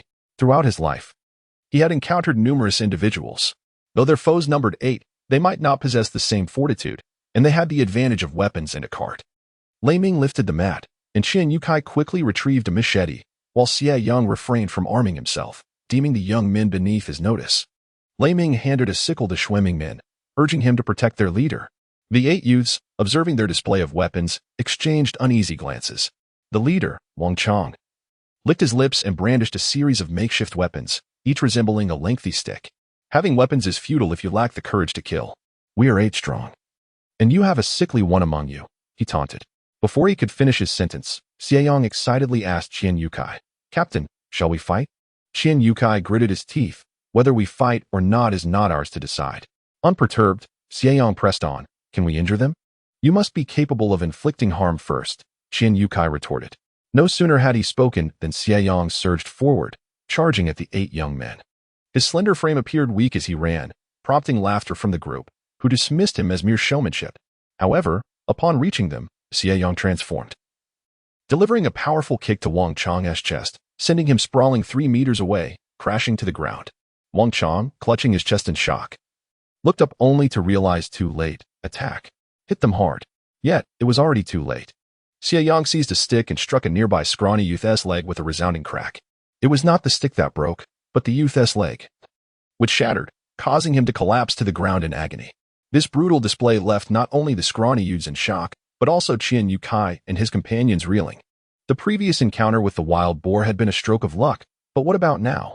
After a brief pause, Qian Yukai cast aside his knife and charged forward to join the fray.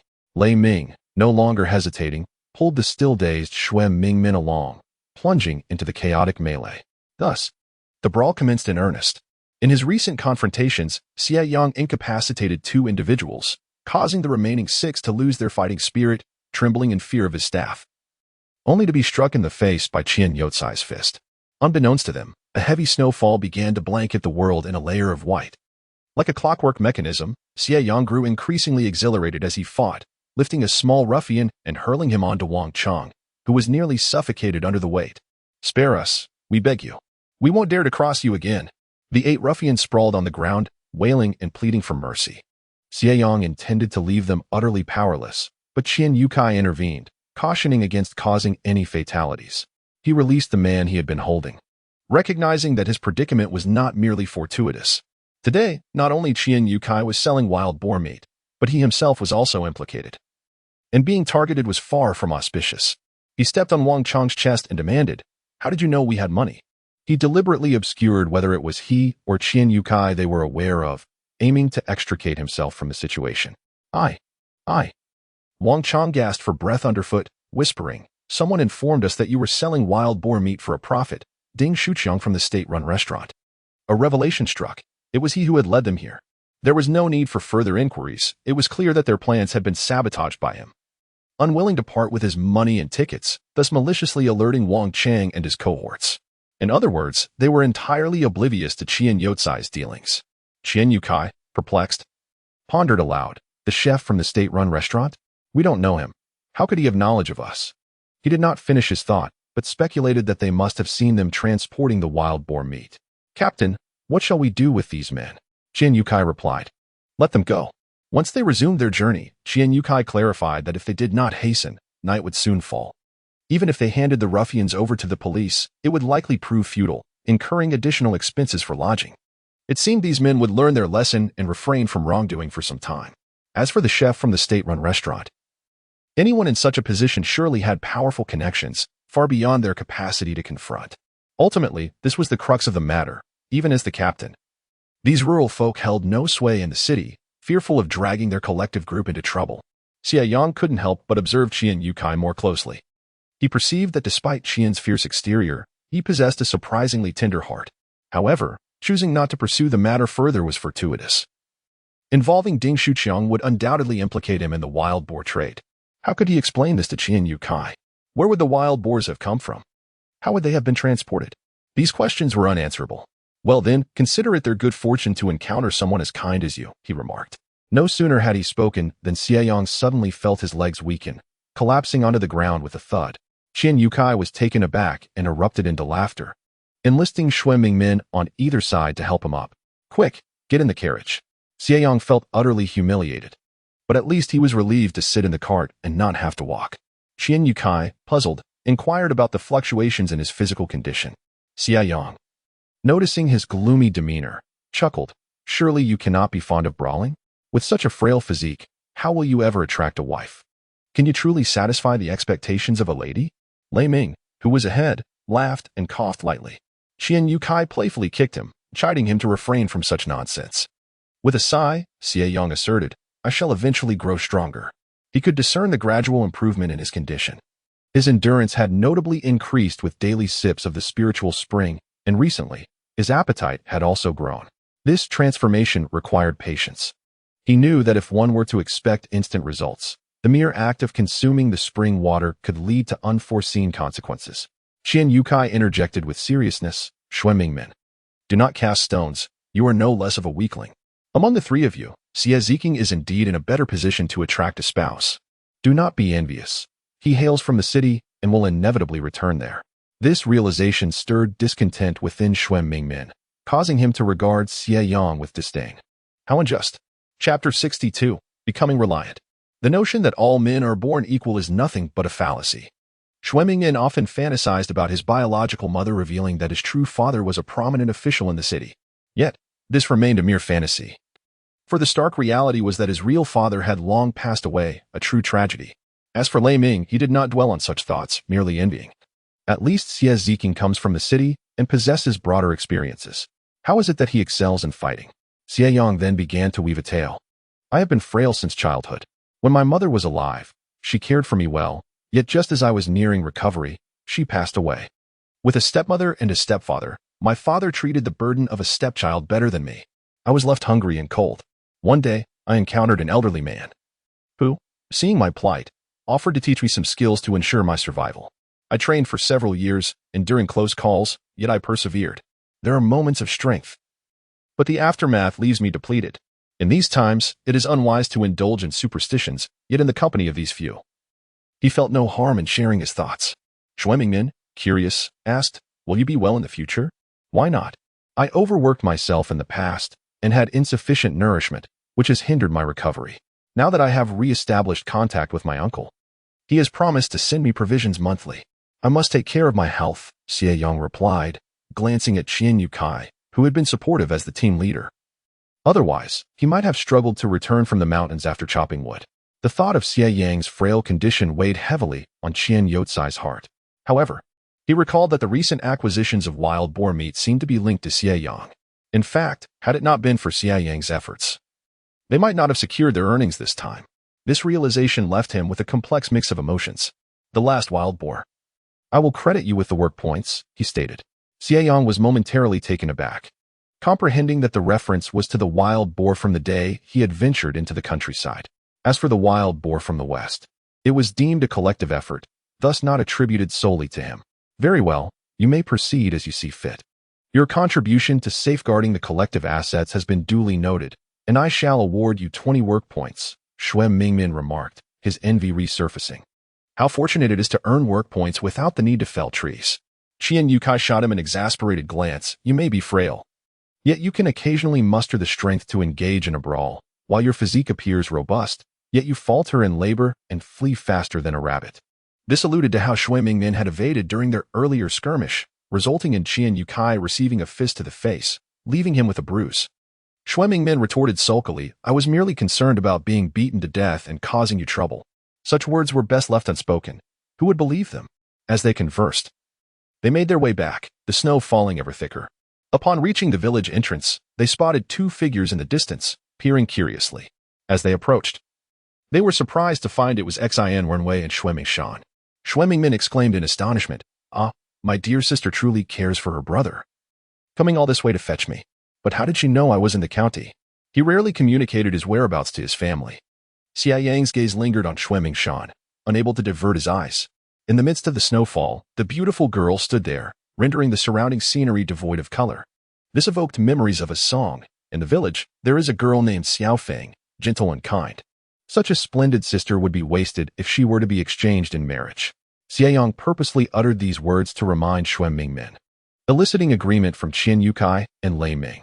Though we may not share a father, we share the same mother. Do not let your sister harbor grievances against you in the future. Xue Mingmin hopped off the vehicle, waving reassuringly, Do not worry, little sister. Xue Mingshan watched her elder brother approach, nodding at the occupants of the vehicle from a distance before heading home with Xue Mingmin, unaware of their conversation. Xue Mingshan turned back, locking eyes with Xie Yang, and smiled as he returned the gesture. Suddenly, a snowball struck Xie Yang's face, cold and startling. He turned to see Xie Wenwei pouting, her expression one of indignation. I must return to the youth station. Darkness approaches, he lamented, hastily making his way toward the courtyard with his bundles. Yet, Xie Wenwei followed closely behind. He turned, astonished. What are you doing? Running to a man's home at night could lead to misunderstandings. Her eyes brimmed with tears as she gazed at him, akin to a jilted lover. How could you act this way? Xie Yang was at a loss. What have I done? Just look at the way you regard Xue Mingshan. What is wrong with the way I look at her?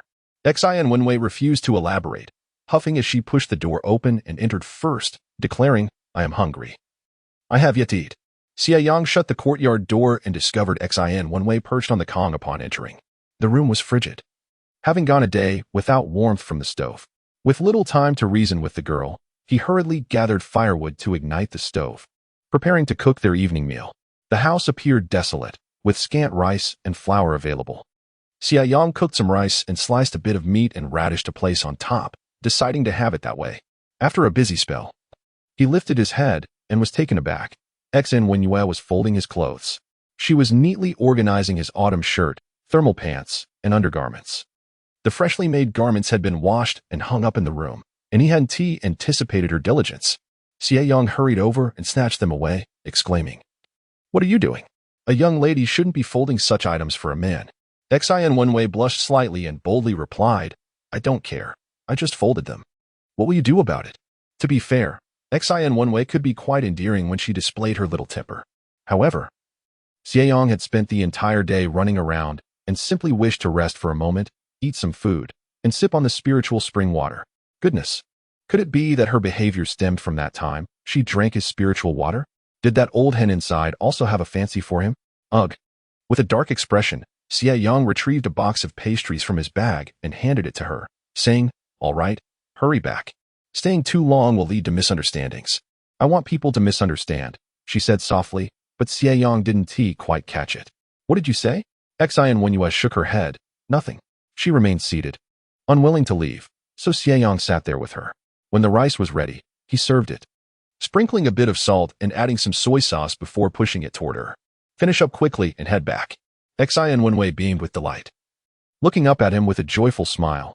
"I knew you were kind to me." Xie Yang replied, "I truly owe you. Have I now become someone you can rely on?" While eating, Xin Wenyue laughed. "Yes, you have." Once they finished dining, Xie Yang urged her to leave, but she pitifully said, "I'm afraid of walking alone at night." With a sigh, Xie Yang stood and said, "Wait here. I'll go check on the chickens." Taking the opportunity to step into the back room, he quickly consumed some spiritual spring water. Upon returning, he felt considerably more at ease. As they stepped outside, the snowfall had intensified, accumulating a thick layer at the entrance, and it was uncertain whether they would be able to venture out in the morning. Xin Wenwei tightly clutched Xie Yang's clothing as they walked toward the center of the village. Suddenly, Xie Yang halted, gazing intently at the path ahead. There were long footprints leading from outside the village. Who could this be? Chapter 63. Taking advantage of the chaos, the snow fell heavily, quickly covering even the tracks left by the horse-drawn cart. Now, new footprints had appeared, with only a light dusting of snow atop them, indicating that the person must have passed by recently. He measured the footprints with his foot and deduced they belonged to a man. Xie Yang, being tall and wearing size 42 shoes, noted that the prints appeared slightly larger than his own. "What's wrong?" Xin Wenwei asked, sensing his fixation on the footprints and feeling a bit apprehensive. The north wind howled, and the snow swirled about, creating an eerie atmosphere. Xie Yang shook his head. "It's nothing. Let us go." He was certain that if he spoke a moment longer, this girl would surely scream, and then the entire Rainbow Bay would know they were together at night. There was never any pure friendship between men and women, even if they truly had nothing. It would easily lead to misunderstandings. As they departed, Xie Yang kept an eye on the footprints, which twisted and seemed to head toward the educated youth point. Had someone from there ventured out today? XNWNYU let out a sigh, expressing her uncertainty. Xie Yang realized he should not place his hopes on XNWNYU. Her thoughts seemed perpetually elusive. Moreover, PNHNGFing had been acting strangely in recent days. Since that incident, her gaze towards him had taken on a sinister air. Given the limited number of educated youths, the few of them shared a bed, and due to her disdain for PNHNGFing, XNWNYU had opted to move beside FNUN, seeking refuge from PNHNGFing's unsettling stares at night, which disrupted her sleep. The mere thought of PNHNGFing filled Xie Yang with a visceral aversion. It was not a matter of her physical appearance, for she was not unattractive. Indeed, she possessed a certain delicate charm. However, were it not for her repugnant actions, Xie Yang would not harbor such disdain for a female comrade. He cautioned her to keep her belongings well hidden and remain vigilant against PNHNGFing. "I understand," XNWNYU replied, recalling how PNHNGFing had deliberately stripped to entice Xie Yang, which filled her with distaste. She abruptly inquired, "What did you see that day?" Xie Yang was taken aback. "What?" XNWNYU, gritting her teeth, pressed, regarding PNH and GFing. Did you see anything? He insisted he had seen nothing. That's good. The two paused at the entrance of the educated youth compound, with Xie Yang observing the footprints leading into the courtyard. Go on in. I shall return now. X and WNYU nodded, wishing him well. Xie Yang turned to leave, cloaked in the night. Unexpectedly, after walking a short distance, he spotted two shadowy figures sneaking northward. The northern area bordered a mountain, where a dilapidated shack stood at its foot, rumored to have once been the dwelling of a village hunter. Could it be that someone was indulging in an illicit rendezvous? This thrilling notion stirred excitement within Xie Yang, prompting him to extinguish his flashlight and follow stealthily. On that snowy night, the blanket of snow illuminated the darkness. Indeed, the man and woman were heading towards the shabby cabin. Once they entered, he approached, hearing muffled giggles from within. I hope you weren't seen when you came out? No, I told them I was squatting. I said the same. We must hurry. If we're discovered, it would be troublesome. I know. It's too cold to linger. Xie Yang strained to discern the voices. The male sounded somewhat like Jin, though he could not identify the female's voice. Shortly thereafter, curious sounds emanated from the cabin, sounds with which he was not unfamiliar. Although he had never engaged in such activities, he had viewed enough films in a past life to recognize the intensity of the encounter, which was undeniably blush-inducing. He glanced down at his thick cotton pants and sighed. He could not bear to listen any longer. The discomfort was palpable. Just as he prepared to turn away, he heard a grunt from within, signaling the conclusion of their escapade. TSK? Jin, doesn't he seem very capable, he thought, hastily retreating. The couple emerged from the cabin, completely oblivious to the fact that someone had been eavesdropping in such weather. They embraced fervently, their hands wandering inappropriately. Stop that. I must return, or my mother will find out and scold me. Jun smiled as he withdrew his hand. I know, you should head back quickly. I'll take care of the aftermath. I departed. The girl bestowed a kiss upon his cheek before swaying her hips and leaving. Just as Jun was about to turn back into the house to tidy up, he suddenly noticed an abundance of footprints on the road. How could they have left so many tracks?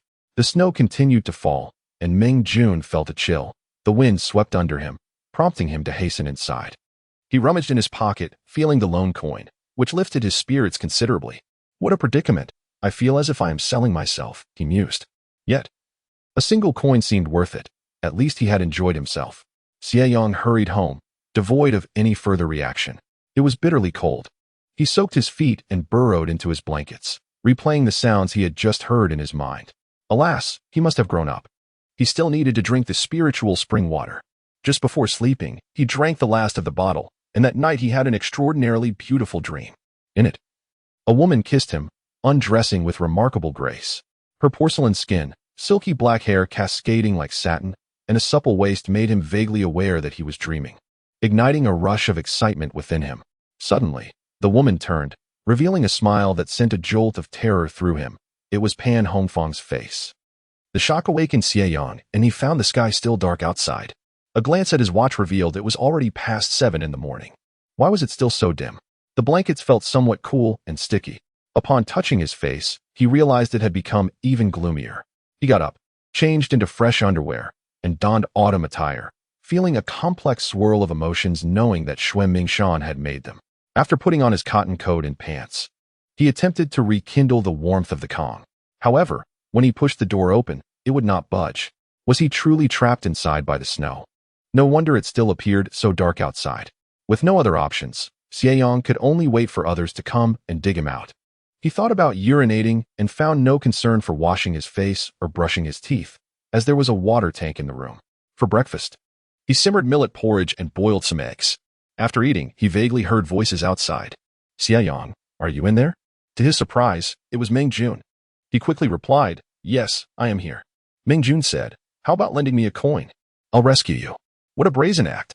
It was as if the tables had turned on him. Chapter 64, Malevolent Thoughts. Was he jesting? The intent was clear.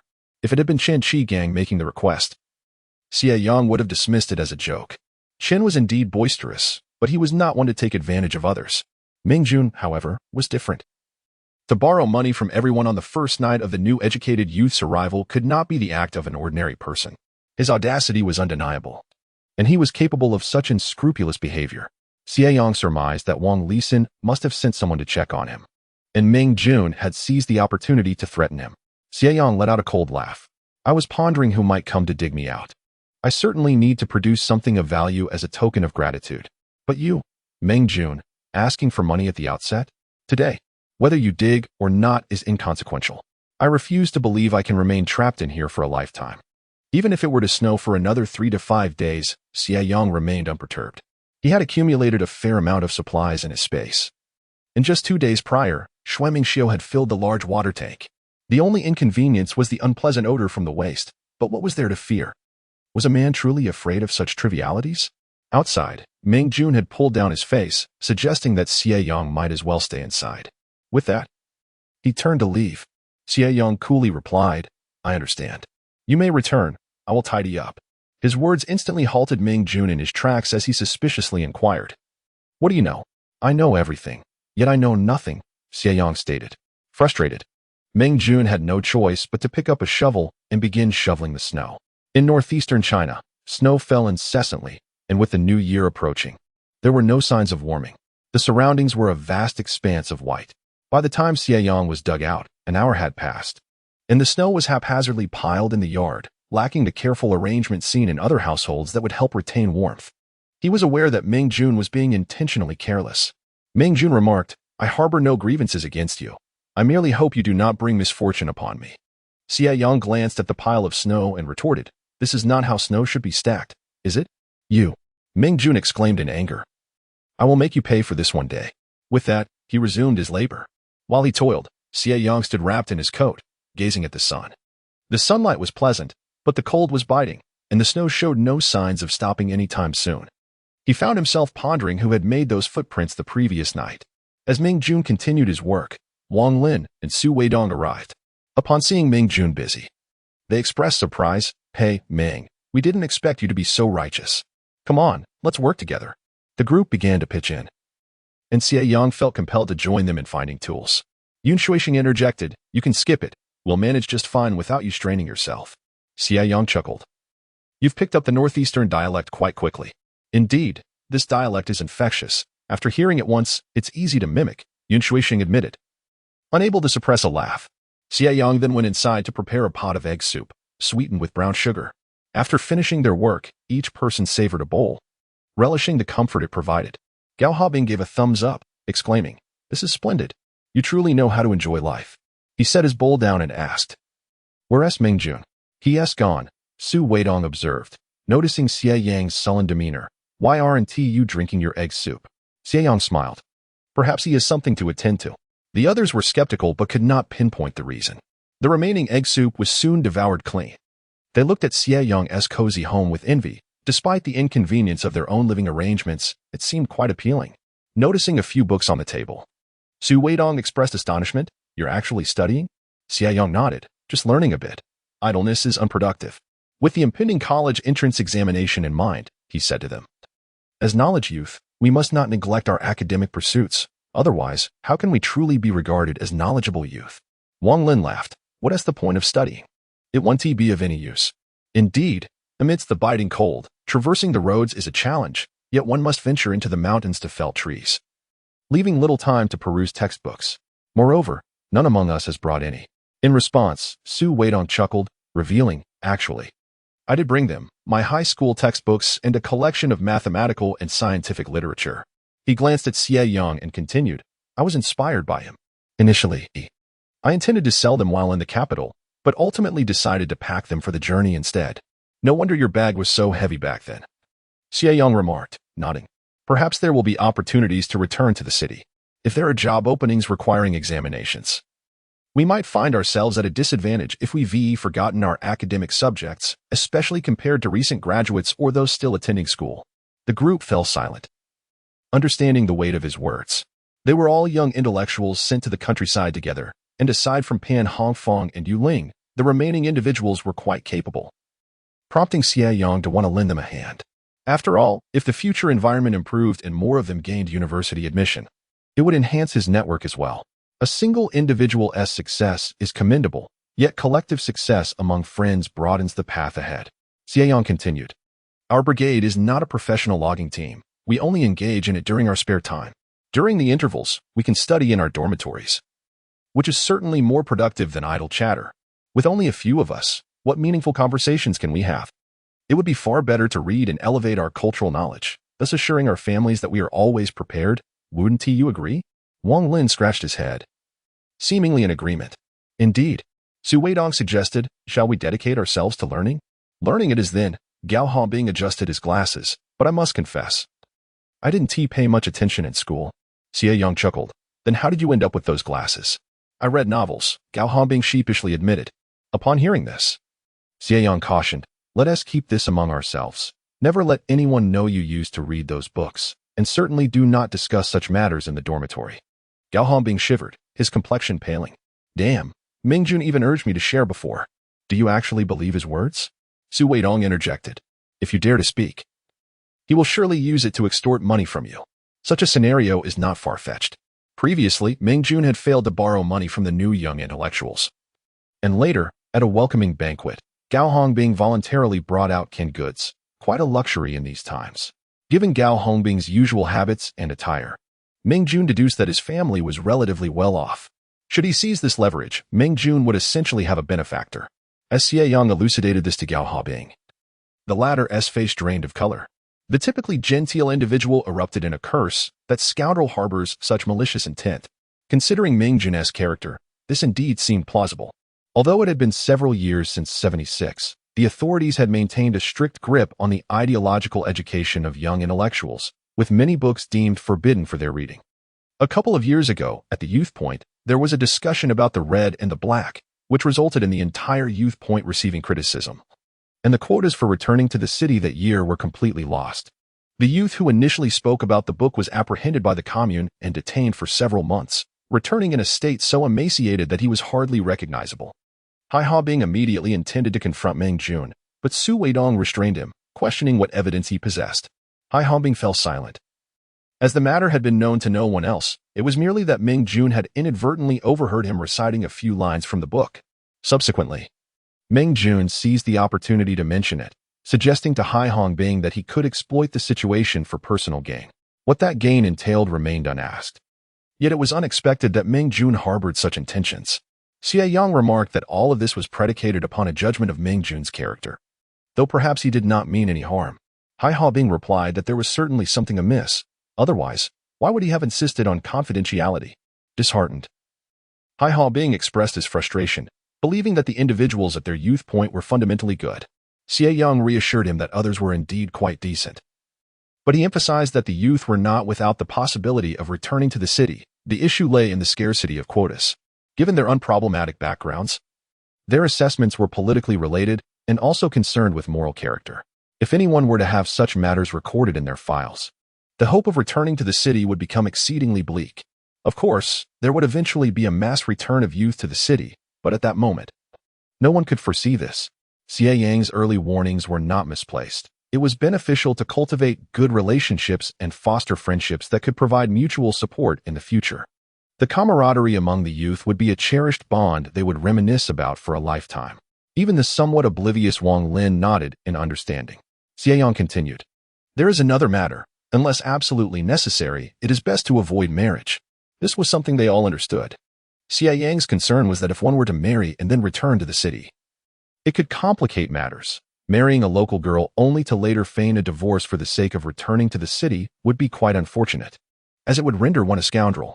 Over the course of more than a decade of experiencing the hardships of rural life, many youth who could not endure the struggles ended up marrying. Xie Yang simply wished for his friends not to become such individuals. Once the others had departed, Xie Yang finally felt at ease to resume his studies. Due to heavy snowfall, the tree felling had been postponed for another day. Xie Yang, despite his frail constitution, decided to join in. However, he refrained from assigning him any laborious tasks. Instead, Xie Yang took on the responsibility of keeping a tally of the logs being transported down, noting how many were carried and by whom. The descent had only one pathway, so Xie Yang merely needed to wait at that location. The timber produced by the Northeast Forest Farms was notably robust, while other farms typically had a dedicated sloped pathway for rolling logs from the top of the mountain to the bottom. However, the road at Rainbow Bay was inadequate. Previous attempts had ended in failure, necessitating the reliance on manual labor for transport. While arduous, this method yielded a higher work point value. In the bustling days of spring sowing and autumn harvest, male educated youth could earn 12 work points in a day, while their female counterparts garnered 8. Consequently, every winter, the men of Rainbow Bay would ascend the mountains to assist the forestry workers in transporting timber down. In stark contrast, Xie Yang could only tally a mere 5 work points daily, falling short even of the female educated youth. As a few male youths passed by, they exchanged a few words with Xie Yang, prompting some villagers to jest, "Xie, with your 5 work points, you might as well wait until the year of the monkey to find a wife." Another chimed in, "Indeed, Xie, a man must build strength. The more one practices, the stronger one becomes." Although these men appeared reasonably fit, they were undeniably more robust than Xie Yang. With an indifferent demeanor, Xie Yang replied, "I would love to help carry timber, but my body simply won't allow it. Thankfully, I can feed myself without burdening my family, so this will have to suffice." A young man laughed. "That won't do. You won't even earn enough to feed yourself. How will you support a wife and children if you marry Xie Yang?" The others burst into laughter. Xie Yang, adopting a serious tone, retorted, "Do not just about young ladies." At that moment, Xie Yang scoffed, "Don't spout nonsense. I would never marry a pauper like him." The impoverished Xie Yang glanced over, only to see Xie Yang glaring back, her eyes nearly bulging. Just then, Lei Ming approached, hauling timber. On the day he had hunted a wild boar, he had earned a considerable number of work points. Not to mention the day he had safeguarded the village's assets. Some recalled that if only more wild boars would appear, but others dismissed the thought, asserting that in the dead of winter, the presence of wild boars indicated a lack of food in the mountains, posing a threat to the villagers. Reflecting on the previous wild boar incident, they shuddered at what could have transpired if Xie Yang had not acted swiftly. Many households had small fenced yards, each raising a few chickens. In those times, an old hen was referred to as a chicken butt bank, and losing one would surely cause heartache. Xie Yang smacked his lips, contemplating the meat stored in his space, grateful that he could sustain himself for a few days. He scanned the surroundings, pondering whether any foolish roe deer might be nearby. "What are you looking at?" Upon noticing a familiar face, Xie Yang couldn't help but smile. "Mingu, what brings you up the mountain today? This is quite a rarity." He had heard that Xue Mingmin rarely ventured out, let alone worked, throughout the year. To his surprise, here he was on this frigid day. Seeing that the area was relatively empty, Xue Mingmin leaned closer to Xie Yang and candidly confessed, "To be honest, I was wondering if there were any game up in the mountains that someone might want." Xie Yang's interest was piqued, and he gazed at him. "Are you dabbling in the black market?" Xue Mingmin bristled at the insinuation. "How can you say that? We prefer to call it resource exchange." Continuing, he added, "I've noticed among these educated youths, you possess genuine skills. However, regarding your health, it can be unpredictable. If you manage to secure something, you could come to me." His intentions for collaboration were unmistakable. Yet, Xie Yang harbored reservations about Xue Mingmin. Their interactions had been minimal, and recent encounters had not fostered trust. He pondered the risk of being deceived. It would be wiser to seek out Ding Shuqiang in the county town. He was confident that the skilled chef would appreciate his efforts. In the county town, Ding Shuqiang was preparing to cook when he suddenly let out a tremendous sneeze. His apprentice hurriedly inquired, "Master, are you catching a cold? Come, have some hot water." "What is the use of drinking? It's likely someone is cursing me," he mused. Recalling those he had offended, his mind unwittingly drifted to that young man from that day, who had caused him significant financial loss and distress. Most worrisome was the fate of the thugs he had hired. Aside from one who returned to deliver news, the rest had all met with unfortunate ends, their legs broken. What if they came back looking for him?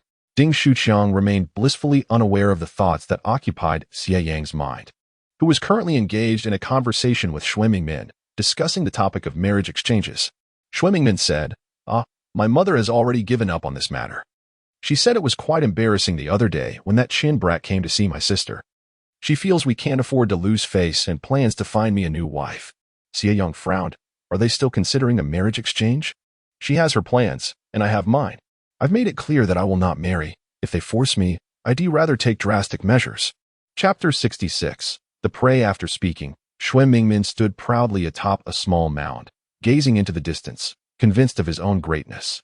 Xie Yang quickly distanced himself from this man, fearing that his madness might be contagious. The thought alone was enough to induce discomfort. How could he dare to speak like that? In essence, Xue Mingmin was merely a layabout, having not lifted a finger, while the cold-hearted money manager, Lei Ming, had instructed not to record his name. Unashamed, he boasted, "Another day gone. I'm truly exhausted. time to head home for dinner." This infuriated Xue Mingxiu, who erupted with curses. "Pa, what a good-for-nothing." Xue Mingmin halted, patted Xue Mingxiu's shoulder, and said, "Out of respect for you as my brother, I want to lower myself to your level." With that, he turned to leave. Fuming, Xue Mingxiu stomped his feet, while Xue Mingshan, having finished her work, came over to console him. "Don't be upset," he told mother he wouldn't marry. She couldn't help but glance at Xie Yang standing nearby, her face warming slightly, for they had all been present when Xue Mingmin made that remark, resulting in an awkward silence. Xie Yang, however, felt a warmth envelop him upon seeing Xue Mingshan.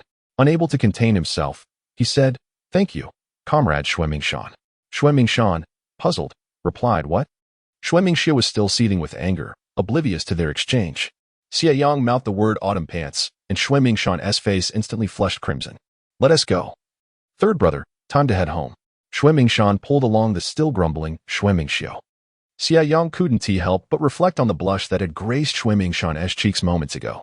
Truly, she was breathtaking. In his previous life, he had encountered countless beauties, given the internet's vastness showcasing every type imaginable, yet now that he had entered this narrative, Xie Yang felt that those women paled in comparison to Xue Mingshan. The disparity was striking. "Are you still looking?" Xie Yang was suddenly tugged by Xie Yang. "Keep your hands to yourself." He tucked his notebook and pen into his pocket, only then realizing that he was left alone on the mountain with Xie Yang. He couldn't fathom where this girl's temper originated. Surely, she wasn't still in her adolescence. However, he remained vigilant, saying to me, "You are still just a young girl. Do not spend your days idly contemplating trivial matters."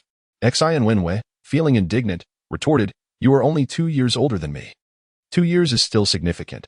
I am already an adult while you have yet to reach maturity." Just as Xie Yang seemed ready to continue the argument, Xie Yang interjected. "All right then, I shall not engage in a romantic relationship with someone who is underage. We can discuss this once you come of age." This was merely a jest aimed at Xie Yang, yet it brought her a sense of joy and even excitement. "Then we shall revisit this when I am of age." Xie Yang waved his hand dismissively, indicating that even when she reached adulthood, in his eyes, she would still be a mere child, never truly regarded as a woman. The two descended the mountain, and suddenly, Xie Yang grasped Xie Yang's arm, exclaiming, "Look, a wild chicken. A wild chicken has flown past." Xie Yang quickly looked up, catching sight of the vibrant tail of a wild chicken. "What a beautiful tail," he remarked. "What are you going to do? What do you think?" "I'm going to catch that wild chicken." The forest was blanketed in snow, making movement difficult for both humans and the wild chicken. However, the wild chicken could fly, while Xie Yang could not. Watching the wild chicken flutter further away, he rummaged beneath a nearby tree for a few stones and hurled them at the bird with a loud thud. Having been proficient with a slingshot in his previous life, he attempted to make do with stones in the absence of one. His first throw missed, but with 2 or 3 subsequent attempts, he finally struck the wild chicken squarely on the head. With a dull thud, the wild chicken fell to the ground, motionless. Rushing over, Xie Yang picked it up but was suddenly met with a pair of round, innocent, and adorable eyes. "Oh my!" he exclaimed.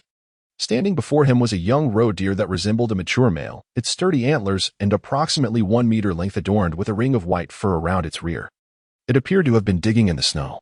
Xie Yang raised the stone he held, but just as he was about to bring it down, the roe deer unexpectedly sprang away. Nevertheless, his stone found its mark, striking the deer on its rear. The startled creature emitted a mournful cry, prompting Xie Yang to retrieve a stick from his belongings and chase after it. After a few paces, the deer vanished from sight, leaving behind a trail of prints leading into the distance. Xie Yang felt a pang of frustration. "If only I had a gun," he lamented. Yet, just as disappointment began to settle in, the deer, struck on its hindquarters, returned, curiously gazing at Xie Yang with its large, round eyes, its double eyelids shimmering and its head tilted adorably. It was utterly charming, yet no amount of cuteness could compare to a bowl of meat. Without hesitation, Xie Yang lunged forward, bringing the stick down upon the deer's head. As he stroked the deer's fur, he sincerely advised, "Silly child, why return after you've run away?" Curiosity killed the cat. Unfortunately, the naive deer would not have the chance to satisfy its curiosity. Xie Yang then retrieved a machete to end the deer's life. Had he not feared the scent of blood attracting predators, he would have skinned it right there. Hearing Xie Yang's distant calls, Xie Yang stored the deer in his belongings and made his way back to the original location, carrying the wild chicken. From a distance, Xie Yang spotted Xie Yang and hurriedly called out, Xie Yang. Xie Yang, why did you run away? You scared me to death. This girl, who appeared quite audacious, unexpectedly transformed into a weeping mess in mere moments, stumbling her way to Xie Yang, who then watched as she burst into tears. What if I am captured by a wild beast? It would be such a pity for someone as beautiful as me. Xie Yang, both amused and exasperated, gently pulled her away, chuckling, rest assured, with your figure, any beast would steer clear of you. Confused, Xie Yang asked, why? Afraid of getting a toothache, Xie Yang replied, as he carried a wild chicken down the mountain, and Xie Yang hurriedly followed. Along the way, they encountered Wang Lin, who, upon seeing the wild chicken, erupted into joyful exclamations. In these times, indulging in chicken and meat was a luxury.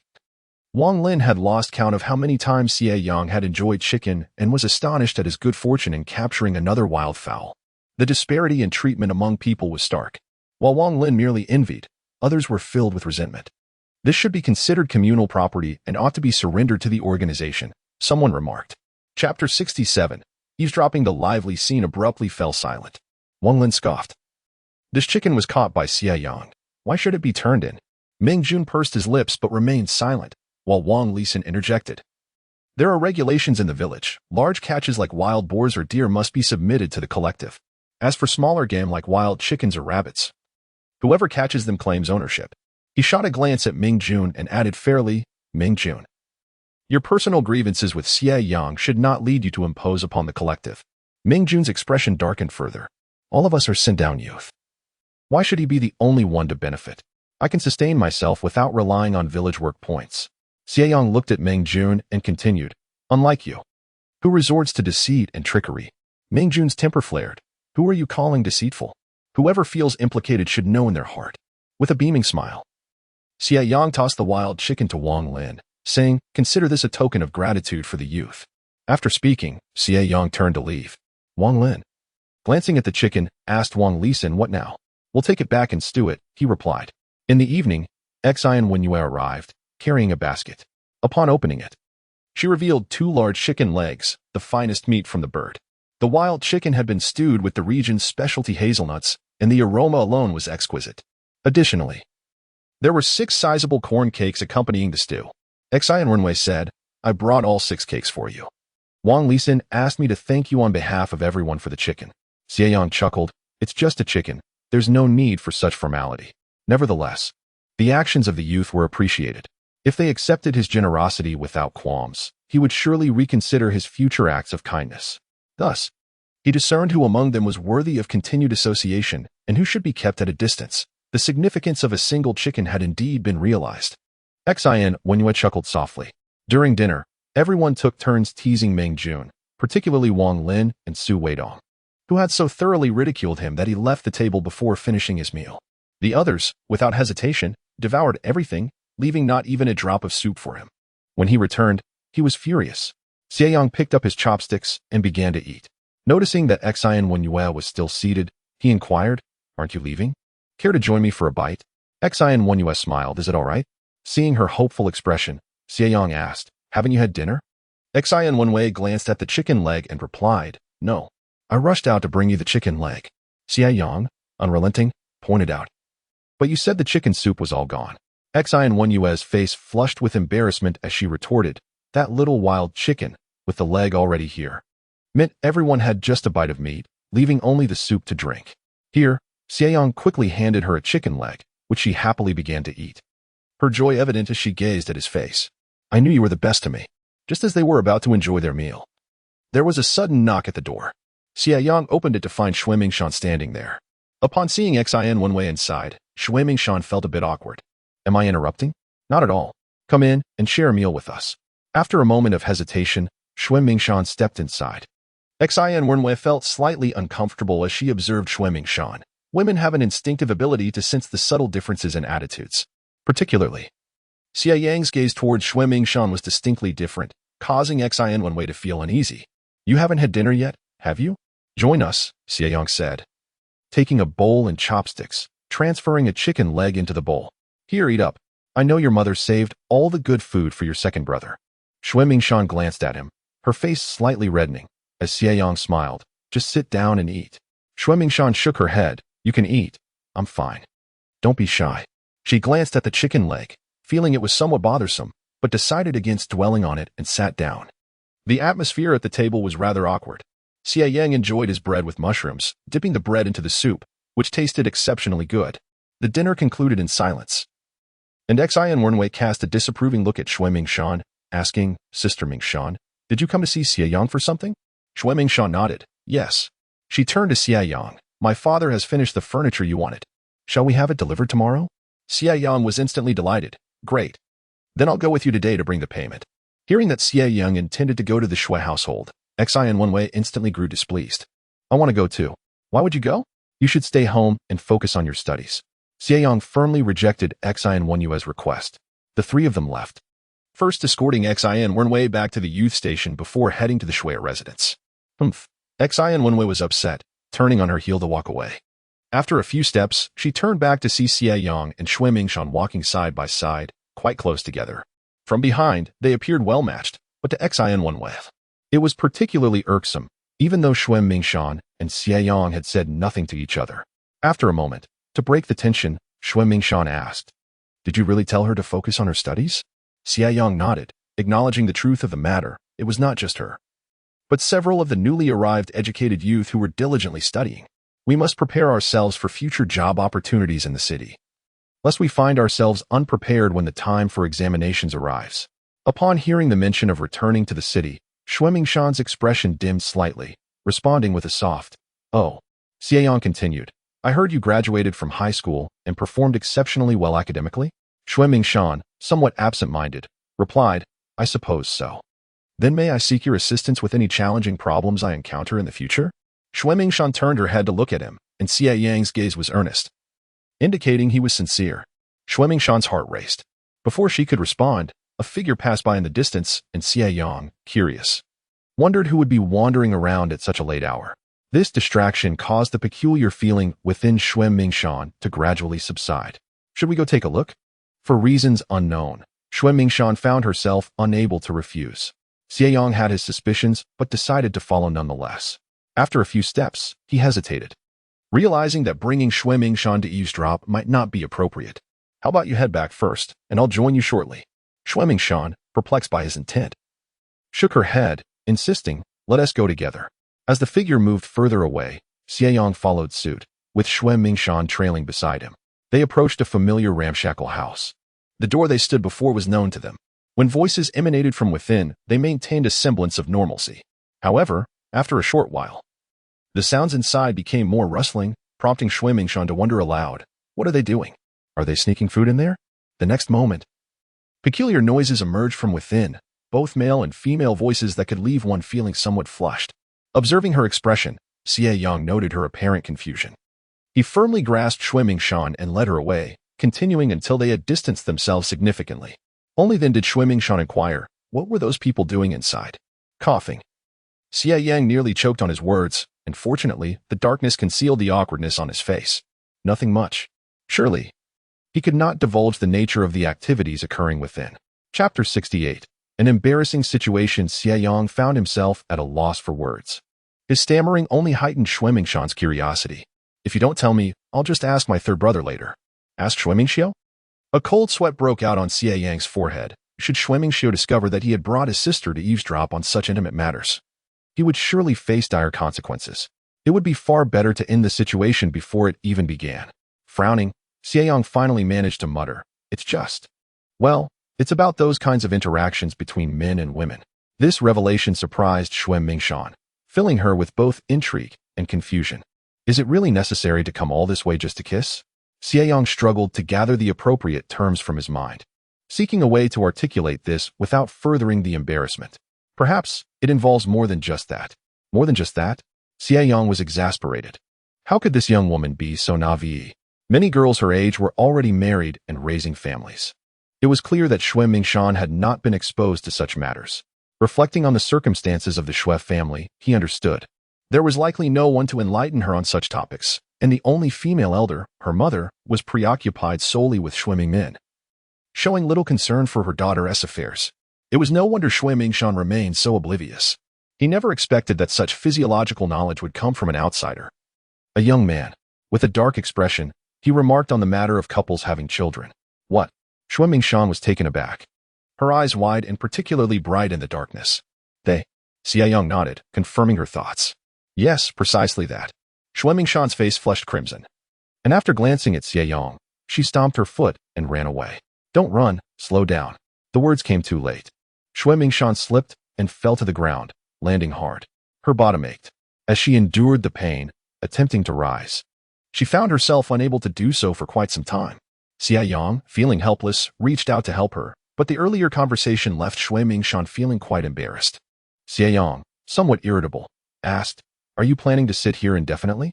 The ground was cold, and Xue Mingshan bit her lip, looking at the outstretched hand before instead grasping his sleeve. Xie Yang did not press her but assisted her in standing, inquiring, Can you walk? She moved her feet and nodded, albeit slowly. At that moment, they noticed someone hurrying towards them, Xue Mingxiu, who had come home and was searching for her sister.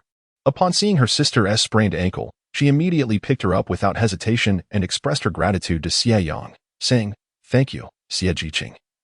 You are truly a good person. Good person? Xie Yang waved his hand dismissively, replying, It's nothing. If Xue Mingxiu knew that Xie Yang had taken Xue Mingshan to eavesdrop on a private matter, would she still regard him as a good person? While being carried on Xue Mingxiu's back, Xue Mingshan shot Xie Yang a glare, causing him to feel a twinge of guilt as he quickly averted his gaze. Upon arriving at the Xue household, Xie Yang settled the remaining payment for the furniture and the additional clothing. Mei Xiufeng's gaze towards him softened considerably. You need not make a trip. I will have Mingxiu deliver it to you first thing tomorrow. As Xie Yang left the Xue home, he could still hear Mei Xiufeng scolding Xue Mingshan, implying that even a minor injury could affect her ability to work and earn points. Reflecting on Xue Mingmin, another child of the Xue family who had gone years without earning a single point without anyone caring, he realized that Xue Mingshan's sprained ankle, potentially causing her to miss a day's work, was indeed a significant matter. On his way home, he encountered someone hurrying with their head down, and unexpectedly, they collided. The other person glanced at him briefly before hastening away. Xie Yang furrowed his brow. If he was mistaken, that was Yuling. She was rather inconspicuous at the youth station and had only spoken to him after a quarrel on the way there. Was she the same person who had been murmuring in the dilapidated house earlier? This was quite intriguing. Perhaps soon, there would be two young people at the station marrying. Upon returning home, Xie Yang kept busy. After drinking the spiritual spring, he took advantage of the night to skin and clean the silly deer. The soiled remnants had to be buried in the snow piles behind the house under the cover of darkness. He then finally lay down to rest. Early the next morning, Xue Mingxiu arrived to deliver the furniture, and to Xie Yang's surprise, Xue Mingmin came along, grinning. Xie Jiqing, am I not quite loyal? Xie Yang replied with a smile. Isn't that only to be expected? Beside him, Xue Mingxiu said with irritation, Xie Jiqing, don't bother with my second brother. Xue Mingmin smacked Xue Mingxiu on the head, admonishing, how can you speak to your brother like that? Are you asking for a beating? Xie Yang diligently wiped the Kong table clean and set it up, arranging the Kong cabinet, chairs, and stools until it finally resembled a proper setting. Xue Mingmin couldn't help but feel envious, his gaze filled with desire. 20 yuan a year was certainly not wasted. Indeed, he thought, recalling the peculiar scent inside the youth's dormitory, and felt immensely relieved that he had moved out. After a brief exchange, the two returned for their meal. Xie Yang prepared a savory stew of roe deer meat with rice, relishing the meal that filled his belly before heading to the commune's office. Upon encountering Xue Mingshan, she dared not meet his gaze and remained silent. She's upset about last night, Xie Yang thought, feeling a twinge of guilt. Xie Wenwei approached, teasing, Are you watching Xue Mingshan? Xie Yang replied, She's beautiful. I'm not the only one admiring her. Indeed, many were captivated by her charm, though Xie Yang did not realize the tinge of jealousy in his tone. Xie and Wenwei caught on, feeling increasingly aggrieved. We agreed to wait until I come of age. Stop. Let's not go there. Xie Yang quickly retreated to join Wang Lin and others. Lindsay, is the chicken soup good? Wang Lin exchanged a knowing glance with him, recognizing his mischief, and exclaimed, Delicious. It's to die for. The other youths chimed in, affirming the wild chicken's exquisite flavor, though lamenting the scant amount of broth. Not enough to drink. But at least we savored the taste and replenished our strength, unlike some who have a penchant for criticizing the chicken soup. Indeed, they teased Mingjun, whose expression darkened. However, recalling the events of the evening, his mood lightened. Though he could not enjoy Xie Yang's chicken soup, someone would prepare it for him. Xie Yang noticed Ming Jun's unusual demeanor and harbored a suspicion, yet he was unaware of the identity of the woman involved. Were it not for the consideration of the female comrade, Xie Yang might have impulsively sought to catch them in the act. Alas, he remained too kind-hearted. As he pondered, his gaze inadvertently sharpened, causing Ming Jun to feel as if Xie Yang was scrutinizing him, sending a jolt of anxiety through him. Was Xie Yang contemplating a reckoning? After ascending the mountain, the young intellectuals dispersed among the villagers, and even Xie, who usually flocked to the youth, was pulled away elsewhere. Several young intellectuals felt a pang of regret at not being able to see comrade Xie. Every man, possessing a heart for beauty, was inevitably stirred by her presence. A considerable number of male youths secretly admired Xie, and wherever she appeared, the enthusiasm of the young men at work would noticeably increase. The reason Xie and her brother were inclined to work alongside the intellectual youths was that they were educated, unlike some villagers, like Taiju, who might utter unseemly remarks. Today, with the siblings absent, the male youths felt somewhat disheartened. Xie Yang experienced an unsettling feeling, as if Xie was deliberately avoiding him. He couldn't help but touch his nose, wondering whether Xie was shy and unsure of how to face him, or if she was upset with him and reluctant to see him. "What are you thinking?" He left. After a day's work, Xie Yang followed the others back. Unfortunately, this area was bustling with people, causing the presence of wild game to dwindle. As Xie Yang descended the mountain, he took the opportunity to gather several suitable tree forks to craft a slingshot, contemplating the project he would undertake upon his return. Wang Lin, curious, asked, "Making a slingshot? Why go through that trouble? I have one you can have. I don't need it. Aren't you planning to hunt birds?" Wang Lin scoffed. "What would I hunt in this cold? Even the educated youth here are too poor to bother with sparrows." Xie Yang shook his head. "I'll make my own." After some thought, he also picked up a piece of cedar wood, considering whether he could fashion a bow and arrow. Unfortunately, he lacked the skills.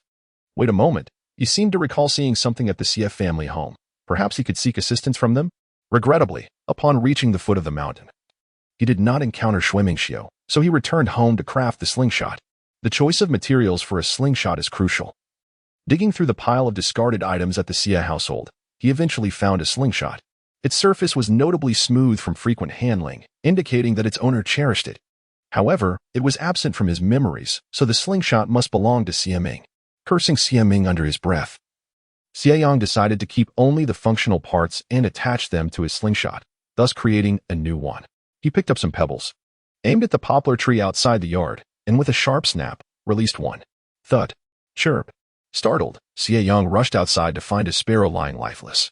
At least it was a morsel of meat. After cleaning it, he cooked it over the fire, and surprisingly, it was quite fragrant.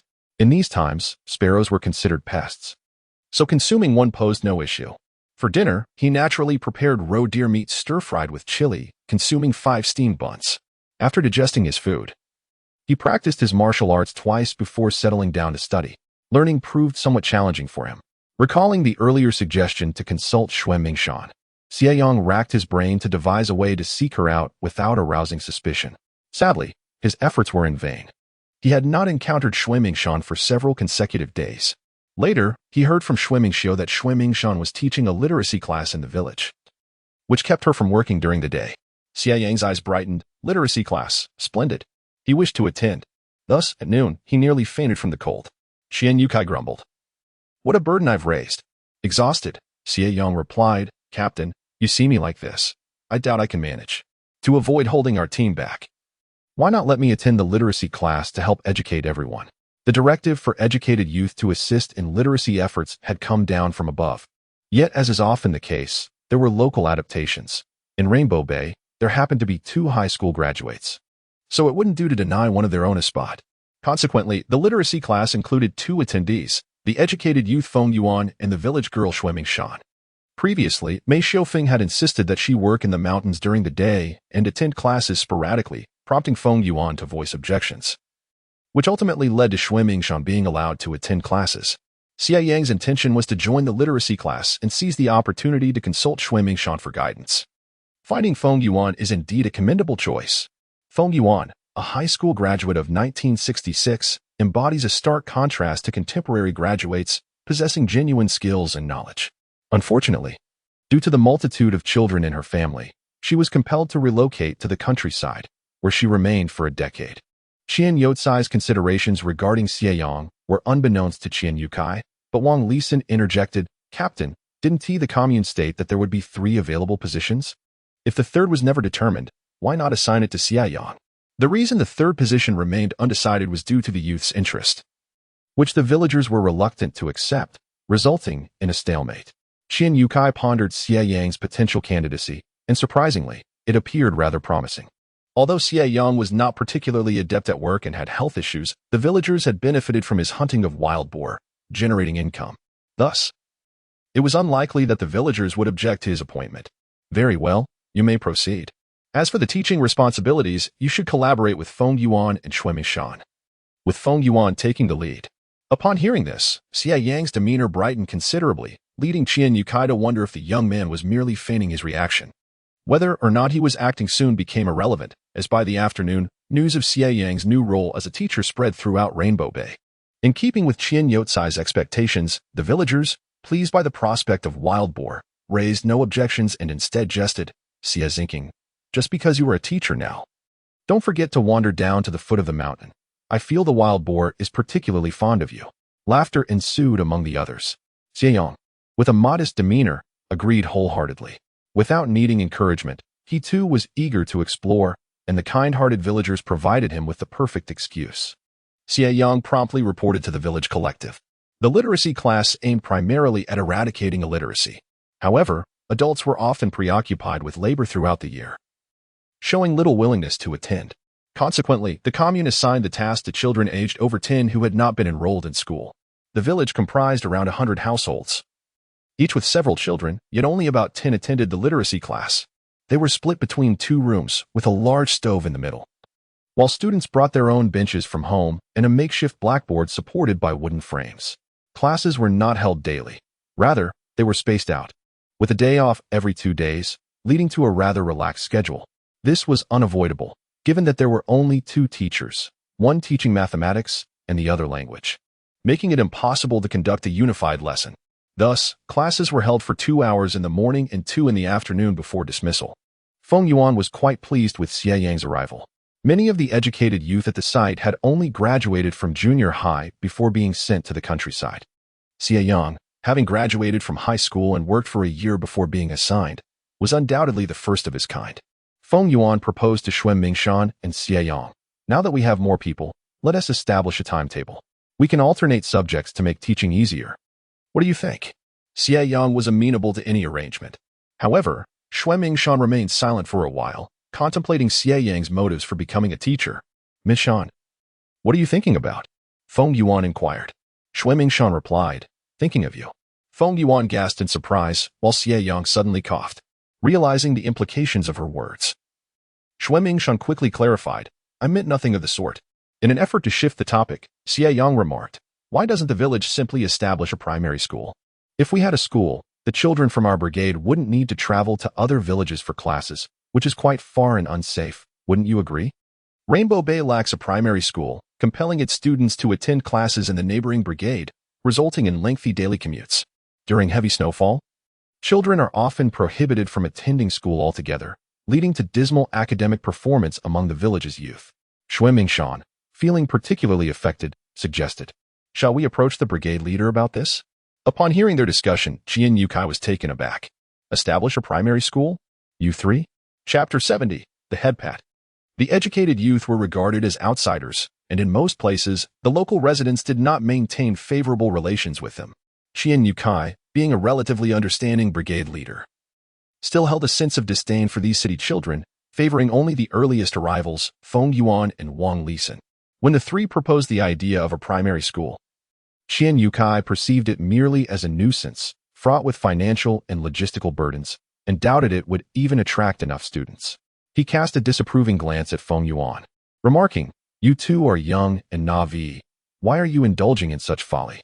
Feng Yuan retorted, "This is not folly, brigade leader." She produced her work records and stated, "Our village consists of 118 households, yet only a handful of children are currently attending primary school. Do you think it's because they truly believe education unnecessary, or is it merely due to the distant location of the school?" Qian Yukai chuckled dismissively, claiming that education was of little value since they still needed to work. He pointed out that city children like them might graduate from middle and high schools, Yet ultimately, they would still have to seek livelihoods in the countryside, often performing labor that was not superior to that of local farmers. While others remained unaware that the college entrance examination would take place the following winter, Xie Yang was acutely aware. He understood that once someone managed to gain admission to a university, many would dismiss the value of education, often due to a belief that their own children were incapable of succeeding academically, thereby discouraging learning altogether. After the resumption of college entrance examinations, this sentiment had only intensified. Xie Yang continued, "As far as I know, the city issues recruitment quotas to the commune every year, right?"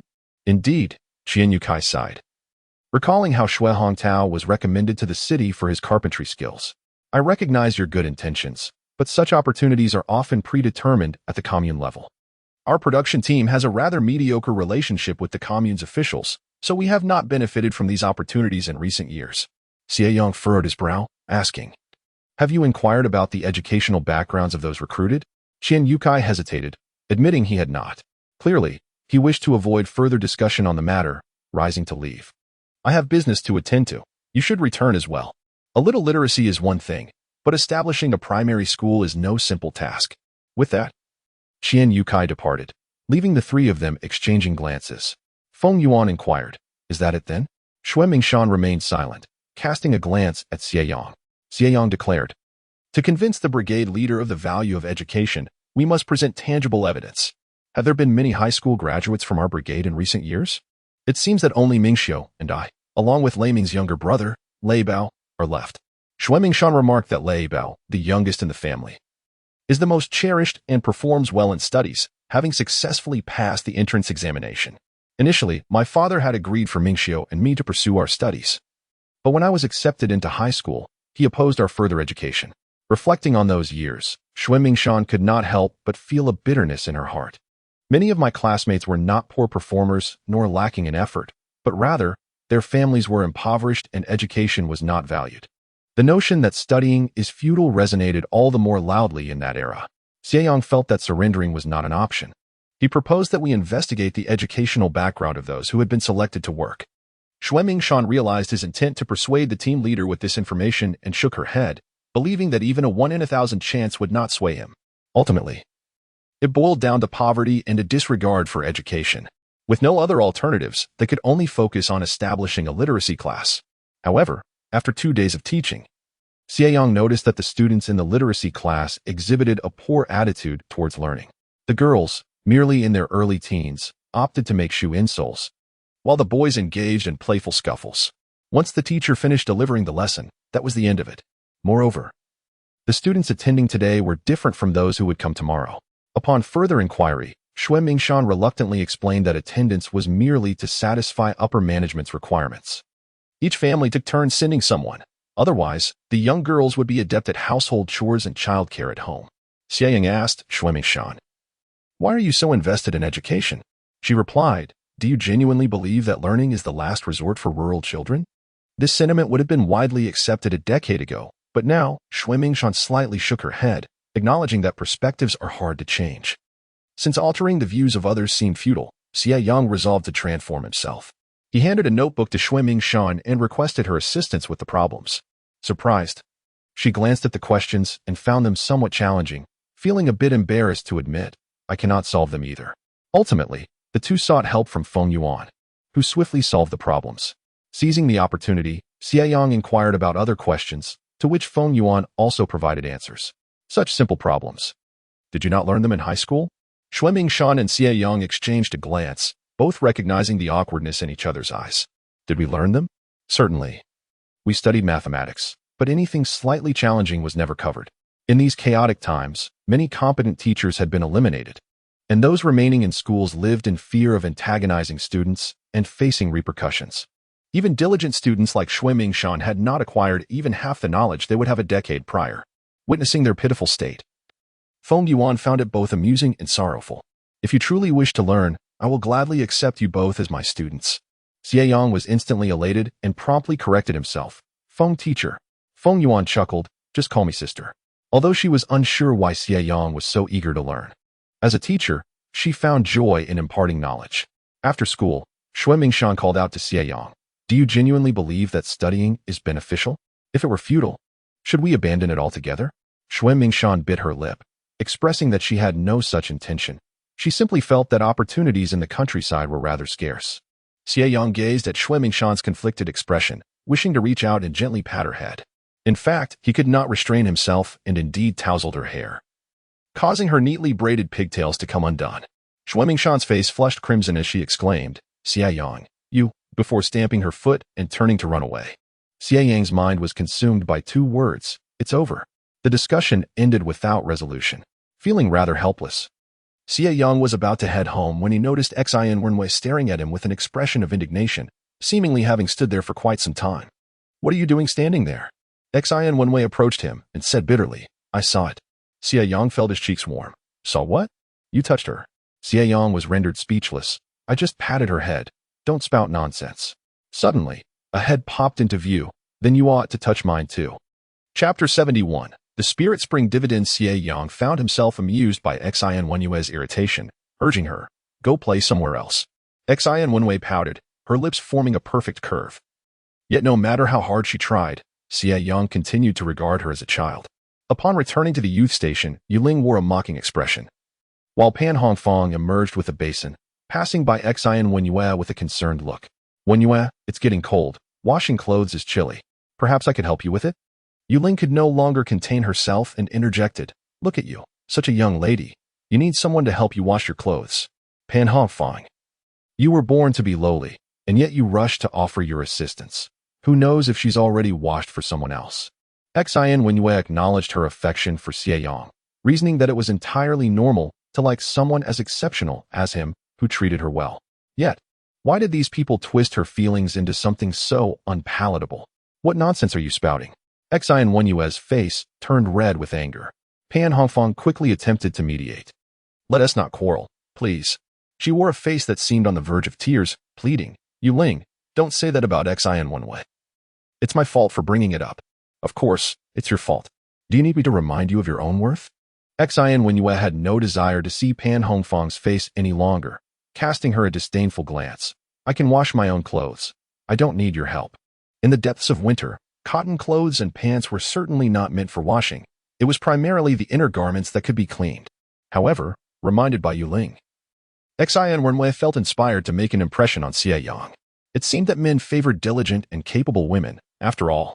Coincidentally, tomorrow was Sunday, and the team leader had granted them a day off. If the weather permitted, she could accompany him to wash clothes. Unbeknownst to Xie Wenwei, Xie Yang had returned to the youth station, where he cut a piece of roe deer meat from his storage, skewering it with the chopsticks that originally belonged to the CF family. He then sat by the stove to roast the meat. Regrettably, the current lack of condiments meant he had only soy sauce, vinegar, and salt at his disposal. Spices like cumin and chili powder were absent, rendering the meat rather bland. After finishing his roasted meat, Xie Yang picked up a piece of cedar wood and stepped outside, intending to visit the Xue family to inquire about making bows and arrows. As for Xie Yang, apart from the previous incident with Qian Wei, Mei Shoufeng was still quite welcoming towards him, as such generous and affluent youth were rare. Upon entering the house and taking a glance around, he noticed only the elderly couple and did not see Xue Mingshan, which left him feeling somewhat regretful. What is Xie Jiqing contemplating today? Observing the elderly couple's gaze fixed upon the wood, Xie Yang remarked, "I wish to craft a bow and arrow." A bow and arrow. Xue Hongtao straightened his posture, a hint of pride emanating from him. Mei Shoufeng chuckled, "Then you have come to the right person, in our Tinli and 8 village area. The bows and arrows used for hunting are all crafted by your uncle Xue." This revelation astonished Xie Yang. Clearing his throat, Xue Hongtao humbly replied, "A mere trifling skill, hardly worthy of attention." His tone shifted as his eyes scanned Xie Yang's physique. "But with your build, I doubt you could handle it." This was a blatant display of disdain. Yet Xie Yang understood that everyone believed him to be in such a frail state that no one expected him to be capable of hunting. He refrained from arguing and simply smiled. "I merely wish to practice for my own amusement, to build my arm strength." Upon hearing this, Xue Hongtao nodded. "Then you'll need something sturdy." Indeed, something sturdy would be beneficial for strengthening my arms. After confirming the price and keeping the wood, Xie Yang finally stepped outside. A glance at the CF family's wing room revealed a dim, yellow light glowing within. Turning back, he noticed that Mei Shoufeng had already returned inside and firmly shut the door. Stopping before the window, he could faintly hear a woman's melodious singing. The tune was characteristic of this era, and Xue Mingshan's voice was lovely. Even in the cold, standing beneath the eaves, it made Xie Yang's heart flutter slightly. Once the song concluded, Xie Yang gently tapped on the window. The music abruptly ceased, and Xue Mingshan, alert, asked, "Who is it?" Clearing his throat, Xie Yang whispered, "It's me." Recognizing his voice, Xue Mingshan hurriedly opened the window, her astonishment evident. "What brings you here?" She quickly glanced into the main room, noting that the lights were out and her parents had gone to bed. Lowering her voice, she looked at Xie Yang. Recalling the previous occasion when they had eavesdropped together and how he had touched her head, feeling somewhat shy to meet his gaze. "What do you want?" Observing her demeanor, his intended words morphed into, "I came to see you."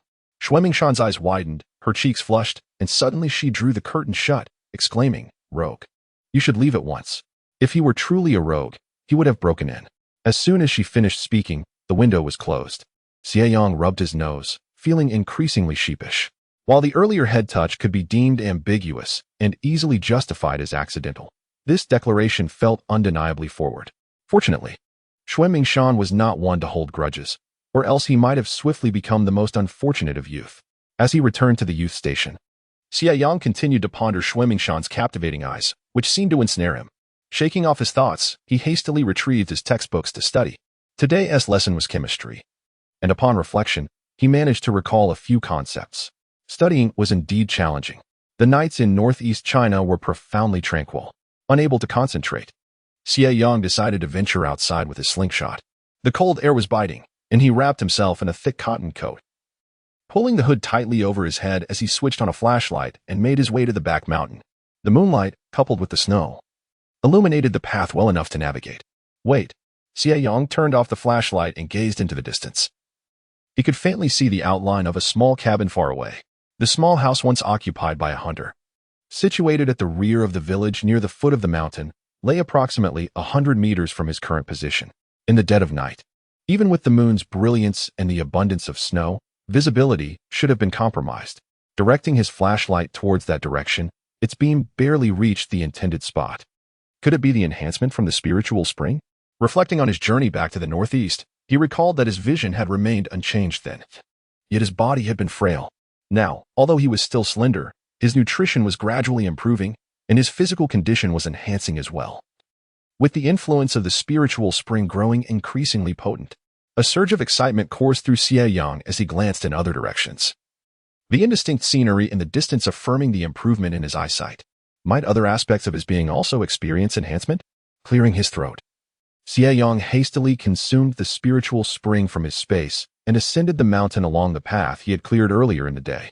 He was unfamiliar with the conditions of the paths on the other side, so he refrained from exploring them for now, having traversed this area several times before. The severe deforestation in this region of the mountain had resulted in fierce winds, howling like wailing spirits. Xie Yang scanned the western area, ultimately fixing his gaze upon a patch of flat ground where something appeared to be moving. Chapter 72. Sibling rivalry. With one hand gripping the flashlight and the other wielding a machete, Xie Yang cautiously advanced. The writhing motion initially paused before violently shaking again, causing the snow on the ground to scatter. It seemed as though something was breaking through the earth. Xie Yang could not fathom what it might be. Yet the thrill within him propelled him closer. When he was merely 3 meters away, a grayish bundle suddenly darted away. Stunned for a moment, Xie Yang then chuckled. It was merely a wild hare. The creature was swift, but so was Xie Yang, whose enhanced vision allowed him to perceive the mountain's twilight-like ambience. The machete was unnecessary now. He quickly switched to a slingshot. Aiming, he launched a projectile, but it veered off course. Once, twice still, he missed. Cursing his poor aim, Xie Yang abruptly halted. The hare had fainted, not by his hand, but by colliding with a tree. Grasping the rabbit by its ears, he noted its plumpness. One could only wonder how many treasures lay hidden in its burrow. With a swift stroke, he dispatched the hare and retraced his steps. Given that hares are social creatures, where there was one, there would likely be a nest nearby. Moreover, capturing the remaining hares would not prove to be an easy task.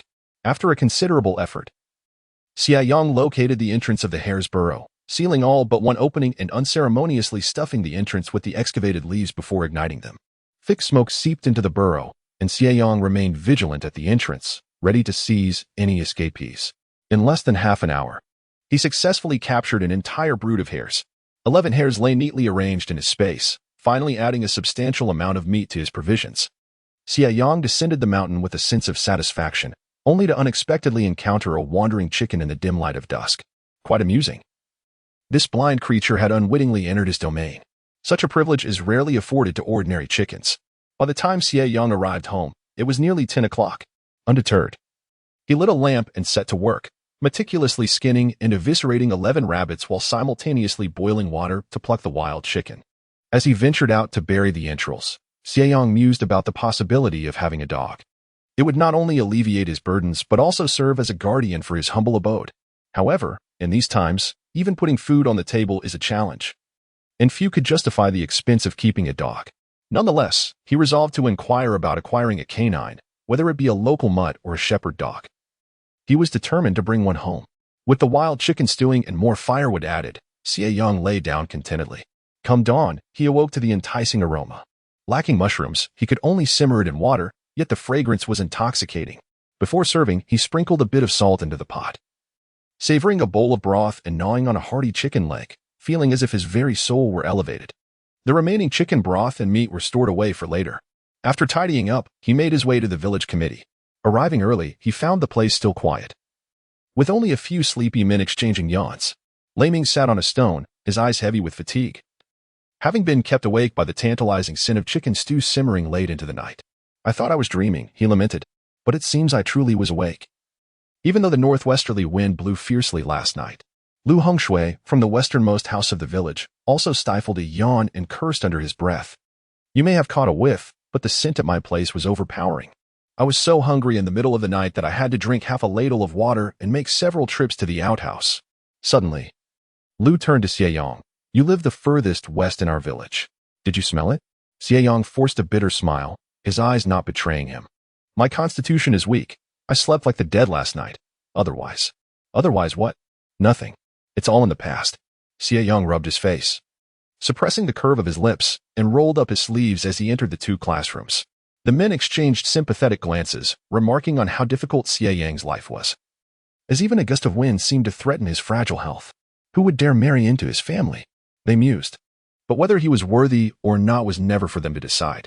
Just as these thoughts settled, the door swung open, and Xue Mingshan entered. Clad in the typical countryside attire of a rosy pink cotton coat and dark blue trousers, Xue Mingshan's figure was unmistakably graceful. Xie Yang found himself pondering if the curves beneath her clothing resembled that of a water snake. What are you staring at? Xue Mingshan shot him a glare before seating herself on a nearby chair. Just admiring your beauty, Xie Yang replied cheekily. Am I not allowed to look? Irritated, Xue Mingshan stood up, declaring, if you continue with your reckless words, I will. What will you do? Xue Mingshan met Xie Yang's gaze and discovered that his eyes were indeed quite captivating. They sparkled with a brightness that exuded a sense of innocence, rendering her momentarily speechless. She lowered her gaze slightly, reminding herself that it was best not to say anything further, lest Xen Jiqing grow displeased. Her voice dwindled to a whisper, so soft that Xie Yang could scarcely hear her, unaware that her tone carried a hint of disappointment and unease. Xie Yang had already risen to lean against the doorframe. Peering outside, a group of boys, no older than 10, tumbled in, their laughter filling the air.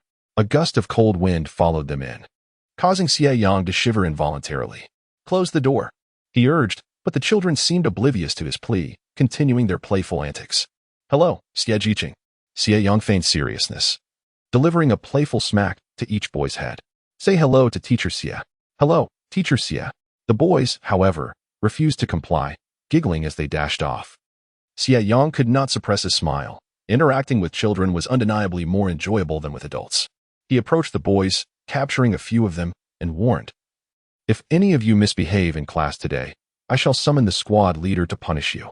The children's eyes widened in alarm. You're truly wicked. I can be even worse. Ah, Teacher Xie, you're the best. Please don't report us. We promise not to misbehave in class today. Xie Yang burst into a triumphant laugh. Xue Mingshan, who had remained silent, watched Xie Yang frolicking with the children, her lips curving into a smile as her spirits lifted. Her gaze lingered on him. He resembled the sun, casting warmth upon the frigid northeastern day. Yet, beautiful moments are often marred by discord. Those who had been waiting to gather for the ascent to the mountains for timber suddenly erupted into a commotion. Voices grew loud, suggesting a fight had broken out. Xie Yang hastily opened the door and was taken aback to find the combatants were none other than Xue Mingxiu and Xue Mingmin. Brothers fighting? He glanced back at Xue Mingshan, pondering if she was the cause. Chapter 73. The guarantee. The Xue family dynamics were already intricate, and now with the two brothers brawling. It was no surprise that Xie Yang harbored such suspicions, shared by others outside as well. At that moment, Xue Mingshan, her expression cold, pulled the door open to leave, but Xie Yang firmly grasped her arm. If this fight is truly because of you, what do you intend to do? What can I do? At worst, I'll just marry. Xue Mingshan's anger simmered, tears welling in her eyes. Isn't this all because of my marriage? They treat me like an object, and my parents regard me as mere merchandise. Why should I even care? It's better to part ways entirely. It would be easier to perish together. She tugged at her arm, turning to glare at him. Let go. Xie Yang recognized her words were fueled by anger and replied, I believe there's a misunderstanding.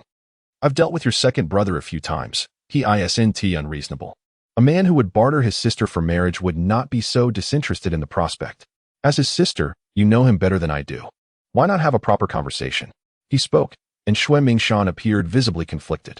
After a pause, she remarked, but my mother can't go against your second brother. You keep an eye on the students. I will inquire about the situation. Xie Yang looked at her earnestly and said, trust me. He released her hand. And although Xue Mingshan did not insist on leaving, he opened the door and stepped outside. The two individuals fighting had already escalated to a fervent intensity.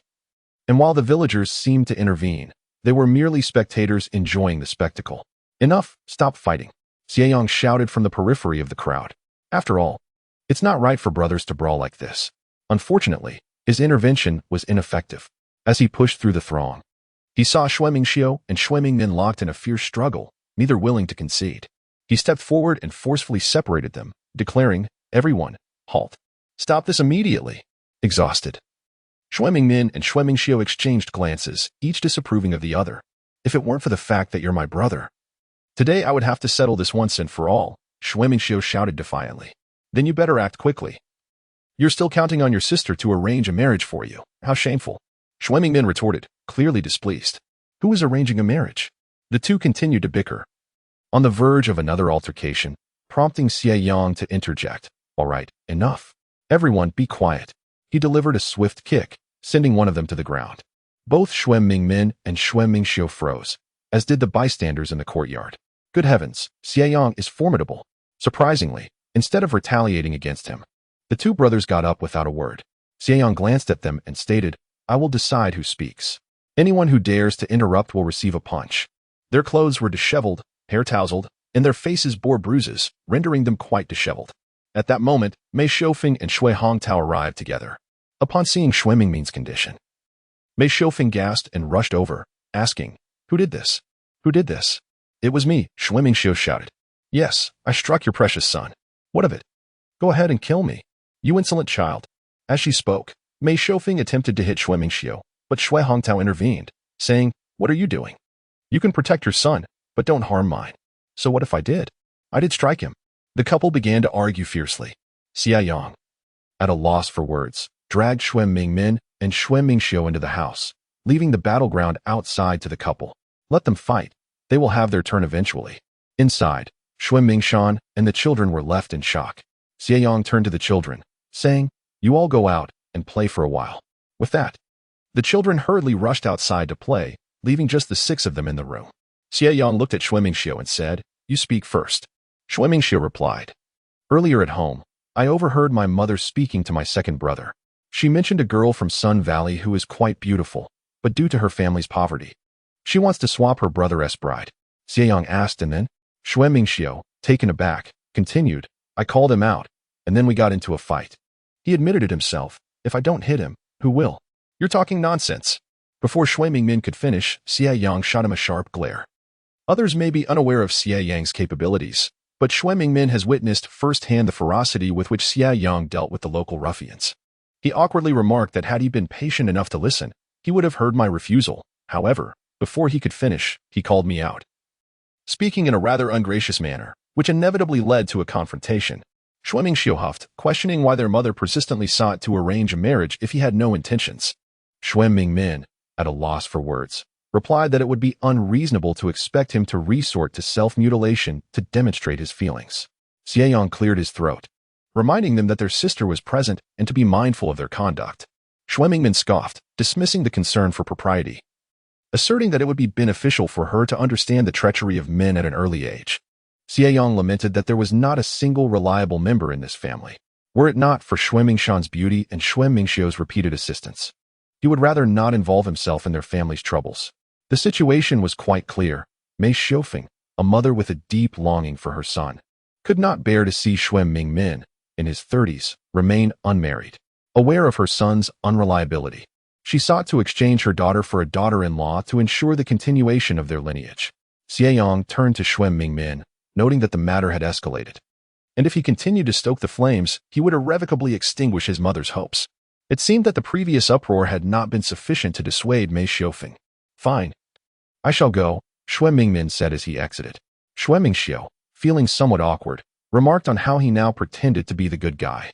Ignoring her, Xue Mingmin approached Mei Xiufeng, while Xie Yang advised Xue Mingxiu to be forthright. If Xue Mingmin truly harbored such intentions, there would be time to consider alternative methods. Otherwise, they risked provoking their mother to the point of desperation, leading to a reckless response. At that moment, Xue Mingxiu began to feel a twinge of regret. At this point, Xie Yang gestured outside. He has already taken the lead. You both should support from the rear. He turned to Xue Mingshan, instructing her to show vulnerability when appropriate. Appearing strong in public while yielding in private would be futile. Their mother valued her reputation, and given past events, another incident would render her the subject of scorn in the village. Go cry, he urged. Gritting her teeth, Xue Mingshan replied, I will do just that. The two siblings emerged, clinging to Mei Xiufeng's legs and weeping dramatically. In rural areas, arranged marriages were not uncommon, yet Mei Xiufeng was particularly concerned about her reputation. Moreover, Xue Hongtao, having once been a worker and now a father to a worker's child, often felt a sense of superiority and thus wished to avoid being ridiculed for selling his daughter. As the situation escalated, Qian Yu Kai, and the village's women's director intervened. Xie Yang casually suggested, Mei Auntie, why not write a guarantee for Xue Mingshan, assuring her that you will not arrange her marriage? It might provide her with a sense of security. What do you think? Chapter 74. All men are cut from the same cloth. Mei Xiufeng's eyes darted towards Xie Yang, who smiled sincerely, his expression radiating openness and innocence, prompting her to wonder if she had been overly suspicious. Why would this young man, a newcomer from the city, stand up for her daughter on two separate occasions? Surely he would not know that the autumn garments were crafted by her daughter and then develop inappropriate feelings for her. However, the onlookers offered no opportunity for Mei Xiufeng to voice her suspicions. The women's director chimed in, Sister Mei, it has been widely publicized that arranged marriages are no longer permissible. Given your daughter's circumstances, finding a suitor from the city would be exceedingly easy. Why must you insist on trading your daughter for a daughter-in-law and invite ridicule upon us? If you persist in your obstinacy, we shall have no choice but to report this to the authorities. In reality, in the countryside, the preference for sons over daughters was rampant. Many parents raised daughters merely to exchange them for bride prices. Yet, most girls lacked the awareness to resist, marrying clandestinely without causing any trouble for their families. However, Xue Mingshan's case was different. Educated and cultured, she refused to resign herself to fate. With a twin brother to relay messages should matters escalate, it would not only bring shame to the Xue family but also implicate the village leaders. Mei Xiufeng, publicly criticized by the village leaders, was in great distress. How could she not feel sorrow for her daughter? Mingmin, the unfortunate child, had lost her father at a young age and, now in her 20s without a husband, was a source of anxiety for her mother. As for her daughter, with her beauty and education, she could thrive anywhere. Marrying a man meant navigating life together. So what difference did it make? Every family underwent this, though most exchanged their daughters for bride prices to secure sons' wives, while her family sought a different arrangement. Why should that be unacceptable? Xue Hongtao felt humiliated. Having lost face once before, he could not endure another disgrace. He pondered that trading his daughter was less favorable than marrying her off to someone from the city. When his eldest returned home, he had mentioned that a factory leader's son sought a beautiful wife, indifferent to her origins. Xue Hongtao should not have heeded Mei Xiufeng's arguments. He could not acquiesce to an arranged marriage. No exchanges, my children shall not be bartered. Xie Yang glanced at the weeping Xue Mingshan and softly advised Mei Xiufeng. Aunt Mei, the authorities are now strictly against arranged marriages. Your children are educated individuals. Should they report this to the Women's Federation, you might find yourself in serious trouble. At that point, Mingmin's situation would only worsen. Mei Xiufeng glared, do they dare? If you insist on arranging a marriage, I shall report you even at the cost of my life. Xue Mingshan gritted her teeth, declaring, if you can find me, I will throw myself against the wall or hang myself. Even if I am forcibly taken to the groom's family, I will drag him down with me. A handful of rat poison for the entire family, and we shall all depart this world together. Let us see who suffers more in the end. Those barefoot fear not the shod. My marriage is not to be decided by anyone. This declaration was not only directed at her mother, but also at her father.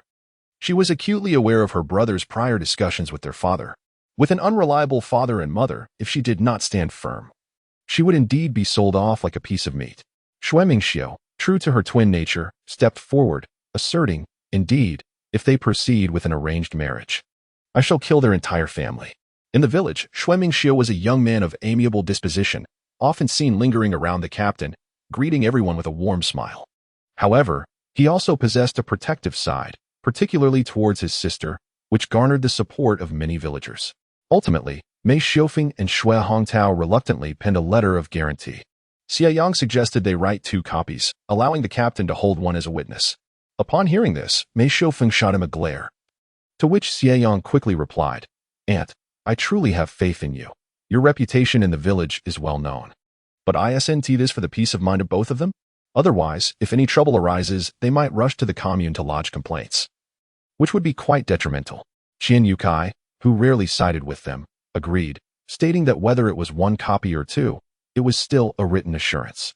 Mei Xiufeng, this is your second time. Write it down for the children's reassurance. Indeed, mother, please write it.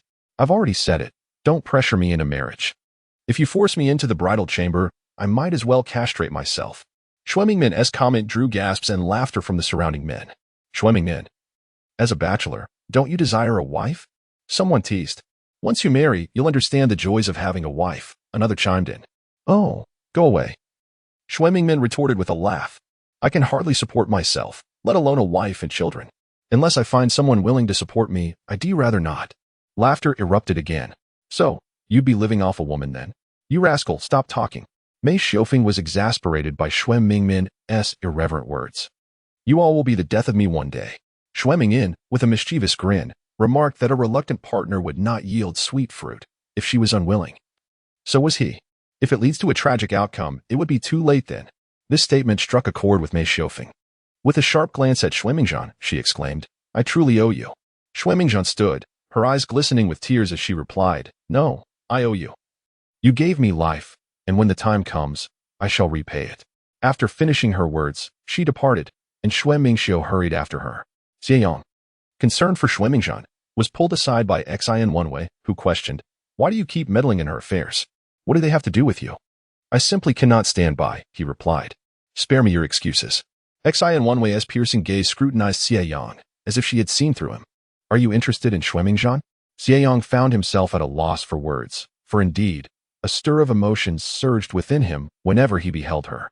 Even during the night, his dreams bore her likeness. Xie Yang's silence was interpreted by Xie Yan as an admission. Her lips trembled, tears streaming down her cheeks. How could you be like this? All men are the same. With that, she turned and ran away. Wang Lin approached, bewildered, asking, What did you say to make her storm off? Xie Yang shook his head. It's nothing, just a child throwing a tantrum. Wang Lin chuckled slyly, an expression of ambiguity on his face. Come on, who doesn't know that Xie Yan has taken a liking to you? Stop playing the fool. Xie Yang, Chapter 75, Pitiful. Due to the affairs concerning the Xue family, discussions arose among the workers during their shifts. Some expressed sympathy for Xue Mingshan. Others were merely spectators, and some believed that Mei Xiufeng was in the right, thinking that it was customary for young women to heed their parents regarding marriage. The educated youth remained largely silent on such opinions, opting not to interfere in village matters. Yuling observed Xie Yan with a peculiar gaze, stating, I can't help but feel that Xie Yang's attitude towards Xue Mingshan is rather unusual. Noticing Xie Yan's face darkening, Yuling couldn't resist rolling her eyes and raising her voice slightly. He can't possibly have developed feelings for Xue Mingshan, can he? This remark only deepened Xie Yue's already gloomy mood. Beside them, Pan Hongfang glanced at Xie Yue and cautiously interjected, Yuling, you shouldn't say that. I have witnessed the bond between Xie Yang and Wenwei. It is not as you suggest. We all come from the city, and Wenwei hails from Haicheng. Xie Yang would surely know whom to choose. Yuling merely scoffed at this, deeming her a sycophant. Pan Hongfang pursed her lips, unperturbed by Yuling's words. Once Yuling had walked away, she turned to Xie Yue again, saying, Wenyue, I apologize for my previous actions. Now that I understand your feelings, I assure you I will not act that way again. Please, trust me. Despite her seemingly sincere tone and humble demeanor, Xie Wenwei remained unconvinced by Pan Hongfang's words. Moreover, one particular remark had struck a nerve. What do you mean by still being from Haicheng? Does my worth depend on where I come from? There is no need to be so petty. With that thought, Xie Wenwei angrily returned to her tasks. A glance at her hands revealed they had lost their previous delicacy. Initially reluctant to work, she was persuaded by Sister Feng Yuan that she ought to keep busy. Otherwise, her good fortune would invite unwarranted speculation. In the countryside, sometimes being too comfortable was not a blessing, especially for a beautiful girl like her, who was most likely to attract attention. Thus, her interest in Xie Yang stemmed from genuine affection. After all, he was the first person to treat her sincerely after her departure. Yet, seeking a protector was equally true. Unbeknownst to her, as Pan Hongfang bent to pick up twigs, a sinister gaze lingered on Xie Wenwei. What was so remarkable about her, after all? Was she not just relying on her parents? Xie Yang and Feng Yuan had spent the day teaching, and it was only near the end of the school day that Xue Mingshan arrived. Can I stay here tonight? She asked Feng Yuan. Upon hearing this, Feng Yuan immediately understood the reason behind it. Was she reluctant to return home after the morning's events? However, one couldn't simply avoid returning home indefinitely. One could escape the first day, but not the 15th. Xue Mingshan fell silent. Xie Yang, standing nearby, teased her. Aren't you afraid of bandits climbing through your window? The village committee will be deserted tonight. This was not mere jest. Xie Yang had heard accounts from other educated youths that some female students had found the local accommodations too unsatisfactory and chose to move out, only to be harassed that very night, left with no means of escape, and ultimately forced into marriage with a bachelor, driving them to madness. As a native, although Xue Mingshan had strong connections, her remarkable beauty made her a subject of concern, as one could never be certain if someone might dare to act unscrupulously. This thought indeed frightened her, prompting her to murmur that she would just return home. Upon noticing her relief, Feng Yuan stood up and said, I'll be cooking at the youth station today, so I'll head back now. Xie Yang, please see her home. Xie Yang nodded reassuringly. You can rest easy. With only the two of them left in the room, Xue Mingshan shyly expressed her gratitude. Thank you for saving me twice this morning. Xie Yang sighed, jesting. Then you ought to repay me with your heart twice. Although he was merely joking, Xue Mingshan understood, yet this time she did not hastily flee. After a moment, she mused, sometimes I think perhaps I should just find someone to marry. However, the thought of Xie Yang made her hesitate. Many had said that the educated youth would eventually return to the city. Those who married them were not without their own concerns about the uncertainty of life after they left. Once the youth departed, those left behind would be left with nothing. Xie Yang, alarmed by her thoughts, cautioned, Don't be foolish. The heavens do not completely shut their doors. You might soon encounter someone you truly like. Xue Mingshan regarded him thoughtfully, eventually responding, perhaps.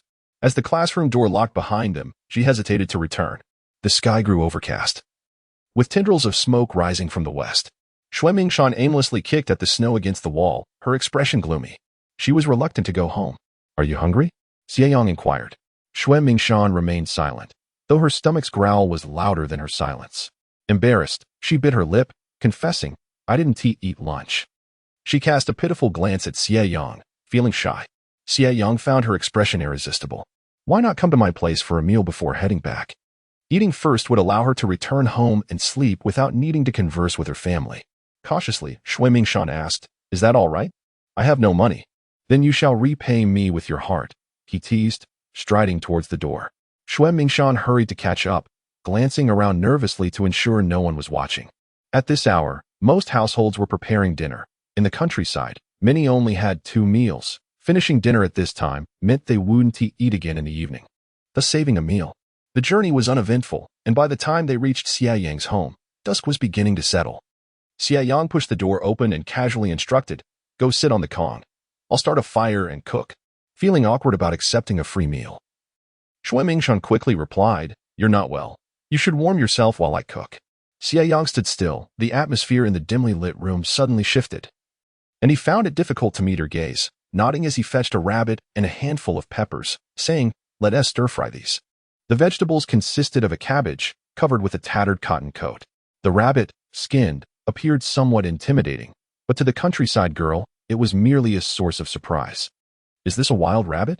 she asked. "Yes, it is," Xie Yang replied, handing her the peppers. "Can you handle spicy food?" Xue Mingshan instinctively nodded. "I can eat it."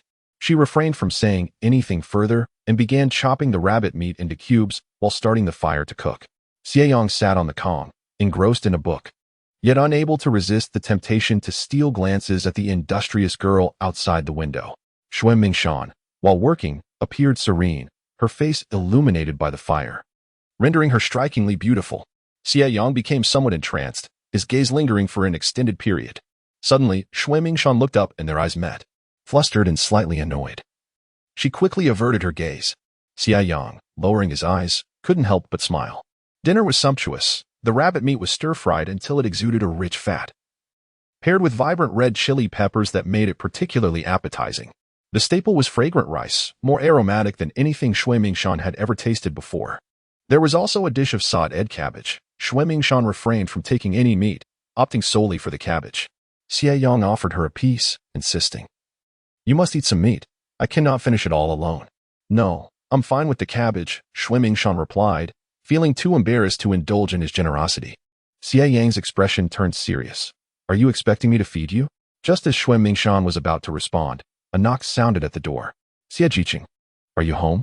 Panic washed over Xue Mingshan. What if someone saw them together? "I'll step outside," she said, rising. "But if I go out, they'll see me." Xie Yang reassured her, "Just continue eating. I'll check who it is, and one tea let them in." Their secretive demeanor resembled that of clandestine lovers, locked away in the evening, with no one likely to believe the innocence of their interaction. If anyone were to witness them, it would be scandalous. Xue Mingshan might find herself married to Xie Yang, perhaps even bearing the mark of disgrace. Regret washed over Xue Mingshan. She should have followed Xie Yang back merely for a meal. If her mother were to see her, she would surely scold her for being shameless. Observing her anxious demeanor, Xie Yang couldn't help but feel a sense of thrill, even contemplating the notion of continuing this charade. As he opened the door, the knocking grew clearer. "Xie Jiqing, are you at home?" Not recognizing the voice, Xie Yang pulled the door open. "Who is it?" "It's me, your neighbor," came the reply. Xie Yang stood at the threshold, blocking the entrance, and saw Lu Hongshui, who wore a disingenuous smile. "Uncle Lu, is there something you need?" Seeing Xie Yang obstructing the door, Lu Hongshui tried to peer inside, eager to enter, but Xie Yang firmly held his ground. Lu Hongshui awkwardly continued, "Xie Yang, I smelled something delicious just now. Was that aroma coming from your house yesterday as well?" As he spoke, he attempted to push past Xie Yang, but was thwarted. Xie Yang's eyes gleamed with understanding, holding a hint of mischief, clearly conveying his awareness of Lu Hongshui's intentions. "Xie Jiqing, while we may not be in the era of communal dining, it doesn't seem fair for you to enjoy such a feast alone, does it?" "Uncle Lu, your sense of smell is impressive, but I didn't catch a whiff of anything," Xie Yang replied, feigning curiosity while guiding Lu Hongshui away from the door. "I didn't smell anything appetizing, but I did detect a rather unpleasant odor. Did you notice it, Uncle Lu?" Seeing that Xie Yang was oblivious to the situation, Lu Hongshui's expression darkened. "Xie Jiqing, your words are rather harsh. If you do not wish to share, there is no need to beat around the bush." With a malevolent glint in his eyes, he continued, "What if others were to discover that you were indulging at home?" Before Lu Hongshui could finish his sentence, Xie Yang suddenly kicked him out. The movement was so swift that Lu Hongshui was taken aback, staring in disbelief at Xie Yang. Xie Yang approached, placing a foot on Lu Hongshui's chest, causing him to roll his eyes in agony. At just over 10 years of age, Lu Hongshui was in the prime of his youth, typically a robust worker. Now, he attempted to shake off Xie Yang's grip and rise to confront him. But after several futile attempts, he found himself increasingly restrained under Xie Yang's weight. He felt as though his breath was about to cease entirely. In that moment, Lu Hongshui was nearly certain that Xie Yang intended to take his life. Fear flickered in his eyes, and he began to tremble uncontrollably. Xie Yang leaned closer, grinning. "Uncle Lu, do you know what type of meat I've been preparing?" Lu Hongshui gasped for air, struggling to inhale as his chest was constricted, his face turning crimson. Even if he wished to scream for help, no sound emerged. The delightful aroma you sensed last night indeed emanated from my home, Xie Yang continued. What I am currently cooking is rabbit meat, fried with an abundance of oil. Isn't it delectable? He then kicked Lu Hongshui away, casually remarking, Uncle Lu. It's not easy being neighbors. Don't just stand idly by. With a chance to escape, Lu Hongshui clutched his throat and began to cough violently. His face flushed and veins bulging on his neck. After what felt like an eternity, he, filled with terror, hoarsely asked, Aren't you afraid I will call for help? Xie Yang paused, then burst into laughter. Go ahead and call. Let us see whether assistance arrives faster than I can deal with you. This yard belongs to me now. Who can enter if I do not permit it? Have you ever heard the saying, the barefoot are not afraid of the shod? He advanced towards Lu Hongshui, forcing him to retreat a few steps. You can certainly try. I have no family here, but your entire family is present, right? Your son is only 7 or 8 years old. With each word Xie Yang uttered, Lu Hongshui's fear intensified, silencing him as he turned and fled towards his home. Once Lu Hongshui had escaped, Xie Yang remained still, and soon he heard a woman's terrified screams, followed by an eerie silence. Chuckling softly, Xie Yang turned to find Xue Mingshan had emerged at some point, standing in the courtyard, seemingly lost in thought. How did you come out? Xie Yang inquired, maintaining an air of nonchalance. I was just going inside to eat, she replied, her gaze lingering on him with an inscrutable expression. You witnessed everything just now? Xie Yang was unconcerned about whether Xue Mingshan had seen him, as it might tarnish his image, yet he did not wish to appear easily intimidated. I did see, she confirmed, biting her lip before suddenly looking up. However, I think you were quite impressive. Xie Yang was taken aback for a moment as Xue Mingshan added, I'm still not full. Well then, continue eating. Two individuals entered the room and sat across from each other on the con. Unlike before, Xue Mingshan did not require Xie Yang's encouragement to begin eating meat. She served herself a generous portion.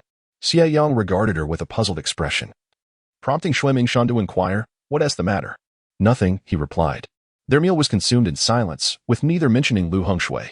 After dining, Xie Yang escorted Xue Mingshan home, checking for onlookers before calling her outside.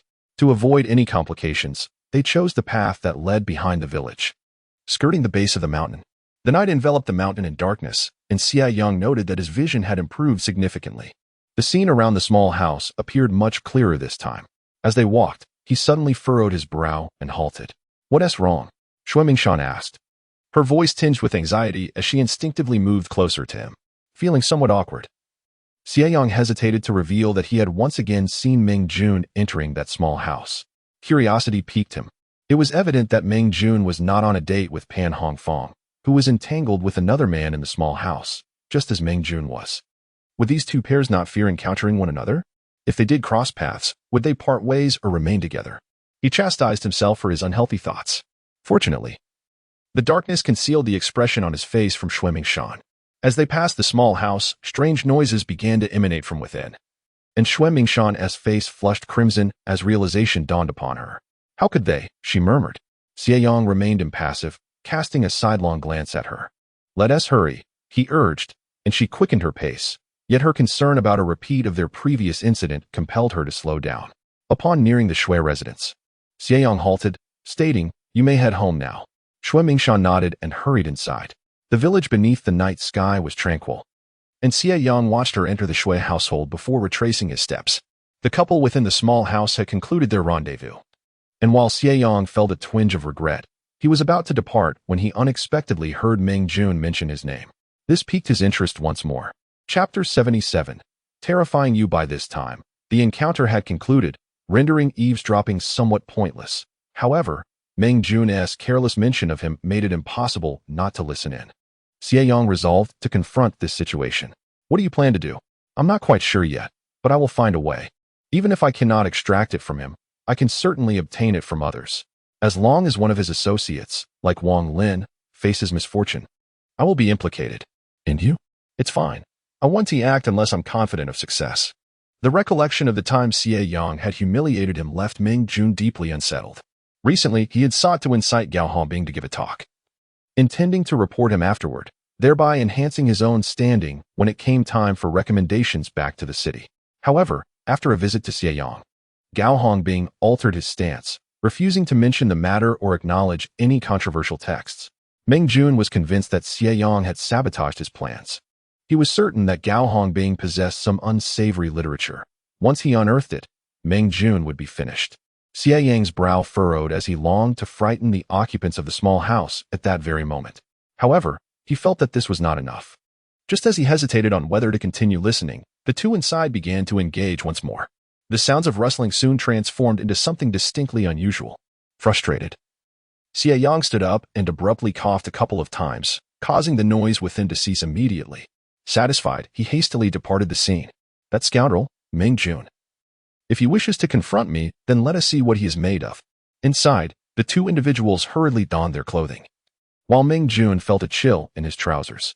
Upon exiting, he found no trace of anyone aside from a cluster of footprints beneath the window. Had there truly been someone here? Meng Jun furrowed his brow. Indeed, there had been. Moreover, recalling Xie Yang's earlier threats, he began to suspect it might be him. We cannot return here again. You should go back first. All right, be careful. The woman, her face obscured by a scarf, hurried away. Meng Jun tidied up the footprints on the ground and organized the room before preparing to leave, when suddenly the door swung open. Who is it? They both exclaimed in unison. Meng Jun shone his flashlight and was taken aback to see Pan Hongfang. Meng Jun? What are you doing here? Those who could be present in such a place had ulterior motives, albeit both had their own partners. Meng Jun, simmering with frustration, suddenly had an idea as he looked at Pan Hongfang. Do you know why I am here? Why? Meng Jun leaned closer to her. Because I saw you earlier. I know you came here for that purpose, and I am here to catch you in the act. Her heart raced at his words, fear coursing through her. If Meng Jun were to reveal this, her life would be ruined. Pan Hongfang gazed at the pitch-black sky outside, knowing that in half an hour, the man would arrive. With a determined bite of her lip, she suddenly unfastened her clothing and embraced Meng Jun. Mango, please do not tell anyone. In the darkness, Meng Jun felt a surge of pride. Having been forced to release his pent-up frustration earlier, he now found himself stirred once more. Pan Hongfang, the moment you arrived, I sensed you were different from the others. You are no less than Xin Wenwei. Xie Yang, having turned back midway, caught sight of Pan Hongfang, only to overhear their conversation. He deemed Meng Jun to be truly despicable. Both were engaging in infidelity, yet it appeared as though Meng Jun was manipulating Pan Hongfang, taking advantage of her vulnerability. Given the commotion, it was evident that the two were entangled. Surprisingly, Meng Jun, though not tall and rather ordinary in appearance, was quite adept. He seemed unfazed by the potential for disaster. To say Xie Yang was truly wicked would be an understatement. As the sounds intensified, he began to cough once more. Damn it. Meng Jun was once again terrified at a critical moment. He wondered if he would ever recover from this. Cursing under his breath, he hastily pulled up his trousers and emerged, only to find no trace of anyone, save for a new set of footprints by the window. Whose footprints are these? Meng Jun felt an even greater chill in his trousers. Pan Hongfang, her clothing still askew, cried out in panic. Mango, who is it? I don't know. Meng Jun grumbled, dismissing all other thoughts, and promptly returned to the youth station. As for whether Pan Hongfang would continue to engage with other men, Meng Jun was entirely indifferent. He returned to the youth commune and found that everyone else had already retired for the night. Why are you back so late? Inquired Wang Lisin. Meng Jun replied, I had an upset stomach and lingered a bit longer. Wang Lisin, unconcerned, said, Go to sleep. We have to work early tomorrow. Meanwhile, in the female youth commune, Feng Yuan quietly asked Xin Wenyue, Have you seen Pan Hongfang? Xin Wenyue huffed and left the room. She paused for a moment.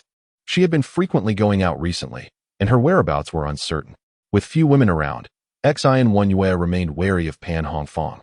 And although Pan Hongfang believed she was concealing her actions from others, Xin Wenyue was acutely aware of when she left. Though Xin Wenyue was petite, she was not foolish and could surmise Pan Hongfang's intentions, especially since she always returned with a distinct fishy odor. Upon hearing this, Feng Yuan frowned. Thinking she needed to have a word with her tomorrow, it was unsafe to be out in the middle of the night. Feng Jia, I understand your good intentions, but I think it's best if you refrain from speaking up. You've expressed these concerns before, and she doesn't appreciate it. If you meddle too much, she might find it bothersome. Feng Yuan's frown deepened as she lay down, deciding to let it be. She would regret it if something happened later. She turned to the other female youths, saying, Though we do not know when we will return to the city, as long as we remain unmarried, we hold on to the hope of going back. Once we marry, that hope will be lost forever. This sentiment resonated with the other female youths, who also disapproved of Pan Hongfang's behavior. However, life in the countryside was arduous, and many female youths had previously married local men. Otherwise, there would not be so few women in the commune. Yet, those who had married, did they truly find happiness? They observed this with keen eyes. And now Pan Hongfang was diving headlong into an uncertain future. Who knew what fate awaited her? When Pan Hongfang returned, everyone else was asleep.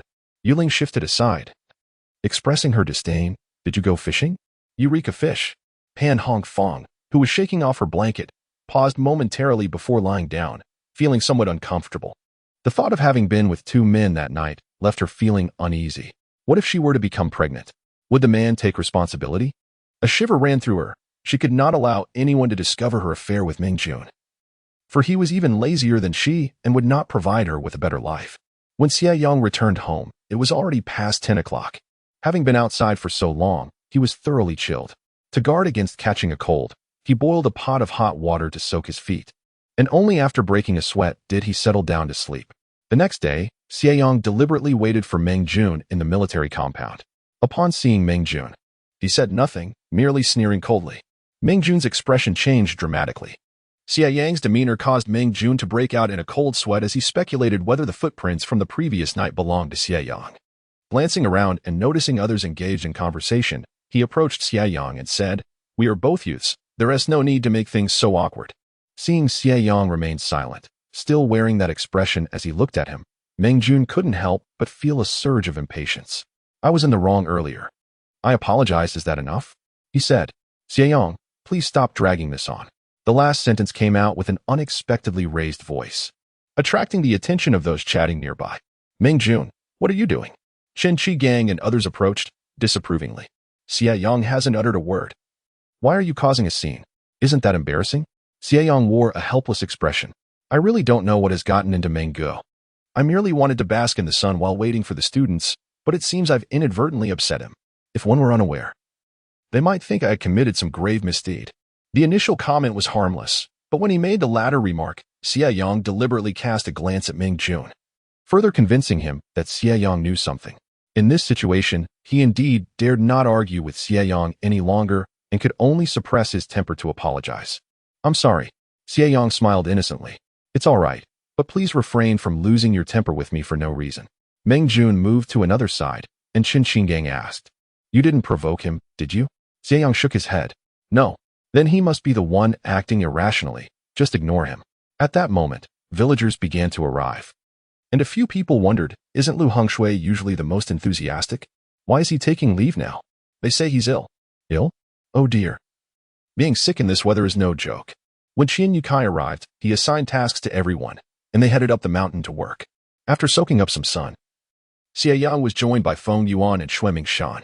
Xue Mingshan glanced at Xie Yang with a hint of embarrassment, hurriedly nodded, and entered the house. Once the students arrived, classes commenced. Although most of the textbook knowledge had been returned to the teacher, Xie Yang managed to educate a group of students who could barely recognize a few characters, following the lesson plan devised by Feng Yuan. After class, Xie Yang sought out Feng Yuan for explanations on exercises. Noticing Xue Mingshan lost in thought, he called out to her, "Come over and study." Xue Mingshan was reluctant to learn, but under Xie Yang's gaze, she had no choice but to approach. The two sat together listening to Feng Yuan explain the problems. Feng Yuan's impression of Xie Yang was rather ordinary, yet his eagerness to learn evoked a degree of admiration. "In my 10 years of rural work, you're the first I've encountered with such a passion for learning." "I am always prepared," Xie Yang replied. Prepared for what is self-evident. During these 10 years, he had indeed attempted the college entrance examination once, but it ended fruitlessly. Most had followed the path of labor and peasant universities. However, admissions to those institutions were stringent, and although there were quotas for educated youth, they were exceedingly rare and often required multiple rounds of selection, with only 1 or 2 from the entire commune making it. Xie Yang remarked, "We are the nation's educated youth, always ready. Whenever our motherland requires us, we should be able to step up. We cannot be caught unprepared when our country needs us to build." His earnest declaration caused the 2 female colleagues to glance at one another, unsure whether Xie Yang spoke from the heart or with ulterior motives. Feng Yuan, after a moment, raised her thumb in approval. "Impressive." Xie Yang turned to Xue Mingshan. who seemed puzzled and eventually responded, "Impressive." The literacy class was not particularly demanding, and the day's lessons concluded swiftly. Naturally, the three of them earned the lowest work points in the team, each receiving merely 6 points. Xie Yang intentionally lingered, and Xue Mingshan dawdled as well. "I'll take my leave now," I said. Soon, only Xue Mingshan and Xie Yang remained in the classroom. Xie Yang inquired, "Did your mother scold you when you returned home last night?" "Yes," she replied. "She complained about me being out so late." However, she refrained from mentioning her mother's more scathing remarks about her lack of shame. In fact, when her mother chastised her, she felt a fleeting urge to abandon home and engage in something shameless. Xue Mingshan lowered her gaze, appearing somewhat dejected. "I'm sorry for the trouble I caused you last night." Xie Yang stood up. "Wait for me here for a moment." By the time Xue Mingshan looked up, Xie Yang had already dashed out like the wind. Xie Yang sprinted home, sliced a piece of roe deer meat from his provisions, tossed it into a pan for a quick stir-fry, and took out 2 steamed buns, slicing them in half to fill with the meat.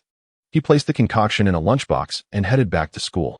As the sun dipped below the horizon, he encountered some individuals returning from work. "Xie Jiqing, where are you off to?" they asked. Xie Yang smiled and replied, "I forgot to grab something, returning to fetch it." TSK, becoming a teacher really changes you. You seem a lot more serious now." Upon arriving at the brigade office, he found only a few villagers retrieving tools, with no one else in sight. The classroom was devoid of electric light, shrouded in darkness, leaving him uncertain if anyone was present. Xie Yang was sure that Xue Mingshan had not left. He pushed the door open but found no one inside. Turning his gaze towards the back of the door, he indeed saw Xue Mingshan standing there. He smiled and asked, "What are you doing standing here?" Xue Mingshan offered an embarrassed smile. "Oh, nothing." Xie Yang took a seat and nudged the lunchbox towards her. "Go ahead and eat." The office had a stove and hot water. Xie Yang poured a cup of hot water into her tea mug and slid it towards her. Upon returning, he noticed Xue Mingshan holding the steamed bun, tears streaming down her cheeks. "Why are you so kind to me?" she asked, her voice trembling. Xie Yang found himself perplexed by the question, unable to provide an answer. Xue Mingshan's tears weighed heavily on his heart, rendering him breathless. He realized he was indeed someone who judged by appearances. Had it been another person, he would not have acted in such a manner. Sighing, he urged, "Let us eat." "Okay," she replied. As Xue Mingshan took bites of the bun, savoring its fragrance, warmth gradually enveloped her heart. Voices could be heard outside, prompting Xie Yang to rise. "You eat. Don't stay out too late." "All right," she replied, watching him leave before continuing her meal. To Xie Yang's surprise, upon stepping outside, he encountered Xue Mingxiu. "Mingxiu, are you here to take teacher Xue Mingshan home?" she inquired, her expression turning to one of anger upon seeing him. Clenching her fists, she charged towards him. "I'll beat you up." Chapter 79. Mischief. Xue Mingxiu's fury seemed inexplicable.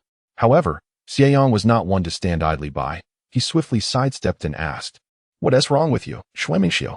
But Xue Mingxiu's eyes were bloodshot, her teeth clenched in a silent rage as she aimed to strike him without revealing her motives. "You know what you've done," she shouted, her fist flying towards him with remarkable speed. Xie Yang firmly grasped his wrist and forcefully flung him away. "Xue Mingxiu, clarify yourself." "Clarify what?" Xue Mingxiu was taken aback that he had not managed to strike Xie Yang and, feeling a surge of anger, gritted his teeth and prepared to lunge again. At that moment, Xue Mingshan, hearing the commotion, rushed out, exclaiming, "Third brother, what are you doing? Stop it at once." Outside the brigade, Qian Yukai was engaged in conversation with Accountant Lei when the noise from within reached their ears. Exchanging glances, he cursed, "Which scoundrel is fighting in the brigade office again?"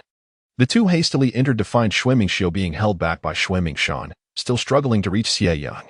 Xie Yang wore an expression of innocence. "Mingxiu, let us go inside and discuss this." Upon seeing the brigade leader arrive, Xue Mingxiu realized it was unwise to continue fighting. With a huff, he headed towards the classroom, muttering, "Let us see if you can talk your way out of this." Once inside the classroom, Qian Yukai and Accountant Lei deemed it inappropriate to pursue further inquiries and retreated to the brigade office to prevent any further confrontation.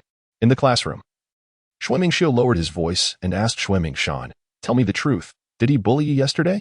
Xue Mingshan and Xie Yang exchanged startled glances before quickly averting their eyes, both recalling who had witnessed their visit to Xie Yang's home the previous day. "No," Xue Mingshan retorted firmly. "Third brother, what do you take Xie Jiqin for? And what do you think of me?" She was somewhat vexed, her face displaying a hint of anger, but Xue Mingxiu's suspicions remained unallayed. He pulled his sister aside, his expression one of indignation. Mingshan, I am your third brother. We are fraternal twins. In our family, we are allies. I care for you, but you must be honest with me. Did Xie Yang truly bully you? As he spoke, he cast a pointed glare at Xie Yang, gritting his teeth. Do not fear. Even if he did anything wrong, I will avenge you. No, really not. Xue Mingshan's face flushed crimson. Seeing that her brother remained unconvinced, she hurriedly recounted the events of the previous day. If anything, we should be thanking him. Xue Mingxiu was taken aback. Really? Indeed, Xue Mingshan replied, feeling aggrieved. You weren't home yesterday. I didn't dare return, and didn't he want to. He treated me to dinner and escorted me home. Before you arrived this afternoon, he brought me steamed buns stuffed with vegetables to avoid any gossip. Xue Mingxiu turned to the table where a half-eaten bun still lay, revealing bits of meat within. Could it be that there had been a misunderstanding? He felt a bit embarrassed. Xie Yang interjected. Who told you about this? It is not a trivial matter. Should someone tarnish Teacher Ste's reputation, it would be serious. As soon as he finished speaking, Xue Mingxiu began to grind his teeth again. It was Pan Hongfang who told me. Pan Hongfang? Both Xie Yang and Xue Mingshan were astonished. The two had left the previous day when darkness had descended, and the cold weather would deter most from venturing out at that hour. Pan Hongfang's escapades typically occurred around 9 in the evening, so no one expected her to be out when night fell. Xie Yang considered that having let Pan Hongfang off the hook once had indeed been a generous act. He pondered for a moment before asking Xue Mingxiu, how did she convey this to you? Xue Mingxiu cast a disapproving glance at him and remarked, what else is there to say? I merely witnessed the two of you in the classroom, and then you laid your hands on Mingshan. Out of fear of you. She refrained from speaking up. Today, upon seeing me, she felt compelled to share the truth, considering I was the one who brought her here. At this moment, he felt a sense of frustration, realizing he had unwittingly believed Pan Hongfang's exaggerated account. Now, he found himself in quite the predicament, having unwittingly become the subject of ridicule. He hoped that Xie Yang, who originally harbored no ill intentions, would not develop any inappropriate feelings due to this misunderstanding. Xue Mingxiu, eyeing Xie Yang warily, stated, regardless of the circumstances, you are a youth from the countryside and will eventually leave. Do not provoke my sister. Xie Yang, feeling disgruntled, retorted. I did not provoke her at all. Brother, please do not speak nonsense. My relationship with Xie Yang is purely professional. He was merely being kind and offered me some food out of pity. Xue Mingshan cast an apologetic glance at Xie Yang. Xie, I am truly sorry. Xie Yang, feeling helpless, stood up, his words laced with frustration. Fine, your brother has arrived. You should go home with him. I shall return to my meal. He picked up his lunchbox and headed towards the door, only to find Xue Mingshan trailing behind him. Xie Yang, she called. He turned to look at her. What is it? With a smile, she replied, thank you. Instantly, Xie Yang's resolve softened. The beauty's charm proved to be undeniably effective. He found himself utterly defenseless against her allure. If this continued, he feared he might genuinely develop feelings for her. Upon returning home, he reheated the remaining venison and paired it with steamed buns. Just as he was enjoying his meal, there came an unexpected knock at the door. When he opened it, he was taken aback to find Pan Hongfang standing there. Xie Yang, I apologize for my previous behavior. He regarded her silently, curious to see what further words she might utter. Will you forgive me? Knowing Pan Hongfang's nature, Xie Yang found her words to be insipid and cringeworthy, causing goosebumps to rise on his skin. He rubbed his arms and, glancing behind her, suddenly exclaimed, Look, who is that? Pan Hongfang turned in surprise, and with a loud thud, the door was firmly shut. Xie Yang, she called out, I truly came to apologize. Could you open the door so we might discuss this? Unfortunately, there was no response. On this frigid day, it was sheer folly to engage with Pan Hongfang, regardless of her intentions. Xie Yang believed that once she had made contact, it would be nearly impossible to sever ties. Yet, recalling the events of the afternoon, Xie Yang felt a renewed sense of discontent. Although he harbored unique feelings for Xue Mingshan, being provoked in such a manner made it impossible for him to remain cheerful. Since Pan Hongfang would not allow him peace, he resolved not to let her enjoy herself either. Given that she and that man were clearly in high spirits, it was unlikely they would cease their antics easily, even if they risked being discovered. He would need to observe them further to ascertain the frequency of their encounters. Thus, that evening, Xie Yang ventured to the back to observe the dilapidated shed once more. Prior to each observation, he would sip from the spring water. The enhanced vision afforded him an unobstructed view of the scene at the shed's entrance without needing to draw near. For several consecutive days, Xie Yang maintained this vigilant watch. Later, he discovered that Pan Hongfang had indeed been engaging in an affair, her appearances occurring with remarkable consistency. On this particular day, as soon as Pan Hongfang entered, Xie Yang made his way to the bustling courtyard of Aunt Sun, the most lively place in the village, and tossed in a note. Aunt Sun, illiterate, had a grandson who could read. What did the note say? Her grandson read aloud. There's someone in the hunter's cabin at the back having an affair. Grandma, what is an affair? Goodness, an affair. Let us catch them in the act. Chapter 80. A spectacle to behold. Aunt Sun's eyes sparkled with excitement, yet she did not forget to swat her grandson back, admonishing him that it was none of his business and to refrain from causing a ruckus. Aunt Sun was not one to keep all the fun to herself. She had several old friends in the village. When she quietly called upon them, she reminded them to not alert Kai Hongfen just yet. Kai Hongfen was the Women's Director of Rainbow Bay, and such matters would certainly come to her attention eventually. But the group wished to witness the spectacle before she arrived. Otherwise, the excitement would be lost. Let us go. It's been a while since we've had such a commotion. Indeed, it had been quite some time, perhaps the first incident since that particular event. Alas, after that, the educated youth at the commune had behaved quite well. Why then, were they daring to stir trouble now? The new batch of educated youth? There were 3 new female recruits, and after much discussion among the group of women, they still could not reach a conclusion. Let us go take a look. We'll find out. The group of women, bubbling with enthusiasm, was eager for some excitement, especially in the dead of winter when the early nightfall rendered them too bored to do anything but sleep. Unlike the younger crowd, who could indulge in romantic escapades in the dark, these older women thrived on a bit of entertainment. Before long, they arrived at the back cabin, where they could faintly see the glow of a flashlight. Instinctively, 6 or 7 women perked up, and Sun turned to one of them. Hey, Jihua. Why don't you go fetch Kai Hongfen? Jihua was reluctant. No way. I have to see this first. All right then, let us hurry. In case that man isn't up to it. Heh. The older women shared knowing smiles and edged closer to the house, where they could hear indistinct murmurs within. The youngest among them was nearly 60, fully aware of what was transpiring, and shared ambiguous glances with the others as they listened to the tension building inside. Suddenly, one of them kicked the door and shouted, caught in the act. The 2 individuals inside, lost in their fervor, were startled by Aunt Sun's loud call, causing them to freeze, their eyes wide with shock, nearly fainting. The sight of bare skin and the flustered couple left Pan Hongfang aghast. She had assumed that her previous encounters had gone unnoticed, only to find herself unmasked. All her hopes of secrecy evaporated, and her mind raced with thoughts of how to respond. How shameless to be caught in the act at night. Let us see who it is. Why cover your face? Weren't you enjoying it just a moment ago? The man, covering his face, began to fumble for his clothes. Yet, the dilapidated dwelling was void of light.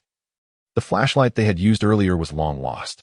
The sole source of illumination emanated from the torch held by the matron, casting erratic beams upon them, deliberately avoiding the ground. The man, one hand shielding his modesty while the other frantically searched for his clothes, found none. In the frigid air, the thrill of the moment had masked the cold, but now the chill pierced to his very bones. Amidst his panic, Pan Hongfang was equally resolute in seeking a resolution. Should this situation escalate, the repercussions would fall squarely upon her shoulders, and the prospect of public humiliation loomed large. She could not afford to become a scapegoat. We've already summoned the Women's Director. Neither of you shall escape tonight. You will be paraded through the commune, declared Aunt Sun, her voice laced with disdain. What a disgrace for our Rainbow Bay. Have we not consented? The commotion stirred the village, rousing other residents to the sound of the women's voices. Regardless of the biting cold, the allure of the spectacle drew everyone out, even in a heavy snowfall. By the time Xie Yang arrived with a throng of onlookers, Pan Hongfang had at least managed to don some clothing, huddled on the ground in tears. Meanwhile, the tall man remained with his head bowed, one hand still shielding himself as he spun in circles, searching for his garments. Your clothes are right here, called out a matron, shaking the man's attire. Only then did he lift his gaze. Hand them over, he demanded, his teeth chattering from the cold. Although Xie Yang did not recognize this man, the villagers were all too familiar with him. Oh, it's you, Li Jun. Who would have thought you had such tastes? Laughter erupted among the spectators. Standing at the back of the crowd, Xie Yang inquired of a nearby villager, who is this man?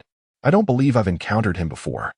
Despite having seen many villagers at the daily gatherings at the commune, he had never crossed paths with this particular individual. Ah, that's Li Jun, the 8th son among 7 sisters. He was spoiled rotten and hardly ever worked the fields. It's no wonder you don't recognize him. The elder looked on with amusement, stretching his neck for a better view, though his attention was drawn to Pan Hongfang, who, regrettably, had already clothed herself and was now crying, leaving little to behold. Several men appeared visibly disappointed. The women, however, began to call out, urging action. In a fit of desperation, Yu Lijun suddenly fell to his knees, pleading, "Please, spare me this once. I swear I won't do it again." He had never experienced such humiliation, his head striking the ground as he appeared rather pitiable.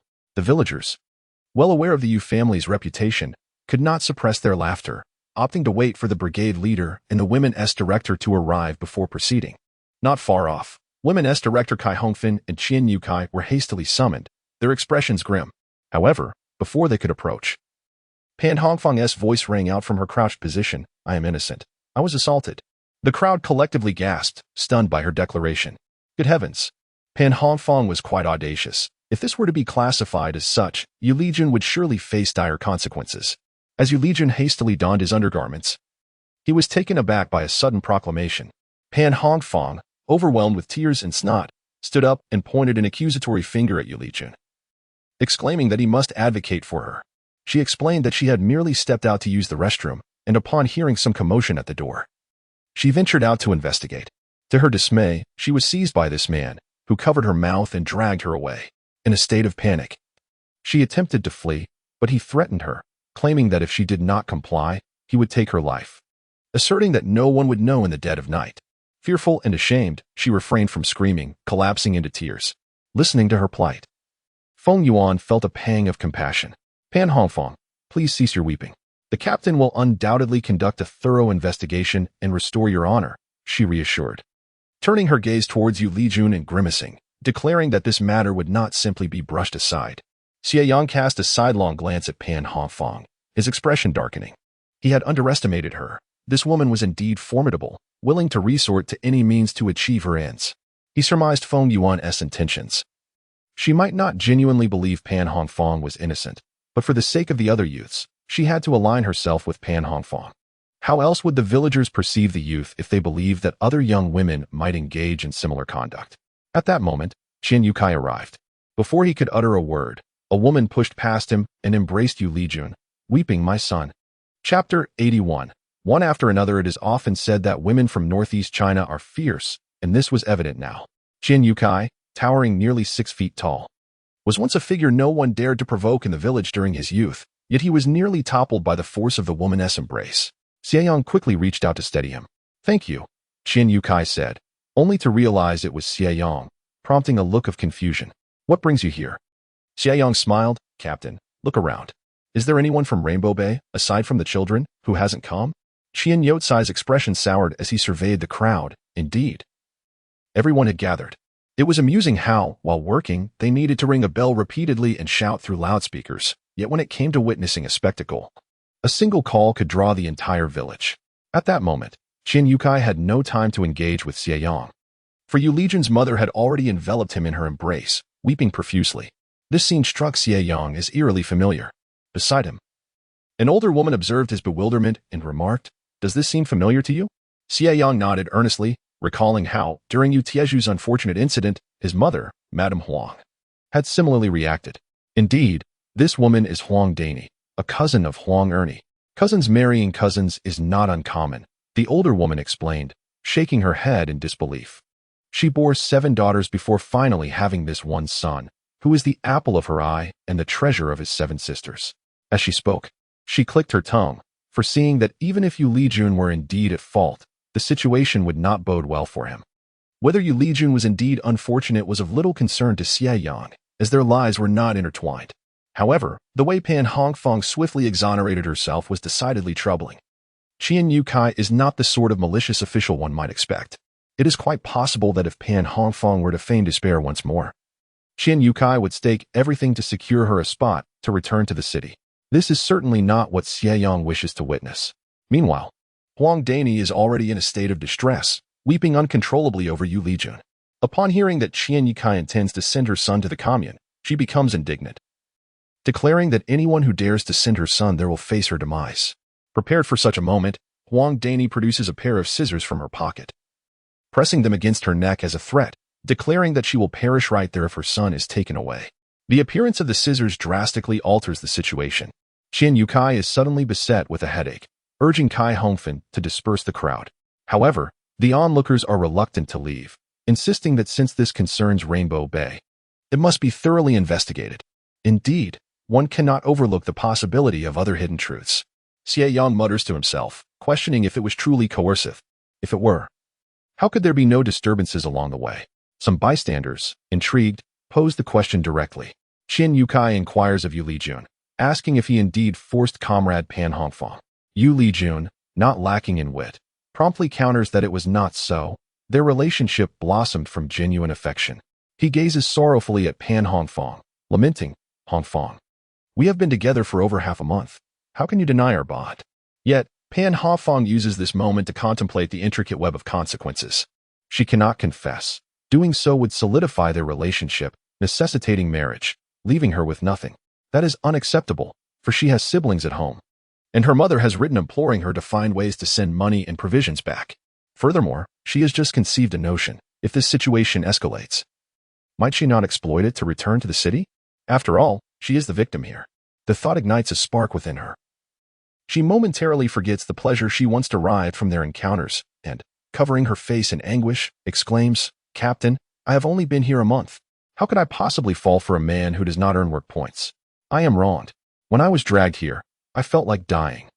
In a fit of despair, she attempts to throw herself against the wall, declaring that death would preserve her innocence from slander. Yet, as she nears the wall, fear grips her. Nevertheless, the prospect of a successful uproar rejuvenates her resolve. She not only yearns to return to the city but also demands a job to justify all her sacrifices. Oh no, please don't crash into the wall. Let us discuss this calmly. The villagers, typically exuberant when observing drama, feel pity as they witness her desperation.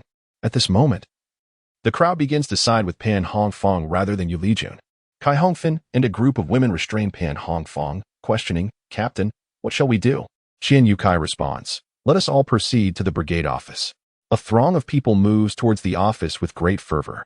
Huang Daini clings tightly to Yu Lijun, preventing the militia from escorting him away like a criminal, while Yu Lijun's two sisters, married in the village, arrive, threatening anyone who dares to touch their brother. As Xie Yang followed behind, he noticed that Xie Wenwei and others were present, but Xue Mingshan was absent. Xie Wenwei, with a face full of disdain, quietly remarked to Xie Yang that she often went out at night and returned home with a certain fishy scent. Was that when she was engaging in infidelity? Xie Wenwei was genuinely puzzled, her expression sincere as she inquired, yet Xie Yang felt awkward. He couldn't exactly say it was due to the essence of manhood. Could he? Was it so? Clearing his throat awkwardly, Xie Yang replied, it should be. What do you mean by should be? Xie Wenwei huffed. Do you lack experience? Xie Yang retorted, you might want to keep quiet. He had no desire to discuss such matters with Xie Wenwei. It was beyond him. A group of them proceeded to the brigade headquarters, where Feng Yuan, the female youth leader, also entered. Qian Yukai closed the door, barring entry to those not involved. Outside, they could only vaguely hear the commotion inside, leaving everyone somewhat disappointed. Well, let us head back to sleep, they concluded. At this point, Xie Yang had lost interest in continuing. He could not foresee the ensuing events. Noticing he was about to leave, Xie Wenwei followed suit, insisting, you must see me home. Hearing her presumptive tone, Xie Yang couldn't help but roll his eyes. You can return with the others. Fearful of being further entangled with Xie Wenwei, he hurried away. As he reached the brigade entrance, he noticed someone smoking at the door. After a quick glance, he intended to leave. Xie Yang. He turned to see Ming Jun and smiled. Brother Ming, is there something you need? Ming Jun reluctantly extinguished his cigarette but against the wall and said, Xie Yang, I was wrong about what happened before. Please don't hold it against me. His sudden humility surprised Xie Yang as his gaze softened. Under the night's dim light, Xie Yang discerned the fleeting anger and resentment that flickered in Ming Jun's eyes. Xie Yang placed a hand on Ming Jun's shoulder, speaking with depth, Brother Ming, I understand your thoughts. Take care of yourself. He offered no promises, neither affirming nor denying anything, leaving Ming Jun with an unresolved anxiety. Infidelity could occur once or countless times. Even if Ming Jun wished to halt it, the woman involved might not acquiesce. Xie Yang understood Ming Jun's sudden apology stemmed from fear after Pan Hongfang's incident, worried that Xie Yang might disclose their affair. Yet, He chose to leave Meng Jun in a state of unease. Upon returning home and lying down, his mind wandered excessively, inevitably leading to dreams. After changing into fresh undergarments and autumn attire, he boiled water, washed clothes, and prepared a meal before heading to the brigade headquarters. Although everyone had stayed up late to witness the previous night's events, surprisingly, many arrived early today, eager to learn about the aftermath. Aftermath? I'm not sure. The brigade leader said further investigations were necessary. Just then, Qin Yukai arrived with new information. There's a parade in town today. We have a day off. Oh. The excitement returns. Chapter 82. Anticipating the festivities. Xie Yang suddenly recalled the family that had tried to deceive him at the market before. He wondered if they were among those present. However, no one in the village knew that this matter was related to him. Upon hearing that a parade would take place and they would not have to work, everyone was as jubilant as if it were the new year. Calling friends and heading to the commune to witness the spectacle. Qin Yukai mentioned that before the parade commenced, the commune officials would deliver a speech, encouraging everyone to attend and absorb the latest ideological developments from the commune, steering clear of the misdeeds committed by certain individuals. Upon hearing this, someone shouted, "Captain, what happened last night?" Another chimed in, "Yes, what was it about?" Xie Yang then realized that many had not stayed until the end and were unaware of how the situation had been resolved. The mere mention of last night's incident darkened Qian Yotsai's expression with fury. Family shame must not be aired in public. This matter should not be discussed further. And once the brigade had dealt with it, they would provide an explanation to all. Seemingly anxious to avoid further inquiries, Qin Yukai hurriedly departed after finishing his words. Xie Yang squinted his eyes and noticed that the other young intellectuals had arrived, but Pan Hongfang and Feng Yuan were notably absent.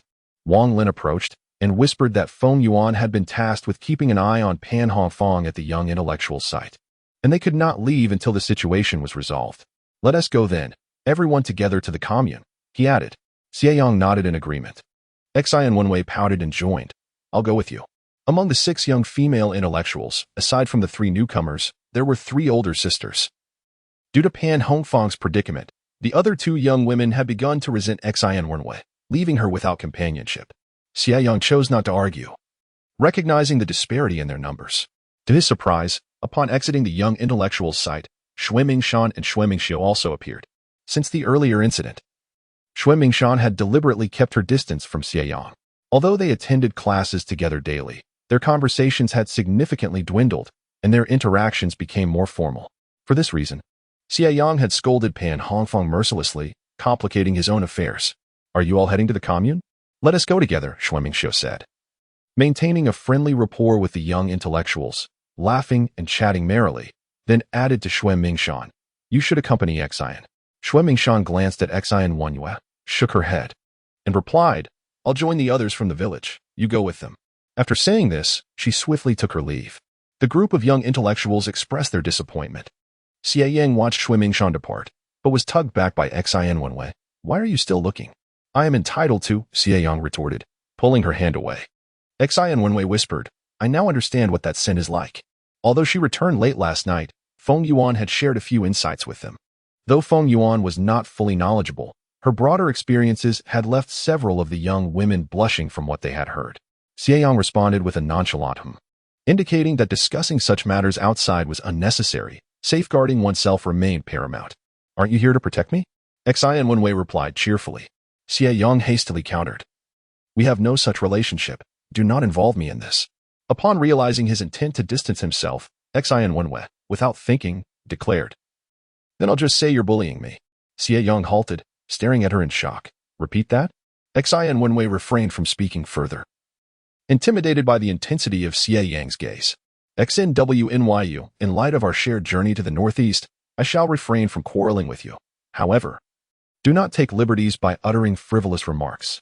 Xie Yang felt a twinge of annoyance. He had no ulterior motives regarding XNWNYU, but he could not endure her incessant provocations. He thought it best to treat her as a friend, but should she claim he had wronged her, the situation would take a turn for the worse. Those who wish to ruin me shall find themselves regretting their actions for a lifetime. With that declaration, Xie Yang did not bother to observe XNWNYU's expression and strode forward. As the ancients wisely stated, it is the nature of women and scoundrels to be difficult to manage, a truth that rings ever so true. Why not simply coexist as friends? What compels one to force the other into uttering harsh words? Not far away, XNWNYU stood frozen in place. Yet, she soon recognized the flaw in her own words. In truth, she regretted her statement the moment it left her lips. The phrase spilled water cannot be retrieved aptly describes her predicament. Even with the realization of her mistake, the sting of Xie Yang's words weighed heavily on her heart, making it difficult to breathe. In silence, XNWNYU hurried after him, only to find that Xie Yang was indeed ignoring her, which added to her sorrow. "I'm sorry," she said. Xie Yang cast a glance her way, and she pouted in response. "I said I'm sorry." Xie Yang replied with a nonchalant "Oh. So, have you forgiven me?"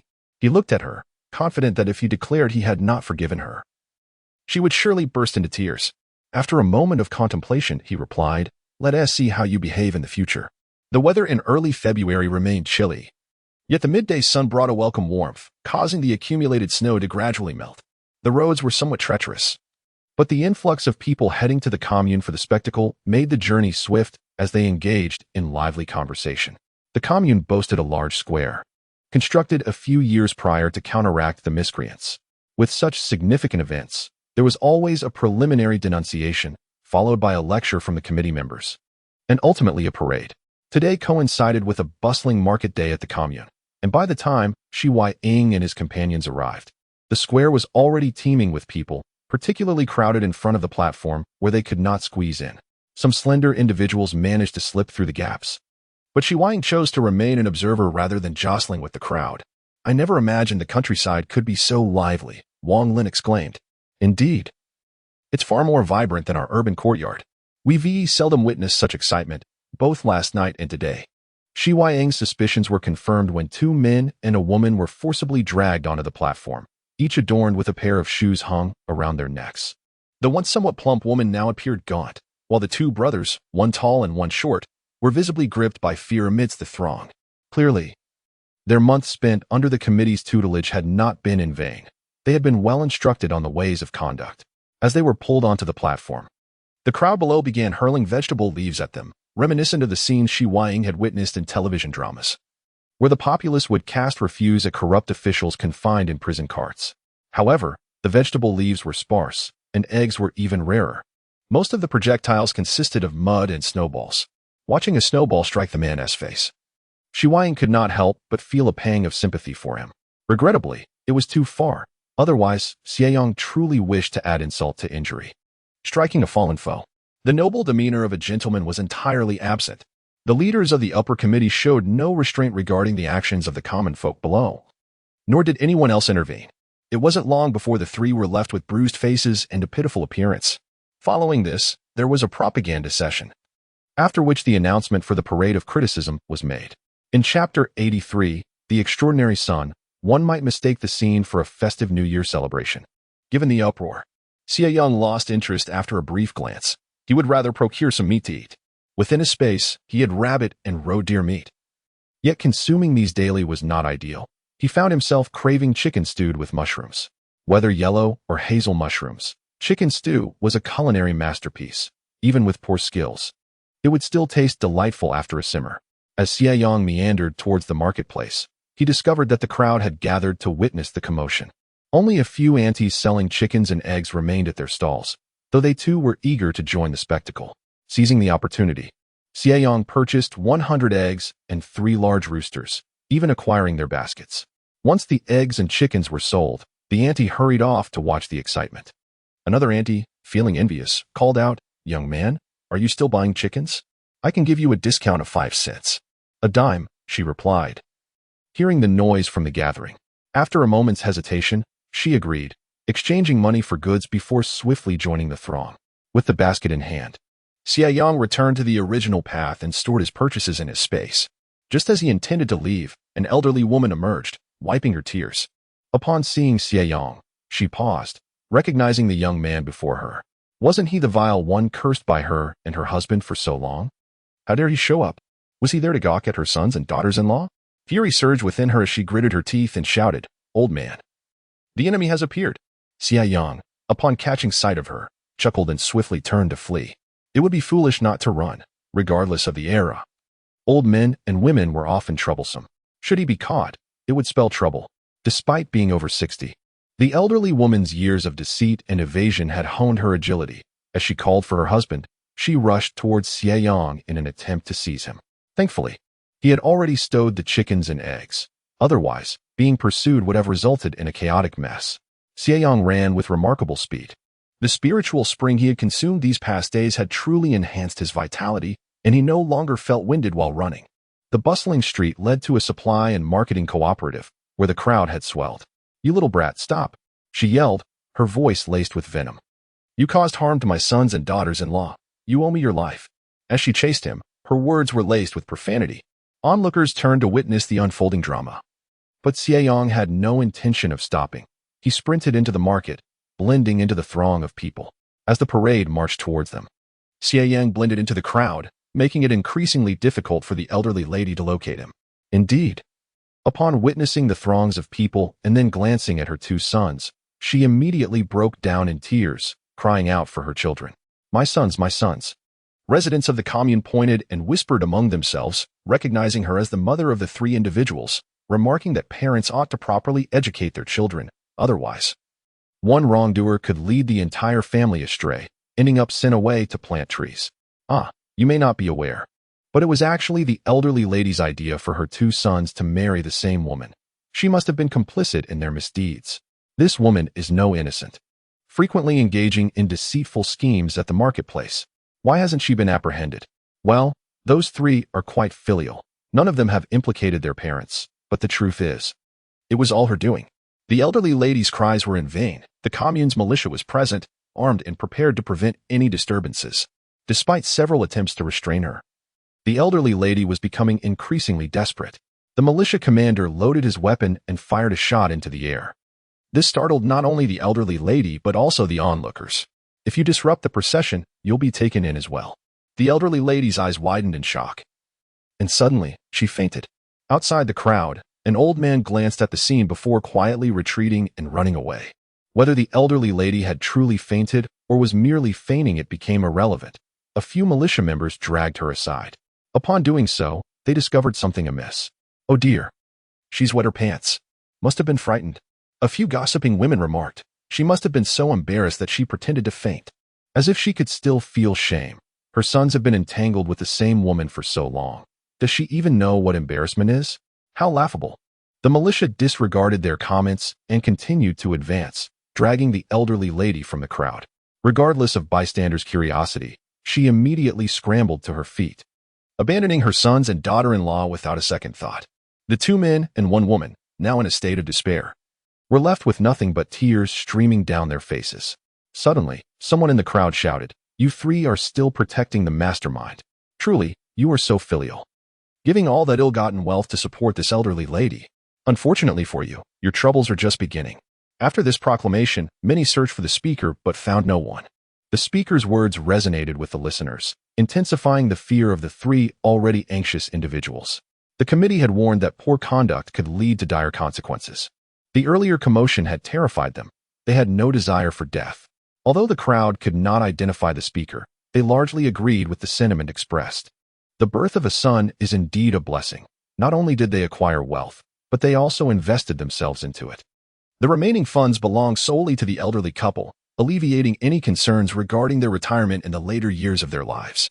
They indulge in peanuts, while the elderly lady luxuriates at home. However, the woman quickly protested, exclaiming, "Leader, I wish to report my mother-in-law, Miao Daohua. It is she who has orchestrated this scheme behind the scenes. I have been bought by her family. I am innocent." The two men, upon hearing the woman betray their mother, should have been furious but instead found themselves in tacit agreement. No one desires death. Everyone yearns for a comfortable life. Even if the one left behind is their mother, it is of no consequence. The chairman of the committee hurried forward and inquired of the woman, "Are you certain you wish to report your mother-in-law?" The woman nodded emphatically, "Yes, I wish to report her." The chairman smiled, "Excellent. Had you spoken thus earlier, you would not have had to endure such suffering. Perhaps this could even lead to a reduction in your sentence." Upon hearing this, the two men ignited with hope. "A reduction in sentence. We too will report. We will report my mother and my father." What a remarkable son to report his own parents. Chapter 84. Fated enemies converge in the crowd. The instigator, Xie Yang, concealed his contributions and accolades. Observing the militia members of the commune set out to apprehend the elderly Mao Dahua and her husband, his spirits lifted considerably. Yet, he pondered whether the militia could successfully retrieve them. After waiting for over half an hour, amid the anxious speculations of the crowd, a team of militia returned hastily. Their expressions grim. The old man and woman have escaped, the militia leader, Bao Kuei, declared, his face devoid of color. Send someone to pursue them. Those old limbs can still run. I refuse to believe they can flee very far. The onlookers murmured amongst themselves, eagerly anticipating the return of the fugitives to bolster the ranks of the procession.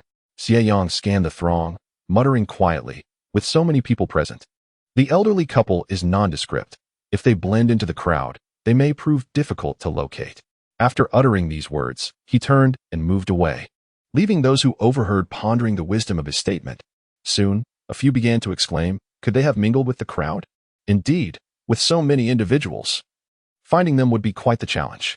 The militia leader, a figure of significance, quickly devised a plan. He bellowed, all individuals above the 10th Street, move to the east. Those below the 10th to the west. Keep a vigilant eye on one another. Should anyone attempt to flee, seize them immediately. They are surely suspicious. Following his command, Bao Kuei instructed the militia and committee members to disperse, primarily securing the periphery and alleyways. Even if an elderly man and woman can run, where could they possibly escape to? They may very well be hiding among the crowd. Once Bao Kuei concluded, they all spread out, and the curious spectators began to take action, especially those in proximity to the elderly, who scrutinized their surroundings with heightened vigilance. There is no need for others to speak. In these times, the awareness of the people is remarkably high, resolutely ensuring that wrongdoers do not escape. However, before the situation was resolved, a voice rang out, declaring that the elderly woman was attempting to flee. A young man, responding to the call, swiftly dashed forward, intent on apprehending her. Yet, the elderly woman proved elusive. Darting towards a nearby young man, vociferously accusing him, "You wicked creature, having harmed my son, now you seek to harm me as well. I shall kill you." Her voice dripped with palpable hatred, causing the onlookers to feel a surge of concern for the young man, who was soon surrounded by those eager to intervene. The young man, taken aback and visibly terrified, pleaded, "Madam, I bear you no ill will. Why do you insist on wrongfully accusing me?" The elderly woman had been captured by the well-meaning crowd, yet she resisted fiercely, cursing and unleashing a torrent of foul language. "You cannot take advantage of your age," he lamented. "Previously, your son and daughter-in-law wronged me, and now you come to do the same. Whom have I wronged?" At that moment, a woman adorned with a red armband approached, glancing at the young man with surprise. "Oh dear, it's you again. You truly are unfortunate. Merely purchasing a chicken has led to this family's accusations against you." The young man, feeling helpless, replied, "I do not know how to explain. This elderly woman has taken her grievances out on me." The woman with the armband recounted the previous events, and the collective sympathy of the crowd for the young man grew. Xie Yang pushed her way through the throng, glaring at the elderly woman. "You old hag. At your age, you ought to behave decently. Do you think us educated youth so easily bullied? Just wait. I shall report you to the commune's educated youth office. If you are not severely punished, we shall not stand for it." Among the spectators were numerous educated youths, and upon hearing that the young man was one of them, they became increasingly vocal, demanding that the commune provide an explanation. Glancing at Xie Yang, the young man noticed her triumphant smile, which was quite endearing. The officials of the commune, overwhelmed by the uproar, were certain to conduct a thorough investigation. In the midst of this commotion, an elderly man attempted to seize the opportunity to flee.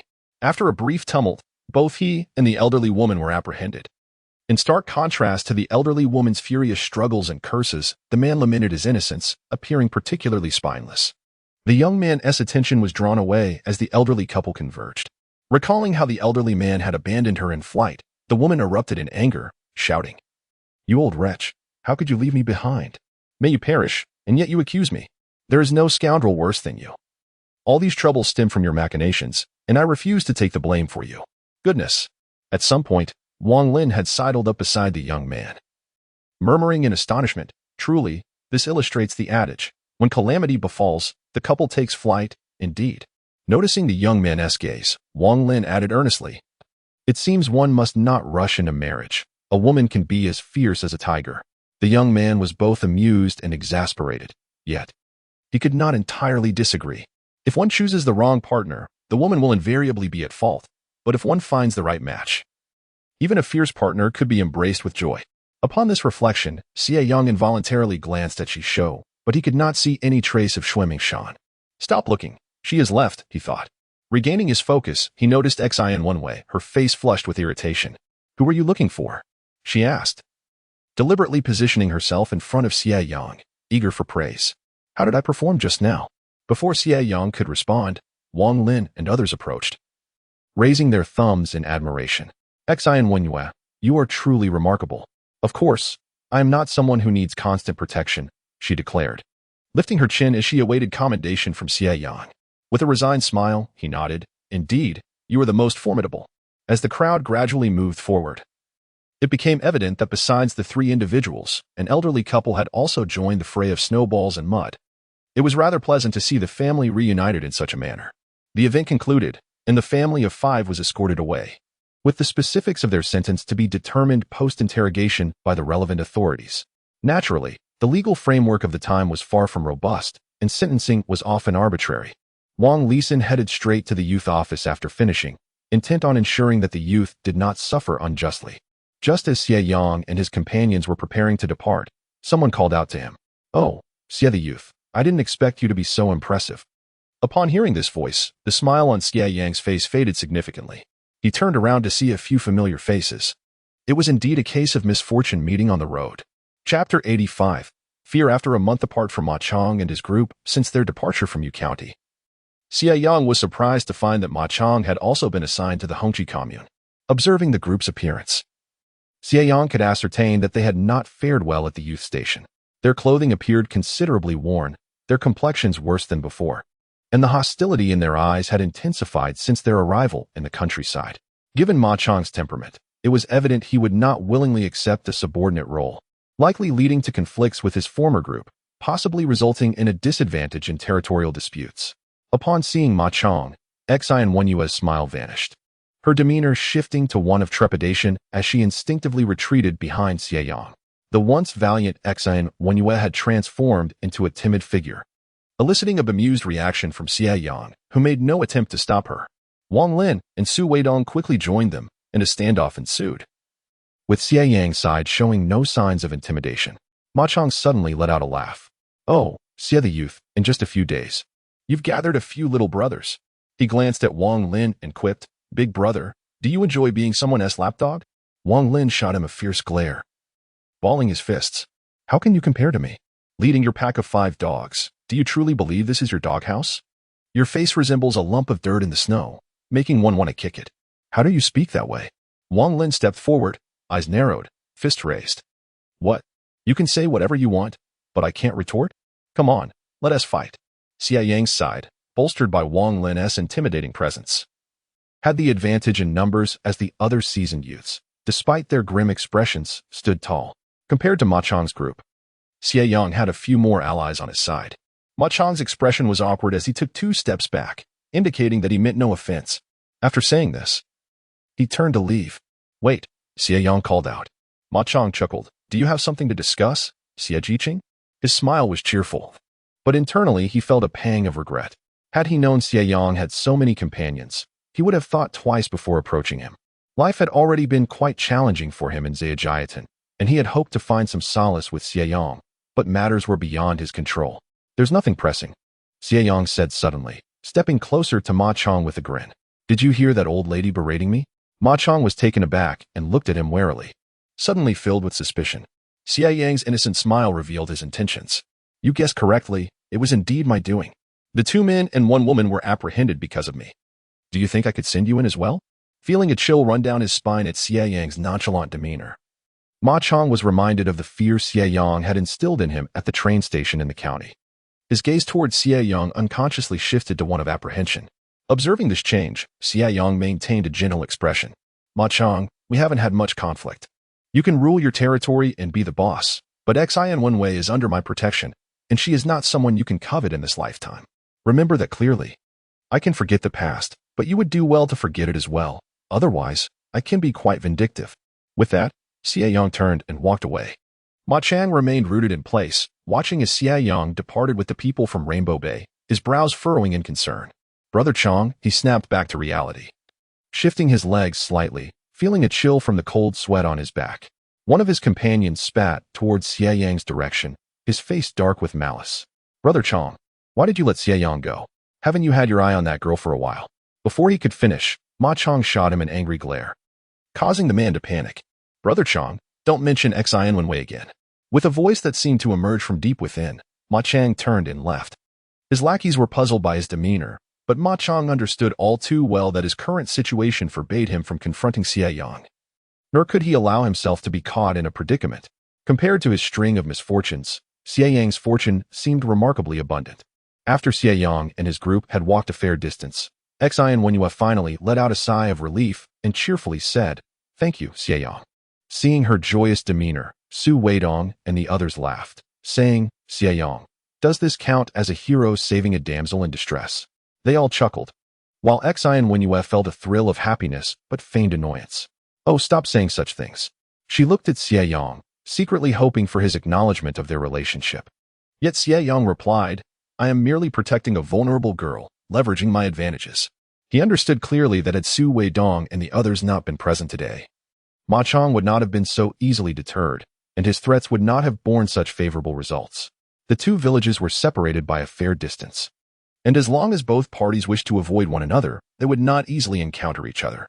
Having one less enemy was indeed a blessing, as it would spare them considerable trouble. Xie Yang's demeanor inevitably left Xie Yang feeling disheartened, her gaze towards him filled with resentment. While the journey to their destination had been crowded, the return was markedly quieter. Suddenly, Xie Yang inquired, "Where is Xuemingxiu?" To which the response was, "He vanished long ago." Su Weidong assumed Xie Yang was concerned for Xuemingxiu's well-being and offered reassurance. "He is, after all, quite familiar with the area and knows the commune much better than we do." Xie Yang merely smiled, remaining silent. He was ashamed of his own thoughts. It was not Xuemingxiu he sought, but rather Xuemingshan. Earlier, he had caught a glimpse of her in the crowd, but she had since disappeared, and he was surprised not to see her on the way back either. In truth, Meng Jun had been the most terrified among them, though he had maintained a stoic silence throughout the day. Once they arrived in the village and the crowd dispersed, he seized the opportunity to approach Xie Yang's doorstep under the pretense of searching for something. Just as Xie Yang was about to close the door, Meng Jun stopped him. "Xie Yang, can we talk?" Observing his slightly pale visage and recalling the events of the day, Xie Yang understood. He was afraid. Meng Jun had every reason to be fearful. Pan Hongfang had managed to extricate herself by falsely accusing Yu Lijun, and perhaps she could return to the city. Yet, as a man, the burden of such an accusation would be irrevocable. Once labeled, his life would be irrevocably altered. Even if Qian Yukai suppressed the matter for the sake of the village's reputation, he would forever remain estranged from the city. He wished to avoid such a fate. "Xie Yang, I beg you," Meng Jun pleaded. Despite being a person capable of both taking and relinquishing, Meng Jun, seeing that Xie Yang was unmoved, suddenly sank to his knees. Coincidentally, the Xue siblings had returned to the village to witness the scene. Chapter 86, He is a Scoundrel. Xie Yang had truly witnessed the depths of human degradation. Accompanying the Xue siblings were several other villagers, and upon seeing Meng Jun kneeling, they stared in shock, unsure of the unfolding drama. Meng Jun wept profusely, clutching Xie Yang's trousers tightly, prompting Xie Yang to desperately grip his cotton pants to prevent them from being pulled down. "Xie Yang, I implore you, I beg you." He did not specify what he was pleading for, only weeping and beseeching. Several village women expressed sympathy. "Xie, why don't you just agree to help him?" Before she could finish, Xuemingshan tugged at her. "Hongxiu, do not meddle in their affairs. We do not know what transpired between them. Others may have been oblivious." But Xuemingshan had a suspicion, recalling the sounds she had overheard when Xie Yang had escorted her home. In retrospect, it seemed likely to have been Meng Jun. The memory of her Navi question from that night made her cheeks flush. She quickly averted her gaze from Xie Yang. Xuemingshu chimed in. "Xie Yang is not the type to bully others. Perhaps Meng Jun has committed some unspeakable act and seeks your assistance to conceal it." This remark elicited a chuckle from Xie Yang. He kicked Meng Jun aside playfully and remarked, "Did you hear that? Perhaps there is something truly scandalous at play." Meng Jun frowned. Xie Yang. Xie Yang, seizing him by the neck and lifting him off the ground, left Meng Jun gasping for breath, his face reddening as his eyes bulged. The villagers were astonished. Xie Qing's relationship with the villagers had always been rather indifferent. Although a few young people disapproved of Xie Yang's actions, they dared not approach him. However, Xue Mingshan and Xue Mingxiu stepped forward, urging, Xie Yang, do not escalate this situation. With a smile, Xie Yang cast Meng Jun onto the ground, allowing him to breathe freely once more, only to be overtaken by a violent fit of coughing. Meng Jun, it is you who have committed unspeakable deeds, not I. Do not attempt to ensnare me in your moral dilemmas. Your lack of shame is your own concern. Do not dirty my doorstep. Xie Yang regarded Meng Jun with a calm demeanor, yet each word he uttered struck terror into Meng Jun's heart. You harbor resentment towards me? No matter. You may continue to do so. Leave. After delivering his statement, Xie Yang silently observed Meng Jun, who, after regaining his footing, staggered away. Witnessing Xie Yang's gaze, several villagers hurriedly retreated to their homes. Once they had distanced themselves, Xue Mingshan remarked, this will not bode well for your reputation. Xie Yang inquired, is reputation truly that significant? Taken aback, Xue Mingshan grasped the implication of his words and after a moment replied, of course, it is important. She and he were fundamentally different in this regard. Xie Yang nodded, conceding, very well, it is indeed significant. He turned and returned home, securing the gate behind him. Outside, Xue Mingshan suddenly sensed that Xie Yang appeared somewhat displeased. What is the matter with him? Xue Mingxiu pondered, confused. Xue Mingshan shook her head, suggesting, let us return. At times, Xie Yang seemed to perceive her feelings for him, yet whenever he felt they were making progress, she would retreat further. Reflecting on Xue Mingshan's earlier words, Xie Yang could not help but feel a surge of frustration. Perhaps he should clarify things? He truly was a scoundrel, only valuing women for their appearances. In an effort to soothe his troubled spirit, Xie Yang resolved to indulge in a lavish meal. The eggs were fried to a glistening perfection, and the pork was fragrant and savory, though the vegetables were scant, limited to a simple salad of radishes. The incessant clucking from the neighboring house prompted him to take a couple of sips from the spring water. Something seemed amiss. The spring water appeared to be flowing rather heavily. The original cup had overflowed, spilling onto the ground. This would not do. Xie Yang hastily fetched a bucket to contain the water. As he lamented the waste of the precious spring water, he noticed something peculiar about the ground it had touched. It seemed to differ subtly from the rest of the earth, as if two blades of grass had begun to sprout. A smile crept onto Xie Yang's face. So, even though this space preserves items, the soil might not be lifeless. It could indeed nurture living things. This thought delighted him. Yet, growing living things would be futile if he lacked the skills to cultivate them. Neither he nor his predecessor had ever farmed. However, if seeds could thrive, then perhaps it was worth a try. After rummaging through his belongings, Xie Yang managed to unearth a small packet of vegetable seeds from the remnants of the Xie family as possessions. Judging by the circumstances surrounding Xiaowan's previous planting endeavors, they were likely rapeseed. Excellent. If they could flourish, at least he would have some greens to eat during the winter. The area touched by the spiritual spring was not vast, and Xie Yang could not enter it. He could only use his consciousness to scatter a handful of rapeseed seeds before leaving it be. In contrast to the steadfastness of the greens, Xie Yang yearned for more of the spiritual spring to restore his health. Fortunately, after a month of recuperation, his body had returned to a state indistinguishable from that of an ordinary person. Now, consuming the spiritual spring served merely to nourish his body. With a more nutritious diet and increased exercise, he believed that the muscles from his previous life could be regained. Suddenly filled with confidence, Xie Yang approached the brigade headquarters the following day, and upon seeing Xue Mingshan, he felt none of the earlier ire. However, it was evident that Xue Mingshan was still somewhat shy, avoiding direct eye contact with him.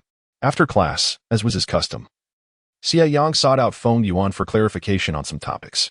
Feng Yuan remarked, this truly reflects the saying a red person is close to vermilion. The youths from your commune who came along are also studying. They have been pestering me with questions when they return. Perhaps I should simply start a small class for you all. Xie Yang smiled, thinking this was a commendable pursuit of progress. You can conduct the classes, and I shall pay the tuition. But Feng Yuan dismissed the idea, saying, tuition for discussing a few problems? Nonsense. Though Feng Yuan did not take issue with it, Xie Yang felt it was improper. The next day, under the pretense of paying tuition, he presented her with a box of peach crisps. Feng Yuan, taken aback, refused, exclaiming, why would you bring out something so expensive?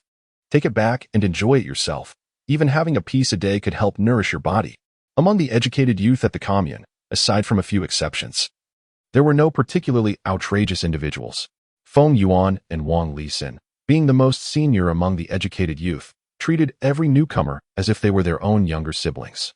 Xie Yang and his peers had arrived last, yet these older brothers and sisters had been quite supportive of them. Xie Yang kept all this in mind. He insisted, placing the peach crisps firmly in Feng Yuan's hands. If you do not accept this, I will feel embarrassed to ask you about the topics in the future. With a sigh, Feng Yuan conceded, you really do not know how to live modestly. After some more gentle admonitions, Xie Yang found himself not only unbothered but rather pleased. It is always comforting to have someone who cares. Meanwhile, as Xie Yang's life flourished, far away in the northwest, Xie Ming and Yin Yu were enduring a far less pleasant existence. If one were to summarize their days in 2 words, it would be heart-wrenching. Chapter 87. The wild boar herd descends in March. The northeast still felt the chill of early mornings and evenings, yet by midday, the warmth began to emerge.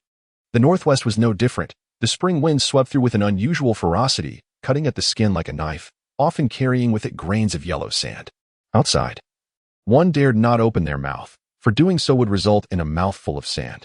As Xie Ming emerged from the outdoors into the earth shelter, he felt a surge of irritation upon seeing Yin Yu sitting there. However, recalling his purpose, he suppressed the harsh words that nearly escaped his lips and sat beside her, saying, Yin Yu, have you given it any thought? Noticing her silence, Xie Ming patiently continued, previously, you mentioned that you were pregnant, which led me to agree to marry you. But now I realize that it was all a misunderstanding. You were not pregnant after all. I hold no grievances. As I understand, you acted for the good of both of us. Yet, look at the current situation. He surveyed his surroundings. This earthen dwelling was where the educated youth slept, shrouded in darkness both day and night. With over 10 individuals crammed into such a confined space, the odor was unbearable. Even the women's dormitory where Yin Yu resided was hardly more pleasant. Having been here for merely a month, he was already beginning to lose his patience. It was during this time that someone extended an olive branch to him, but he had already divorced Yin Yu to escape his current life. He had to part ways with Yin Yu in order to be with the other. However, Yin Yu refused to agree. Each time he broached the subject, she would only dissolve into tears. Yin Yu. Xie Ming embraced Yin Yu, gently wiping her tears away. You must understand. Our bond is one that no one can intrude upon. You have to have faith in what we share. I am doing this for your sake. Upon hearing this, Yin Yu gazed at him with tear-filled eyes, seemingly unconvinced by his words. Indeed, Yin Yu was remarkably beautiful, her allure particularly radiant in the northwest. The woman who had reached out to him was the daughter of the village chief. Her appearance was unremarkable, but her temper was relatively mild. Her physique was somewhat frail, starkly contrasting with Yin Yu's graceful curves and striking features. Were it not for the exhausting labor, he would not have been able to bear letting Yin Yu go at this moment. Yin Yu's body felt like satin. Truthfully, he was still reluctant to part with her. Yet, faced with such realities, he could only keep Yin Yu steady and persuade her to divorce him first, after which he would devise a way to ensure her continued affection. As for women, after all, they were his to navigate. What else could he do? A few kind words would suffice. Xie Ming was confident in his charm. As long as he maneuvered skillfully, maintaining both women simultaneously would pose no issue. Xie Ming leaned down to kiss Yin Yu, soothingly murmuring, would you wish to remain here for a lifetime? Surely not, right? Even for the sake of our future children. We cannot stay in the countryside. However, if you wish to return to the city, you cannot do so without the village chief's support. If I refuse her, do you think she would make things easy for me? This question tightened Yin Yu's heart, as it was indeed a concern of hers. Alas, I am doing this for you. Xie Ming's eyes brimmed with affection. How could I bear to see you suffer? I intend to feign agreement with her, marry her, and then find a way to have her assist in bringing you back to the city. Upon hearing this, Yin Yu quickly asked, and what about you? Me? Xie Ming sighed with a bitter smile. I can only wait for an opportunity. Currently, his parents had been arrested, leaving only a younger brother at home. He had no one to advocate for him. In this matter, he spoke no falsehoods. He could allow Yin Yu to return first, and with her deep affection for him, she would undoubtedly find a way to bring him back. Yin Yu, our future relies on our collective efforts. Everything else is merely a means for us to return to the city. Xie Ming's eyes were filled with profound sentiment. Even if she obtained his body, she would never possess his heart. Yin Yu covered her mouth and began to weep. She rose to kiss Xie Ming. Having been in the countryside for over a month, they had yet to find an appropriate moment to be intimate, but now, with the right circumstances, they quickly succumbed to their desires.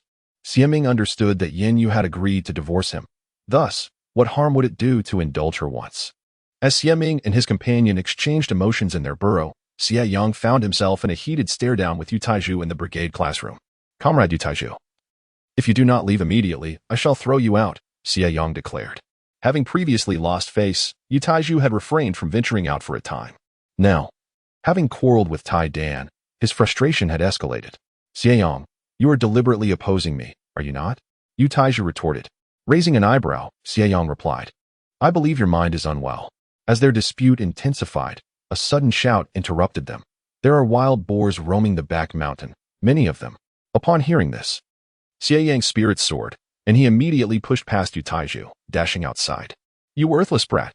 Yu Taiju exclaimed as he chased to the doorway, only to find Xie Yang had vanished. Turning back, he noticed Xue Mingshan was lecturing the children, which irked him further. "Hey, Xue Mingshan!" Xue Mingshan paid him no heed. While several children shouted, "Yu Taiju, why do you keep bothering teacher Xue? Can't you see she is indifferent to you?" One child added, "Just leave already. You are simply too ugly." The children, emboldened by their age, showed no fear of Yu Taiju, inciting his anger. "What nonsense! All of you, be quiet." Xue Mingshan slammed her book onto the table. "Yu Taiju, you better leave at once, or I shall report you to the brigade leader." Yu Taiju's eyes flickered as he stood rooted to the spot, declaring, "Xue Mingshan, would marrying me not be better than being exchanged for another? I promise. If you agree to marry me, I will work diligently to provide a good life for you." Before he could finish, he was met with a scornful laugh from Xue Mingshan. "Get lost," she shouted, hurling her book at him in fury. "Leave, leave, just get out." Yu Taiju stood there, dazed, for a long moment before muttering, "Think about it." Then he walked away. Xue Mingshan broke down in tears, bewildered by the struggles of life. Why must her existence be so fraught with difficulty? One person schemed over her marriage, while another sought to manipulate her. Did they require her to mar her own face, to leave her in peace? Unbeknownst to her, Xie Yang was already wielding an axe and a stick, joining the villagers at the foot of the back mountain. The majority of those heading to the back mountain were the village men, some armed with tools while others carried sticks. Qian Yukai and a group were already engaged in driving away the wild boars. However, the sheer number of boars descending this time was overwhelming. It was far beyond the capacity of their village to contain. Rather than provoke the boars, it was wiser to drive them back. From afternoon until nightfall, they managed to drive the wild boars back into the forest. Exhausted, Qian Yukai assigned a group to guard the foot of the mountain to prevent the boars from returning at night. "I will head to the commune tonight to request militia assistance," he announced. Typically, if only a few boars were involved, the village could handle the situation themselves and even profit from it. However, with the numbers they faced, it was impractical for the village to tackle it alone. They had no choice but to seek help from the commune. Qian Yukai hurried to the commune, while Xie Yang stealthily ascended the mountain from the path he had previously scouted after nightfall. Chapter 88. Ascending the mountain at midnight every winter and spring. Wild animals descend from the mountains in search of food. This year, Rainbow Bay encountered such a situation, which Xie Yang had discovered. Tonight, the mountain is destined to be bustling with activity. A herd of wild boars has been driven up the slopes by a throng of people, scattering the group and causing chaos as they dart haphazardly around the hills. This commotion has also disturbed many wintering prey. And while it may not be a scene of utter pandemonium, the wild boars and the cacophony of beasts are certainly unmistakable. The reason Xie Yang dares to venture up the mountain alone is that he has been in good health lately, capable of exerting considerable strength for increasingly extended periods. And his vision at night has improved remarkably, now almost unaffected. While it may not be as clear as during the day, it is certainly comparable to twilight. With an abundance of prey scattered across the mountainside, he does not intend to venture too deep. Instead, he plans to check on the traps he dug a few days prior, which seems a prudent course of action, although he had never dug traps before. During a trip to the northeast in his past life, he had conversed with an elderly gentleman who had regaled him with tales of hunting. At the time, he had dismissed the man's stories as mere boasting, unable to fathom such plentiful game in the mountains. Nevertheless, now that he is here, he feels compelled to try his hand at it. As he ascends the mountain, Xie Yang quickly notices the snow has been trampled by numerous footprints. As he continues, the prints become increasingly dense. Upon reaching the first trap, he discovers that the surrounding snow has been thoroughly disturbed. He can faintly hear grunting sounds nearby. A surge of delight fills him as he cautiously surveys his surroundings before approaching the trap with his axe in hand. Then, he locks eyes with a pair of furious, glaring eyes belonging to a rather large wild boar. Indeed, it is a wild boar. The ground remains frozen, making it difficult to dig. and he has fortuitously stumbled upon a couple of abandoned traps left by hunters from the old village. The two he dug himself are not even a meter deep. For every deep pit he has created, he has sharpened a stick to insert, and at this moment, the wild boar has neither jumped out nor revealed its tusks but appears somewhat weakened. Xie Yang nudges it with his axe, and the boar merely grunts in dissatisfaction, allowing him to glimpse the blood beneath it. Excellent, it has been injured. What is there to deliberate? With a decisive swing of his axe, he has put the wild boar out of its misery. Grasping its ears, he pulls it into his spatial storage, only to discover 2 wild chickens beneath it, tragically crushed by the weight of the boar. He collects them. While others may go an entire year without tasting a single chicken, he is fortunate enough to have the opportunity to stew one every few days. In his spatial storage, there are still 7 or 8 chickens, both wild and domesticated, along with an unfinished supply of rabbit and roe deer meat. The only thing he lacks is pork, now that he has a wild boar. Although he is not particularly fond of wild boar meat, he can always purchase some pork from the county town. He has even considered who to approach for selling the wild boar meat and where to buy pork, contentedly placing the wild chickens into his spatial storage. Xie Yang is about to head to another trap when he hears rustling behind him. Gripping his axe, he spins around to find a boar even larger than the one he has just caught charging toward him, its hind legs poised and tusks bared in a fearsome display. Xie Yang does not dare to confront it directly. Instead, he swiftly sidesteps and climbs up a nearby tree. Although spring has arrived, the nights remain cold. And dressed only in thermal pants and trousers, he had initially felt the chill. Now, however, he wholeheartedly appreciates his foresight in this choice. What does the cold matter when it is so convenient to climb a tree? Regrettably, Xie Yang overlooked a critical issue. The tree he had ascended was not sufficiently robust. Even as he clambered upwards, the wild boar had already begun to intelligently ram its head against the trunk. The boar possessed immense strength, its tough skin and thick flesh rendering it impervious to pain. The allure of the bipedal creature perched upon the tree was far too enticing for the wild boar. With a thunderous crash, it appeared to be heedless of its own safety. Xie Yang, momentarily relieved, clung tightly to the tree trunk, seizing the opportunity to survey his surroundings. The mountains were blanketed in a pristine layer of snow, yet to fully melt, while the scattered wild boars scurried chaotically through the forest. Xie Yang understood that if he missed his chance tonight, these wild boars would no longer concern him. Gritting his teeth, he grasped his axe and leaped down from the tree, striking the boar as it turned. A single blow from the axe typically would not inflict significant harm. Yet Xie Yang exerted tremendous force. The axe cleaved deeply, exposing the boar's stark, white bones at the nape of its neck.